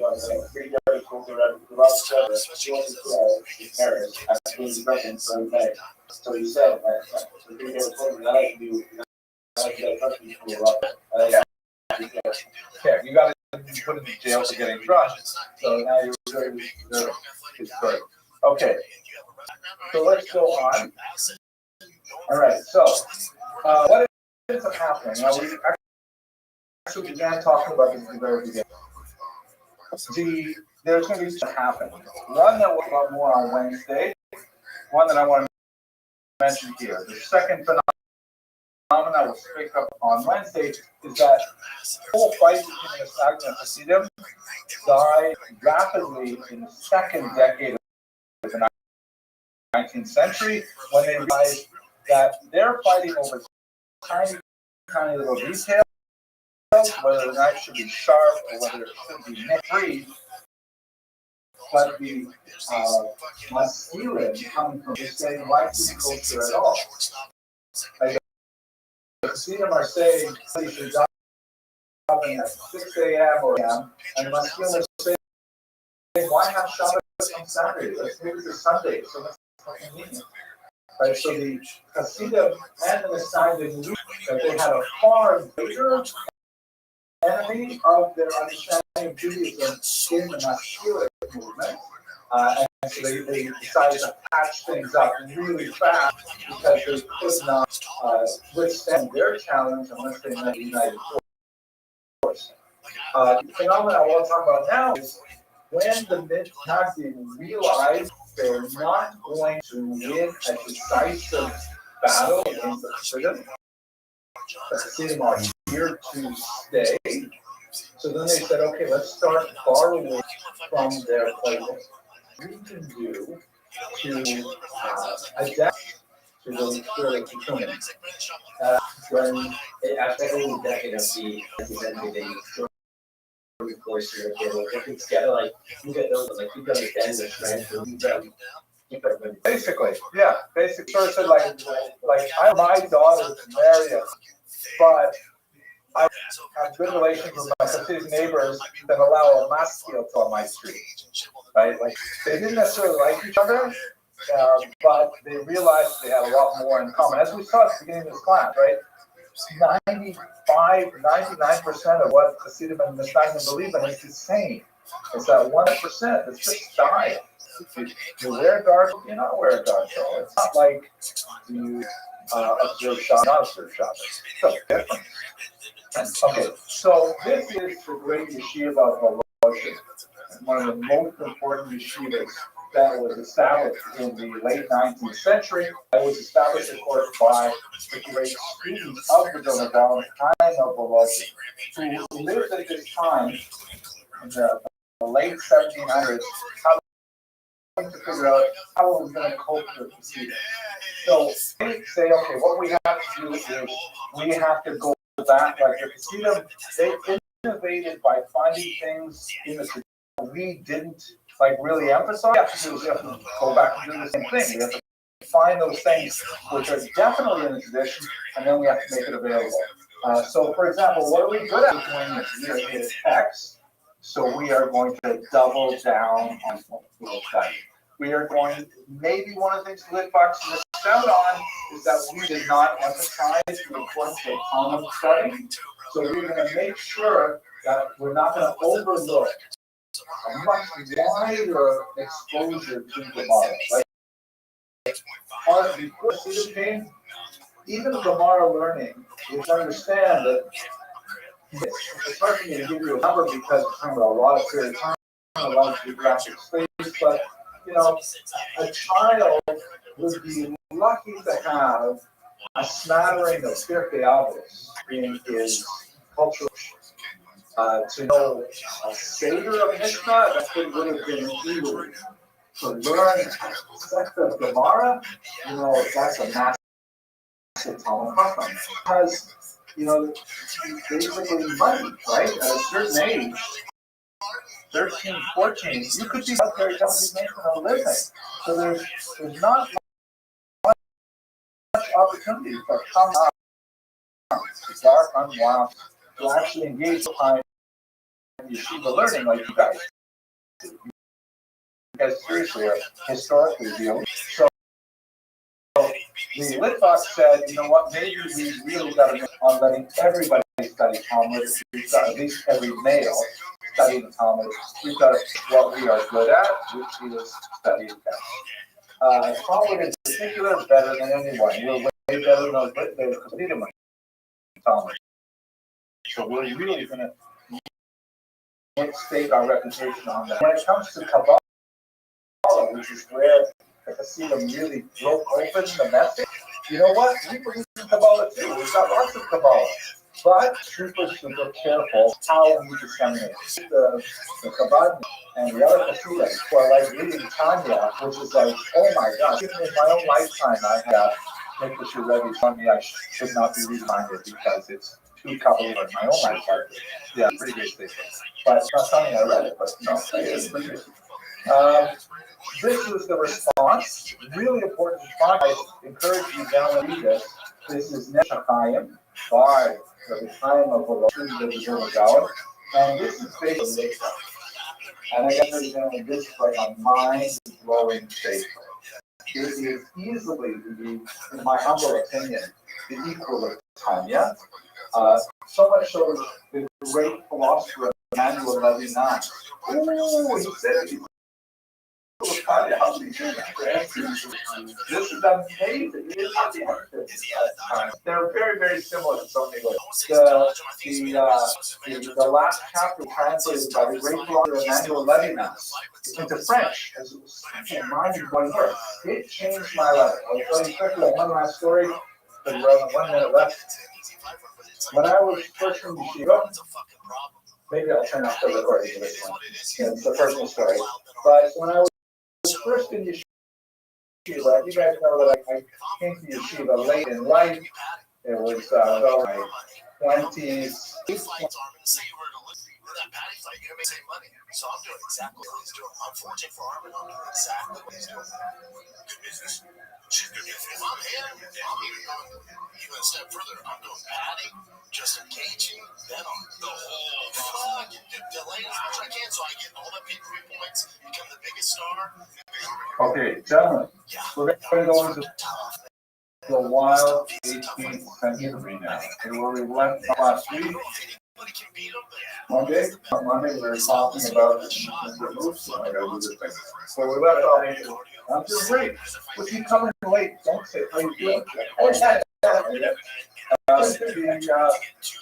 Where we left off last week, we are like the crushing defeat of the Mississippi Rebellion, right? And we talked a lot about the socioeconomic roots of it. We should come at some very good questions there because, we spoke earlier about the stages of anti-Semitism, major things that go along with it, but we didn't really look at anti-Semitism as a horizontal phenomenon, meaning like, why would people hate Jews in this as opposed to in this country at the same time? And you should realize that there are definitely regional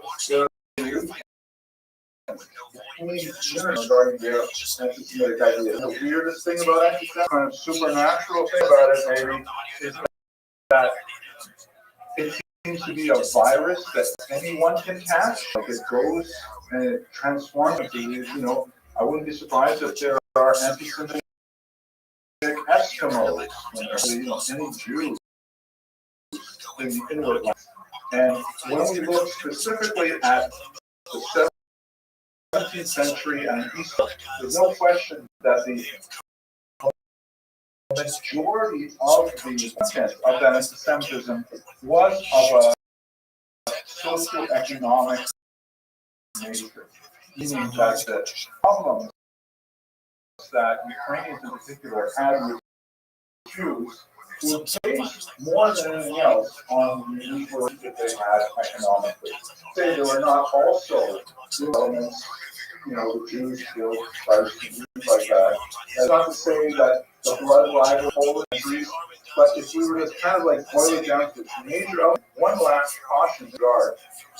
I think one of the challenges of studying history at an academic level, as opposed to kind of like an identity building phenomenon, like there are some Jewish movements that will really say, let's teach Jews about the Holocaust so they will become more committed Jews. Right? So if that's your goal, then you're really going to emphasize certain aspects that lead to the goal of making you a more committed Jew. But if you are interested in the academic study of the phenomenon of anti-Semitism, without the ulterior goal of what it will do to the person in terms of their ideology, their philosophy, then you got to recognize the fact that it's not always true that Jews are blameless. there are behavioral entries which have from time to time occasioned a backlash. Generally speaking, are the proportion to the nature of the original events, but nevertheless, that's part of the autopsy, hatred that we're engaged in. Again, I want to emphasize it one more time, Mr. Grant, that understand interethnic relations as objectively as possible. It's not always true that Jews are blameless. Okay? I don't think that I can say with great confidence there has been no case in Jewish history of a Jew ever been caught murdering a child and drinking his blood. That I can say for sure. I cannot say for sure. And in fact, I would not say for sure it's not been a case of a Jew kidnapping and killing a child. God forbid, Lorraine. That has happened even in Brooklyn with a young child. I can't remember his name offhand, unfortunately, but that does happen. And how that sometimes gets translated into popular violence is really all the time. It's underground. Talking about how, and it was told, doesn't have to do with the fact that people always blame on it when they're not allowed to see minority that somehow has to do with everything possible. Oh, this is the perfect thing to just yell at.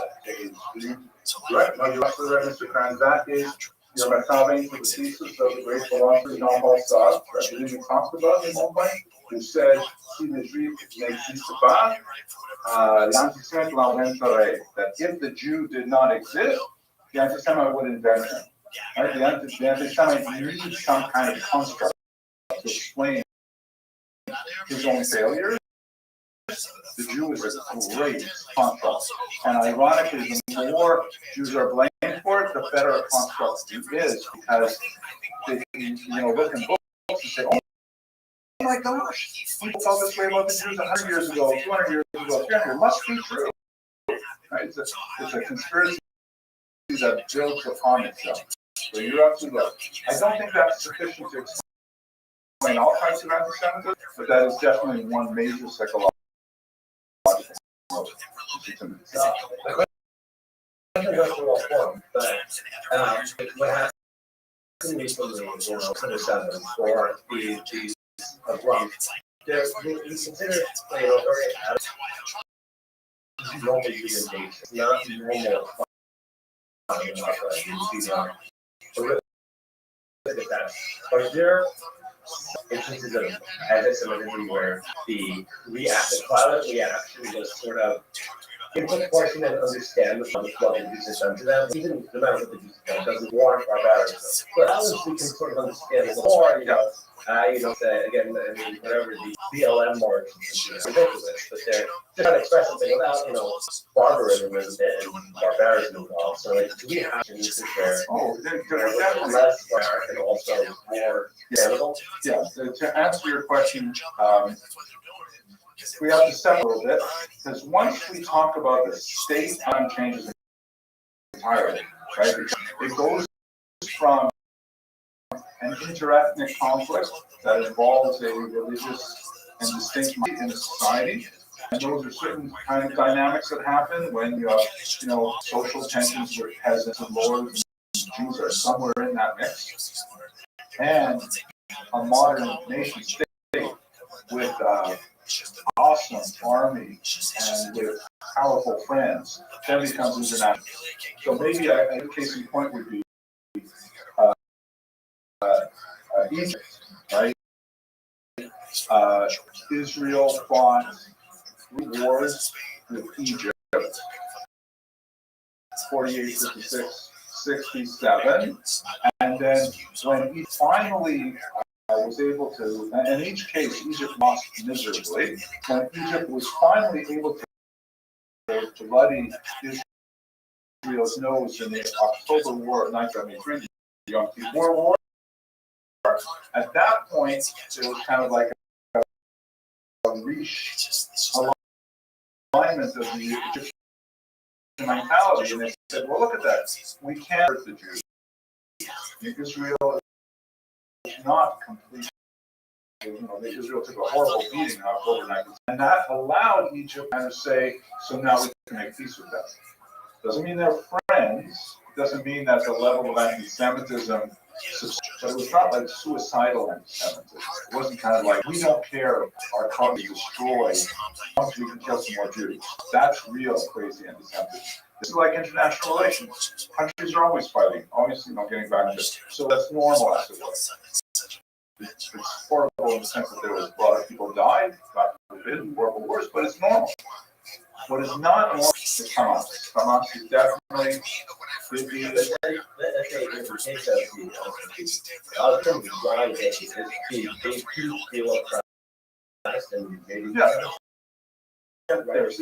political and economic conflict that's real. Right. So we can understand that aspect of it. So if you ever have reactions that are animated, but no less violent, sure, yeah, you're asking me a complicated question. It's totally derailing the 20th century. I said, they're not the same thing. Maybe the Nazi SS second choice, or explicitly, they think it's better for them to be martyred in the fight against Israel than to have any degree of material prosperity and happiness. And that's just bizarre. Like that escapes my understanding why you would want to choose that. But that's taking it far off. Maybe we'll do, of course, sometime the history of Israel and the Middle East. We have done this now here. It's not the fascinating topic. Let's go to the 18th century. Yes, back in time. Here we go. So, we should be on. All right. Okay. So I did this lecture a few years ago, and tried to recycle it. And you may have seen this is a popular show. Thistle, right. And it's great because it's set Israel characters really fast. But essentially depicting ultra-Orthodox life in the 21st century in so many ways it reflects the 18th century. The same kinds of tensions that were going on 200 years ago, we're still enjoying them today, even in environmental manager. And we can call this the long 18th century. There is this concept of shorter and longer centuries. How long is a century in the last one? 100 years. Excellent. Year 261, 260. Do that right away. So, a century is 100. However, historically speaking, you can have a short century or a long century. So, for example, the 19th century is considered long by most historians because it begins with the Franco-Prussian War of 1870. And after that war, really changed a lot of alignments. Then it continues all the way up to 1914, beginning of Anastasia, Mr. Glasgow. 1914. Yeah. Look at that. No, I just good. So that's a long 19th century. It does 1900 to 1999. It goes from 1870 to 19. Most historians will think about the 19th century in those terms. Or there's the short 20th century, which is 18, end of World War I, 1991, collapse of the Soviet Union. Short century.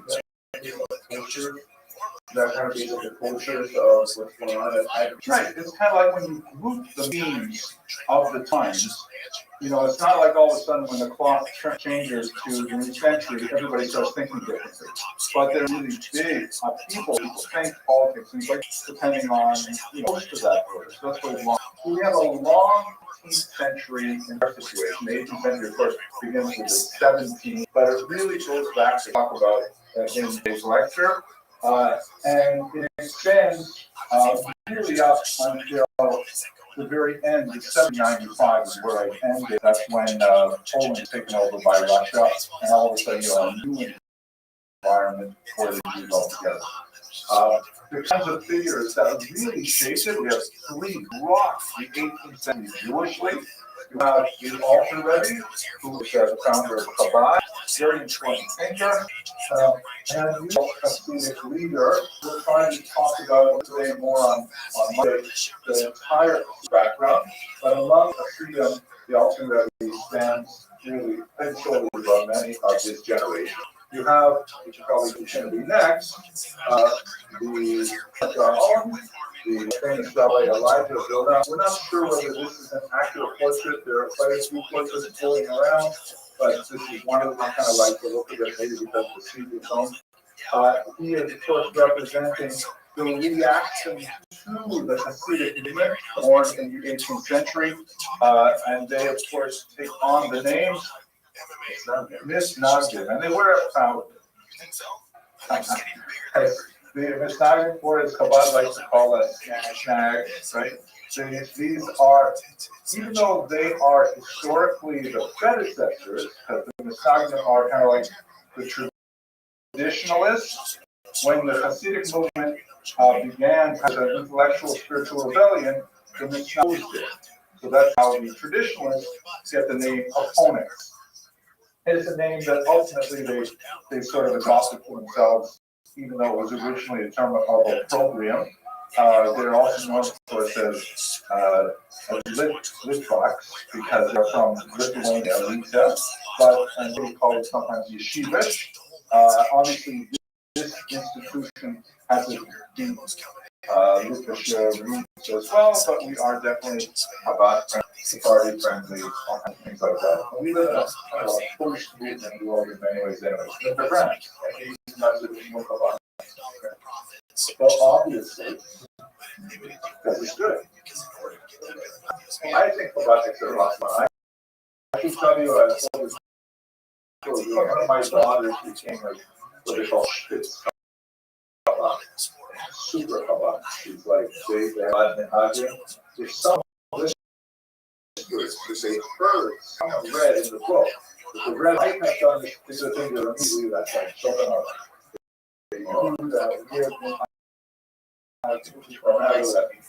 Well, you know, and they're loving it. They're doing great. Anyways, and my daughter, you know, she's like a spiritual power. She is like, my gosh, she's gonna like run the world. Remember, I'll tell you a funny story.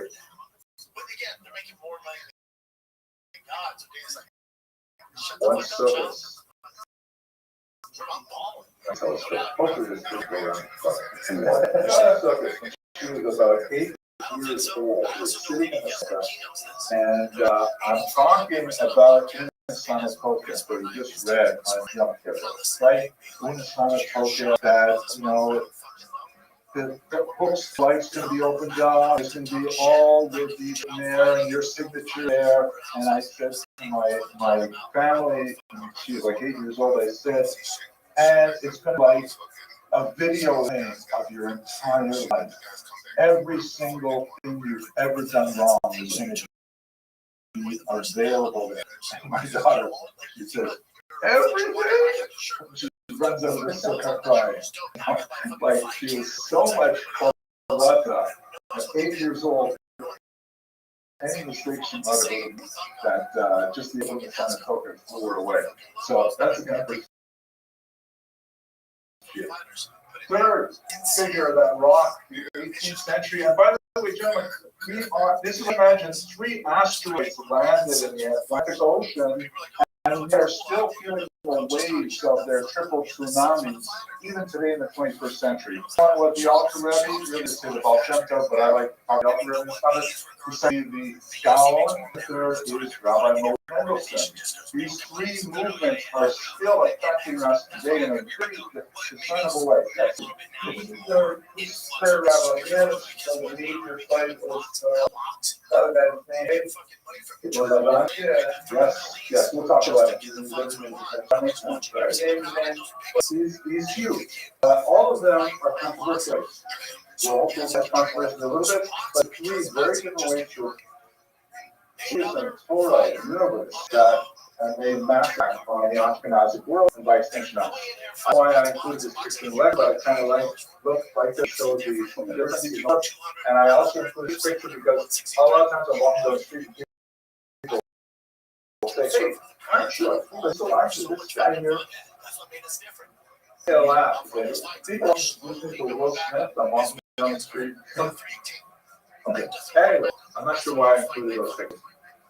Let's just understand this one more sort of theoretical sense. We're going to come back to this chart in a minute because the 18th century, in many ways, was the long 18th century was a century of rebellion, intellectual rebellion of what I'm going to give you a good German word here, Weltanschauung. Remember that word, Weltanschauung. What does that mean, Mr. Rubin?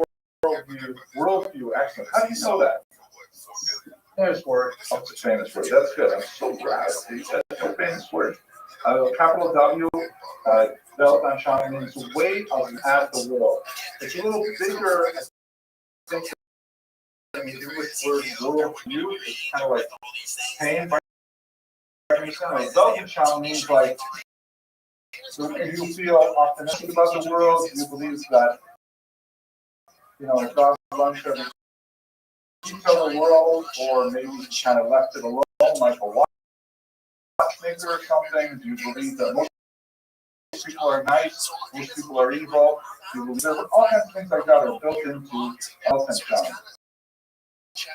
And so there are three big Weltanschauung rebellions that happen recently. We're going to do each of them. But let's talk about them. First of all, rebellion of discovery.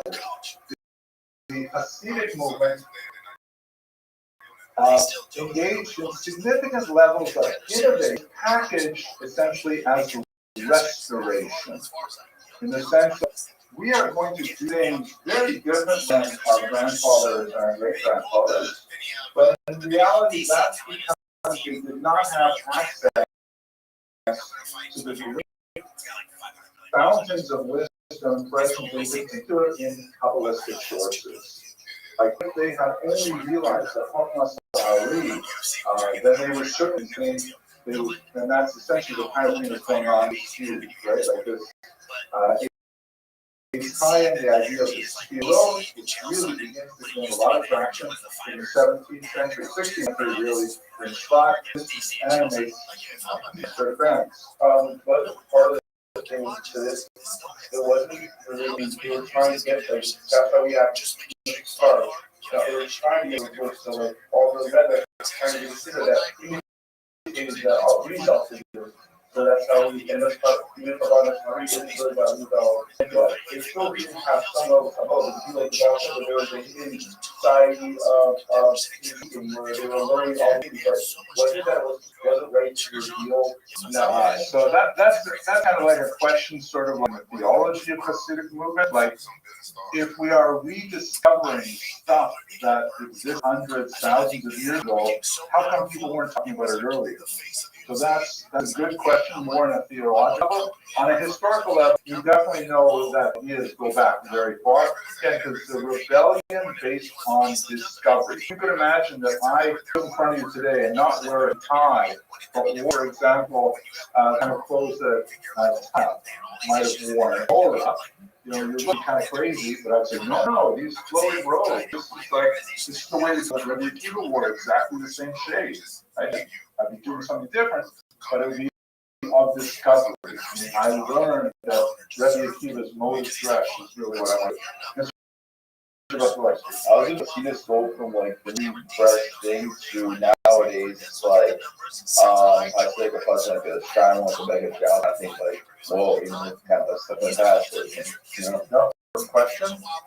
It's like an incredibly vibrant, innovative movement for about the 50 years, and it goes through a period where a lot of historians consider it reified. It developed into courts and dynasties, and most historians have seen that as kind of like a downturn of the Hasidic energy, but not all. Many just don't understand that 19th century at all. So stay with that question, because we just beginning right now. Rebellion to tradition. This is basically Litvish view that says we have to rebel by laying down on what we're doing. Like up until we've been kind of relaxing, we have not been engaged in super high level Talmudic study. We've been sort of like saying, yeah, that's for the elite, but in reality, everybody's got to be involved. Everybody's got to be doing this. That's more of the rebellion of tradition. By doing something that Jews typically do not do that much historically, but we are going to reinterpret it in order to make it for the masses. Why all this rebellion? What was going on? Everybody kind of yeah, again, this is kind of like a belt and occasionally there are things that happen in history that just make everyone sort of light up and say, well, that's quite different things. When I get to the second shot type 3, I believe that's going to be kind of like the breaking of the dam that creates all of these new movements, because there are those shot type 3 was really dangerous, but there's some aspects of what we will develop those. And others say the shot type is so dangerous, we've got to do things differently. But it's like the shot type thing.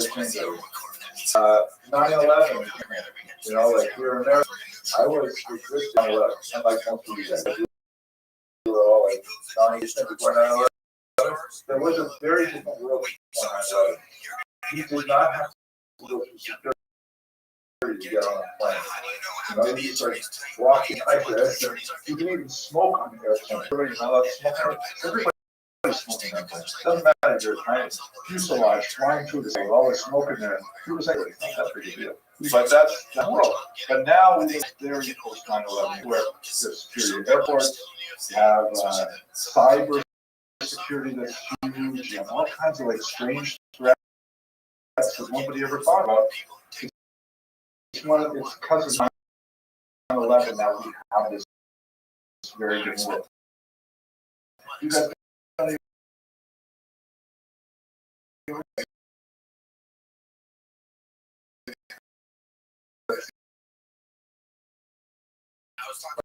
remember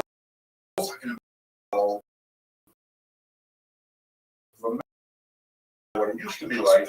So before shopping, and after shopping, you're going to start to snap. I'm scared of that can be interpreted as a derogatory term. So it's not you're scared of nothing. It's going on. That's the biggest fear was. There's a huge fear, and that's why when it started, Kanye was being reprinted, and it was look at it, and others said, no, this is being put out as part of your. So wasn't that in game that they one game that we're going to talk about all that stuff too. It is interesting. Not all editions of the time have this, but in the most authoritative edition, printed by the Wrong House, which is the Snag House, there's actually an apology there from Bora Wrong, the printer of the Wrong Shot, the Vilna Shot, for certain events which we'll discuss later. Mr. Russell Esky. So what today's modern Orthodoxy movement be comparable to the Hasidus movement? Ooh, Mr. Russell, great question. No, and I think as you shall see, modern Orthodoxy, depending on how we want to define it, borrows a weakness. You know, it's the wave of that tsunami. These are the fluoroids. We're like a wave from mixing and matching. Question is simple. We got to make variety things that looks fish so much by its why wasn't it one? Okay.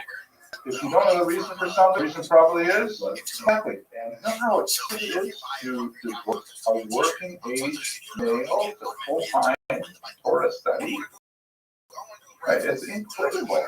You guys 60 years ago, you would have been already working in something. But to imagine the number of men engaged full-time, it's virtually unheard of. It's too expensive. Well, we reassigned our players, and also we lost the vast majority. Okay, you guys, I hope you realize that you are really good. Remember, this is last year of our about 10% of American Jews are 10% that Orthodox, how many really devoted to full-time study like young adults? Maybe kids were like, so maybe half of those that 10 interested in 5%. Of those people who are engaged in it, you're going to go for 2 years and you got to work, right? So maybe half of a percent entire Jewish population is engaged in full-time study like you are. You guys are so elite, you don't even realize you are the Navy SEALs of the Navy SEALs. The Navy SEAls say, look at those guys. That's what it is. And you go in half life. Your parents, whoever else is paying for your tuition, and for your ability to not be working in money, you got to be thankful for it. Okay. The innovation of the revolution was sometimes received, the innovation of the freedom movement, as we shall see demonstrated, was often perceived as antinomian.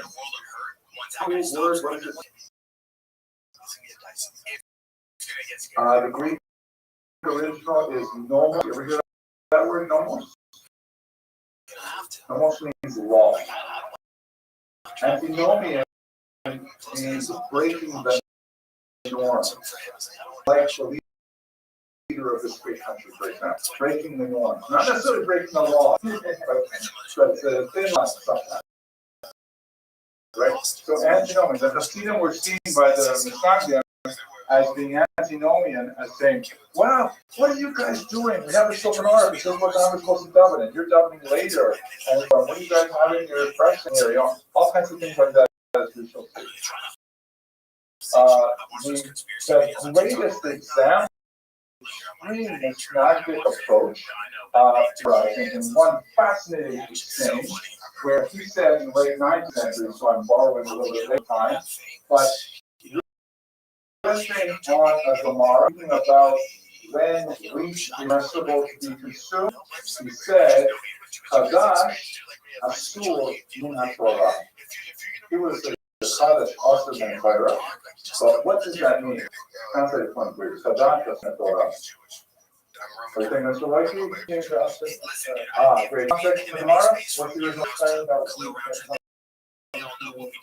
right. The new wheat that's just been planted, you have to wait until after it's up.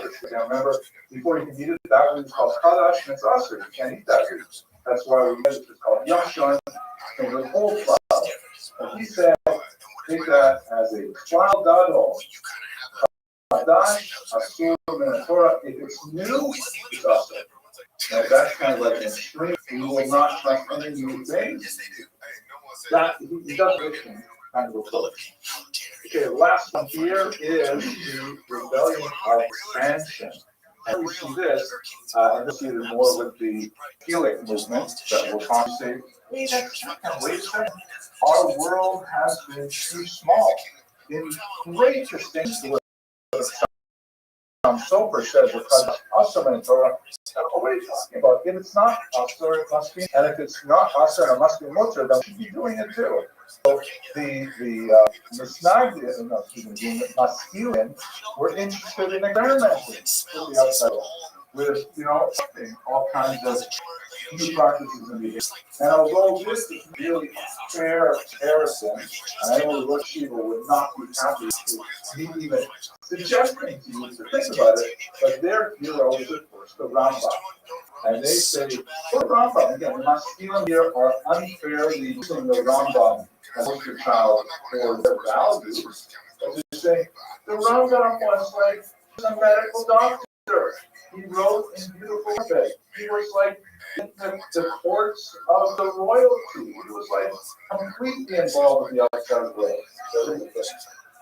This is the iconic thing. There's actually an article that I used to go that says we don't know exactly where it came from. This is actually a 21st century version of a 9th century portrait that was very common in Sephardic homes. But we can't go back to the 12th century. We don't have anything from that old. It looks very peaceful. Yeah, he looks like that. But we're in third. So again, this is the rebellion of expanding.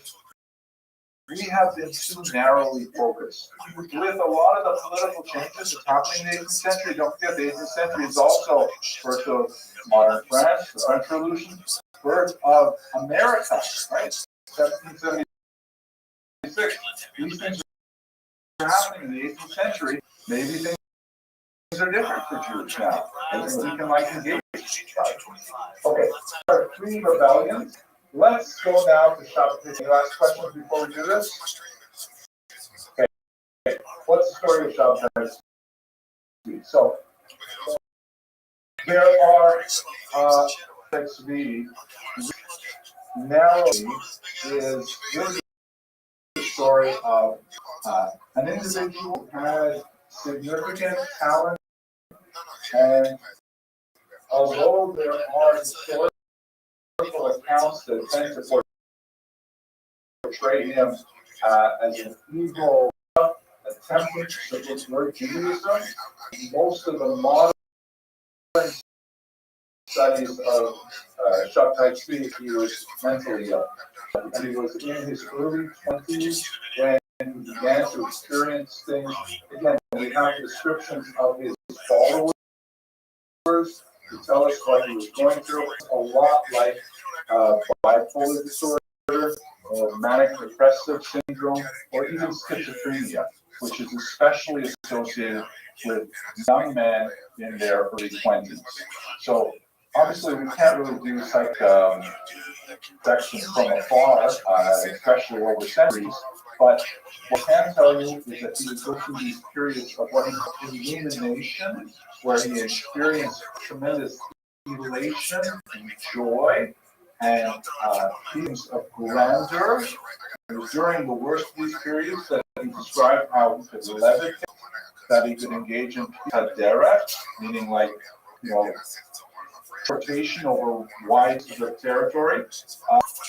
With the encouragement, an unhappy colleague named Nathan of Gaza, he came to believe that he was in fact.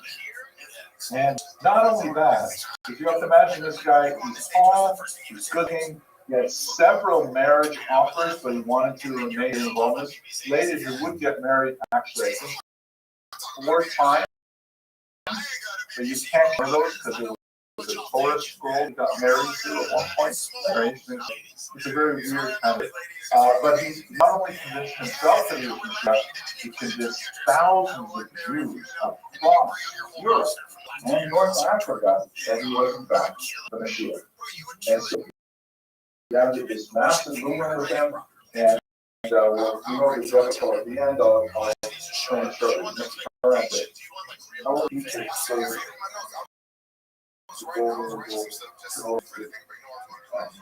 that argues obviously asking an amazing woman out for the people on the hill that how were people so gullible? How were they there? Historians point to the fact that there was like widespread repression after the Zionist rebellion of the Monday that ended in 1649. Trails of violence extended over the next half century. Half dozen years. That contributed to the idea of wow, it's a horrible massacre. Mashiach must be around the corner. To the growth of Kabbalistic doctrines that were emanating from Tzfat, and the idea of wow, look at these whole new ways of understanding the world and thinking mystically. And here's a guy comes along, he's soaked in this Kabbalah. The role of new technology, printing, was really beginning to catch fire among Jews. Jews were circulating a lot more literature. Jews were actually seeing more artistic representations of Shabtai Tzvi, and a lot of them took it seriously. And so they're their belongings and leaving Amsterdam in particular and making their way to Israel, thinking it's going to actually work. When you say he was mentally ill, you say that he seems the whole Hebrews, or even horrible dictators. People follow them tremendously. First of all, I don't know if he was mentally ill. Looking at the descriptions of how he behaved, is the case.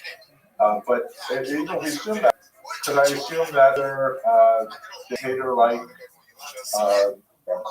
cult leaders,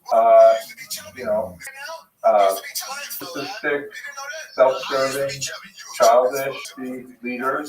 That doesn't stop, controlling nuclear weapons. We don't necessarily vote for people who demonstrate sanity. Why am I going on? I'm being recorded. I just got my citizenship. You're already messing it up.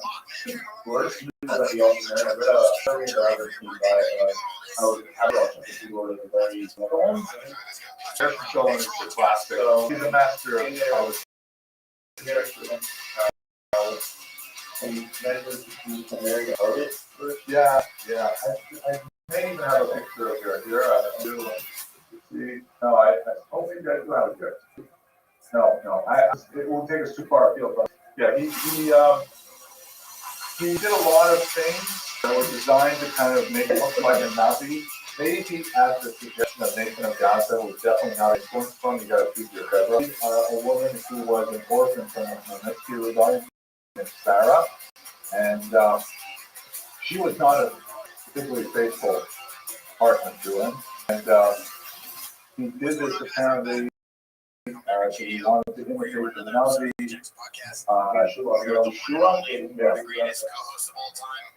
No, it's not Rothschild. Rothschild? Okay, that's it.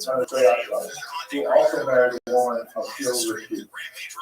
And there's a whole story we read about how he met her. Okay, guys, I love the entrance, but we're not brothers. So let's just go back a little bit before we get to chapter 3. What kind of influence is going on? 14 to 12 individuals in the game. A couple of you took my brother to 55 we talked about this a lot, but a major scene in Jewish history. It was in fact like one of those huge ruptures that's almost a Holocaust size. Spain was without doubt for a few hundred years the most powerful center of the Jewish people at the time. Centuries upon centuries of scholarship, large communities, basically like America, like the Northeast, New York, Jersey. That's what Spain was like.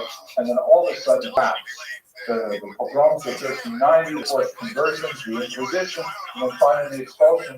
And all these Jews find themselves scattered to the winds, taking their way across the Mediterranean basin, up into Europe, and in Las Americas, right? All trying to find a way to reconstruct themselves. And many Jews turn to mysticism, saying, how do we explain this huge rift in our experience here? It must be that something has changed dramatically. In particular, the Jews who made their way to Prague, who found the Prague Circle, where you have, the great Kabbalah Ramak, his student, the Arizal, hugely influential. Also, in his old age settled there, the Alship, many others. The Orthodox, the Catholic, we always think they're on that way. Why do people always do that?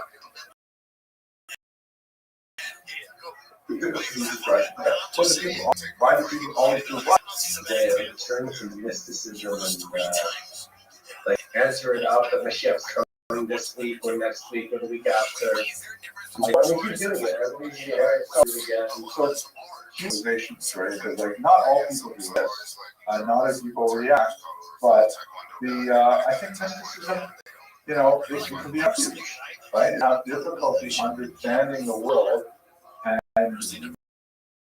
reason does not give you the kind of emotional, you find it in mysticism. They find it in poetry, they find it in saying, I mean, but mysticism is a refuge. If you study my book on the Rabbi, more of the discussion there, because he wrote in the Holocaust. But we'll do this one. There were also, if you recall, for those of you in class, that there's a brand new kind of possibility for Jews after the expulsion of Spain. And that is something we have not seen before in Ashkenazic history, the possibility of identifying the Jew while disaffiliating from the community. The idea that you could be kind of like ethnically Jewish, but you did not have to be under the authority of the Beit. Some of the crucial figures involved in this is Uriel Acosta, pictured here in this dark kind of brooding, with claw-like hands, stuff like that.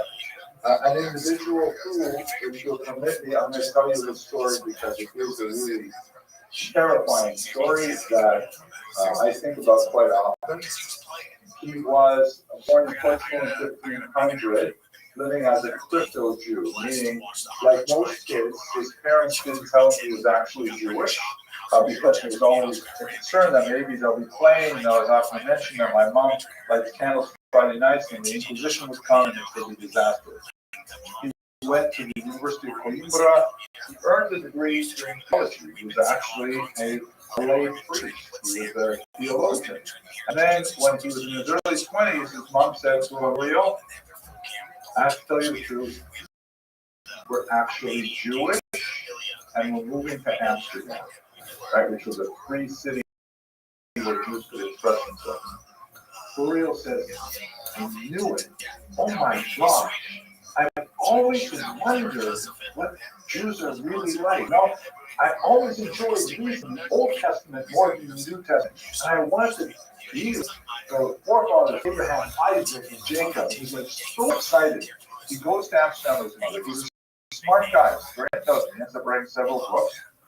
What happens when he actually joins a live Jewish community is that he's too prone for it.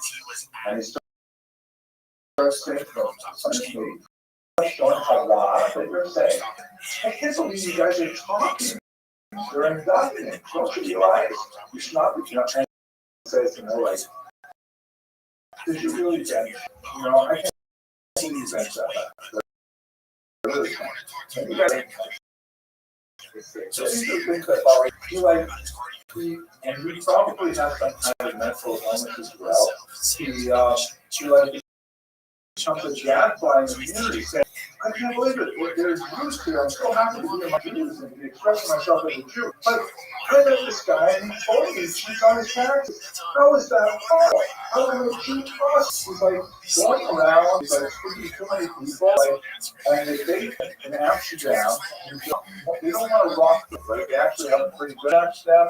The Dutch have some unusual policy called gezogen, which means basically if you don't step out of line, you guys can do whatever you want religiously. So they actually have synagogues and things like that open and out. When Jews are technically not allowed to live there, but they just ignore it. That's kind of like a Dutch thing.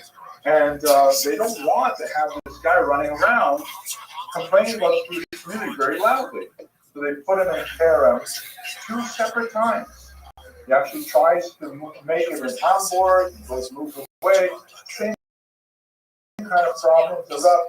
Fine back and begs the Jewish community, let me back in. I promise I won't, do any bad to the community anymore. Of books like I did. I know there was that one time when I told 2 guys thinking of converting to Judaism that they really shouldn't because the Jewish community is like full of liars. I'm sorry about that. And so they say to him, he's joking, but I really couldn't. It's a really sad story. They say, okay, fine. We've already done this twice before. The 3rd time is going to be the last time. We require you to stand in the middle of the synagogue, the great synagogue in Amsterdam, to recite our faith and a confession of all your sins in front of the entire community. Everyone's going to do that. We will flog him, publicly whip him in front of the entire community, and then they have him lie down on the front steps of the synagogue as the entire synagogue walks over his prone form on their way out. He does, because he really wants to be among the Jews. He writes later that if I have to, I will be an ape among apes, but I must live among the Jews. He feels like connected. He goes through the whole thing, walks home, takes out a notebook, writes a 12-page suicide note in Latin called Exemplar Humanae Vitae, the example of human life, and then he shoots himself. Yeah, terrible. The problem was he was living in a century, right? His problem was he loved the idea of Jewish ethnicity, Jewish ideas, stuff like that, but he could not handle the dichotomy of the difference between how he perceived Jews should be from reading the Old Testament as a Catholic, and how he sees actual Jews who, sometimes cheat on their taxes, God forbid, or sometimes he didn't handle that it was a breaking point for him.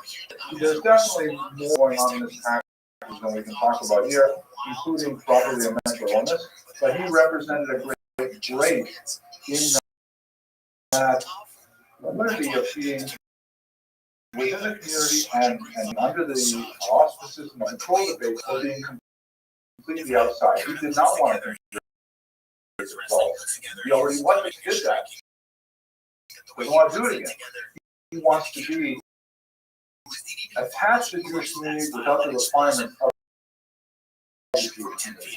So while in this particular made by Hershey, he's portrayed as an oppressive type, and it's pretty fair. A child on his lap, who was his younger contemporary, is none other than Baruch Spinoza, who has a lot of the same shit, but Baruch Spinoza, of course, one of the great philosophers of the 17th century, made a huge impact, a corrosive impact on religion, because he adopted a lot of the idea of Rio da Costa without the self-destructive behavior. And so Spinoza shows like languidly reaching, playing with flowers, pearls and bright colors. That's the showing the kind of intellectual revolution. Here's another example of this is when Spinoza, who went through the same thing because the community was having difficulty controlling these Jews who were like kind of stepping outside the boundaries. They also put him in a harem, a terrible, awful harem, and he basically just ignored it. He said, well, okay, fine, you guys can say what you want. It doesn't change how I feel about myself or how I feel about the universe, the world. And here he is, just walking lost in a book as an adult. And in the background, you have these Jews portrayed in the negative, cowering, afraid of them. This guy looks like a rock to throw it. That's what's changing big time in the 17th century. As it's been expressed by Jews, is suddenly a way of existing that's radically changed from what previous generations have done.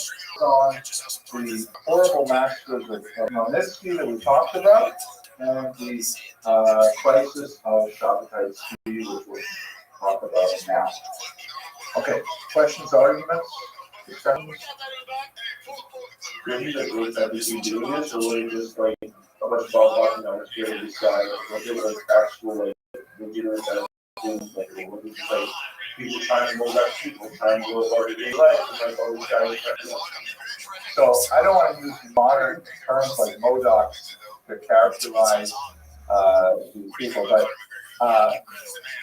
it was a legitimate agent in the sense that any community form a legitimate agent. None of the people in this agent were like famous people you might measure, but like big cities, they did not find formula for how to control Rio da Costa, and they also couldn't control Baruch Spinoza that at all. Although it's interesting in that context, a little while there was an Israeli historian wanted to get access to the famous East High archive in Amsterdam, but he had written some nasty things about some critical things in Andrew and Bar Spinoza. So they surprisingly characteristically they banned him as well. He said, sorry, you're banned. There's a fair among you coming into our library. You know from Spanish libraries that Jews that once you don't have to think about it, we're going to borrow a page from our ancestors and put a fair among you. Intellectual. Short tasty. So we talked a little bit, we started with him before we went off to the this is one of dozens of portraits we have of Shabtai Tzvi. He is like very popular as well. Christians were fascinated by this sort of Shabtai Tzvi. Jews claimed out in society what's going to happen. So there's lots of portraits. This one was definitely by a Christian. How do you know? Right? This is like, they don't know what Hebrew looks like. Kind of some gibberish down here. That's their impression of it. So we don't know if maybe that's the picture we can do the rough. We don't know it. Mr. Rubin. Could be misreading. Say this over there. This says like the Pascal maybe Lamanayan or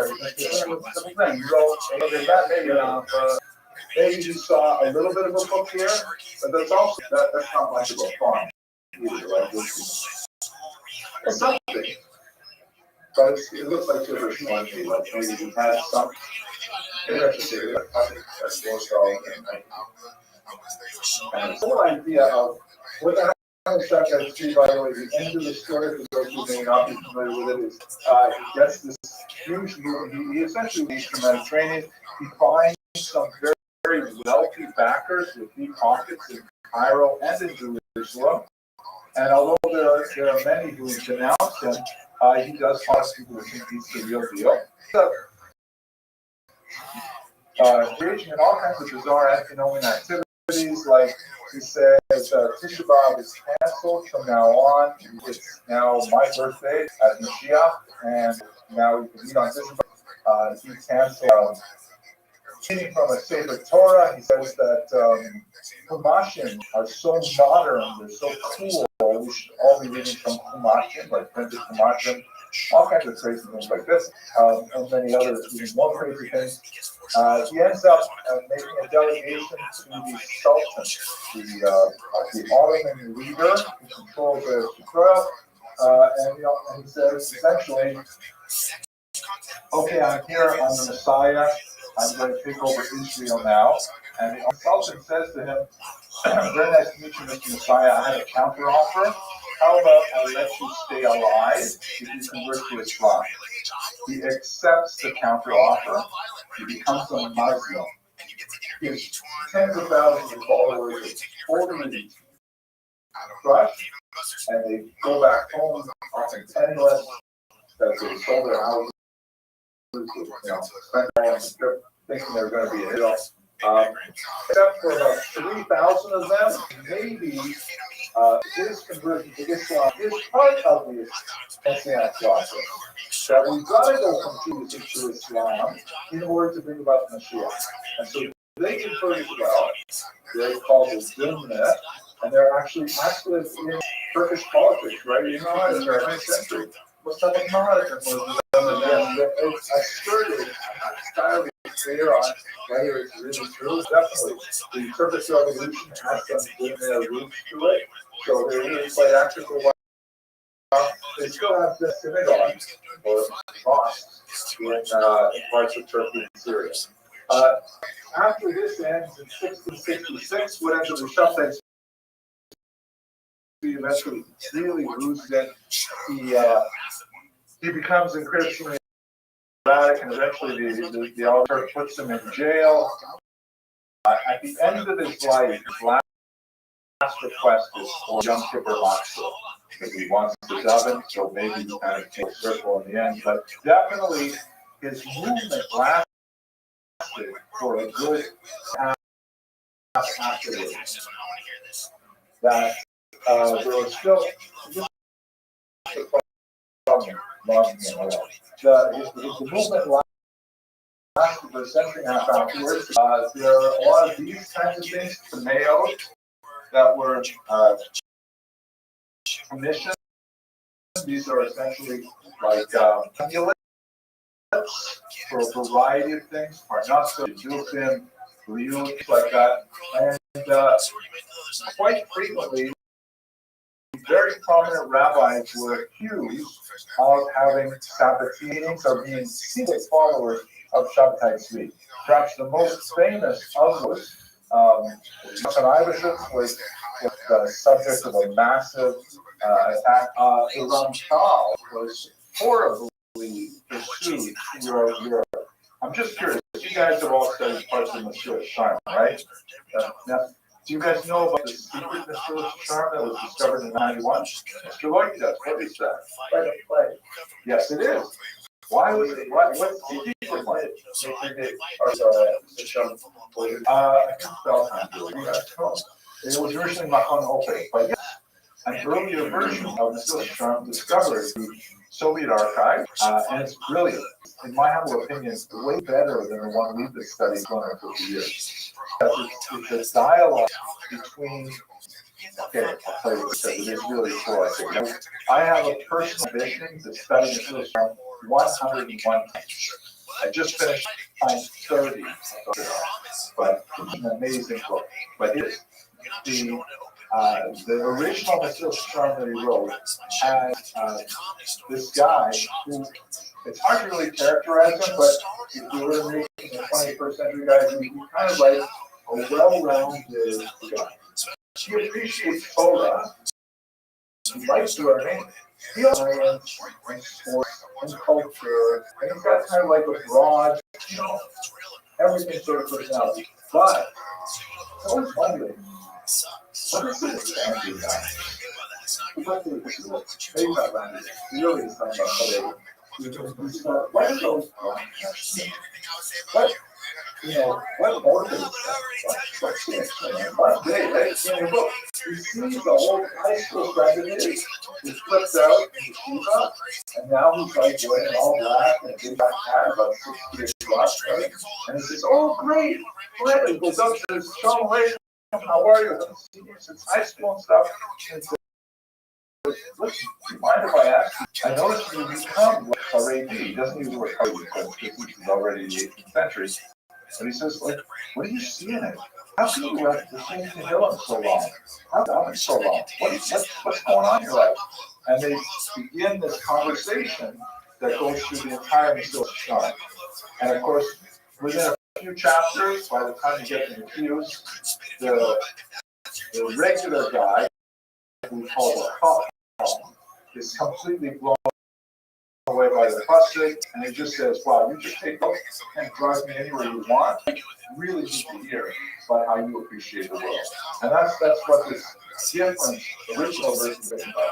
Now, why did the Rothschild publish the first version? He had it written in his own handwriting. Why did he publish the second version? Yes, Mr. Black. I'm sorry? Digestibility. Digestibility.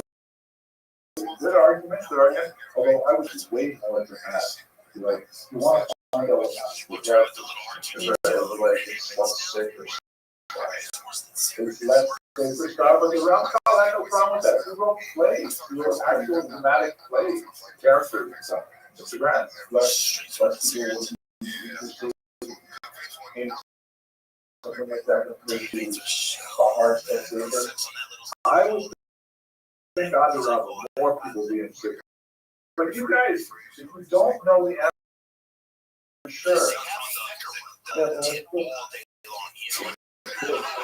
One of the two lets me say that it was he got persecuted so badly that he was put under house arrest.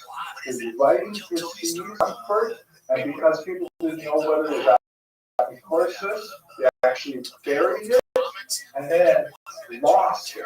If they're somewhat in front of Germany, there's a success of the Rothschild's writings that have never seen the light of day that maybe will be discovered. But I'm waiting for you guys to do, I mean, okay, how many times I was reading the Abrams World History?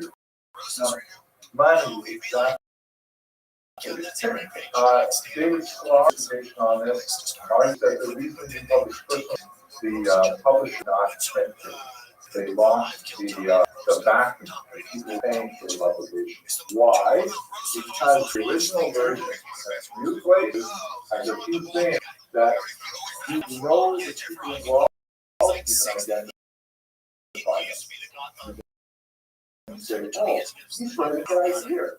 He describes certain kind of personality. I don't use that stuff. And it was just way too incendiary. So he gave up. And his students said, no, Rabbi, this is such a great book. The world will love it. Please, you have to just, the editor says, let's remove those personalized material and let's publish it in a standard version. And the Rothschild said, you can read this if you read the introduction of the book where he thanks his students for working on it. Okay, whatever you want, you take care of it. And his students edited it to the version that you guys read now.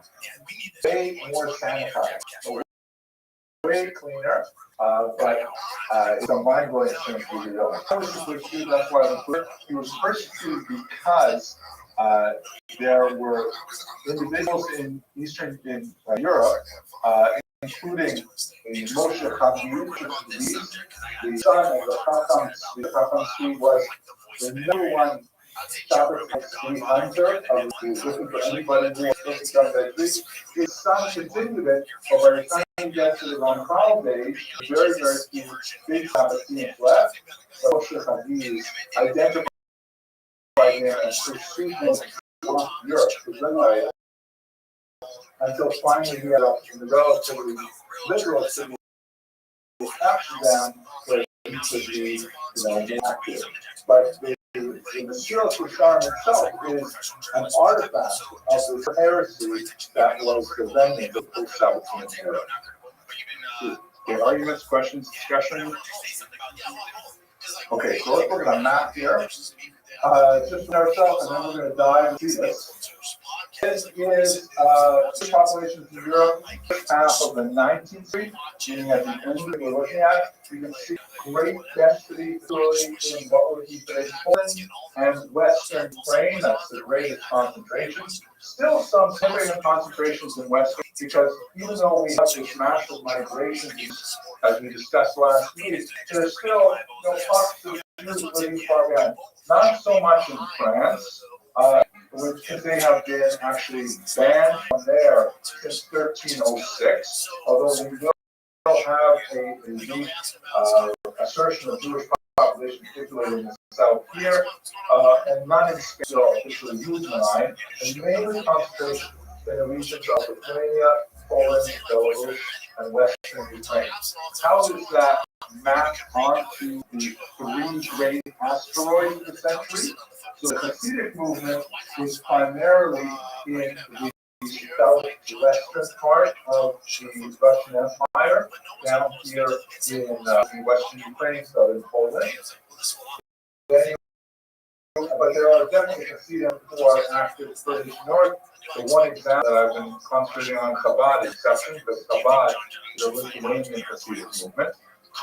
Then you have the Mishnagdim, the opponents, who are definitely much more concentrated on the Baltic coast, in the regions of Prussia, and of course the homeland, Lithuania itself, with the epicenter at Vilna. And then finally you have the Masilim, the adherents of the Haskalah, that's most of them, who are much more suited in Germany in particular, compared to the West. But what you notice about a Venn diagram is that they overlap, right? So you can have regions where you would easily have Hasidim and Masilim living cheek to each other, arguing with each other, influenced by each other, and so on. Mr. Parenti. You mentioned that the skill level but it's today, right?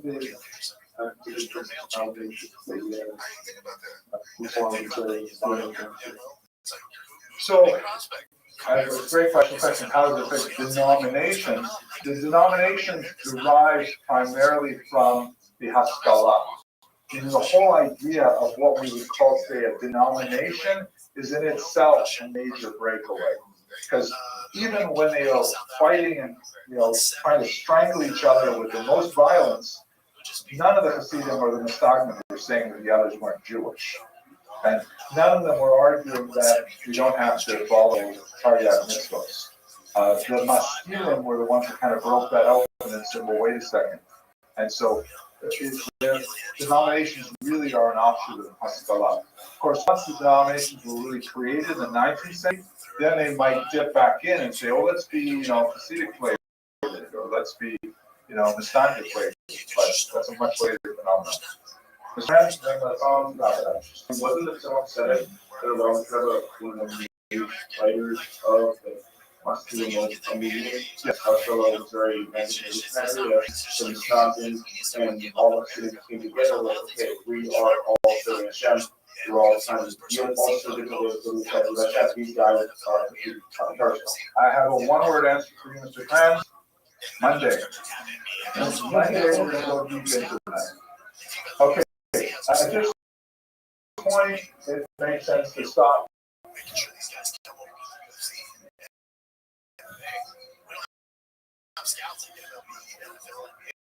They're just like, yeah, hopefully they get good and sign helping these guys out. There's no professional accent. It's like their country's sport. So like everybody's a wrestler. By the time they get some striking, they come over here, they're ready to soak over.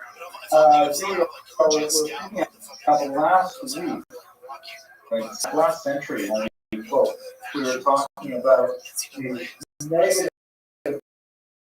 pressures that were taking Jews out of Western Europe, right? What kind of pressures? Remember what was going on? The Trevor young man out of Western Europe, barbaric crusaders, right? Exactly, the massacres of Shun 96 and onwards, yes. But also now, governments taking them out, right? You've got expulsions in France from 1182 and like 5 or 6 for the next century and a half. And England 1290, right? Yeah. And why are they taking them out? Because they owe some money. Generally speaking, when the peasants owe you money, you have a rebellion. When you need money, you have an expulsion. And that's just because that's how they deal with it. Then, of course, they end up inviting them back. Right? What sounded like the real our ideas that was first time that made Jews feel to think of them? Or the blood libel, so good. What is ritual murder? Close. At the Moscow, that was post desecration. Post is the name of the crackers. Kill the crackers. Okay, well said. A ritual murder is technically the earlier stage of blood libel. The ritual murder charge begins in 1144 in order is the idea that Jews must, for some bizarre reason, reenact the crucifixion, and so they ritually murder a child. God forbid, that's the argument. Later, they added to that the blood aspect of it, which is the okay, so we've definitely got an environment where Jews are distinctly uncomfortable in Western Europe. At the same time, we're going to have this pull, this actual invitation for Jews to please come to Eastern Europe. Like one door is shutting, another door is opening at the same time, and this is going to be the basis of the great Eastern Europe Ashkenazic Center. Because even though, as we saw in our very first classes, looking at the genetic history of Ashkenazim, even though the vast majority of Ashkenazim descends from the eastern regions of Poland, Lithuania, Ukraine, Belarus, to a certain degree Russia, they really, that's a phenomenon from the 13th to the 18th centuries in particular. They moved from Western Europe. Okay, historical trigger. Let's just think for a second about historiography before we get into this unit. You've already seen Salo Baran, right? We talked about him a few weeks ago. He's a very important 20th century historian. I think he died in 2008, something like that. Who was especially known for his conception of the lack of vision of Jewish history, meaning that he's criticizing the tear-filled definition of Jewish history, that, oh, it's all persecution, and yet we, overcome persecution, do great things and stuff like that. So we talked to him for this, and I'm going to come back to him in just a second, but I want to introduce you to two other great historians who made a huge impact in the way we think about history. This man, not Jewish, not his Wellhausen, from Ranke, was one of the first people to really try and figure out what is history, what do we mean by this discipline we call history. Notice his years, right? He's really quite late, 19th century. That means that all those people who centuries before him were not necessarily writing history the way modern historians write it. What could possibly be different about a history written in the year 1000 than a history written in the year 2000? What's different? Maybe that's a terrible. Okay, good. More use of sources, but even more basic than what sources are we reading? What is much focus on the direct fact? What do you mean by that, direct facts? What is a direct fact? It happened, maybe instead of illustrations and stories. I'm so glad that you said that. Can you repeat that? No, you said that. You said exactly a quote. You were metaphing to the great Pomeranke when you said that, right? He said history is Geschichte ist, was es eigentlich gewesen war. Translation, what happened. And that's what a big deal. Pomeranke said, too much of this, all the history that's been written up until now, it's not. Was es eigentlich gewesen war. Or so classically, what actually happened. What are people writing? They're writing stories, edification. They're writing like kind of narratives. And the purpose of these earlier histories are not to follow the facts, what actually happened, but try and make people feel patriotic, to feel whatever it is. They're more of an art form than a science, to be sure. And Pomeranke said we have to think about what we're doing, because it's not supposed to be fiction. There's supposed to be a big on the left is fiction, on the right is history. But in reality, until Pomeranke, a lot of history was still pretty fictionalized. Like, there was no problem with going between mythology straight into wars and princes and stuff like that. So this is a huge step forward in later be really criticized in the 20th century, saying, well, I don't get to the 20th century right now, but that was really important, sort of turning point in how we understand history. Is history supposed to be forced things, like to inculcate certain values? Chances are when you went to study history in high school, particularly if you studied Jewish history in school, they were trying to do a certain value set rather than teaching fact. And that was, it's appropriate because we want to build up people's identity, but it's not necessarily the kind of history that Pomeranke would be happy with. Another really important thing to bring here is Gustav Wellhausen. Wellhausen is not a friend of Yiddishkeit. I'm going to tell you up front. Definitely not a friend of Yiddishkeit. He is the founder of modern biblical criticism. As distinct from some precursors like Spinoza, but Wellhausen was the first person to really try and use history to undermine the way in which we read Tanakh. And so we had an incredibly corrosive impact on how everybody appreciates Cypriot courage. So we're not going to go into his theories, but one of the so important for us that we can't avoid putting him on the board here. And that is a very, very that history tends to reveal more about the period in which it is written than the period writing about. What could that possibly mean?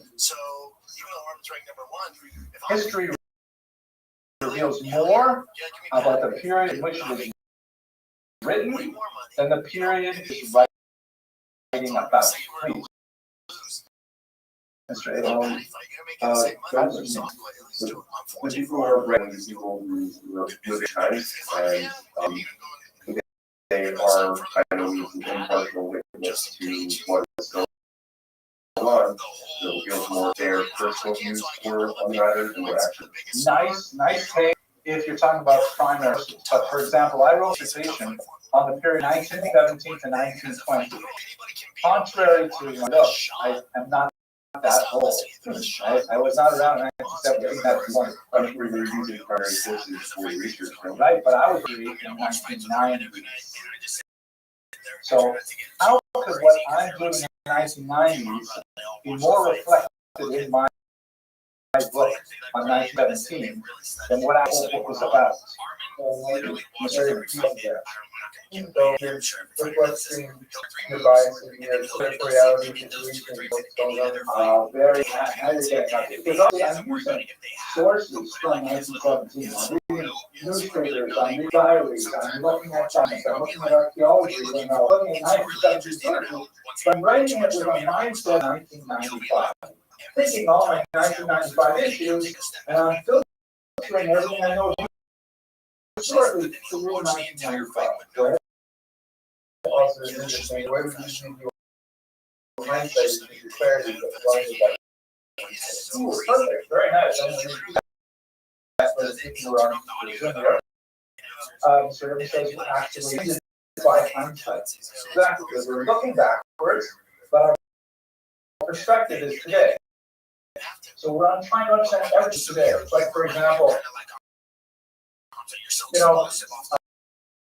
sometimes people will look at biographies of great individuals, and they'll see that occasionally they may say something that just by our common sense, they jar us when they say something about slavery, but unnecessarily being, saying, "Oh, and we hate slavery, it's bad." They just omitted that, or they aver, for example, that nations and powder are like-minded, right? And we say, "Oh man, well, excuse me, there were no misspoken centuries. That was somebody thought like that."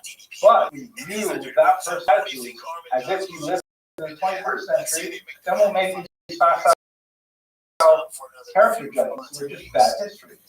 But that's what Wellhausen's name is. So we turn to history from the perspective where we're living today, and we bring to that understanding of history all of our contemporary bias. And it takes a tremendous amount of work to try and do that. Some philosophers say it's impossible to break through, but that's not right. Finally, Salazar, what he says that's what's going on with it. Here, we're going to look at today, which has a tremendous amount of biases built in by our contemporary situation. We tend to look at what actually, but we only look at a slice of it without looking at a lot of history of what happened. As I hope to demonstrate 45 on. Like, for example, what's going on in Ukraine right now. And I made this part of this like a couple of years ago. The war broke out in 2020. Now it's even weirder because we're in a strange moment with the U.S., Ukraine, and with Russia.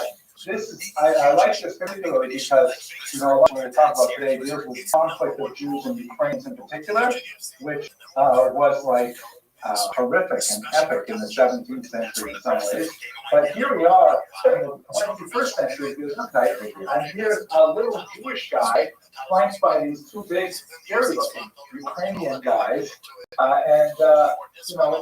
it's just such a jarring reminder of how much things have changed, and I believe that actually many people look at Ukrainian Jewish history very differently today because of the contemporary political climate. They would have looked at it totally differently 50 years ago, 100 years ago, even though it's the same history. nothing changed, because once the past is over, it's done with. But that's not true. William Faulkner said, the past is it's not dead, it's not even over. You still keep reliving the past, but I wax too philosophical. Let us now, with that kind of like introduction to historiography, which I think may have been more mysterious than actually clarifying, but hopefully we'll come back to these ideas as they are revealed. Let's talk about the migration pressures. Here's a map that basically shows the movement of Jews from central Germany. It's a little bit, I would have put this yellow part a little bit higher as well, but them making their way specific years to many communities in what would later become Latvia, Estonia not so much, Latvia up here, Lithuania, Poland, Belarus, Ukraine, and Russia. This is, here it's labeled just as Russia because this map is really reflecting the 19th century Russian Empire, that is the Russian Empire, which was succeeded by the Soviet Empire, fell apart in 1990, revealing itself to be smaller important countries, Ukraine, Poland, Belarus. So we've got this significant movement of Jews, pressured from the nasty things we talked about last week, but at the same time, invited into so figure out why are they invited into it. Okay, let's look at it. Here is the political map of the largest country in much of the later Middle Ages and early modern period. It's a country known as the Polish-Lithuanian Commonwealth. The reason why it's called a Commonwealth is because it was produced as a result of a dynastic union between the monarchies of Poland and Lithuania. And as you can see, it's massive, stretching all the way from the Black Sea, the Baltic Sea, almost in the Black Sea. Here, this would be the southern Crimea, still contested region, contemporary Ukraine held by Russia right now. Actually, look how ironically, this is more or less the front line of the Russian-Ukrainian war today too. Russia has most of this, although Ukraine has some linguistic territory goes further, and the Krim down is part of Russia, although this is still Ukraine. That's pretty close to each other. Very much close. Germany way over here will be England, but it's a big command. More significantly, it's actually still ethnicity.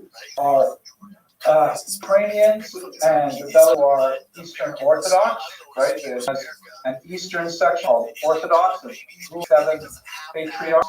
The Western Church, Poland in particular, under the Catholics.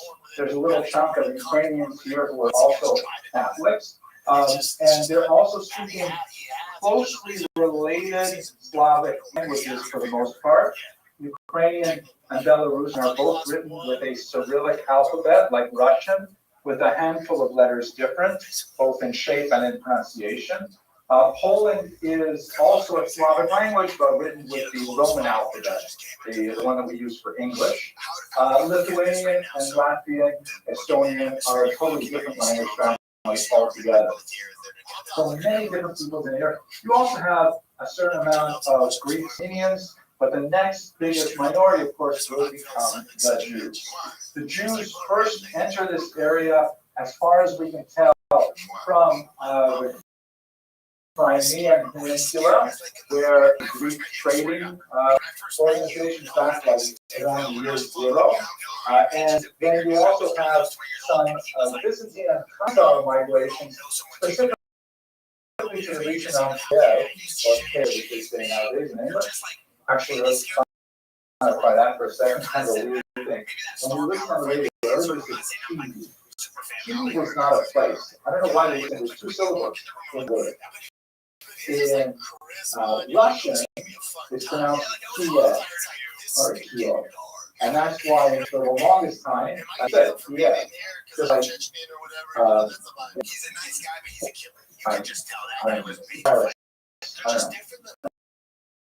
the name. But the Ukrainians, they have slightly different domination, the sounds are sound differently. and it is pronounced Pei, two syllables. I don't know why people say Pei, but it's Pei. So Kiev, Pei, the city right about here was actually the center in the medieval period of a massive kingdom that was later regarded by Russians, Ukrainians, and Poles, and Belarusians, excuse me, as their homeland. But in many ways, they're totally separate, and in fact, the whole invasion of 1240, they were literally separate, because that was rich for this kingdom.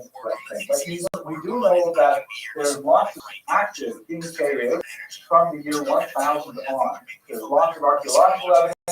There's topographical evidence, places like the Khazarian and so on. And I believe we even just did the famous Codex Ramenya, the Chronicle of Bygone Years, where Prince Volodymyr had to decide between religions. So that dates from about the year 999. So we definitely know that you're very active in this region from a very, very long time ago. Then you've got this massive that comes in from and this is really where we get the huge bulk of Jewish population. So much so that they're really involved, among other things, in the very first myths in Polish, meaning making money, literally making. There's a whole pile of very early Polish coins, and you notice anything unusual about them? They have Hebrew in them. They are like totally Hebrew. Why are the Poles minting money with Hebrew letters? Nobody else can read them anyway. Polish jokes are written on them. Okay, right now. Yeah, exactly. The Poles are not literate, and the only people who are really producing these things are the Jews. The Jews are the ones who know how to handle them, put their values and so on. And the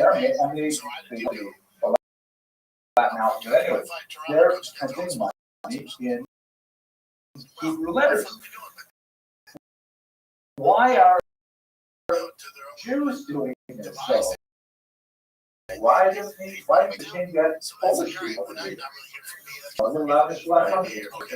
yeah, but why would he want to attract them if he has Poles already in the country to do it? They didn't know how anyone to do it.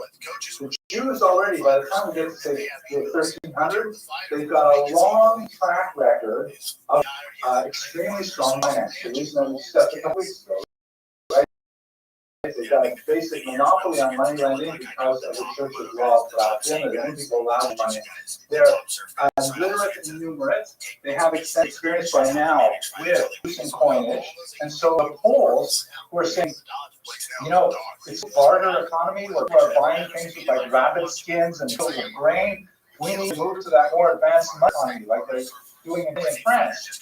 Let some Jews over here to do this for us, and the Jews are very happy to come in and we start working on these things. You can see lots of little folks out there. This one's my favorite. It says Taszko Karol, King Neshko, which is Polish. Which is amazing. Going back to this year, a lot of them settle in particular in right-bank Ukraine, so significant military. But what this term, the river that bisects Ukraine, it runs from Chernobyl, right? Chernobyl, Rabbi, Chernobyl master. It runs from the north down into the Black Sea.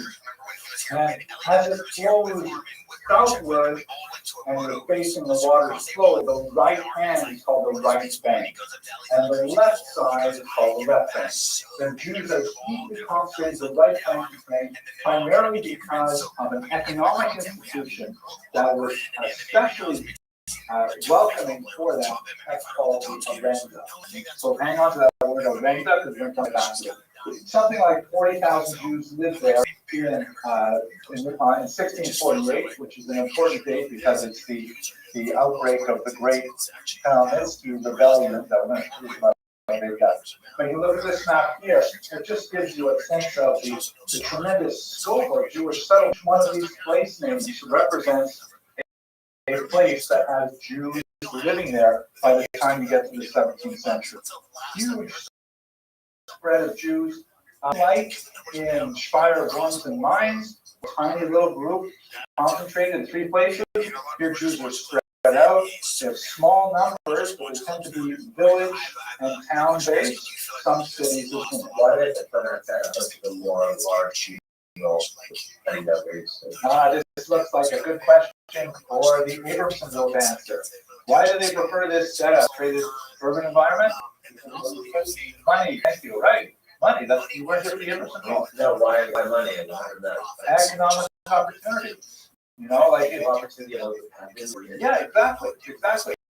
As we shall see, the kinds of economic opportunity the environment afforded is especially good for much smaller pockets of Jews, rather than the massive concentrations they would get with industrialization. When factories start developing new industries like department stores, things like that, that's really when you start seeing Jews really big Warsaw, places like that. But in these tiny little settlements, which we call in Yiddish, the word shtetl is the singular. Shtetl is a Yiddish form of the same word shtetl, which simply village. So shtetl is like a little village. The L end of the Yiddish word is diminutive, you're making it smaller, and so shtetl is a plural of shtetl. So they're setting up all these shtetls. Here is the Rothschild right bank over here. Okay, we're going to talk about the specific environment. The administration of the Jews, to come in and please do this stuff for us. The minting turned out to be fairly short-lived, but the Orlando we described now was much larger. This happens to be a century depiction of the Jews coming to King, and the king saying, well, the Jews are getting blessed in Europe. We've got to invite. You can see the Jews are like, oh, right up there. This guy looks rather mosaic, but it's unusual to see in another church. That's how the 9th century action. It was so good for the Jews, hundreds of years in Poland, that the tradition rose that Poland, or Poland in Yiddish, is really an acronym of the Hebrew words here, we will rest, right? Like Lina, Poland, here we rest. After all our journeys through Western Europe and North Africa and crusades and the place, finally, Lin. Here in Poland, we will rest. That is good. And we talked about some of the nasty things of pushing them over there and so on. One of the most important things that brought them there was this thing called Magdeburg Recht. This is really important. Magdeburg is the name of a town in Germany that was one of the first to codify the rules of being a citizen of that town. Use the word citizen, but I don't mean to imply like equal rights, because that concept really didn't exist in the way. But if you were like an authorized resident of Magdeburg, you had certain rights that were carved up for you and your community group. And the Jews in particular had this Magdeburg Recht, which gave them, when they came into a specific town, gave them specific rights and responsibilities. We spoke about it briefly when we were talking about the Ashkenaz. The kinds of things that Jews could insist on, for example, was that they could be given monopolies in certain industries, such as we shall see, for example, alcohol distillation and sale. They could be allowed to be the only people allowed to sell alcohol. They could be allowed to be the only people to engage in taxation, tolls, things like taking tolls, whatever industry it is. You know, sometimes like if you go to get your dry cleaning done here, anywhere in North America, 9 out of 10 times you're going to be dealing with Koreans. Why that is, I don't know, but like a lot of Koreans, I guess, gravitate to that industry. If you get your hair cut in Queens, for sure it's going to be the guy. Like every barber in a 50-mile radius of Atlantic College for Men is a Bukharian guy. Because there's some kind of like sort of say, what am I going to do? So I know you should be a barber. My cousin is a barber. So well, I'll give you some tips. So there's one of those industries that was really big for Jews was options. We shall see that from more serious reasons. Magdeburg Rest also reinforced a lot of the takano that the Tehillah had imposed, including the Hayishu. You remember what Hayishu was? Exactly. The Hayishu was literally the ban on settlement that you can only run if you have permission of the Kahal. You can't come in here and open up an Asian restaurant. Even if your egg rolls are way better, doesn't matter. We control how many people will be engaged in whatever. So Magdeburg Rest was kind of like, these are pretty modern societies. They don't have that sort of bureaucracy. This is free doge, right? Nobody is downsizing massive bureaucracies. And so the government essentially hands over a lot of the self-government to the cities, and the cities will set these things up. Why do these things like Jews? Not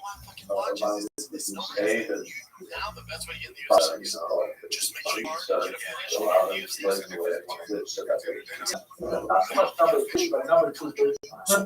Your three answers you gave there. First one allows you to live, and the third one allows you to live sort of happily. I don't think those are big concerns, but make money. Everybody likes that. Once again, right? The whole are prosperous. The king can tax them. They're not the only. He's not the only one who can tax them. Local municipalities can tax them too. And so there's an open recognition that Jews are very good at making money through skills that are not widely shared population, like literacy. And so let us live here, give them the privileges they want so they can set up shop, and then we will tax them. Right? Kind of like Lahab deal. Why an individual community might want to open up a gambling casino. Right? They might not like here there's no gambling in Queens. Is there gambling by the highway or something? Okay, by JFK there's like a racetrack. Yeah, so people, why would you want to have a gambling casino? You think it's going to attract people who are maybe not so salutary. It's going to be a lot of despair and people lose their money. Why would you want to have that in your neighborhood? Money, thank you, right? You tax it. It's a vice. People are willing to pay taxes on vices. That's why the rest is so expensive. But you don't put it in the center of the residential area. You have too much pushback. So the Jews were a little bit like that. Nobody really wanted the Jews to live there. Somebody is not. They don't believe like that, stuff like that. But you know what? It makes them money. So as long as we can they keep to themselves, we'll be happy with them. And Magdeburg Rest was like a whole body of laws that was good for Jews. It gave them rights and protections and privileges, and it regulated the degree to which they could stand aside. Yes. Oh, thank you. It was started, named after one town in Germany, but it was copied over and over again throughout history. As the Jews moved to the thing, you want us to move to this town? Fine, we'd like to have some Magdeburg Rest. And they'll say, Magdeburg Rest. I'll tell you. And then they would set up the same kind of thing. That's like this. So by the time we get to the 18th century, because of the density in what would have been old Lithuania, it's massive, right? Really concentrated yourself in both ends. Okay. Now, I really got to get to the land stuff. Let's talk about the Council of Land first. Here is one of the most amazing things about this period of time, which the early dissertation and work of the great historian Shimon Gottlieb is a phenomenal historian of Eastern Europe. He lived until 1941 when he was shot dead by the Nazis. His last words to his students who came crowding around his body as he bled out, he said to them, "Strive und strive." Right and record. image. He like gave seaweed to his last words, the last will. He's recording, he's writing it down. Let's know what happened. Anyway, he wrote his dissertation on the Great Council of Lands. This is what happened. You have, like, in all of these tiny shedlocks all over, you have kahal. So we talked about the kahal structure with the baked in and with the panas and the feathers like that. So each kahal is making its own rules, which are basically Talmudic, but they're going to have some variation in local customs, things like that. But after a while, said, you know what, there's so much stuff that we share amongst our Kehilos that we could actually standardize ourselves if we organize ourselves into a kind of super Kehillah, big Kehillah, one council that passed legislation for all Kehilos opposed to the common. And the Kahaba actually set up first in the forelands, then in the lands. I'm just calling it the Council of Lands for simplicity. This was essentially a super government. It was ironically way more sophisticated, provided far more service than the actual Lithuania for about 200 years. The high point of Jewish self-government, where Kehillah was operating under the same system, same kind of use of appeal, allowed for tremendous expansion of the Jewish community. So, like, exactly. So in Hebrew, the Council of the Four Lands. It's a really amazing institution. I'm just curious, what kind of things do you think that they were involved in? What did they pass legislation on? Mr. Abrams? Taxes are good, right? You know, like internal taxes, Jewish taxes, definitely good call. What else? How to deal with people who line for example, somebody like yeah, good point, Mr. Rubin. You're absolutely right. How to deal with people who refuse to raise. Like, let's say you're living in Pinsk and the Basin sends you a serial, you got to show up to court, and you say, I'm not going to listen to the court. I'm going to move to Minsk, right? So if there's no central government, so now you live, that's kind of like America is like that today, right? You don't like the Basin in Detroit, so then you move to Seattle because you can, right? And unfortunately, our Basin doesn't have the power to chase you to Seattle. But if we find out they could say, oh, really? You think you're going to stay the Pinsk? No way. If there's a harem, you're also going to be on a harem in Pinsk, which was like huge. Again, remember, there is no secular Jewish identity at this point. The only way you can escape the power of probation is if there's no sort of like, I'm just not going to kill you. That's something that happens in the 18th century and long afterwards, eventually to Eastern Europe as well. Not at all true to council. Wherever you went, there was a system going around. One other area that you might go, like where you deal with a lot, for example, is in Egypt.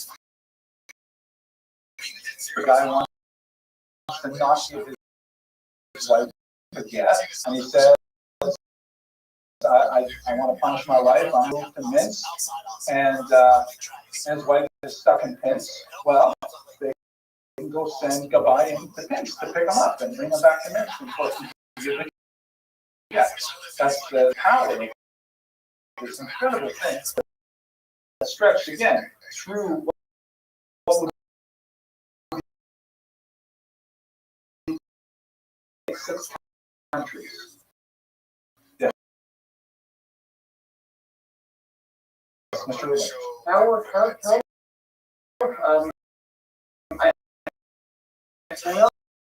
In Bohemia, they had prisons for Jewish people who, because they better they're in Jewish hands than we get it in the non-Jewish.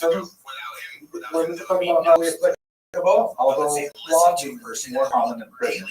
Because prison involves rape expense, right? He's got to keep you up, feed them, all kinds of. But if you flog them once, and it's a physical pain, people are so flogging is far more common. You go through Europe and you find like some, flogging killers who would actually, this is where we flog. Mine was flogging, Okay, one other thing you might find surprising, but I guarantee you see it every single. It is an innovation of our source. Can I give you a hint? I don't know if I can give you a hint. What do you see when you first open up a book? Copyright? Yeah, well, what do we call it? Haskam. What is Haskam? And what does it certify? I guess it's more like, it's like, when you see, like, you have a quote from other authors. Like emotional blur. Right. Yeah, right. That's right. Credibility in that sense.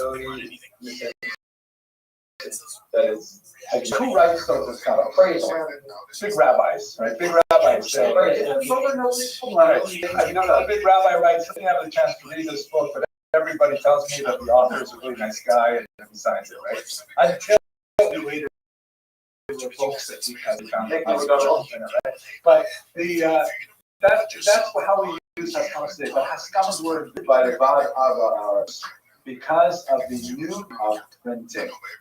Because it used to be when you wrote a sefer, then basically once anyone had the manuscript, they wanted to spend the time to copy it out. Big expensive procedure, copy it out. So once printing happened, and the price of printed books dropped significantly, and then it suddenly became a great adventure. Oh my gosh, I found manuscript here. I can just put it into typeface, pick it up, and I'll make $1 million, which is worth about $1. I get but I saying this is great. And you can also do that with someone else's printed book. So let's say, for example, you live out in Rothschild and Dunn, and you visit Krakow, and you see this great book. You say, oh, this is a fantastic new book. You grab a copy, you quickly go back to Danzig, you typeset your own version of the book, you print it off, you make a lot of money before you can possibly ship to Krakow. And it was a real problem. It was upsetting authors, it was upsetting people who put a tremendous amount of money into the printing process in the beginning. So the Vad Ava came out with Haskamos, which originally were just agreements that nobody else was allowed to publish this book for a certain number. So we're back to what Mr. Rubin said, copyright. Haskamos were at first. They did not say anything about the quality of the book from kind of the author. He said nobody else is allowed to publish this book.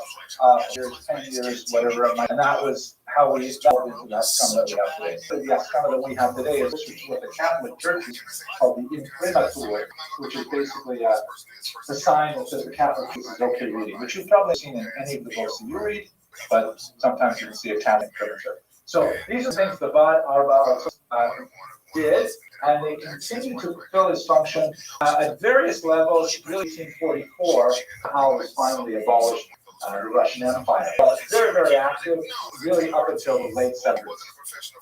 Okay, arguments, discussions, questions? Christianity. That was a typical thing. That might be one way for them to be totally gone. And it was an ongoing problem of some significance. And it's a weird thing, on a logical level, it's so bizarre that you see over and over again when people get divorced, which is an amazing thing, they hate each other so much, punish themselves in order to their former spouse. Like saying, like there's a guy in Israel who went in Israel. They put you in jail if you don't give a get, and he went to jail for like 20 rather than give a get. I mean, it's incredible how this thing happens. But that's the only way to really escape the reach of the Maiden was to convert, and that worked. Sure. There's some, practice. I'll talk about the difficult stuff here. Ready? Okay, so here's the thing. Why were Jews invited so much? Because far more significant aspect, something which became the backbone of the Eastern European Jewish economy, was the system known as the arenda. It's a Latin word, it's incorporated into the Polish language, and it basically means tax farming. How does this work?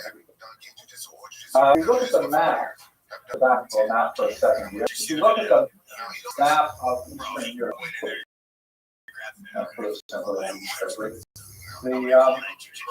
you have a tremendous number of noblemen of there that are, no, it sounds like that's not the same, right? That have been primarily in Poland. And they, through conquest, are going right back to Ukraine.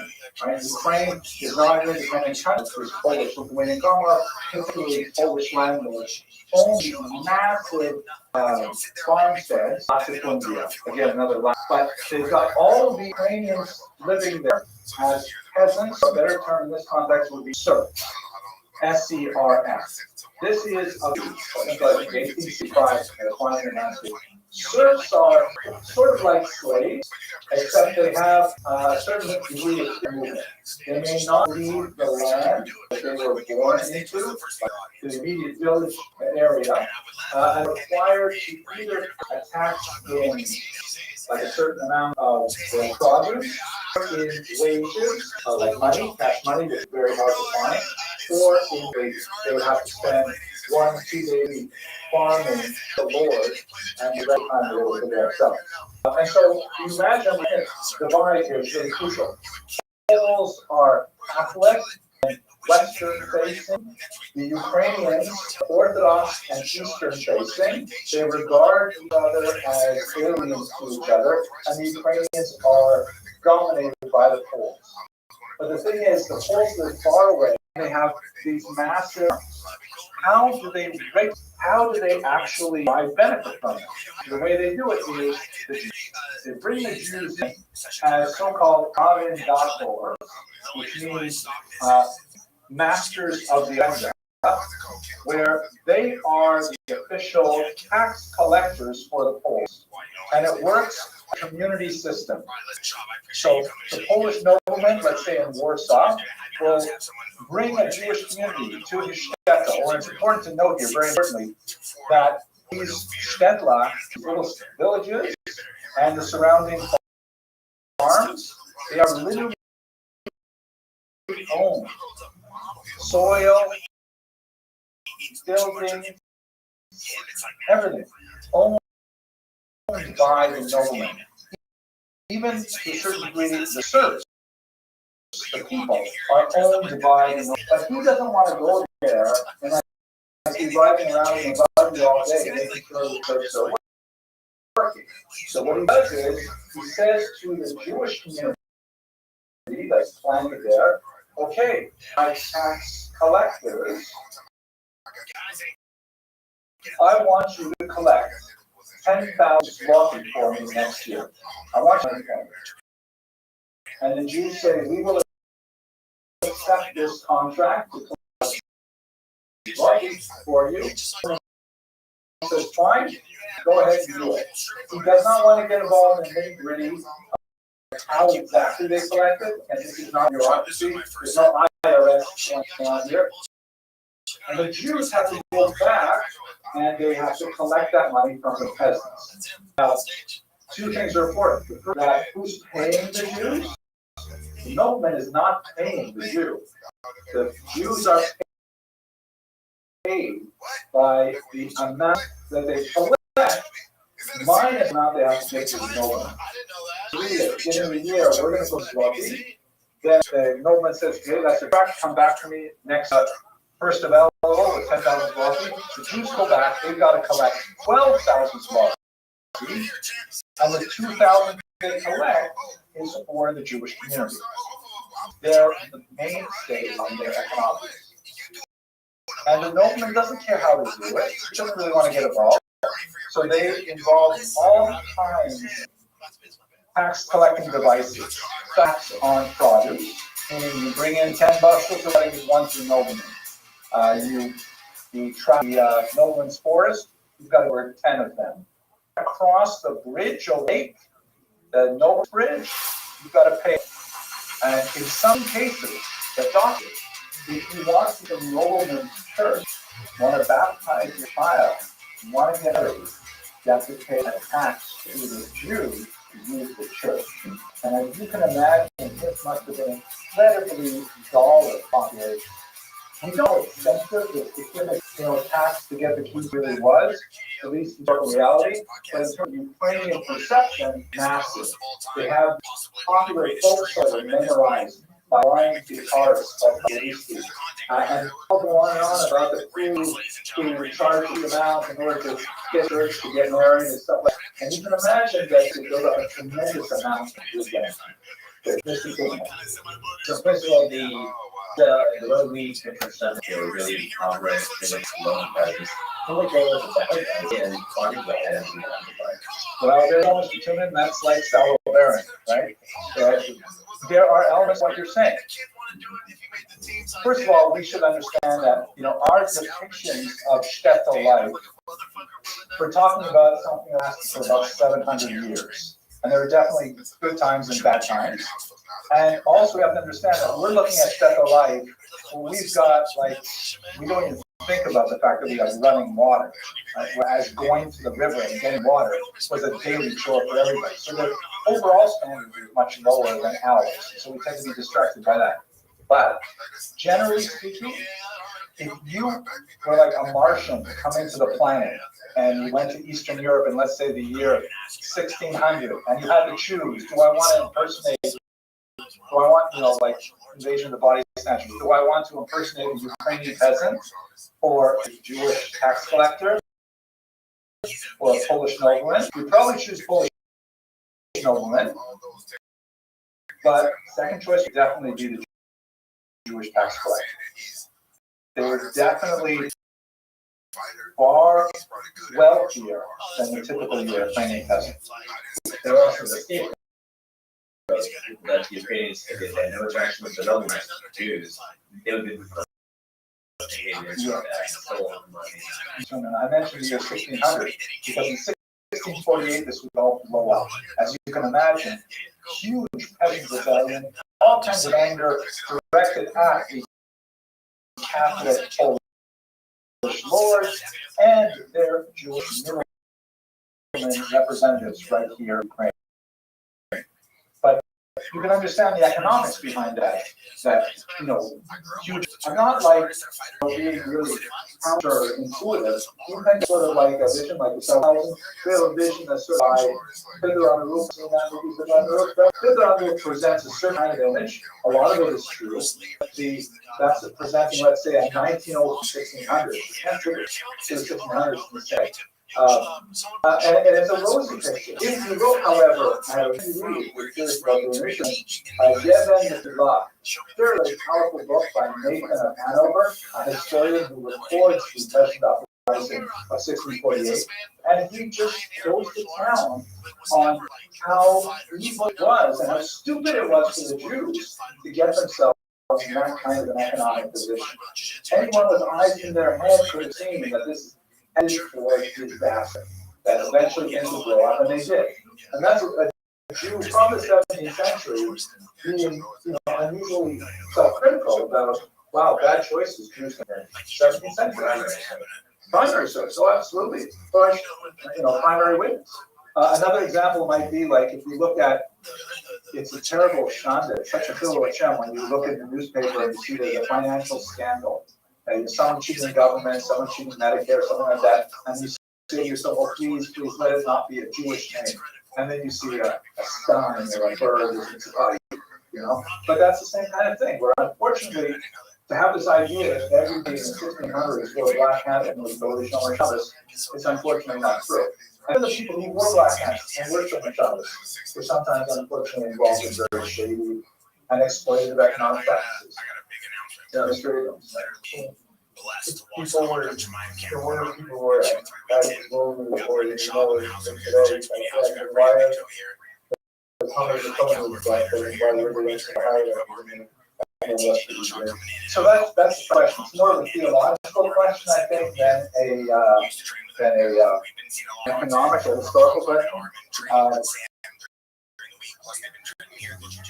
You know, all I can say if I don't want to step out of my lane to the theology department, more of the history department, but you know, we have this idea of the decline of the generations, but we also have the idea of halacha later generations. Right, so what does that mean? If we are constantly lower than previous generations, then how can we follow the halacha of the later generations? You should follow the halacha of the Mishnah. Oh, you shouldn't look at Mishnah Brura. Right, so the answer to that is that in my humble opinion, I think I read it somewhere. You read the Hadorah refers to their spiritual capacity, their ability to, you know, I don't know, empathize or to see the truth of something differently, but not their scientific intelligence. It's not their, you know, advanced math. Those things we follow, so we can become smarter without being better. I think Rabbi Sachs would say, of course you can come up with just a new conclusion. And if he wants you guys to like max out all your efforts, you know. So you guys are asking us. Let's talk about a couple of aspects of the agenda, which is really nasty. One of the aspects of it, probably not yet, Mr. Phillips. So, like, the necessary list that you know, we're talking about is a really pretty warning. Well, I don't like the idea of warranty because that implies that violence is justified. I want to justify violence under any circumstances as possible. But I would say that, yeah, it's more rational. Right? One of the great historians of anti-Semitism is going here, and he writes that one of the things that characterizes real anti-Semitism that we talked about last week is eventually chimerical nature. So I had a word I would write that down to do it. Chimera. You don't know what a chimera is? Yes. Right. And why would you call anti-Semitism chimerical? So it's like a made-up monster, where you like attach things one to another to make up something like, you know, it's like just bizarre, like a three-headed beast, a pink elephant or something like that. That weird stuff that we saw in Western Europe, it's like, you know, Jews killing children for their blood and stuff. Wow, what weird, totally irrational stuff. This, on the contrary, is more like an explosion of a socioeconomic basis. I'm not saying it's justified, and certainly not focused on the individual criminal that affects everyone and has horrible, horrific consequences. But you can see where Nathan and Hannah said the Jews should have realized that the agenda was completely harmful. There's nothing in this business. Now, another example of this, probably not yet, very significant. We've often seen, like you see it in Figure on the Roof, the Kretschmann, which is like the inn, right? The place where some tired Ukrainian peasants, here they have shown some Ukrainian peasants actually in more festive garb. This is not like right out of the order. But they're coming in and they're enjoying alcohol served by this Hasidic Jew. And there's a guy playing klezmer violin there. What is this scene talking about? What this is referring to is the fact that one of the fastest ways to get active is, we said, I'm going to go with gambling, right? Alcohol is also a huge money maker. Why it's so hard to end alcohol, it even has a 19th Amendment, right? What did it mean? Yeah, 19th Amendment to ban alcohol. Repeal one of those short-lived amendments. The only amendment I think that ever repealed, right? Yeah, so they tried to ban it here. You can't do it with the 18th Amendment. I think the 19th was, let's bring it back, right? Let's say it's 18th Amendment. It did not work. Alcohol, everybody loves alcohol. It's reality of it. People will drink alcohol, so you can tax it. It's not something where people say, well, that's too much of a tax, I'm not going to drink alcohol.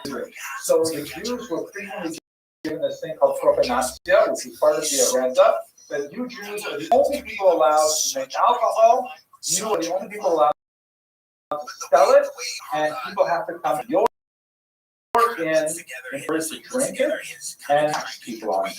Just add one more layer, Mr. Abrams, and I'm with you. One more layer is, don't forget, Jews are all still small, they're still small-time money. There's the ban on engaging in money lending disappeared by now, right? It was already knocked out 14th, 15th century in Israel. Christians are still lending money now, drug banks, lend money, and so on. But in this really backwards part of the post-Lithuanian Commonwealth, the only way you can borrow tiny little amounts of money for small things like, spoons or whatever, going to you and you lend money. The interest is the only place where you get it. It's unregulated, but the Jews are still protected by the nobleman who was like the king in Western Europe, because he wants to make sure he gets taxes. He can't do the Jew because he'll get in trouble with the nobleman to do it. So, Provenantia is added to the lending in a way that Ukrainian peasants can have a glass of pill or a glass of kvass, they show up at the inn, they drink a few, and they say to the innkeeper or the Dutchman, put it on my tab. Jewish innkeeper says, no problem, it is 4 zloty. And then at the end of the harvest season, the guy has all kinds of money because he pulled in all his wheat. And he says, okay, I want to settle my tab, and has with interest become like 6, 7 zloty. And that's the only night he was drinking on his tab. So all of a sudden, he's got 300 zloty of alcohol over the year. And he said, this is especially noxious of the agenda that ultimately is very, very negative. So they would tax them just for the photos and and they get from 90 to Jews and then like what was that relationship? Why would they swing these rapidly do this? They couldn't make their own alcohol, but like these are the bad guys. Well, I think the question is backwards because there's no bad guys. There are people trying to live their lives. And these people are stealing our money. They're coming every day. They're harassing us. Whatever they need. Why would we hang out with them? Why would we? So, Jews weren't stealing their money at all. This was just reality that, like, there are only 2 things which are inevitable, right? Death and taxes. Jews are not in charge of death. But the taxes, they were in charge of. And the reality is, you have to work for the nobleman. Everybody knew this money goes to the nobleman. And the Jew happens to be in the tax collector. It's also collected a little drug at a time. You cross this fishing this pond, whatever. That was the reality of it. Nobody likes taxes, but it's rare you have tax revolt, right? People maybe are grumbling in late March when they have to pay their taxes, but we don't have that many like storming of the capitals. Maybe once every, who knows how often, right? Second judge, don't get these. So, they may not have always liked them, but it's not like a wartime situation. Also, let us not forget, and it's so hard to teach this properly because I have to keep both of these things in mind. The Jews and Poles and Ukrainians together in peace and prosperity for about 1,000 years, with only a few very memorable moments of violence in that time. Now, some of those moments were like incredible explosions, like 1648, and they're also accelerating when you get to the modern era. You have pogroms 1881, 1903, 1905. 1919 was horrific, and then of course the Holocaust. But for most of those things, they lived with each other. And case in point, so much of Ashkenazi Jewish culture, basically Ukrainian, Polish, Belarusian, Russian culture. You cannot sit down to a meal in an Ashkenazi house without having, for example, Rothschild kobach. Right? What is Rothschild? What is Rothschild based on? No, it's Lokshina, which is Ukrainian for noodles. Kugel is German. Or we can't have I don't know, think of some other examples. Borscht, for sure, it's actually French. So much. Slow pop for a long time. But, you know, so much of the stuff we do, the rituals we do are basically things that we sort of borrowed from them. They borrowed from us. Oh, here's an example of Ukrainian. Guess what they call the filter fish, which they eat quite a bit of. Reva, Jewfish. I mean, this is good stuff. That's Jewfish, right? So are so closely interrelated. Like that is one of the best scenes of Fiddler on the Roof is when they're in the Kretschmann and they're kind of like all drinking together. And one Ukrainian goes over to Tevye to wish him a mazel tov, you know, and he says, "Na zdorovya," to your health. And Tevye is a little bit intimidated, ends up starting dancing together, and it's like, wow, they're wrong. And that is true. There's hostility, there's separation, but there's also a tremendous degree of cultural borrowing. Where that especially happens, gentlemen, this if you encourage me out, with, you know, the women talk to each other. Recipes are exchanged, they're picking up fashion hints, they're doing all kinds of things, are much more the glue of societies than men in this regard. Men may have hostilities and political views and things like that, but the women will talk to each other. Okay, Mr. Addison. You say that the Jews were just tax collectors and tax more we have people viewed as being like people or whatever. But They were not like Muslims who are coming to kidnap our children. Even a modern perspective, you ask most Americans, what do you feel about the IRS? People most likely tell you, oh, I hate them. Oh, I wish they could just disappear, right? And the IRS is a body of government that has a lot more oversight than the Jews do. And they were also people of monopolies, people also have very strong legs. Good argument. And so, Mr. Tillman, your whole idea definitely seems very much on point. No, but we got to think, you're saying Mr. you're saying so teachable, it's so beautiful, because there's a difference in what people say and what people do. Nobody likes the IRS. Nobody does. Maybe if you work for the IRS, you might like. What about Wall Street Party was over 3% tax? Good. And when was that? That was in 1700s. Right. And when was the next tax revolt? That's my point. Right? There are tax revolts for sure, but they're, you know, as long as the taxes are not too awful, we'll deal with it. We'll complain, and America has an unusual kind of pressure with this because we have elections. You know, you just say vote the bunks out, and that makes America a little easier that way. But generally speaking, taxes are just an accepted part. Nobody likes them, but everybody. But there have been many historical results for the taxes. Like, obviously, it's a slightly different situation, but in communist countries that tried going socialist communism, increased taxes exponentially, has results. Sometimes even relatively quickly. Yeah, I will not disagree that it does happen, but in the main, you know, people just want to live their lives. The pressure is not too great. They'll just make sort of a benefit cost analysis, and they'll say, just pay the money, and then they'll leave. And it's only when it's too much that you have to go. And this is where you pay okay. Interest on every beer that you drank during winter. Well, okay, so do the comments here, right? That's that brings us there, because it does happen. This, by the way, is a great piece of art by the fantastic Ilya Rabbi, which shows the reply Zaporizhians, from the reply of the Zaporizhians to the assault. These are basically Zaporizhians, especially these guys are the original Cossack, or Kozaké. And what they were people who were so obsessed that they opted. These Ukrainians, right? They fled the settlements, and they went as far as they could out of reach of the Slavs,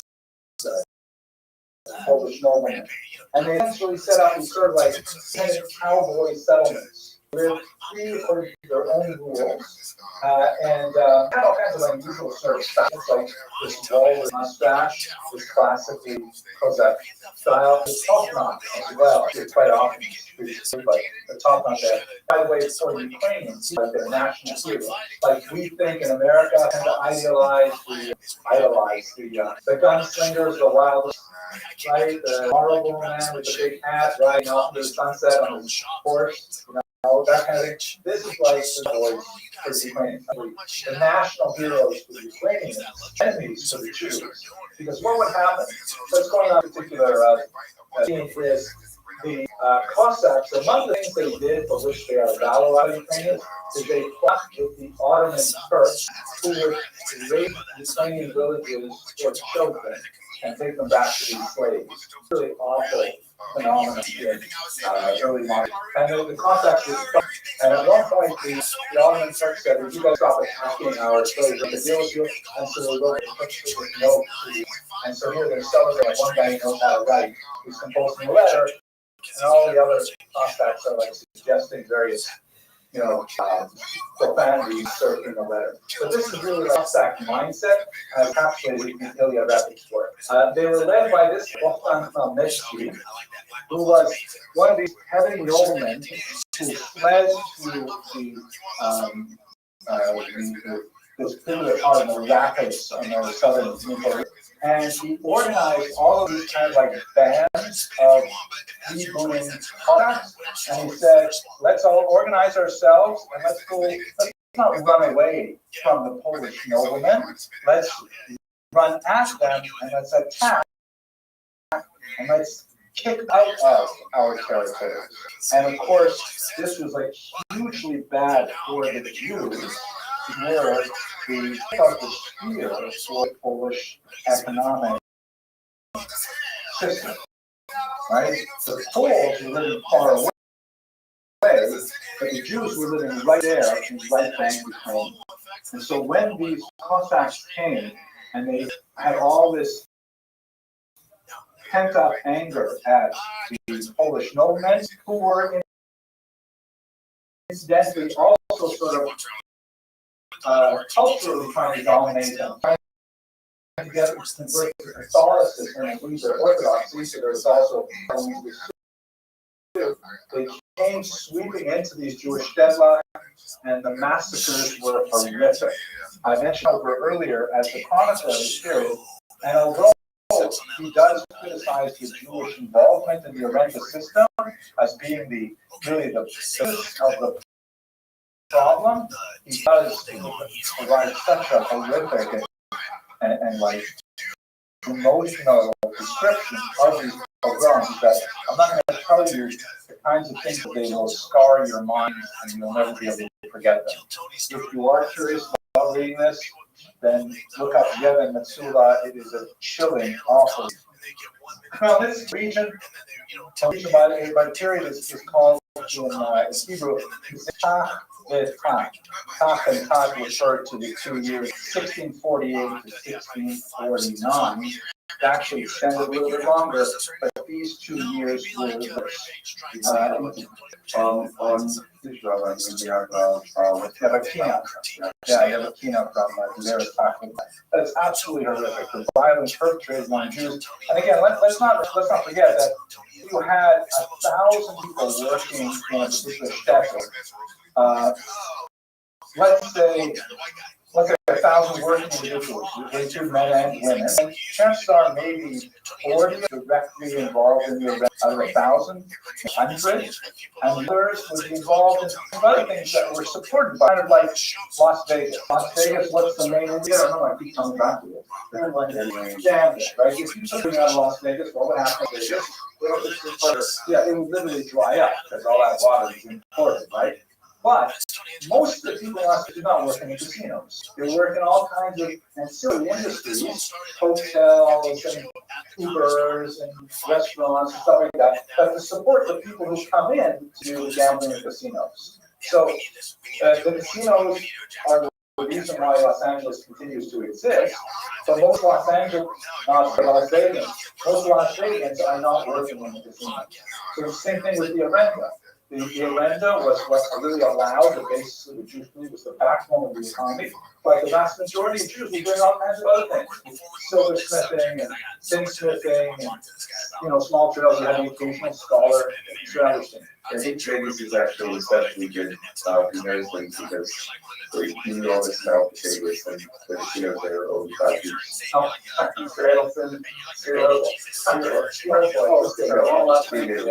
Okay, I'm not going to repeat that. Yeah. Okay, we talked about this. Oh, this is the translation of the Yellow Surah. This is very good. Oh, very good. It is absolutely terrific. The our English translation.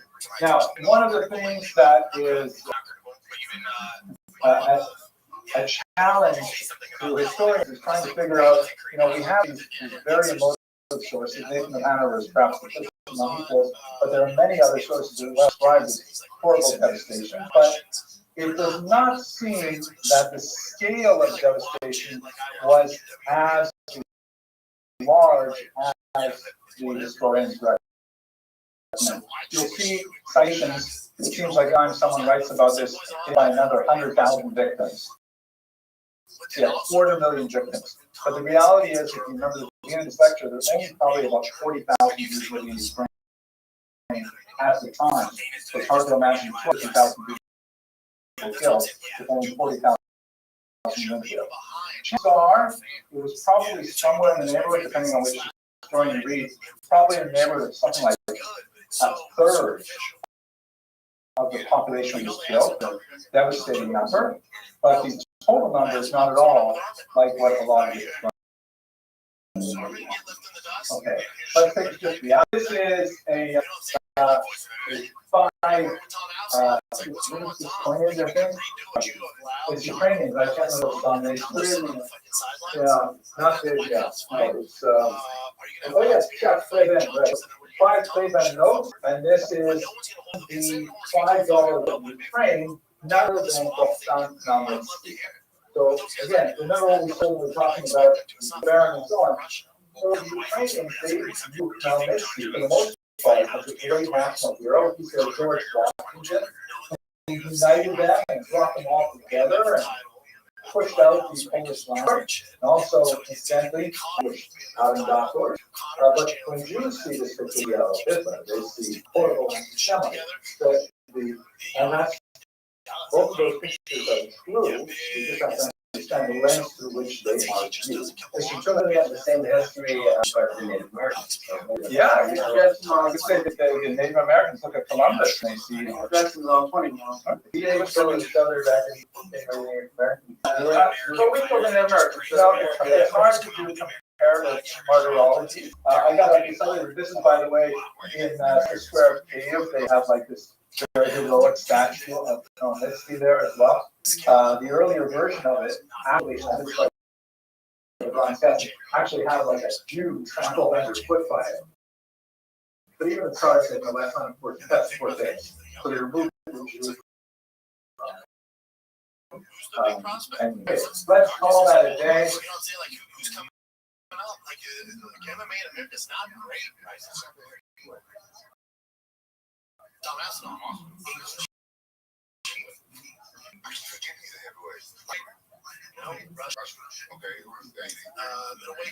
Exclusionary pressures in Western Ashkenaz. So what's going to happen? Now we're at a transitional point in our history.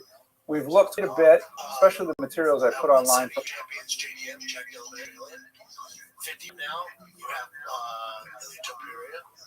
Of the Jews in Western Ashkenaz, which basically comprises England, France, and Germany. Once you get east of Germany, you're getting into Central Europe or Eastern Europe. What's going to happen is from the 13th century onward, peaking in the 17th century, you'll have a massive migration of Jews from the traditional heartland of Western Europe to Eastern Europe. There in Eastern Europe, there's going to be a massive population explosion in the 19th century as a result of several factors, including things like the invention of the smallpox vaccine, the unique style of Ashkenazic living arrangements called Kest, which reduced infant mortality significantly. And there's going to be just an explosion of Ashkenazi Jews in the 1800s. And eventually, when you get to the end of the 1800s, you'll have another big population movement from Eastern Europe to America, to a lesser degree, South America, Canada, Australia, Israel, places like that.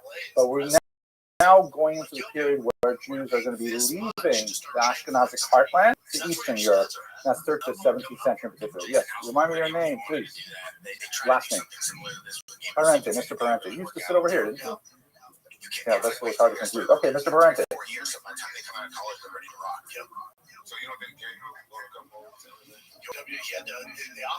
So, good question. The question, which I will repeat because people who are watching the video sometimes ask me to repeat the question: does the word Ashkenaz refer to a people or a country or a region? So, you can have a look at the very first lecture. We went over the terminology. It is associated with I think it's a grandson of Noah in the biblical period. I think Noah. So after his son's name, anyways, one of the grandsons, maybe great grandsons, and over the Middle Ages, various regions were associated with the land of that particular individual and his descendants. For reasons that we don't tell, this was eventually associated with the region of land in northern Germany, and the Jews who moved to that area were known as the Jews who moved to the land of Ashkenaz, and then they were called Ashkenazi Jewry. We have no real good reason to associate specifically that reason with the place Ashkenaz. It's kind of arbitrary in some terms. So now it really only refers to the people, and the Ashkenazim are only Jews now, obviously, because only Jews use that terminology. Okay, have a look at the first lecture. It's online. Okay, shall we go on? Okay, so now I'm looking at the reason why Jews moved from Western Europe to Eastern Europe twofold. First, there was a push for Jews to leave that will culminate in expulsion, really that Jews felt unwelcome in Europe. And at the same time, not for our discussion today, but for next week, there was an economic vacuum in Eastern Europe inviting Jews in. Literally, leaders of municipalities, of kingdoms, saying, please, Jews, come here. We will give you privileges. We will give you rights. We will give you specific, legislation that you will want, like the right to build a wall around your community, or the right to have a monopoly on a vacuum, an invitation, bringing Jews in, pushing Jews out, and Jews in at the same time. We're talking about the pushing Jews out first, Mr. Kranz. You know when you're like chill and relax, I was like a few beers deep. Anybody next like Brandon shot, I'm like, well, you're right, Mr. Kranz. The first Jews who are allowed to be full citizens, that happens in the 18th century. So we're talking for the Jews of Bordeaux and Bayonne in southern France. We're still here, like about years earlier, when nobody has citizenship. There's no such thing as a citizen except me and maybe his wife. That's basically it. Everyone else is subject. So maybe not even his wife. Everyone is a subject of the king, right? That's feudalism. And all you can hope for is privileges that the king gives you. So in that period, right up until you get to the 18th century. All right, let's look at one major factor in the push for Jews out. The first is something called the Crusades. This is like a scene in history. This is one of those watershed moments. You know what the term watershed means? It's a good term. I'll tell you, I grew up near the Arctic watershed. Anyone want to define that term? Mr. Silver? No. Watershed. The earth, like when rain falls, it flows towards a body of water here or a body of water there, right? It depends on the elevation of a particular spot. And, like where we are right now, we're in, I guess, probably the Atlantic watershed, where every drop of rain that falls here in New York will eventually flow towards the east into the ocean, right? Like in the beginning of Kohelet. So all the rivers flow to the sea, and the sea is never filled. But if we were to move a little further west country, we would get to a different watershed where all the water would flow into the Mississippi River and then down into the Gulf of something. Right? What do you call it?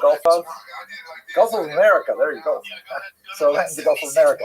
Or further west, and you'd be in a watershed where it would flow into the Pacific Ocean. I happen to grow near the Arctic watershed, north of the Arctic watershed, where all the water that rained, all the rain that fell in where I grew up would flow into the Arctic Ocean because it flowed north. So it means like up until it, everything is going this way, after this, the other way.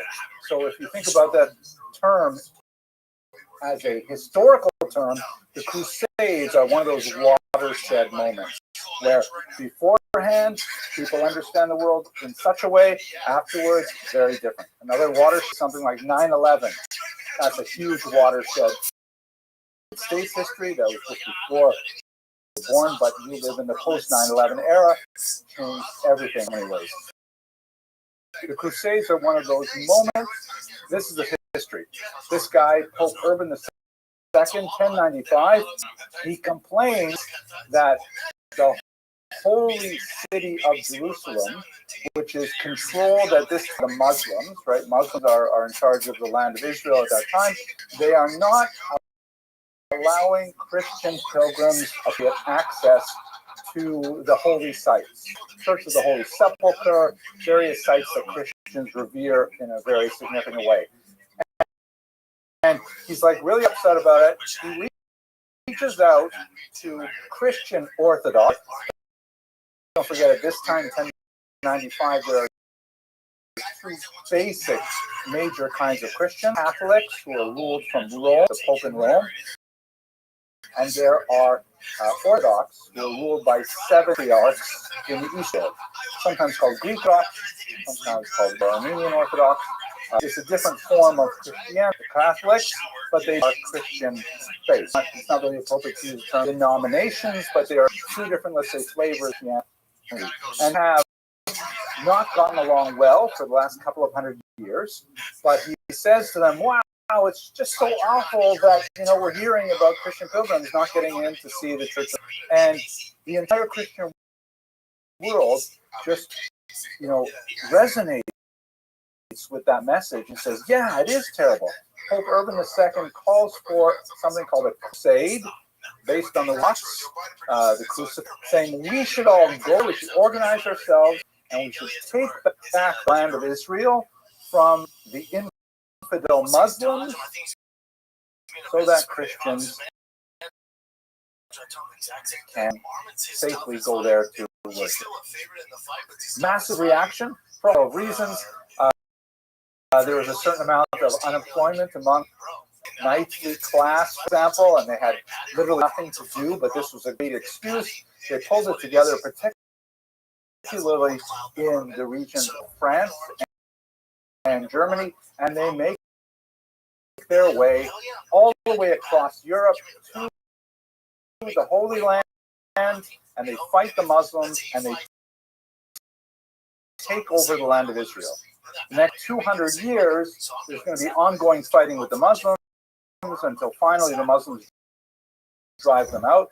But this is the era of the Crusader kingdoms, when Christians from Western Europe established sort of footholds in the land of Israel. Countries like Caesarea and Akko and all kinds of land where you'll see lots of Crusader fortresses. You'll also see Muslim against the Crusaders. For example, the walls around Jerusalem were built by the Muslims, trying to hold off any future attacks by Crusaders, and it went back and forth for a couple hundred years. Here you see, and by the way, because they kept on they made their way down, took over the territory, then they got kicked out, they were down again. There are multiple crusades over several hundred years with a variety of outcomes. Some successful, some not. Exactly. Isn't that surprising how that changed? So how did Jews get involved in this? especially up here, you can see the Stars of David represent very clever sort of symbolism. They represent Jewish communities. And at a certain point in 1096, in the summer of 1096, there was an especially dangerous phenomenon because a whole bunch of crusaders, and remember, it's like a mass movement where you have wealthy knights who are able to afford a horse, caddy, and all the weapons, armor, and stuff like that to finance a long trip across. And then you have the dark, unwashed masses who say, yeah, we want to do this too. We want to get involved in it. And they come along for the ride. And in particular, in the northern Germany of Ashkenaz, there are a whole bunch of these individuals, led people like Peter the First, who are kind of like a rousing individual, sort of like a popular preacher kind of. And he essentially says to these crusaders, wait a second, why are we schlepping all the way to Jerusalem, infidels? I don't use the word schlep, but you get the idea. Why are we taking ourselves? The whole point of this is that we are going to beat those unbelievers, meaning Muslims. Why are we going all the way to Jerusalem to do it? We have unbelievers, Jews, right here on our very own backyard. And so a lot of these, especially the less professional crusaders, the less disciplined crusaders, they start making these religiously inspired pogroms that specifically targeted these tiny little Ashkenazic, civilization outposts in the northern German region. This is like one of those huge scars in Ashkenazic history that we will remember every week in the Av HaRachamim prayer, which Av HaRachamim, which we read on Shabbos, after the Torah, specifically speaking to the horrible massacres that occurred in the summer of 1096, and then onwards for the next 200 years on a smaller scale. It's going to be absolutely awful. I'll take you through some of them. Mr. Loiki. Well, more professional, disciplined soldiers, like they've got some kind of they've got a plan. They want to go to Israel. They want the glory of attacking the Muslims. They want to bring back, things like that. They've got kind of like a bigger goal. But the lesser outfitted and the kind of they don't have the same kind of resources and they can't imagine paying for that massive journey down there, but they do want to get involved in the violence of all it. So they say, we'll just do it right here in the homeland. Mr. Parente.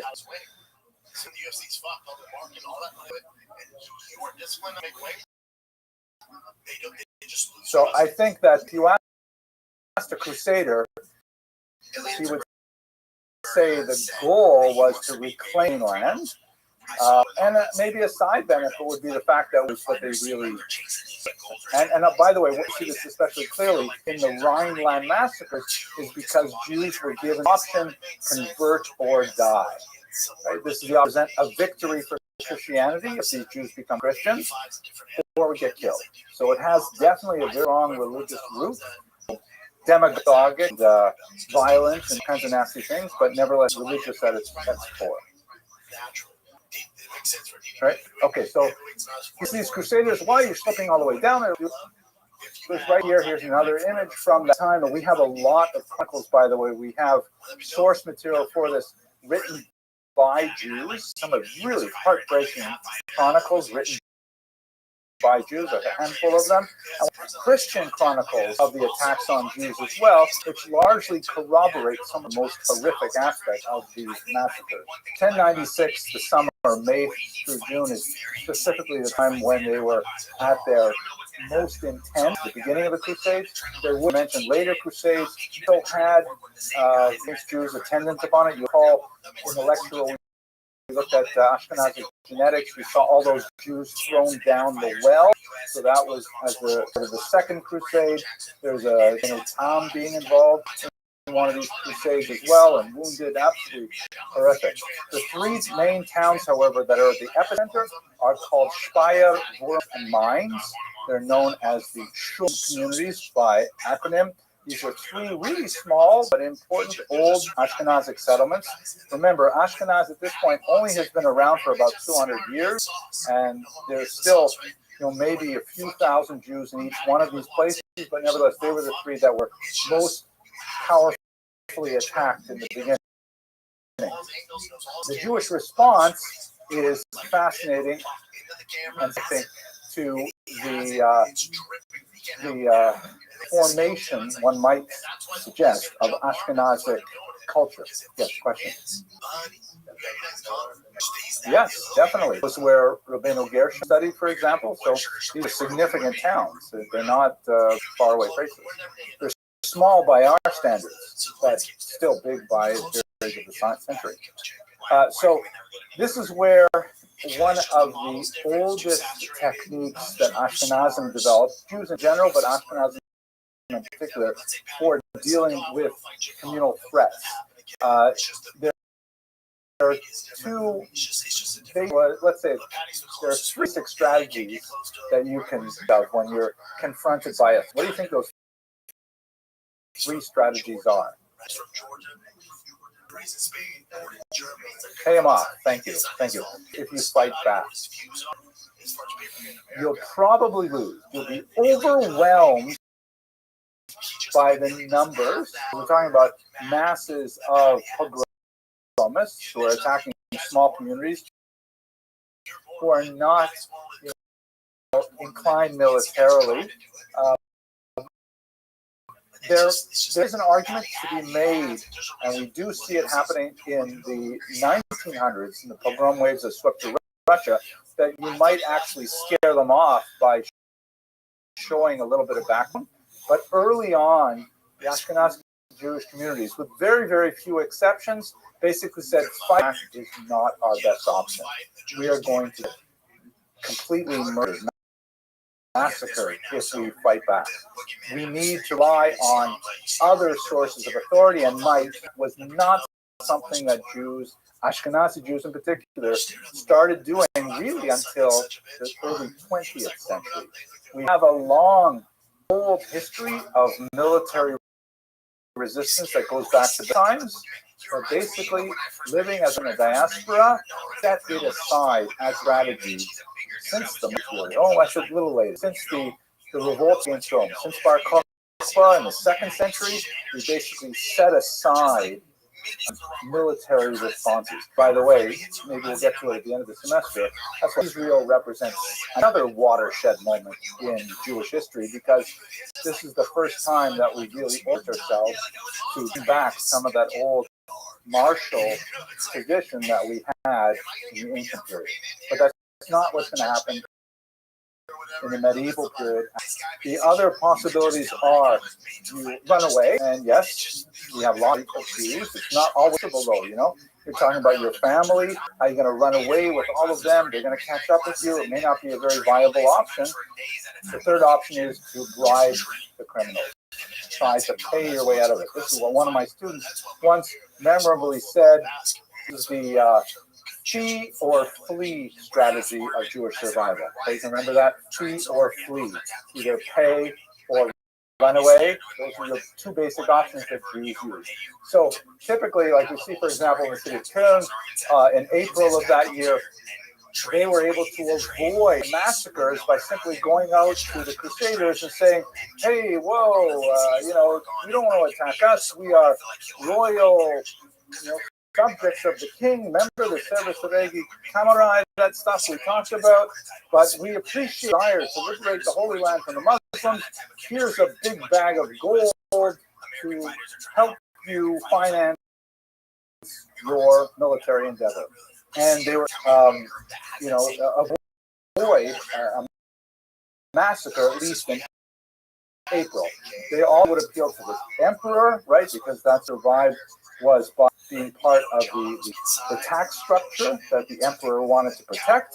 But later on, it would get worse. They would not. This strategy would not survive. Going on to Speyer, May of that month, they tried to themselves in the synagogue And any Jews who were outside the synagogue were killed by the Crusaders. Remember, it's a get baptized or die kind of moment. Many of them chose to die rather than be baptized. In fact, what we will see happening in some of these chronicles, which is absolutely horrific and hard to imagine, but we see it very clearly in the chronicles that Jews in the Crusades frequently chose suicide over baptism. This was like an incredibly dramatic moment where you'd have situations where Jews were trapped inside synagogue. The Crusaders would say, come out and be baptized or we will dog on fire. And the Jews inside would actually take out knives and slaughter their own children before they took their own lives. The Crusaders would set fire to a building that had no more living people in them. Absolutely horrific examples recorded not only in the Hebrew Chronicles, but also in the Christian Chronicles, saying to these Jews, amazing that they would rather kill themselves and their own children, they would rather kill their own children rather than submit to baptism. And gentlemen, I would hazard something for you to think about further.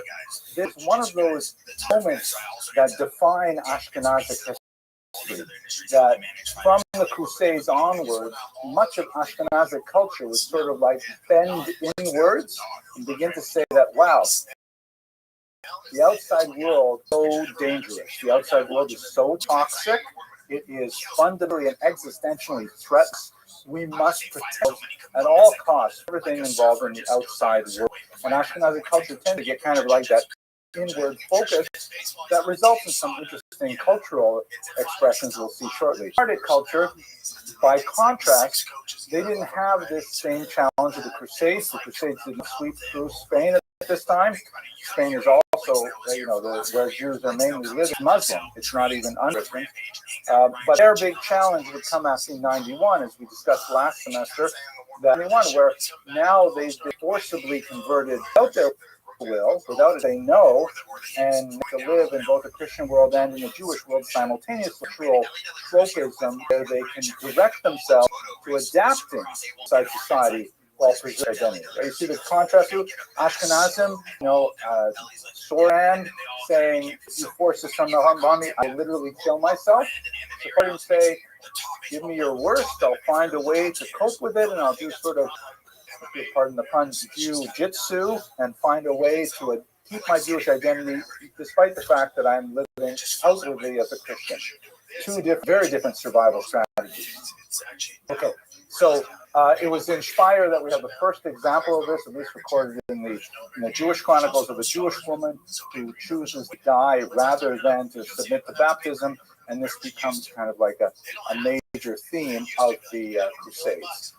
Finally, in Worms, the Jews at this time, they go to the bishop. The bishop has a big fortified castle, and he says, please protect us. The bishop says, okay, because the bishop, one of the ironic things we'll see about anti-Semitism of this period is that the upper church wanted to have nothing to do with this.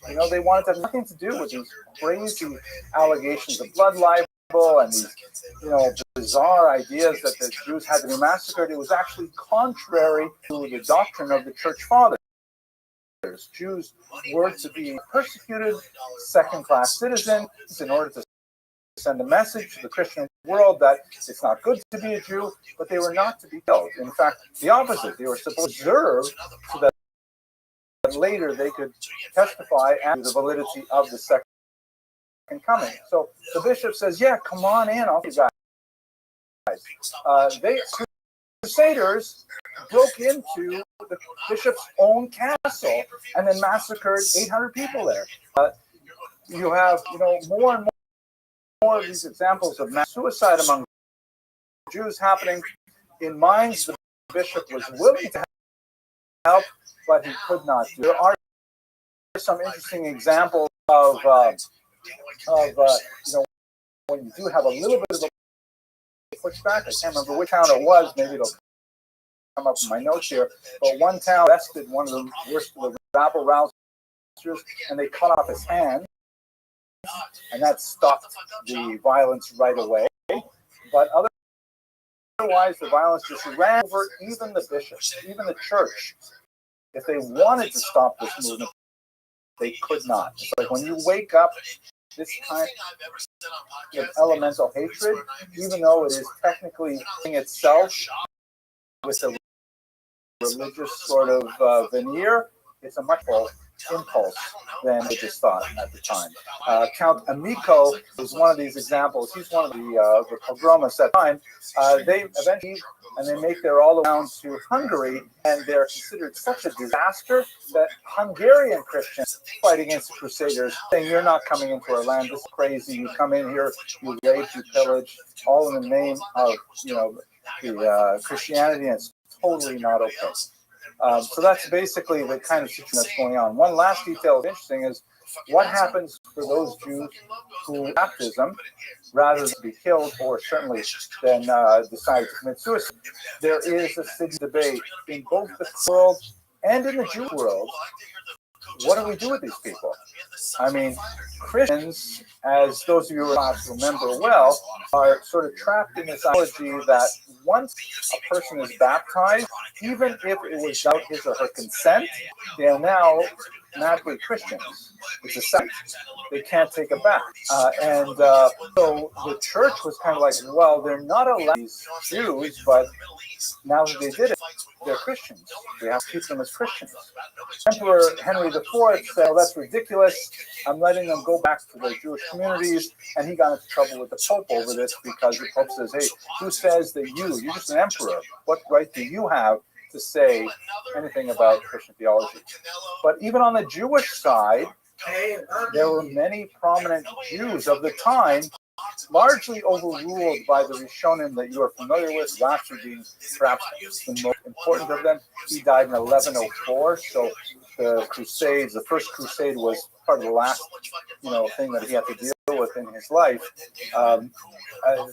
There were significant debates. Maybe once they're baptized, especially if they volunteer to be baptized rather than be killed, maybe now they are Christians. Maybe we should accept them back. Maybe you're only allowed, it's Yahareg Val, right? You can't be allowed to. You have to be forced yourself to give up your life for this. Nevertheless, the consensus developed over the course of about 100 years. It was not such an easy thing to do.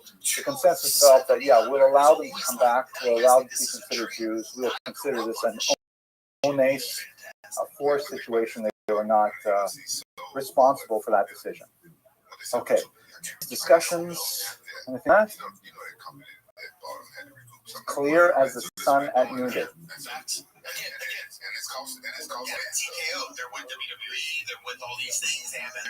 Well, when you say we, I'm not sure who exactly you mean. I don't know. I really don't know. I think that the consensus that Rishonim are that baptism has no impact on Jewish status, based on the principle Yisrael Afal Pi Shechata Yisrael. Right, a Jew, even though he sins, he's still a Jew, and you can't remove that Jewishness from him. But a posek, I'm not even a rabbi, just a regular guy. I can't tell you for sure. Master Rosh Hashiva. Okay, so what about Jerusalem? Jerusalem deals with the Crusaders in 1099. They finally get there. There's a huge battle in Jerusalem, which is kind of like First Crusade. It was the peak of the crusading story and became like myth. You have guys like Richard the Lion who make their reputation in these huge battles for Jerusalem. Jews and Muslims in Jerusalem fight shoulder to shoulder against Christians, but they lose. There's going to be a massacre. The Jews are sold in slavery. And it is ironic. We should remember that right now, Muslims and Jews are at loggerheads primarily over politics. At least it has been like that for the last 1.5 years, more or less. But this there are many points in time where Jews and Muslims were actually on the same side against Christians. The Crusades is one of those examples. Also, one more thing to point out, you should bear in mind that for much of the Middle East, if you go to the 21st century, the Middle East has not go of this history, right? Like when America invaded Iraq, Operation Desert Storm, I think it was, right? The Iraqis referred to Americans as crusaders. They're thinking of Americans as these guys. You know, here are Muslims minding their own business in Jerusalem. It's not even clear how much they were really interfering with Christian pilgrims, but suddenly you get like all of Europe down here in their big metal armor and their horses and stuff like that, and like they make a war. So they regard the West as being like as an something that's happened for the last millennium, largely because of the Crusades. You have to remember, they're now owned partner with, and you know this better than anyone, WWE show the world. When you have one, you're like Hulk Hogan, they had all these issues, and then you have... So you got to take this. You have this period which they call, it's a little bit of an exaggeration, la convivencia, the period of coexistence. Lasted about 200 years.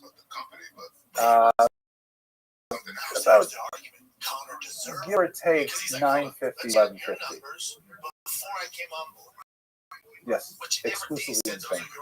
Yeah, but that's it. That's an interesting period of time. It's part of Jewish history. You think everybody's getting along?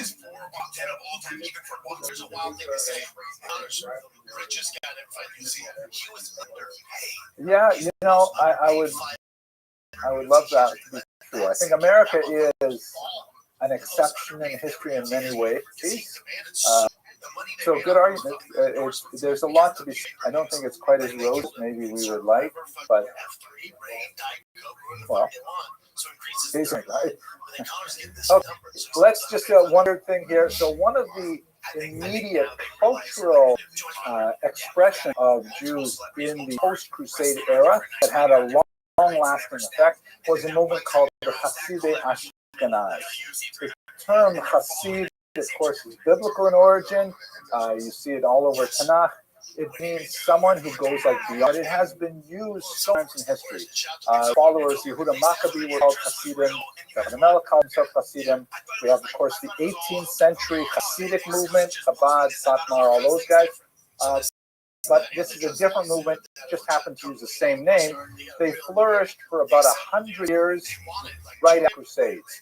Most of their writings are focused in one book, Sefer Hasidim. Fascinating book on a historical level. Sorry? Yes, Rabbi Yehuda Chassid is one of the major authors of this, also his father. This is a fascinating book on a historical level as well, because it includes all kinds of interesting stories about things that happened in Ashkenaz at this time. It's a fascinating religious work. It's basically sort of a mixture of Musar and Halakha about how you should behave, and all kinds of like stuff to make it into Halakha, but it's kind of like advice given by the followers of this Hasid Ashkenaz. What is especially unique about it, what distinguishes it from a lot of other trends, and is not that really lasting in the Ashkenazi tradition. It's very, very sharp. At this time, though, is that the Hasidic Ashkenaz were really big into self-blame, style, martyrdom, all kinds of like, you know, we have to do more where it's so different from the modern day Hasidus. When we talk about Chabad, for example, and all the Hasidim was really much more about joy, camaraderie, and no way these Hasidic Ashkenaz were really into like self-mortification, like literally rolling in snow.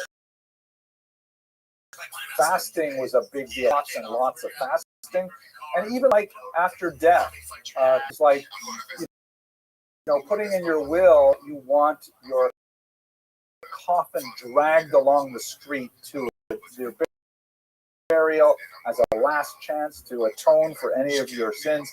Those kinds of show up in the Hasidic Ashkenaz movement. It is a kind of like a cold, dark period in many ways culturally, but the Sefer Hasidim is absolutely quite fascinating.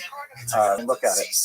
It's like certain ideas definitely do find their echoes later on in Hasidic world.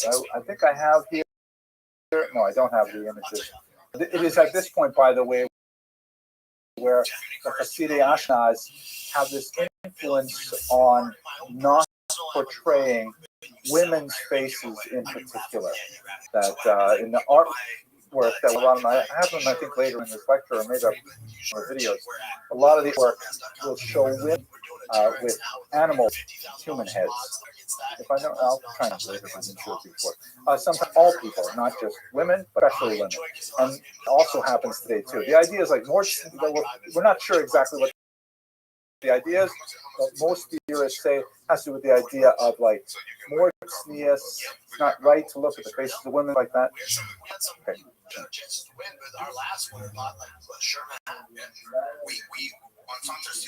The Hasidic Ashkenaz? Well, it was kind of like an intellectual religious movement, and there were several rabbis who were deeply in it and influential. You know, people thought like that's how you express your Judaism. Nowadays, we express our Judaism by like, you know, having lots of things and Hamantash and back. Oh man, I got to go like reading for 2 days. You know, it was just that was the style. Wear dark clothes, wear bright clothes. Well, that's I think precisely what a lot of historians would say. The Crusades, maybe too much levity. Yeah. Correct. So it stands to reason that they were influenced by the environment. We'll see the same kind of things to a certain degree happening in the period of the Black Death. I wish I lived in you. See this fucking house? I wish I lived in the backyard. I got my own house. Yeah, I'm awesome. Outside awesome. No way to know for sure. No way to know for sure. But I would think it did survive. I mean, we still have their writing, which indicated they were circulating.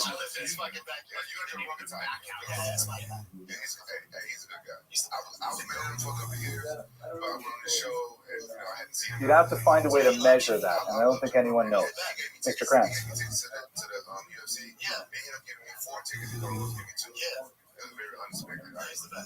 He's the goat. Without him, there would be no anything. Like he's the most, I would say, listened to person in the world daily and weekly. And all he talks about is MMA and loves MMA and is still. Yeah. Habana in particular did not like that. Yeah. People don't understand that. He literally puts MMA in a different stratosphere. Involved with the sports influential guy. Yeah, it's crazy. UFC is going to be. I don't know. Could be. I'm not sure. Okay, let's go weiter. Now, the next nasty, right? The whole point of today's lecture is to illustrate exclusionary pressures, right? That reasons why Jews want to leave Western Europe. Crusades, fairly focused violence associated with the crusade itself.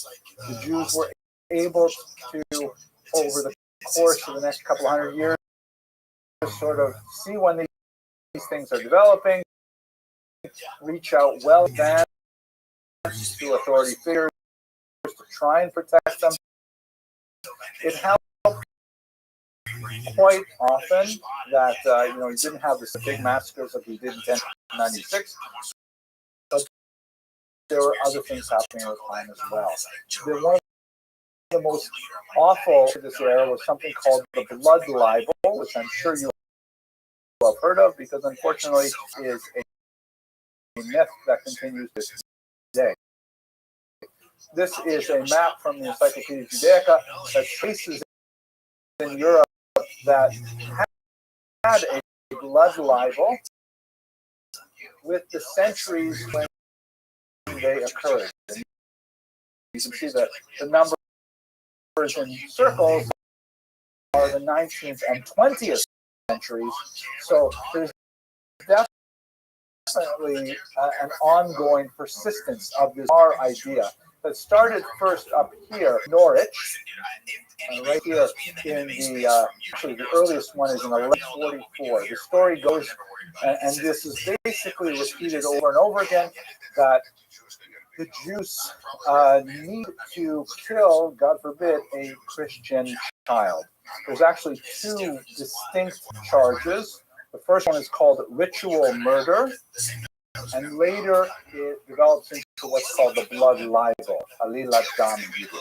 Ritual murder is this idea that, well, why would Jews need to kill a Christian child? Well, the reason is because, as the crazy goes, and for those of you who are going to be watching this in the recording, it's not true. Jews don't do this stuff. But and the church has, by the way, said this over and over again. The popes are publishing bulls saying, no, it's not true. Don't believe those crazies who say this happens. But yes, it is one of those things that is, hard to root out of the psyche once it's in there. The charge is that Jews need to ritually murder a child in order to vicariously reenact the passion, meaning the crucifixion of the founder of Christianity. That because Jews so hate Christians, they want to do that same thing around Passover, right? That's the season of the Passion. The term Passion is that whole story of Christian. And so whenever it happens, unfortunately it does happen, young children, God forbid, are kidnapped, frequently abused and murdered. Such things happen, even in our own day. So, people are really upset. They say, who did this terrible thing? And someone says, I bet it was the Jews. I heard the Jews do this. It is April after all. It must be part of their ritual murder. And the story goes out. And then what happens afterwards is sometimes there's like a mob of Jews. Sometimes there will be a bizarre sham trial that will result in mass hangings, and it never ends well for the evolution of this. In 1144, just goes like crazy. Everybody just catches on to this idea. It's a little bit like an urban myth. Like, people for a while were talking about how don't go to these, countries, Central America, because one day you'll wake up in a bathtub and you'll find a scar and someone has stolen your kidney. Right? You ever hear those crazy stories? You go to a bar, someone will put something in your drink, you wake the next day missing a kidney. And people say, yeah, that happens. Oh man, but even though, I don't know how often or how seldom it happens, it just sort of like takes up way more brains than it actually deserves.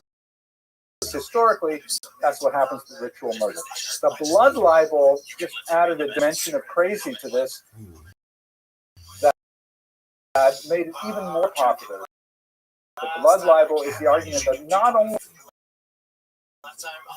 do the Jews to reenact the crucifixion, they need to drain and drink the blood of the victim. They have to actually go.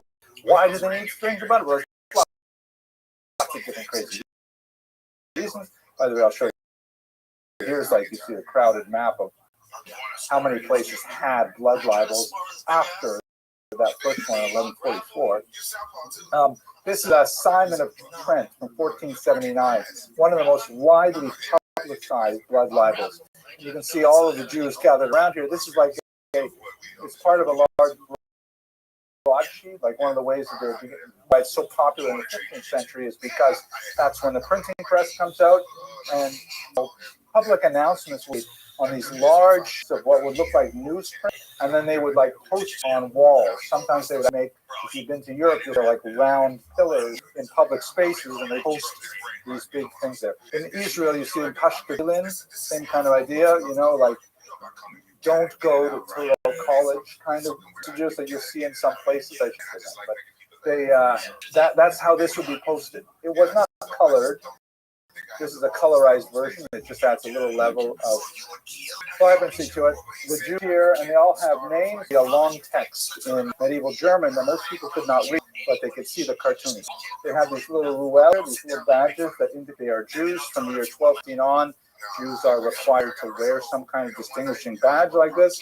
Here is the unfortunate Simon, who is held in a cruciform position. There are Jews who are tormenting him with specific torments that are meant to mimic the account of the Gospels, and they're circumcising him because, after all, the family was also circumcised, so they have to make victims, Christ taking that in regard. They're catching the blood in our, and then later they will do various things with the blood. One of the most popular myths is that they would bake it to the matzah. And for those of you who I'm sure all have eaten matzah, which is made completely out of flour and water, you know that a little bit of blood will probably make it taste better. God forbid, I didn't mean to say that. I'll have to cut that out for the video. But there's no blood in matzah, obviously. There are also thoughts that Jewish men are subject to menstruation, and so they lose iron every month, and they have to drink Christian blood in order to replenish the iron. Other stories say that they are infertile, and the only way that they can reduce is if they consume this blood, or it's an aphrodisiac. And I mean, there's all kinds of absolutely bizarre stories. If you're curious about this really weird aspect of medieval history, I recommend you look at Joshua Trachtenberg's remarkable work written right during the Holocaust to try and wake people up as to how long this has been going on, called The Devil and the Jews. Very powerful work. He lists, 20 things that people believe Jews did with him, and amazing examples of Christians actually buy the blood so they could use purposes as well when it got to the end. But this blood just became such a powerful peg in the mind of medieval Europe that it haunted us for hundreds of years. Here's another fiction of Atos Martyr, which basically Saint Simon the Martyr.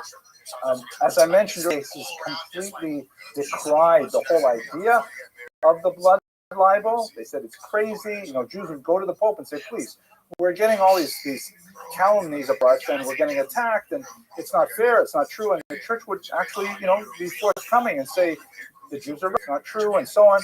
There were some exceptions. Simon was one of them. Actually beatified by the church, which means one level short of becoming a saint. Quite often they would take the remains. The child who was killed by who knows whom, buried in the wall of the church. Churches today in Europe, where they have, the remains of these children who were horribly killed. The Jews were blamed for it.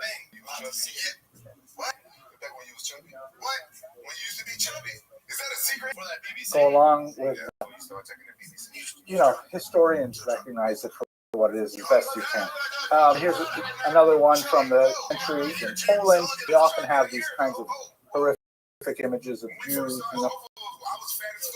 relates to the whole idea of pedophilia and things like that. The Nazis made tremendous use of their story in their propaganda. Attacks on Jews. That there's another really good reason to start leaving Western Europe. It would follow them to Eastern Europe, but the idea was we got to get away from these crazy people.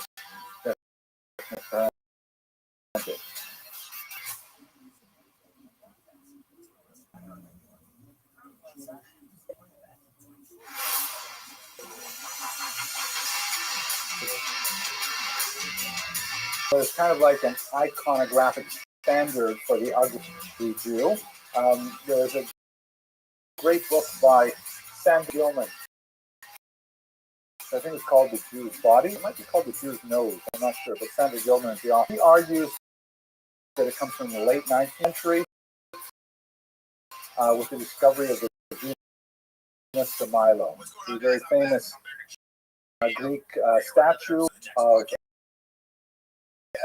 a woman, and it was considered in the late 19th century when it was described as like the ideal human form. And so a lot of anti-Semitic characters started saying, well, if this is the ideal, with the aquiline nose, the right body proportion, then the Jew must be the opposite of that. It's when the kind of capitalist image, it's late 19th century, most likely. Good argument. Okay, let's go to one last related charge, and that's next. Great. Now, ritual murder morphs into the blood. Jews feel very uncomfortable during this time period, and we could say more about this. Literally, we could teach a whole semester on the blood Bible. There are crazy examples where, for example, you didn't even have a body. Like the blowout incident in 71, where some guy thought he saw a Jew carrying a body, but nobody reported a missing child. Nobody found the body unless they attacked all the Jews, married them, over a blood. It was a crazy, crazy thing. Post-desecration, however, kind of like the next step in this entire crazy belief system, and it affected Jews very heavily. And unlike the Bible, post-desecration tended to have the support of the church. The church actually the Catholic found it advantageous to even promote, to some degrees, the desecration story because of their own agenda. I'll explain. So the term post refers to that became part of Catholic religious practice. It was part of a ritual called communion, that when you were a Catholic in good standing and you said your confession and done whatever penance was required, then you would enter into communion, which would involve the drinking of a little bit of wine and the consumption of this little cracker. It looks like a Ritz cracker kind of thing, like you have a kiddush. This would be like a very dramatic moment.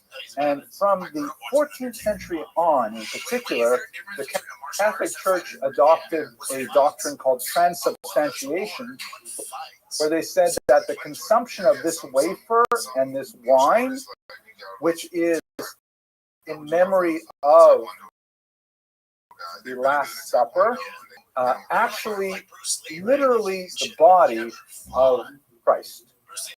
That it's literally the body of Christ that you are consuming. I know that sounds a little weird to me, but it's somebody else's religion, so that's what they believe. So, and that's a very holy thing to actually be, consuming the body. So, through this doctrine of transubstantiation, it's not a symbol. It's not like representative of. It's actually the thing itself, mamash. So, if it is the thing itself, then it stands to reason that Jews would want to it. Right? If they are killing Christian children, as the argument goes, in order to reenact the fashion, certainly they're going to do it. The wafer itself represents Jesus literally. That's the argument.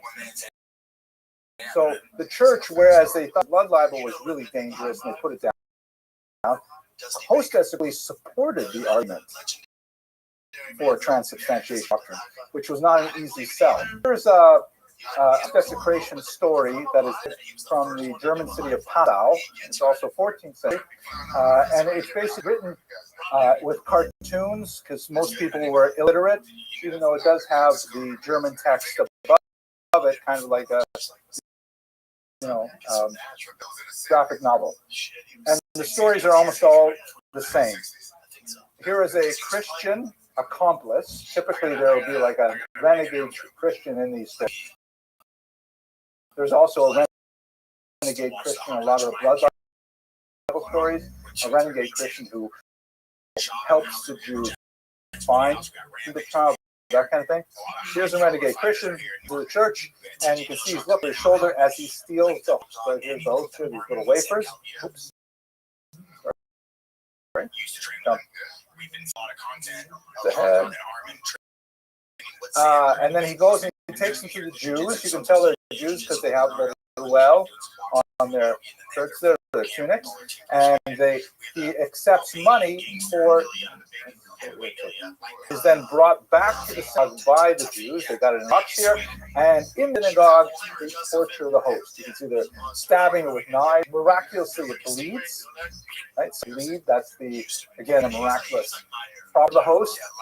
Neither that the Christian artist have actually been in this synagogue. Has to look carefully because he's trying to produce the Shnei here in Hebrew, but he doesn't know how to write Hebrew, so he's going to write gibberish up there. And then what happens is, like the police come to the door and say, "Hey, what's going on in here?" We hear like some screaming. Right, the host is screaming as it were. So the Jews say, "Quick, get rid of the evidence, they sit up, they throw it into the furnace, and miraculously the form of a small child appears in the flames, and doves fly out of the flames to be caught by waiting angels. Right? Like all these miracles are attached to it to sort of reinforce the idea of transubstantiation. All of this stuff is Narishkeit, is not true at all. The next part, unfortunately, is typically what actually happened. There's a mob, burst into the synagogue. They arrest all the Jews. This is also a typical Jewish hat from the 13th century. They torture them over the flames. They set them on fire. The Christian is later taken away for other punishment, and the synagogue is rededicated as a church. You see the body parts up here from blood libels, things like that. So host desecration, also hugely popular from the 13th century onward. So some ritual murder, to blood libel, to host desecration, it's just crazier and crazier. This is a map that shows the spread of the host desecration. This also spread to Spain quite heavily as well. Okay, that's so exhausting. Yes, Mr. Fernandez. Yeah, first thing I said to the boys when we were watching Hot Dog Train, I'm like, how's, because especially when you bring in fights, I'm like, how's his cardio? I'm like, buddy, not an issue at all. My biggest thing for him going to the DD, like, he's a big, durable, so that how's I didn't understand what your question. Where they spread stuff from what? We see everybody on the internet talking about DDD doesn't get finished in the first round. It's going to be hard for him. That's good. It would be interesting to try to correlate this stuff with witch hunts, which happens quite a bit later for the most part. I think there has been a lot of stuff written on the spread of superstition connected with mafia. Like, when it's one thing for two guys sitting in an inn telling a story. There's only a certain degree of impact you have when it's one-to-one or few. But once you start getting broadsheets, and once you start getting you won't have news time, but once you have more technologies of dissemination, then it just goes crazy. We live in the same time. We live in the era of the internet, right? Where someone can have a super career, like QAnon, right? And within weeks, all of a sudden, QAnon is like a thing. And people start saying, oh my gosh, is it true? Who is Q anyway? You guys know what I'm talking about, by the way? Is it, or what else? Sorry? Yes. Stay away from social media. It's really unhealthy. QAnon is a bizarre sort of super crazy idea that involved the most weird ideas. Like, for example, it was back in the 2016. It was especially got huge during COVID. But it goes back really 2016. One of the weirdest aspects of it was the idea that Democrats were actually lizards from outer space. I'm not making this up. Lizard space were bent on kidnapping children, committing pedophilic acts. It got so bad that there were people who identified a particular pizzeria in Washington, saying that this was like a QAnon belief, that this is a pizzeria basement where they were doing this, and some guy brought a gun to the pizzeria and shot a policeman in it. Like, it just, this is bloodline. It's human psychology. So, and in the back, I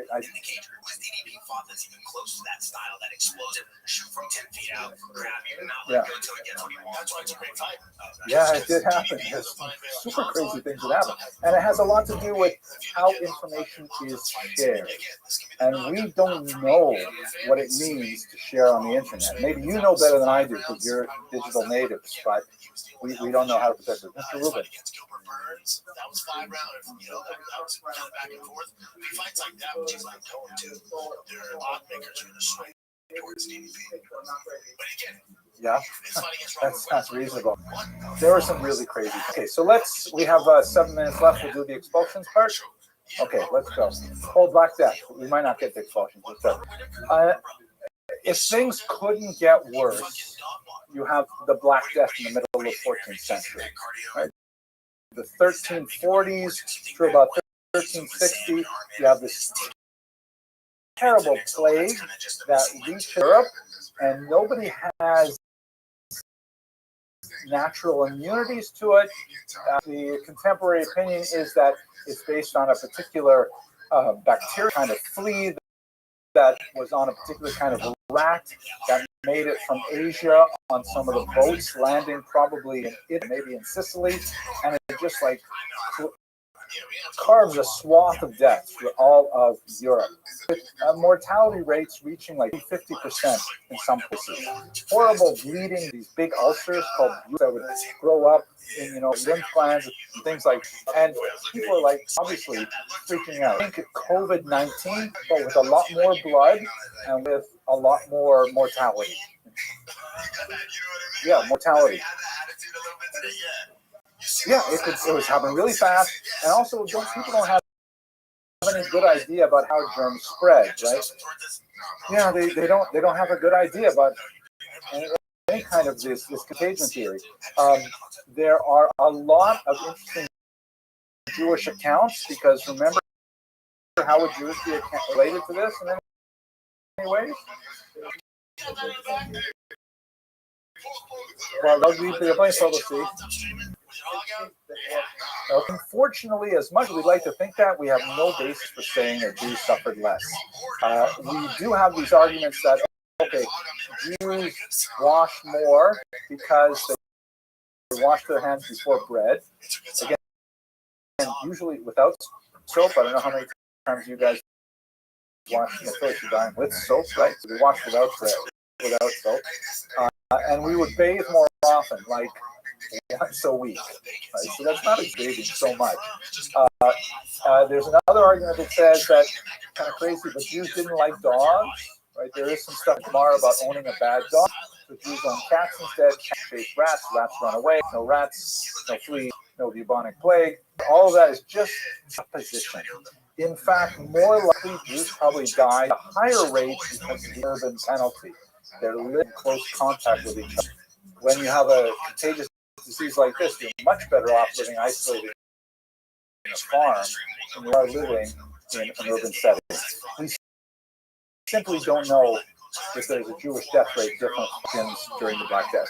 The reason we do know a lot about the Black Death in Jews is a lot of Jews were doctors. And Jewish doctors are writing down, hey, I tried this, it didn't work, I tried that.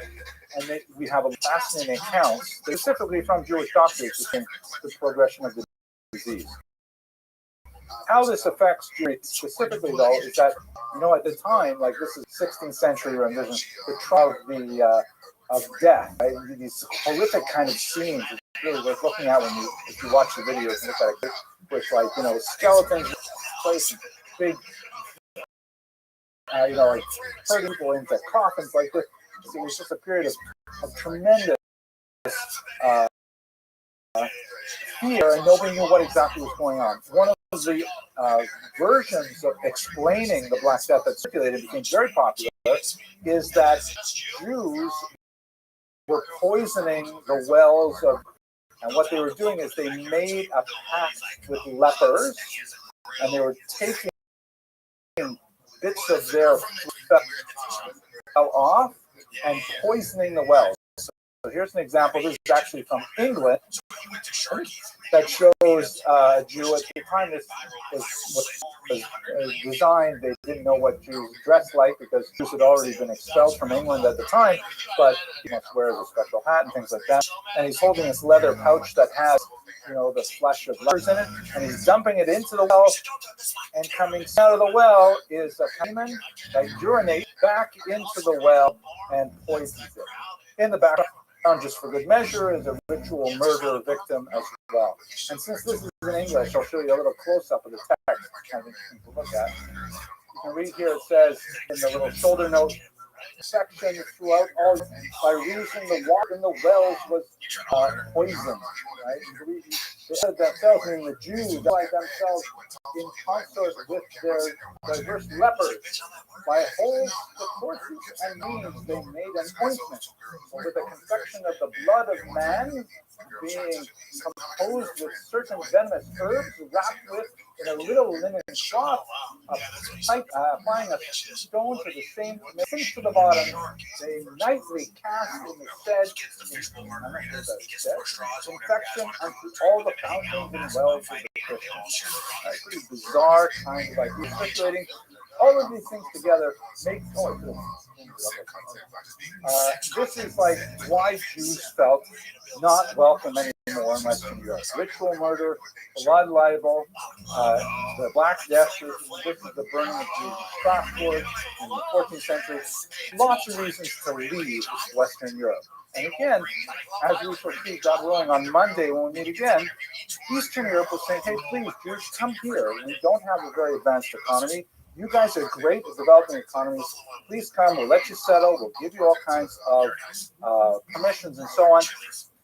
And this is the time when Jews are being forced out of Europe all over the place. This is from 1182 when Jews were first expelled from France. Largely places that we talked about the economic situation. And that this is where we're going to leave it off. Most important of those expulsions, of course, will be later in 1492 from Spain, but we're still just a little shy of that. Whew. Okay, I managed to get through the entire lecture.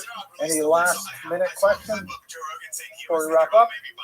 Thank you very much for learning it. Well, yeah, he was going to do it, be funny, but then it's too much. No, yeah, you can't do all that. No, there's some weird shit going on. You don't want that bad juju. Yeah. Well, Bandy tore Belfort. Sure. Yeah, they're about watching bike. Sure. Yeah, massive one. In Brazil, trying to get the winner or what? I was about to make fun of him, but you're going to get the winner. You're going to make fun of Vanderlei? All right. So where we left off, we talked about trade, commerce, as one of the most important elements of the Jewish economy in the medieval era. Another extremely important element, in fact, probably the most important element for much of medieval history, was specifically money lending. Using the nasty term is usury. Usury is more like, we don't use that word in English very much, but it's sort of like loan sharking. It's kind of like charging injurious rates of interest. And in the Middle Ages, we should note that rates of interest were typically 40 to 7% per annum. How much is like a really bad credit card? Yeah, maybe 35%. And in the medieval ages, it would be double that usually. So money lending was extremely profitable for a money lender. Benefit from money lender? Exactly, because the sort of tax income. That's why, for example, if you think about vice, gambling, or alcohol consumption, governments love vices in the so far can tax them. They're bad if they get out of hand. Like if we have a gambling in every block, it tends to bring a neighborhood down.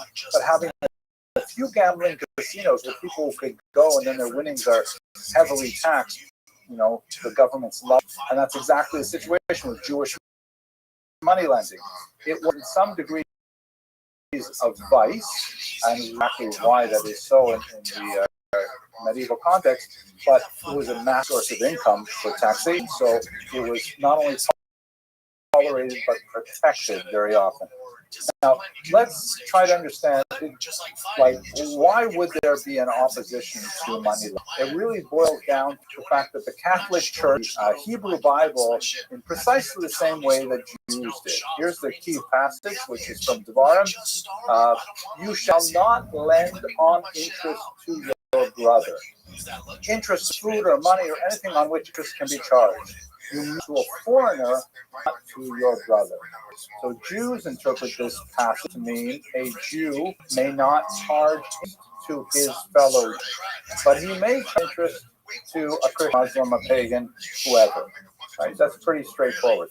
I tried calling up Visa and MasterCard to find out if the CEO was Jewish, but they wouldn't answer my call. Now, Christians who read this verse and said exactly the same thing. And they said, oh, Christians are all brothers, so Christians may not charge interest to other Christians. And that basically shuts down the economy very effectively. Because especially if you're in an agricultural economy, right? You buy your seed, that requires a huge front investment to buy the seed. Put a lot of energy into working the land, the soil, and then you got to wait. And all that time between buying the seed and harvest, you have no income.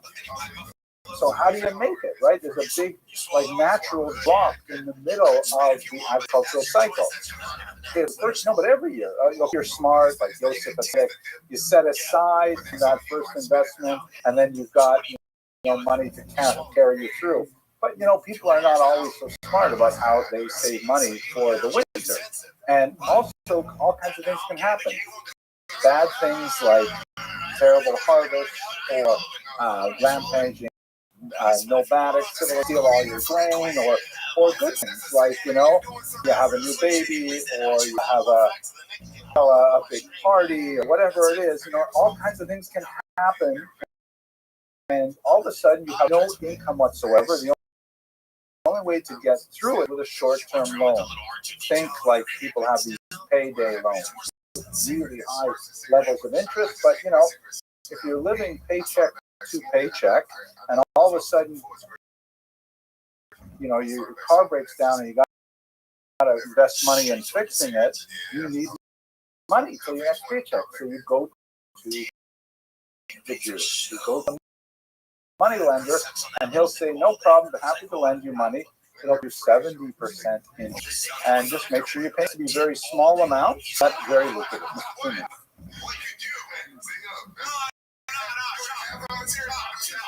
Precisely, this is where the stereotype does not come from thin air. The big nose thing probably comes from there. But the idea of the Shylock, right, who was a character in Shakespeare's Merchant of Venice, who actually, if you've ever read Merchant of Venice, which I recommend, it's a very powerful play. I personally don't think that particular play is actually anti-Semitic. Shylock is very, very badly treated, and he, when he finally has a chance to get his revenge, he loans money. I forget the guy's name, Christian, and he says, "But if you fail to pay me, what I want to charge you is not interest, but a pound of your flesh. Meaning, I'll choose a pound of your flesh as my payment." And then if the guy can't pay, and then there's a whole lawsuit and stuff like that. In the end, Shylock loses, and it's the happy ending, because it's actually a comic. But Shylock comes across, I think, when you read it, as a very human character. He's deeply wrong by whatever his name is. Antonio, was it? Antonio, there you go. But that's where you get the phrase, though, your pound of flesh, meaning that it's a useless, extreme interest. So here, but think about it, the Jews are living this very precarious kind of existence. Farming is not a good option for them because they can be kicked off their land, or they can be evicted, or they can be pogromists and things like that. They can make a small amount of living in small crafts and things like that, but quite often advancement with membership in a guild, which is to Jews, just like we talked about the Cherem HaYishub, where Jews would actually regulate how many Jews could come into a town. They also were regulated by the various guilds that said so many, leather workers and things like that. So this is like a field that's open to them, and they have a monopoly on it because there's nobody else who can charge interest legally in Christian countries. A lot of Christians do, incidentally. There's lots of examples of Christians who are also lending money and charging interest, and usually when they repent after they made a lot of money, they build it to atone for their previous sins. But Jews are the only official sanctioned money lenders. Mr.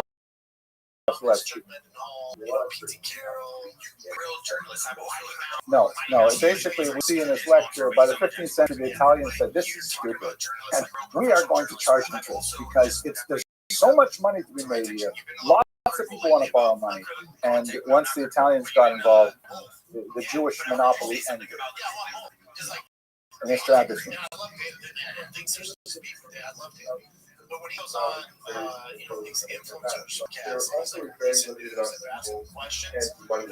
Yes, there is a big need for money on that. But you can't have every single Jew. Correct. Be money. Huge.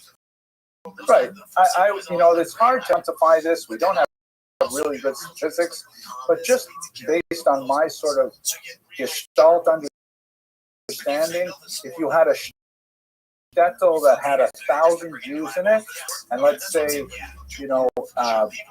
that meant that there were 400 Jews who were actually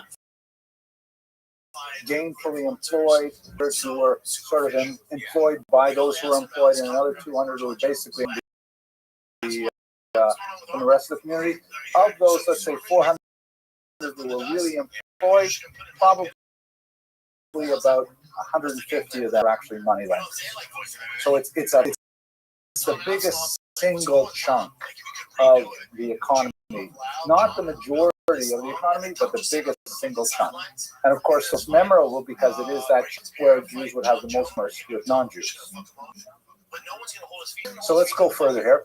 This was expanded upon in the 4th century by a church father named Ambrose, and in particular, it is rendered into Catholic law by something called the Decretum Gratiani, or the decree of Gratian, which actually portrayed in this particular, that says it's explicit for sure interest to other Christians. That means it's wide open for the Jews. Jewish monopoly was de jure. You're familiar with this term, de jure? Sometimes people say that means of the law, like in writing, legal. Jewish monopoly in right, that Jews are legal, the only people who are allowed to charge in Christian Europe. Christian competition was de facto. That's the opposite of de jure. De jure means in law, de facto means in practice, like what people actually do. Like, for example, de jure, the speed limit is 30 miles an hour. De facto, people drive 540. What actually is written and what is actually done. So it was Christian competition de facto, but de jure Jews were the only ones allowed to do it, and Jews were big into it. That's very interesting. Caucuses have all the belts. You know what I'm saying? Like, who's coming up? Like, MMA in America is not great right now. That's not awesome. English. I keep forgetting that. Light heavyweight. Correct. So there are a lot of things that they could not do, right? And also a lot of things they did not want to do either. Agriculture is an element of the vast majority of Christians in Europe. And as we've discussed, agriculture is not a really viable option for Jews as a small minority, as a vulnerable minority. All kinds of guilds and partisan organizations were closed shops. You could not get in, and you would not be allowed to as a swordsmith or things like that. Jews couldn't get in, even like dye or things.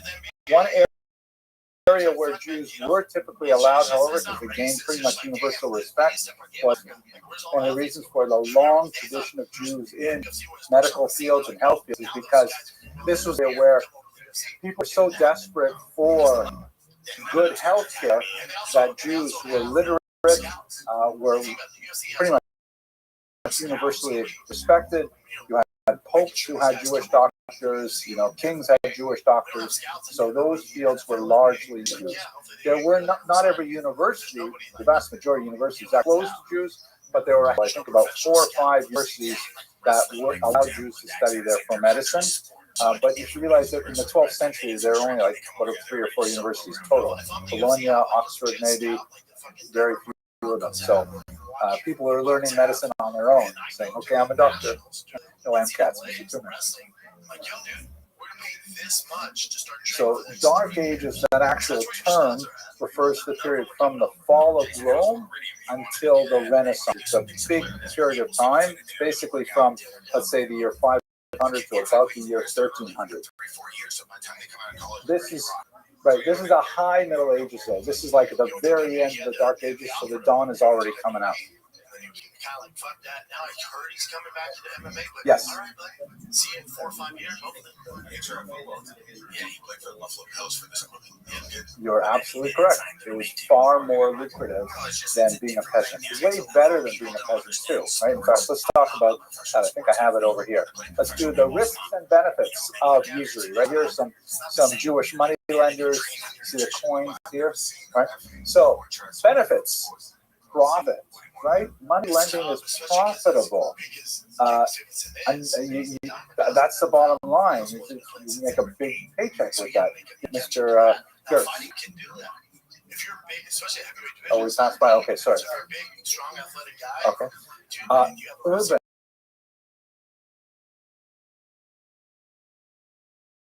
You don't have to live far. You can stay inside a Jewish community. So it's a clean trade. They'll go to Minyan in the morning. You can, walking distance of the kosher Chinese, walking distance kosher pizza, whatever you want, so close because they come to you, right? You can have banker's hours. You can say, my money lending shop is open from 10 a.m. p.m. I take an hour off for lunch, and people will come to and they'll wait for you. So it's great that way. And it involves minimal effort. All you have to be is numerous and literate. And you have to have a certain amount of investment. You have to have enough to start with. But basically, if you got the money and you can write down what people owe you and you can calculate what they owe you afterwards, then you can open up your shop. They're all fucking big. When he walks around, it's around a lot bigger. And then they cut so much weight on their work hard now. They're just bigger and bigger. Yeah, they walk around bigger. They are bigger. Like Alex Beer's size. He's taller. He's 240 right now. True. Remember who your partner is, right? King, right? So in other words, if a guy fails to pay you back, and the king comes to your office and says, "Okay, where's my tax receipts this month?" You say, "Oh, I'd love to give you your taxes, King, but look at my record book. And Jean-Paul paid me back, and still holding on to his pledge for this whole time." So the king gets upset, goes out and beats up Jean-Paul. Right? You have muscle behind it, at least when it's going well. As we shall see, there are lots of risks too. But when it's going well, it's like the FDIC, right?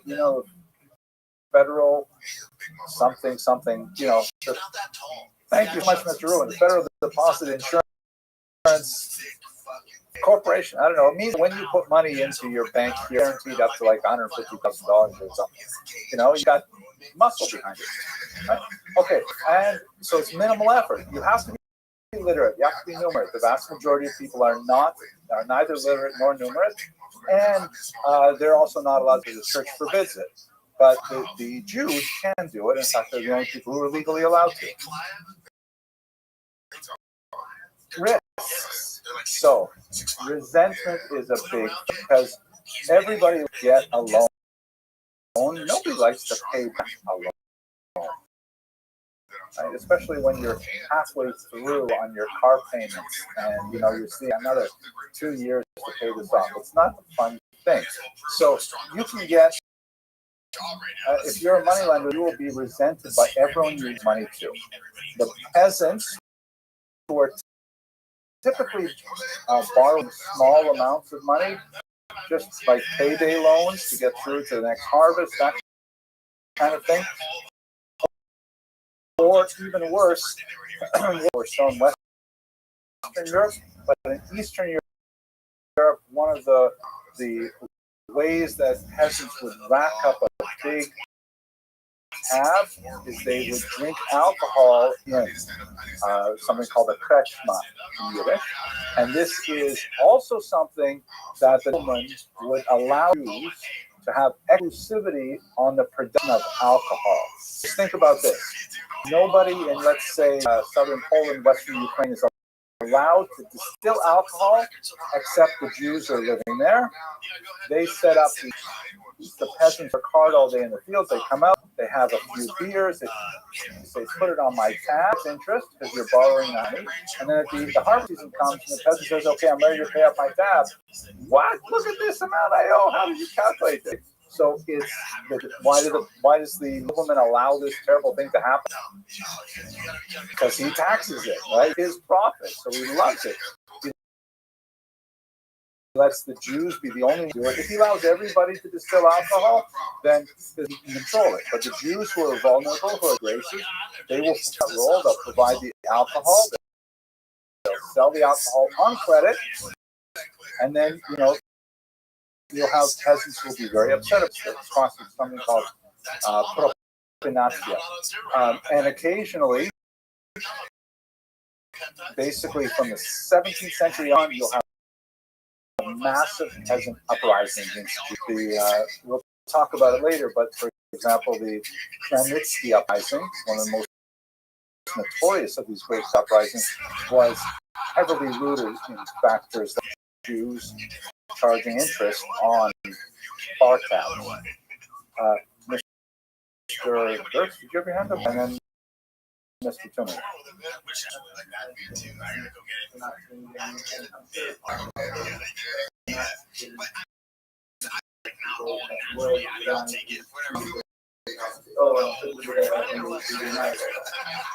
Good. I mean, don't forget, you still have the big brother factor where the king will support it. People ditching town is actually rather difficult to do in a serf environment because people are not slaves, but they are attached to the land. They can't just like pick up and say, I'm going to go live in the next village. They have the freedom of movement all day long, but they're still owned by the master. And so it's kind of like a half servitude. And so they're still around. It's hard to run away. There will come a point where the risks weigh the benefits, and that's usually when Jews pick up and leave. Too risky. Mr. Tillman.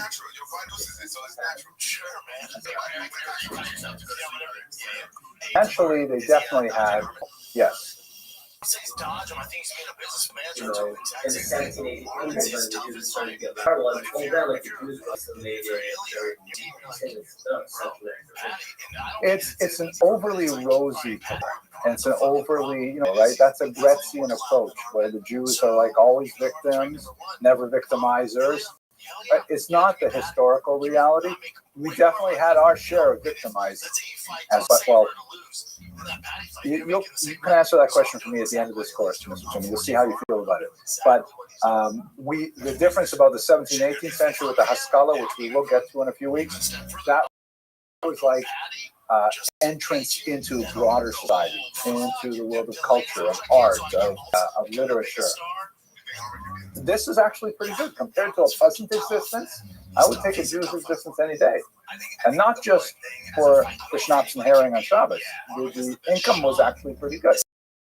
Okay, Mr. Adelstein, Mr. Kranzman, I really got to go on.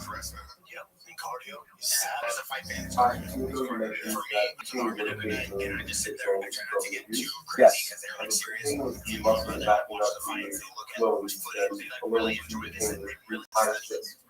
Correct.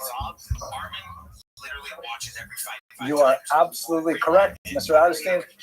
You're giving me a segue to the word nobility here. It's not just the king, but it could be local noblemen, right? And what happened is, like, this especially happened as the money lending expanded, and as some Jews amassed really incredible capital, they would finance war. Like if the nobleman said, I want to fight with the other noblemen across, but I need to hire mercenaries, they would go to the Jews and they say, I'll pay you your 15, 20% interest on a big, big loan, get it for me. And they would come up with the cash. And that was great. And a few Jews became extremely wealthy. They were called Hofjud, or court Jews, because they were like close to power. They were like, they bankrolled a lot of countries, literally. But it was extremely risky, as you point out, because what happened, the time comes to pay, and the nobleman says, this debt buys. So the peasants would react by revolting. The king or the nobleman would just say, not I'm canceling the debts, but I'm kicking Jews out. Oh, and by the way, I'm also canceling the debts. So quite a number of Jewish expulsions were due to the fact that the nobility found it expedient to get rid of their creditors. Is that the right word? Creditors? I always get those mixed up. Creditors, yeah. They get rid of their creditors rather than pay back the bill. What ends up happening is they kick out the Jews, and then after about 6 months or 2 years, they say, wow, it's so hard to get out without having a credit system, and they invite them back.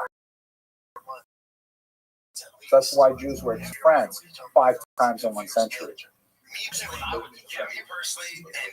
The clergy never got into power per se, because they never wanted to actually take control of those range of power, but they had far more influence after the 3rd century. And the disapproving of some action could bring down a king. Yeah, it's that we talk more about the Crusades. But you think clergy can be upset, and it's really dangerous for the Jews. So we can balance the benefits against the risks, and you can determine whether they were worth it or not. Mr. Krantz. So Dana goes, so let's say they're doing it, they say, what are my options? And they say it's a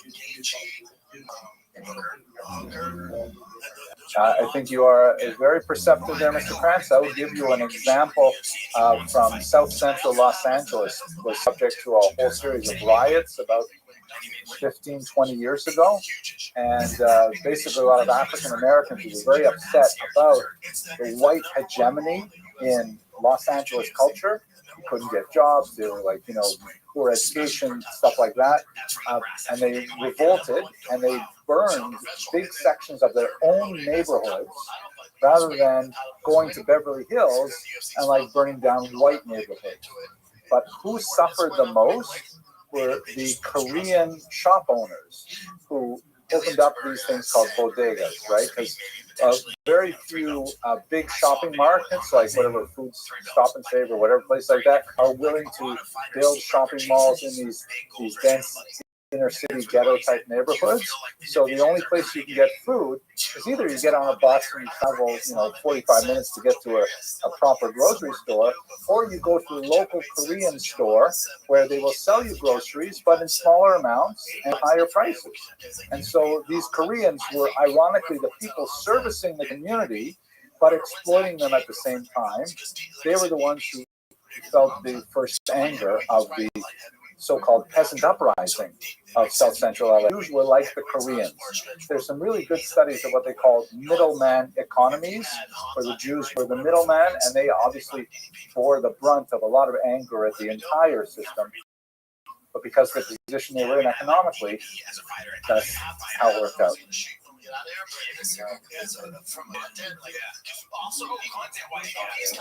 Yeah, it could be. I think there are a lot of metaphors. Let us go on a little further. Right. So the bottom line is Jews had relatively more wealth and power than peasants. Again, we can't exaggerate this, and we are painting with a very broad brush over hundreds of, but relatively speaking, the existence of a peasant was miserable compared to the existence of an urban Jew. But it was tenuous because you could have the popular uprising resulting in explosions of violence, or from the land estates, you could be expelled. You could be kicked out because the debt load ability was too high. Okay, let's go to when did all end? I mentioned earlier the Italians entry. The Italians said, hang on a second, this is just way too much. Going on for hundreds of years. There's so much money to be made in lending. Can't we possibly find a loophole to allow Christians to engage in money lending? And they came up with it. They called it the Monte di Pietà, which means the mountains of piety. You know why they named their bank the mountains of piety? Maybe because they had like mountains of money that could lend out or stuff like that. By the 15th century, this, by the way, is a debt of a loaner's agreement from a Montieta. They essentially interest 4 to 15%, but they didn't call it interest. They had a legal fix say this is to cover the overhead of the bank, meaning this bank, this Montieta, still has to have a physical structure. We have to pay to keep the lights on. We have to pay to keep the heat on, stuff like that. So you can borrow money from interest free, but you pay 4 to 15% of what you borrow for the maintenance of the bank as a whole. Well, this is more like bank, but I go to halakhically. Bahavio, Catholic Church halakhically charge interest at all. So they're 15% interest, but they can charge 4 to 15% overhead. Furthermore, quite often the church, which was involved heavily in creating the Monte de Pieta, they forced the Jewish communities to underwrite the Monte de Pieta and to pay punitive taxes, like when the church was more powerful, pay punitive taxes to keep competitors open. So the Jews were still lending money and paying their competitors a subsidy to keep them open. And the whole idea was to take that cash flow away from the Jews and direct it towards the church. Ironically, it failed. Anyone guess why the Monte Pieta? I mean, they succeeded. They turned into commercial banks because society became more secular and people didn't care about the biblical provision anymore at all.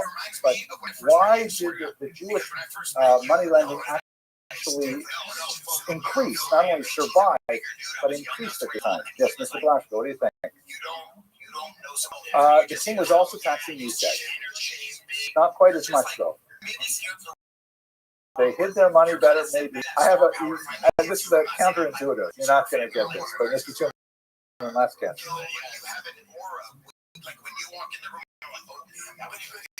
No, this is 15th century, the Italians still this stuff. Mr. Periente, what can? Reputation? What do you mean by that? Yeah, no, the church has a big reputation too. This is the main reason why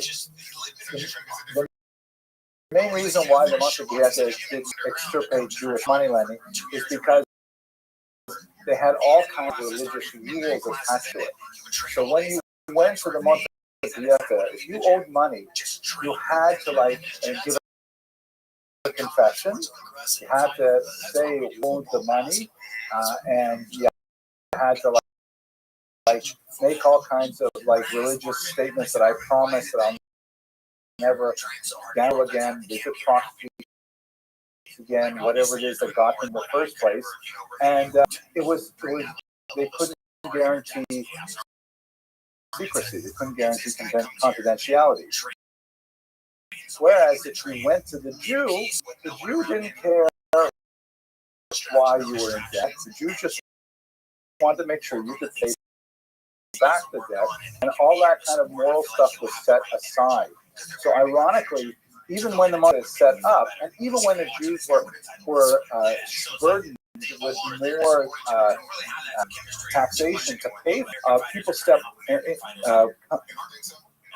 including nobility, going to them because they wanted their situation to be, private. It's just like when you borrow money now, you're going to get a hit on your credit report every time you ask to borrow money. It gets reported to the credit agencies. But if you go to a loan shark, it's not going to report you to the credit agency. He just wants you to pay your money. And if you know you're going to be able to pay back within a certain amount of time, and you don't want the credit agency to know that you fell into debt, then you go to the loan shark. And that's one of the reasons why the Jews were like this. Yes, Mr. Timon. For the fighters. And if you don't have those three combinations, it's hard to keep the flow because the guys that are going for I don't know. It's a good question. How did it impact his reputation? I don't think it substantially improved their reputation other than the fact that they maintain confidentiality, which is a good thing, right? Like, if you're engaging in illicit or illegal activities, you want your partners to be at least confidential. But it doesn't mean you're going to respect them as a member of the year or whatever. Okay, so the demand for credit, as because we're talking now about growing economies, big time economies. Now we're in the Renaissance is really in a big way. Societies need so much more credit to build themselves up to be able to continue through this. However, by the time we get to the 15th century, Western Europe is far less hospitable to Jews, and we're going to move shortly into the Eastern European Ashkenaz as a period of history, which fight this guy or get trade partners, so it's just managing all this chaos. Yeah, I think the years we also get to deal with, like I deal with the top moto guys, the top skate guys, the top jiu-jitsu guys, the top surf guys. So I also get to some pieces of all these other industries, how they manage fighters, how they work with everybody. The biggest one out of all those that you can take away, you work with Al. Yeah, the dog. Al's a dog. He loves Rampage. Blake Snell is one of the best pitchers I've ever met. I've seen me and my guy watching. okay, and is the microphone you are screen sharing with it all. Okay, we talked about agriculture. We began talking about Servi Kamarai Regis. Remember what that term meant, Servi Kamarai Regis? Mr. Edlerstein? I didn't bring my, go ahead. Think about it, you come here when Blake Snell was here for the last couple of years. Blake Snell comes here, but that was out, trains, hangs out with Rampage, hangs out with Ryan Sheckler. Do you know how this is? Correct. It's not necessarily the right to serve the king, it's a location in society. If I remember correctly, part of this, no, I don't. It'll be in another class. But basically, right now, you guys remember what is feudalism? Yes, Mr. Blasha? Yeah. Yes. Can you tell me a little bit about that structure? And then they all kind of became friends. So, I mean, even the content we have, brand and MMA right now is mixing. Excellent. Very good. I'll just refine it a little bit. If you imagine feudalism, or it's sometimes called corporate society, involving the population up into big blocks, which is primarily socioeconomic in nature. You have like the huge number of people who are peasants, who are stuck on the land, and they produce agricultural products. Then they are managed by a group of nobles who are at least trying to figure this out from a Marxist historical perspective. The original arrangement that created feudalism, and there's a lot of discussion about whether or not this is truly the origins, but this is the story, that you have all these farmers who are like fed up with the fact that they keep being attacked by external nomads coming down and their farms. So they hire people who are really good fighters and say, listen, you guys worry about farming, we'll do the farming, we will pay you to protect us. And those became, again, according to the Marxist analysis, the origins of the aristocracy. They were essentially paid security guards. But as things developed over hundreds of years, the idea is that the nobility who are coming from those knights begin to demand more money and more privileges from the peasants. The peasants are impoverished, and they find themselves in a state of vassalage to their lord, which means they owe them fealty, they owe them obedience, and this reifies into this kind of heavy structure, this very, top-down in terms of authority, and is only occasionally rebellions, which happen every couple hundred years. The church, this is what I'd like to refine, Mr. Blaska. Where exactly does the church fit in that? Does the church report to the king? Does the church report to the nobility? Where there? Good.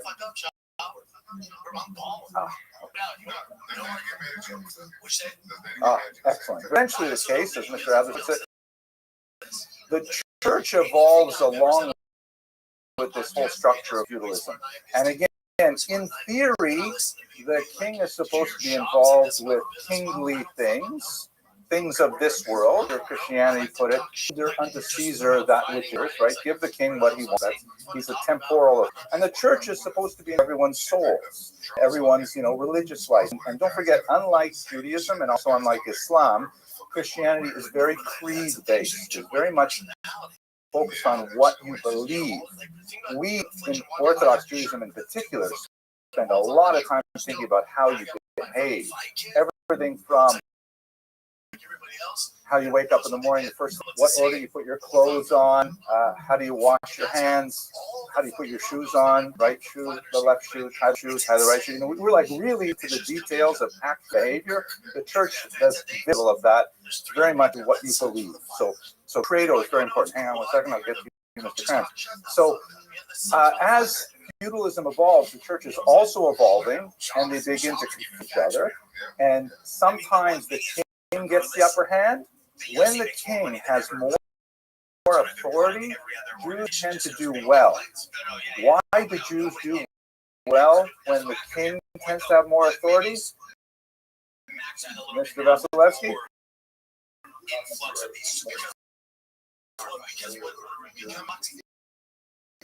Okay. Good for their answer. And then, money too, and that is a demonstration of what? The Abramson rule of history, right? If you don't know the answer, it probably is money. You are correct also, Mr. Lefty. But so exactly, the king says, fantastic. Look at these shoes. I can have them go out there. I can have them, in finance and engage in money lending. And then it's great. I get cash money and use it all over the world. The church, on the other hand, they have a different set of priorities. They want to create a Catholic, meaning a universal church that covers everybody. They have their fights with the Muslims, which are largely on the periphery, right, outside in Muslim areas. They also have internal fights with heretics, meaning Christians who do not necessarily one Catholic church. And then there's the presence of these Jews. And so, generally speaking, it's not always true, but generally speaking, when the kings have more conflict, then Jews do well, and they tend to get close to power. They tend to have more privileges, more residing like that. When the church begins to assert itself, it does increasingly after the Crusade, then the status of Jews tends to decline. And we'll see that playing out over medieval Ashkenaz. Okay, questions, arguments? Okay, right, so economic activities of Jews. What was the mainstay?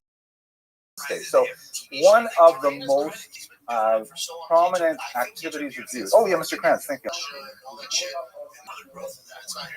I don't think Christians would agree with that statement. As long as you believe you can do whatever you want, I don't think they'd be happy. They still have the 10 Commandments. They still have,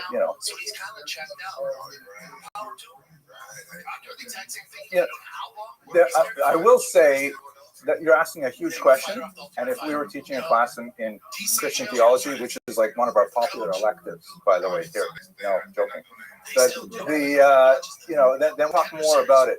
But they do, and when I say they, I'm generalizing really in an unfair way, but in general, Christianity does place a tremendous amount of emphasis on the power of repentance, of teshuvah, which we do as well, but that repentance is far less systematic than we have in Judaism. We don't, the whole, if you look at, for example, the first stage of repentance, according to Rabbi Yonah, what is the first stage? What do you have to do first? Karata, excellent. Regret. How many levels of karata are there in Rabbi Yonah's Shari Tshuva? 20 different kinds of karata. I mean, seriously, we know how to do regret.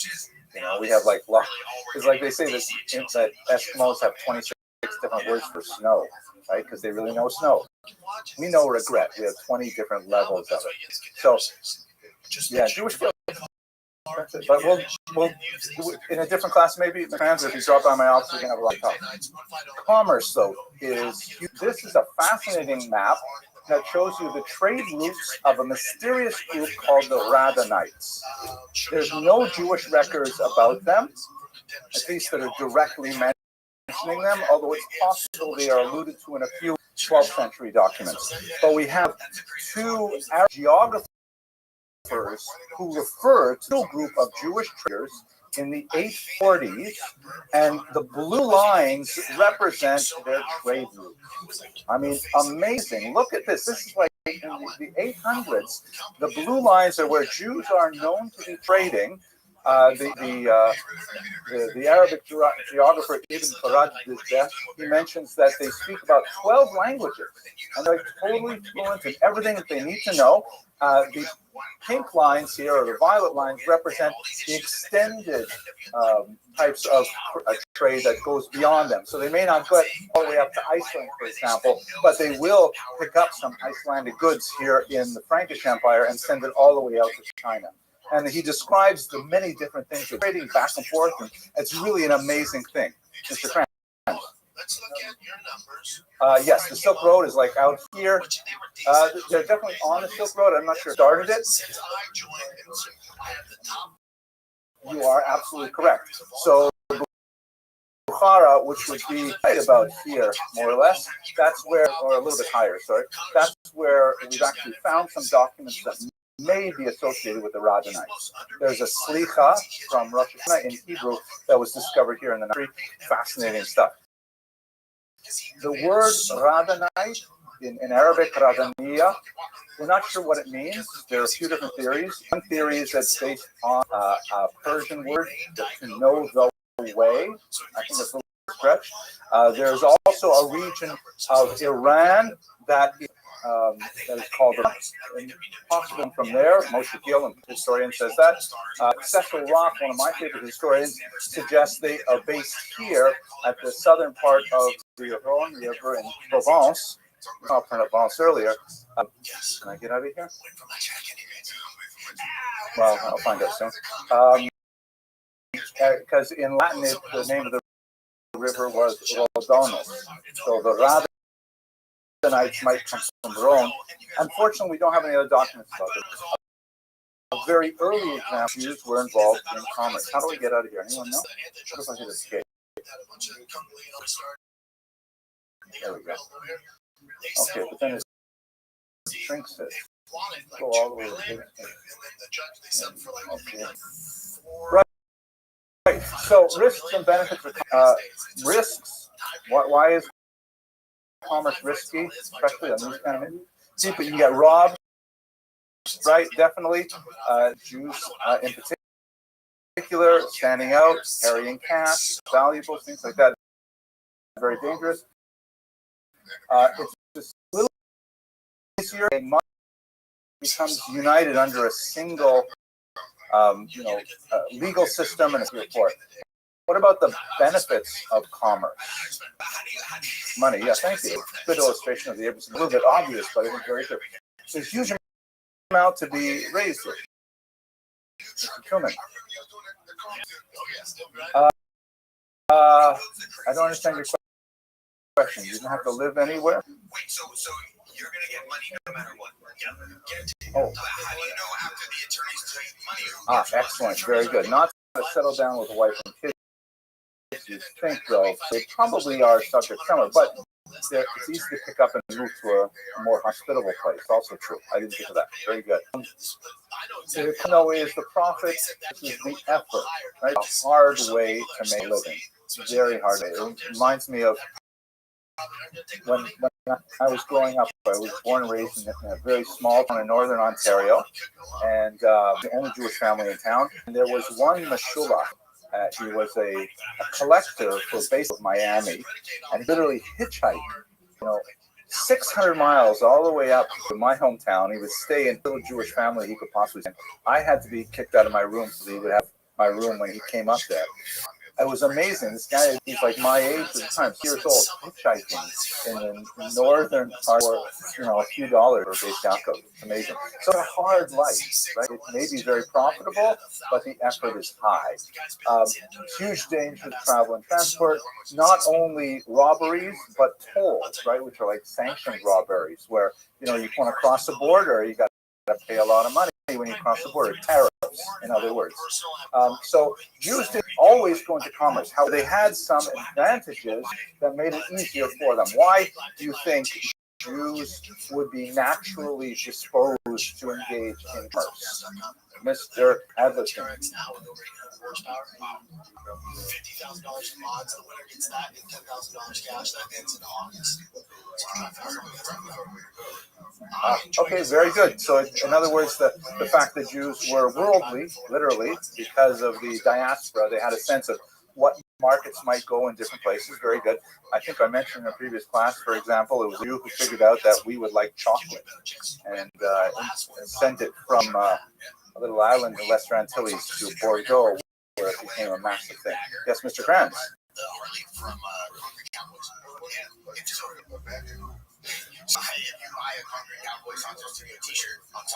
Spoken like a single guy, right? But what happens when you leave your wife and kids behind, and you go off on the road for who knows long? No, typically just the men travel. So when we talk about the Aguna crisis, we mentioned it last Monday, right? That historically, the most common type of Aguna was when the Haf to go do business and never came back, and nobody knew what happened to him. Right, so there you had a situation where he was probably killed, but he might have just decided to leave behind everything, or who knows what. So that is a practice that we know from ancient gets behind a conditional get. You see it in the Gemara and in Subos, a long discussion of it. And of course, it's practiced today in the IDF as well. Going to Babylon and forbid your, kidnapped and MIA knows you're alive or dead. That's they would travel as men. This is what's got some dangers, but they got advantages. Language, right? But even though Jews commonly spoke the vernacular of wherever they lived, they would all have at least some in Hebrew as a common language. This was especially useful in commerce because you could leave, I don't know, Paris, make your way to Tangiers, and then make your way to Baghdad. Even though you can't speak the languages, you can definitely hook up with the Jewish community. Say, yo, I'm trying to sell some fur that I got from Iceland. You would find takers, and you would find. So this is something that most Christians and most Muslims did not have: the diaspora community and a common language. Are we going? Yes, of course we should. Legal systems and norms, right? When you're going to a strange community and sell things, and you want to sell on credit, a person says, "Wow, I love these tremendous axe heads that you're bringing me, Germany. I want you to bring me 10,000 more axe heads." And you say, "No problem. All I need is positive X amount of money, and I'll be back here next year with your axe heads." If you are a Christian and a Muslim and you don't know each other and stuff like that, it's hard to build the trust that is essential for these kinds of financial transactions. But when you have two Jews who are united by the same Talmudic code, when you sit down and you have Shabbos meals with them, you can see whether or not they seem like an Arabic person, and then you can rely on the same rules. You can go to the Rabbi, they're literate, they're numerate, you can draw documents up, and you have a much greater degree of trust that it facilitates this kind of widespread trade. Also very important, one of the most popular games that Jews like to play is, of course, Jewish geography. And this is actually a serious thing in the medieval world. That, in order to develop trust, because trust is at the foundation of any kind of interaction, if you can communicate that you know people in common, and that that artificially broadens the social envelope, you can include them in your world of trust. So playing geography, when a guy from Paris shows up in Tangiers and he says, "Yeah, I'm from Paris," someone says, "Oh, I know someone from Paris. His name is Moshe Cohen. I know him, but wait a minute, there's more than one Moshe Cohen. Does he have a hunchback?" "Yeah, that's the Moshe Cohen," right? And they would connect each other, they would trust each other, they would leave deposits, they would sell on credit, and it was more successful venture. And this is an advantage that Christians and Muslims did not have.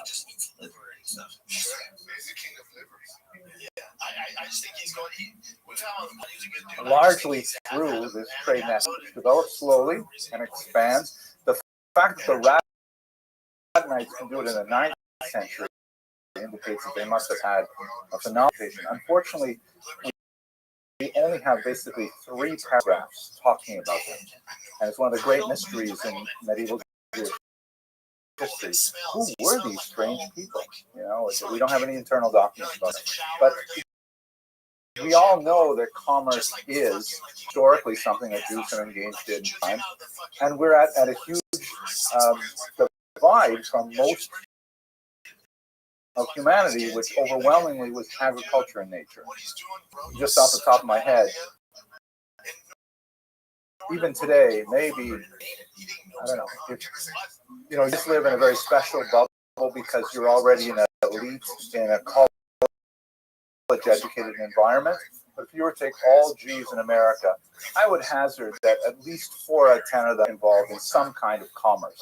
If you add finance to them, that's probably 8 out of 10 Jews are involved in either commerce, which is trade, or finance, which is basically trading money. And then the other 2 Jews, maybe one of them is a doctor, and the other one is, I don't know, flips burgers at McDonald's, Schmatt's house, whatever. That's basically that's our ex profile for much of our history. Maybe an exaggeration. Why did I start saying this? I forget. Maybe doing this a long time. Yeah, so it's just, don't forget also when we see the Erfurt remains and the Norwich remains, we have been inbreeding for a very long time. Ashkenazi Jews in particular are hugely guilty of envy over and over and over again. Are so similar. So much more so than other people. Okay, now what were they trading in? So here's a bit of a part. One of them was, this is actually a picture, presumed to be a Jewish slave owner, or with some 2 Jewish slave owners, and they've got African slaves, and the bishop is involved in selling the slaves to the queen. This is, I think, an 11th century representation from a church in Germany. I think with their legs astride is kind of like sort of a simulated demonstration of power.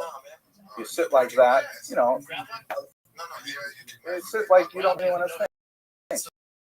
You sit like this, like that, like you're the king, you can do what you want. If you sit like prim and proper, you know, that's sort of like the queen would sit like that. How's she sitting? No, she's not. I don't even know. I don't think that's the queen. That's a knight or something. He's holding a sword there, I think. And there's like a representation. Yeah, fascinating.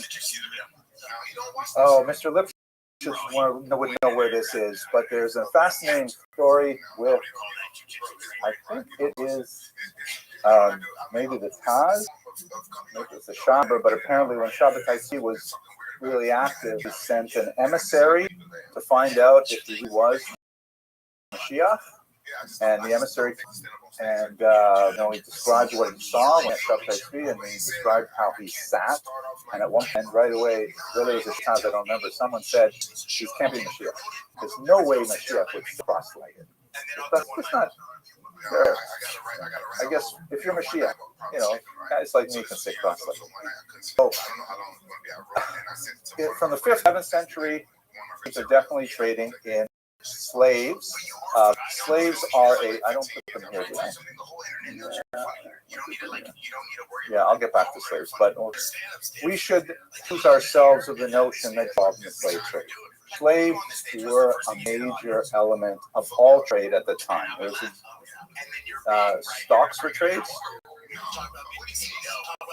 Stocks mean like blocks to put their hands in, or like no. Stock market really developed like 17th century. We're still a few hundred years shy of that. But they would know physically they would take enslaved peoples and bring them elsewhere and sell them. So we should not have this kind of a halcyon idea that, oh, Jews were so nice, Jews never traded in enslaved peoples, and we did.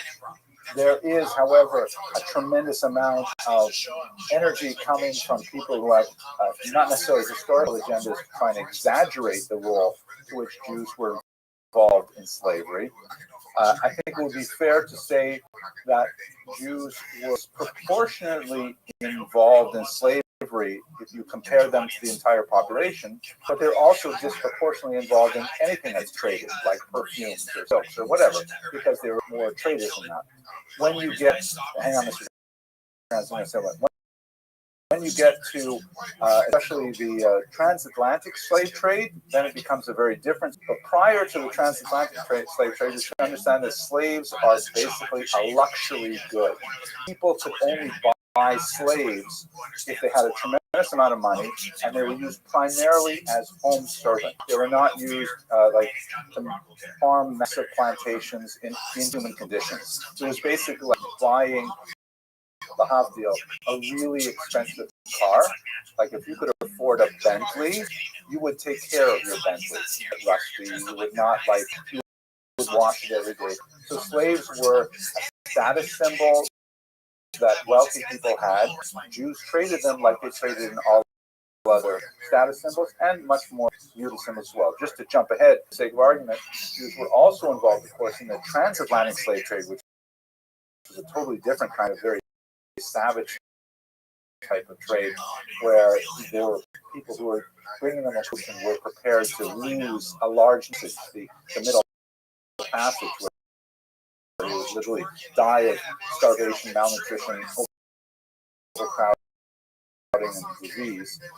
And then for the plantations, they were often overworked to death, family separation, all kinds of terrible things. But basically, Jewish participation in the transatlantic slave trade, while not minuscule proportion, there are a lot more people who were involved who made a lot more money than Jews did. But don't excuse Jews from this rather noxious trade, because it was the reality as well. Okay, Mr. Grant. I didn't know that. Right, not African Americans, but yeah, the slave trade in East Africa was absolutely disgusting. But it was because money, right? People made money from it.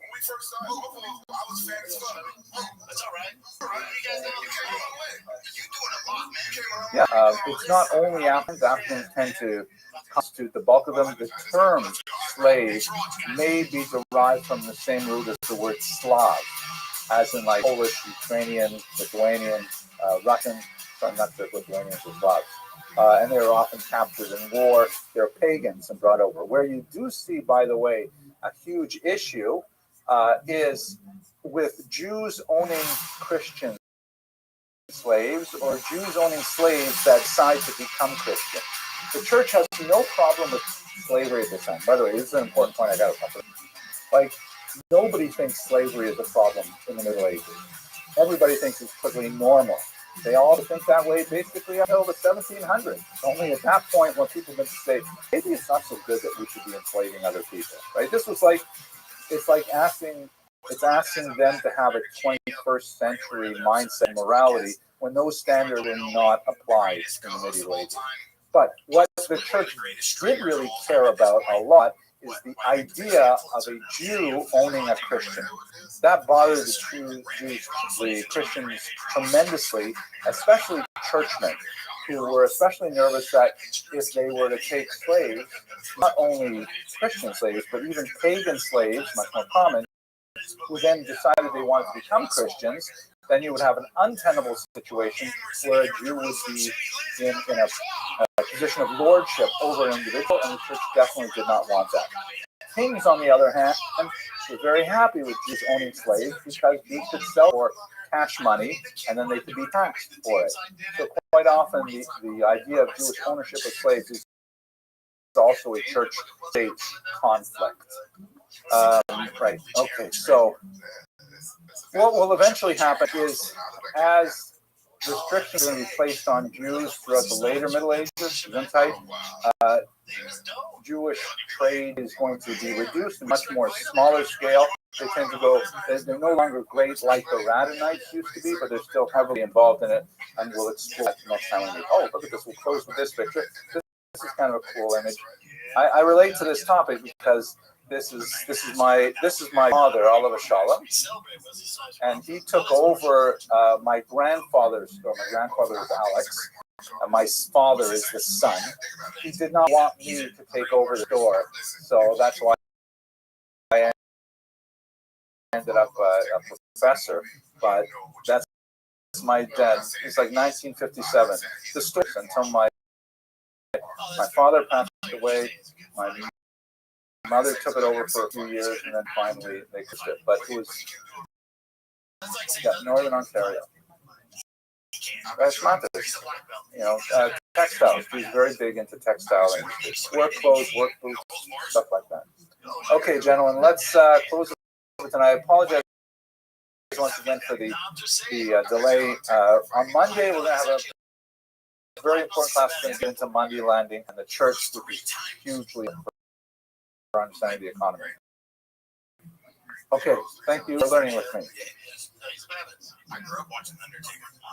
Wait, is there a difference between what does art? So where we left off, we looked at this last amazing artifacts, right? This coin that gave you a sense of how Jews actually fell over themselves with amazement, the idea of equal citizenship and what they were. Someone show me the best Bruce Lee knockout. He had a fight not from Paramount. He had a fight from where he's from to be able to teach in the U.S. Give up with. Show me the footage. It's a whole different story. We'll look a little bit at it in this class, but it's more relevant for the History 156 class. Now, this is a really much more important thing for us to understand. This is something that really was devised in Ashkenaz, specifically an organization called Kehila. Now, the Ashkenaz pioneered this social structure largely as a result of being kind of like in the hinterland, right? They're far away from existing larger Jewish communities, existing in tiny communities of some 10 people, 20 people, 50 people, and they've got to try and organize themselves. So the Kehila emerged out of that. Mr. Stillman. Well, both can be true. For it, they had to figure out a way to organize, and as they had to respond to social, political, and economic needs, and they added on features and so on. Yeah, definitely deliberate. We have explicit takanot. We're going to talk about that in a few minutes. We have explicit discussions of, hey, we have to organize. This is how we're going to organize ourselves. Okay, and it is essentially how we live today, although in a limited fashion. It's really just contrasted the era of Napoleon because the main difference between the Kehila of, say, 1650 and the Kehila of 25 is that membership is voluntary. Meaning, if you want to affiliate with the Jews, if you want to contribute some of your income to the maintenance of the Jewish community, hey, you can. But if you don't, God forbid, you can maintain a secretary, you can identify yourself as a dolphin if you want, affiliate with the Jewish community. This was not the case before Napoleon. The only way out of the Jewish community to become a Christian. That's it. There was secular identity, no middle path for Jews, as it were. So you were either in or out binary, and the advantages of being in is that you have, again, not speaking about religious advantages, but just social and psychological advantages. You have a community supporting you. You have a social service network that we're going to actually look at in more detail. You have protections. You have potential marriage partners. You have all kinds of things associated. The disadvantage is you've got to pay for it. Nothing in life is free. You have to pay for it. Wait, I got to get this. Mr. Schwartzman.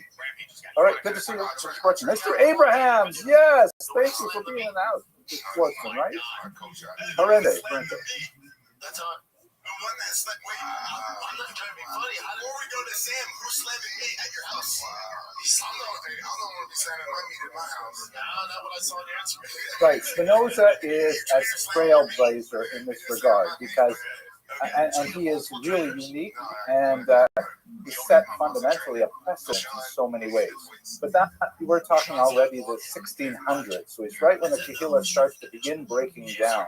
It breaks down at different rates in different parts of Ashkenazic Europe, it will persist until 1844 in Russia, for example.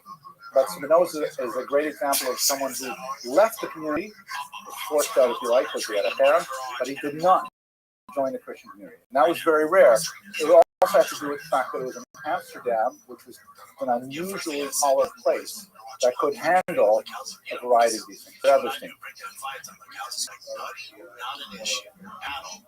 That was like my biggest thing for him going to DDB fight.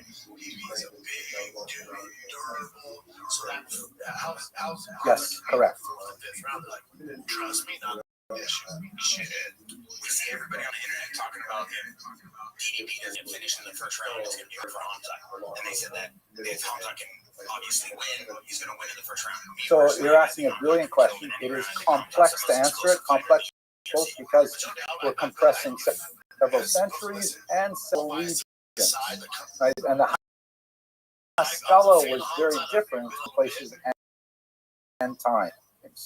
Napoleon, you definitely had, largely because of the Portuguese, Jewish, Sephardic influence in the south of France, you had the possibility of a somewhat lackadaisical religious identity. Not saying the Portuguese or Sephardic Jews were lackadaisical, but they were former Christians who began to identify as Jews, and that in itself implied a liminal quality to their Judaism. And so they made those things possible. But the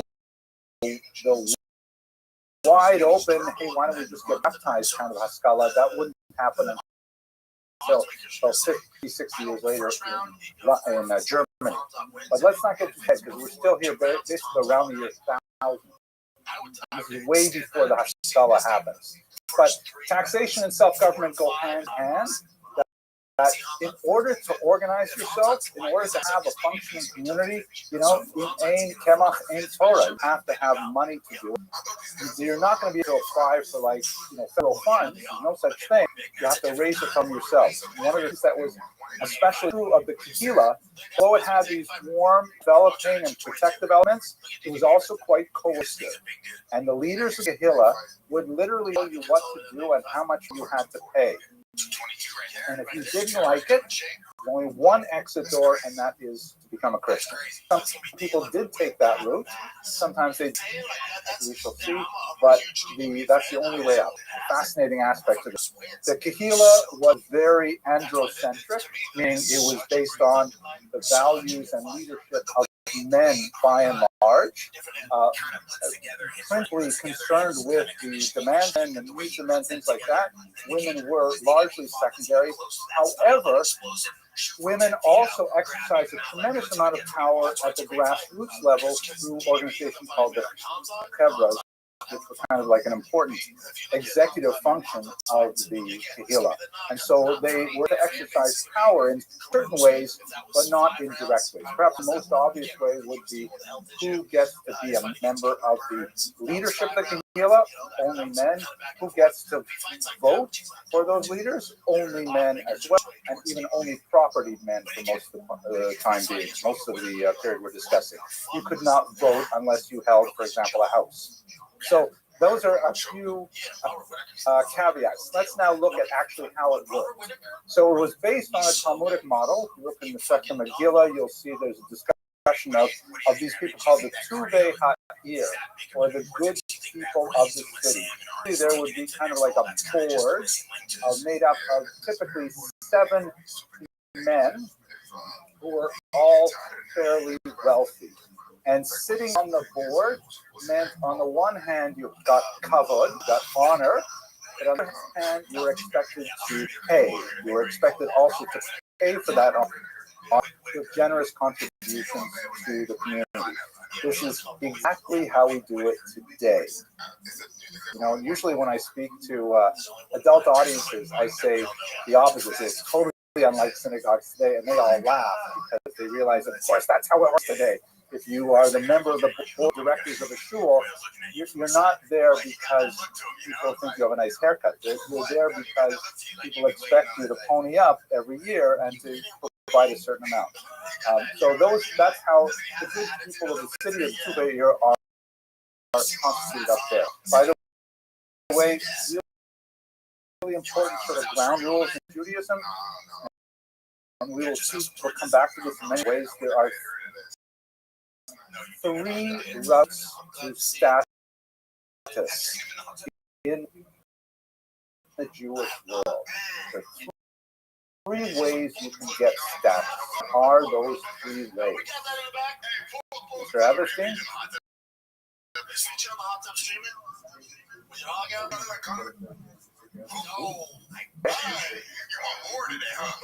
That's, I was not quoting Jesse Albert, and I'm sure that in the Costa Base of Measures, that is really the answer.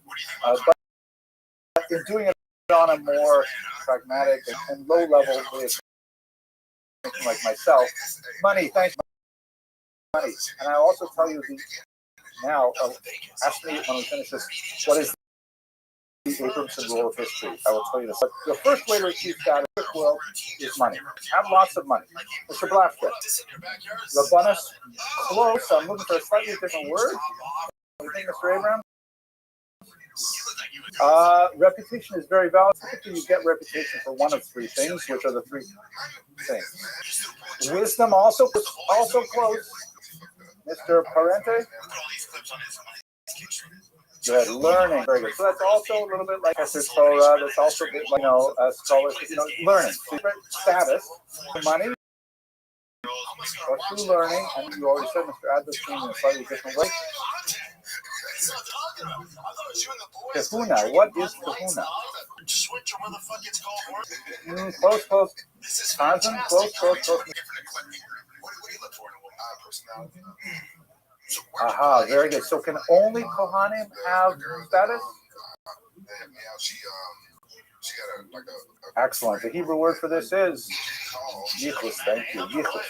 Right? If you have lineage. Money, learning, lineage. Those are the three ways you get status. If you can find another way to get status, I love it. Tell me about it. But in my 30-odd years of advanced study of Jewish history, I found those three ways. And by the way, the only way that's open to outsiders, which is a good thing, is the meritocracy, is learning. Unless you guys are descended from the Chafetz Chaim, or unless you have gazillions of dollars, learning is a shot. So pay attention, says this text. You can all make more money. It's definitely better. Mr. Rubin, Mr. That's right. That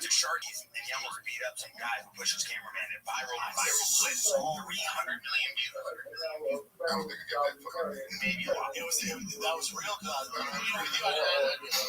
I haven't staged anything yet. I will stage. You were so mad at that guy? Yeah, because I saw the whole thing happen. Because he pushed the cameraman. So the story is, you said, don't touch the I think that's true. Yeah, there definitely is. Yichus. If you have a great rabbi and then his son takes over afterwards, he has like a head start. But you can lose that too. You can. I think it's the least stable because people look at you and say, people look at a person and say, oh, he comes from such a wonderful family, and look at Nebuch, what he is, right? So it's not the most durable. Money too is also not durable, but learning is just the start, right? Torah. Mr. Vasilevsky.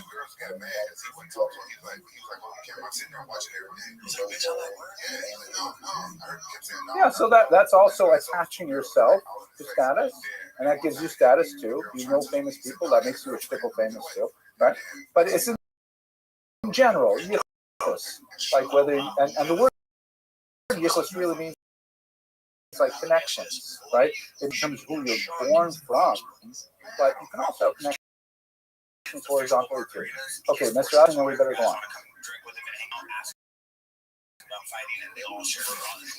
Several things you get status. Yeah, negative status, I guess. Sex content, like OnlyFans. We're gonna build a social. Yeah, I'll do some stuff. They won't get into a dating show. Yeah, but that's not status. That is instantly made. It depends on who you. Personally, I have so many jokes running through my head, but I am recording them, so I'm not going to tell you those jokes.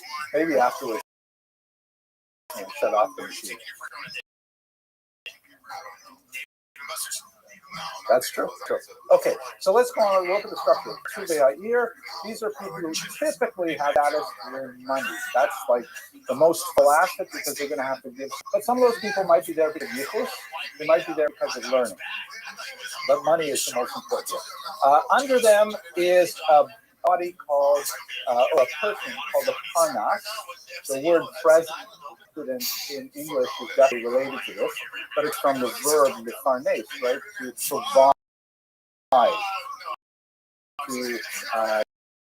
to give parnasa, to give a livelihood. Parnas is really the president to the board. I will use the male gender because these are all men. Oops. Yep. Right. Okay. So the parnas, and he carries out the executive function, meaning like the Tuvei decide what they want to do. The president is the person in charge of making it happen. You also have, beside the president, the rabbi or the beit din, the judicial branch. Right? I know all about this because I had my citizenship test. This is the judicial wing, and here we don't a legislative wing in this really, because that's really built into the judicial wing in this system here. But the rabbi and the beit din are there to make sure that the Tuvei are asked for within the boundaries of halakha, and there is kind of like a dynamic tension between the parnas and the rabbi all the time. The reason is because the parnas is typically one of the Tuvei. He's like nominated from among them, so that means what attribute? Money, right? The parnas is wealthy, and the Tuvei represent largely the wealthy classes. The rabbi, on the other hand, is his salary. The Tuvei, exactly. He is an employee of the Tuvei. But what is power based? And I'm not talking like philosophically, philosophy, things like that. What is the actual human power base of the rabbi? Glorified legend. I don't have He makes laws, but who supports him? Tuvei give him money, right? But what if, I'll give you a theoretical example. Let's say the parnas wants to have a huge party, and they're going to invite some inappropriate. Yeah, I'm trying to think of an example that we should keep on the recording here. But let's say this happens tomorrow. Actually, you have examples with the Reish Galusa quite often, where they want to do something that's just not really according to Torah principles, and they have the money to do it, and they want to do it. And the rabbis, no, you can't do that, right? Because it's against halacha. So couldn't the Tuvei just shut down the rabbi and say, well, forget it. We'll get another rabbi. Very good. Exactly right. The people support the rabbi. He's the popular person. He's the one who is offering spiritual support to the people. He consoles, teaches them, he does all those kinds of things. So just like in a modern shul today, I and the president are sometimes at odds with each other. The president may want to decorate the shul in a particular way, or have a particular kind of something like that. The rabbi, the halacha doesn't go like that, and they have to, and they have to. They could be, at loggerheads. Sometimes the parnas and the Tuvei will win a conflict like that. Sometimes the rabbi will. But it is always badly if they have a prolonged conflict. They have to work it out. It's a dynamic tension between the religious principles supported by the larger masses of the people and the will of the wealthy elite who largely support community, but on the other hand, they sometimes, maybe because of conspicuous consumption, might overstep their authority. Now, how does this actually translate into services for the people? So both groups have gabayim. You all know the gabai. Today we tend to think of a gabai as a likable person, and he's charged with a task that a lot of people don't necessarily want to do, of organizing who gets what aliyah, and who goes up to do husband, and things like that. But the term gabai, you'll see in Pirkei Avos, it actually means collector. The gabot, to collect. And in that context, a better translation would be increase, right? So in the case of the rabbi, his gabayim are there to make sure that you don't step out of line collectively. And gentlemen, it may surprise you to learn that throughout medieval history, the rabbi had the power of corporal punishment. It's actually a Gemara in Shakti, or maybe it's just coming up about Rav Huna. Cut off someone's hand. That's pretty extreme. You don't see too many examples of that, but you do see examples of the Beis Din ordering flogging, and you would have the flogging with the whip people. Sometimes in the synagogue itself, sometimes in the synagogue courtyard, sometimes in a symbolic way, rarely with like actual meant to cause pain. Definitely social opprobrium. That's more of a typical Jewish tool. But the rabbi did have the body to do so. Where this might come up is like, let's say, for example, if a person refused to appear before the Beis Din after he had a summons, time, was warned, and so on. You also see it with kind of the 20th century, but with men who leave their wives and refuse to give them a get. The rabbis could call out the Gabayim straight away, and as you've seen, I'm sure, in the Mishnah Torah, the basis quoting the Gemara, that they're allowed to beat him until he recognizes that he really wants to give his life again. So he realizes of his own identity. Yes, Mr. Truman. Category of what the Gabayim should do. I don't know if the halakha, particularly the tip to call it, but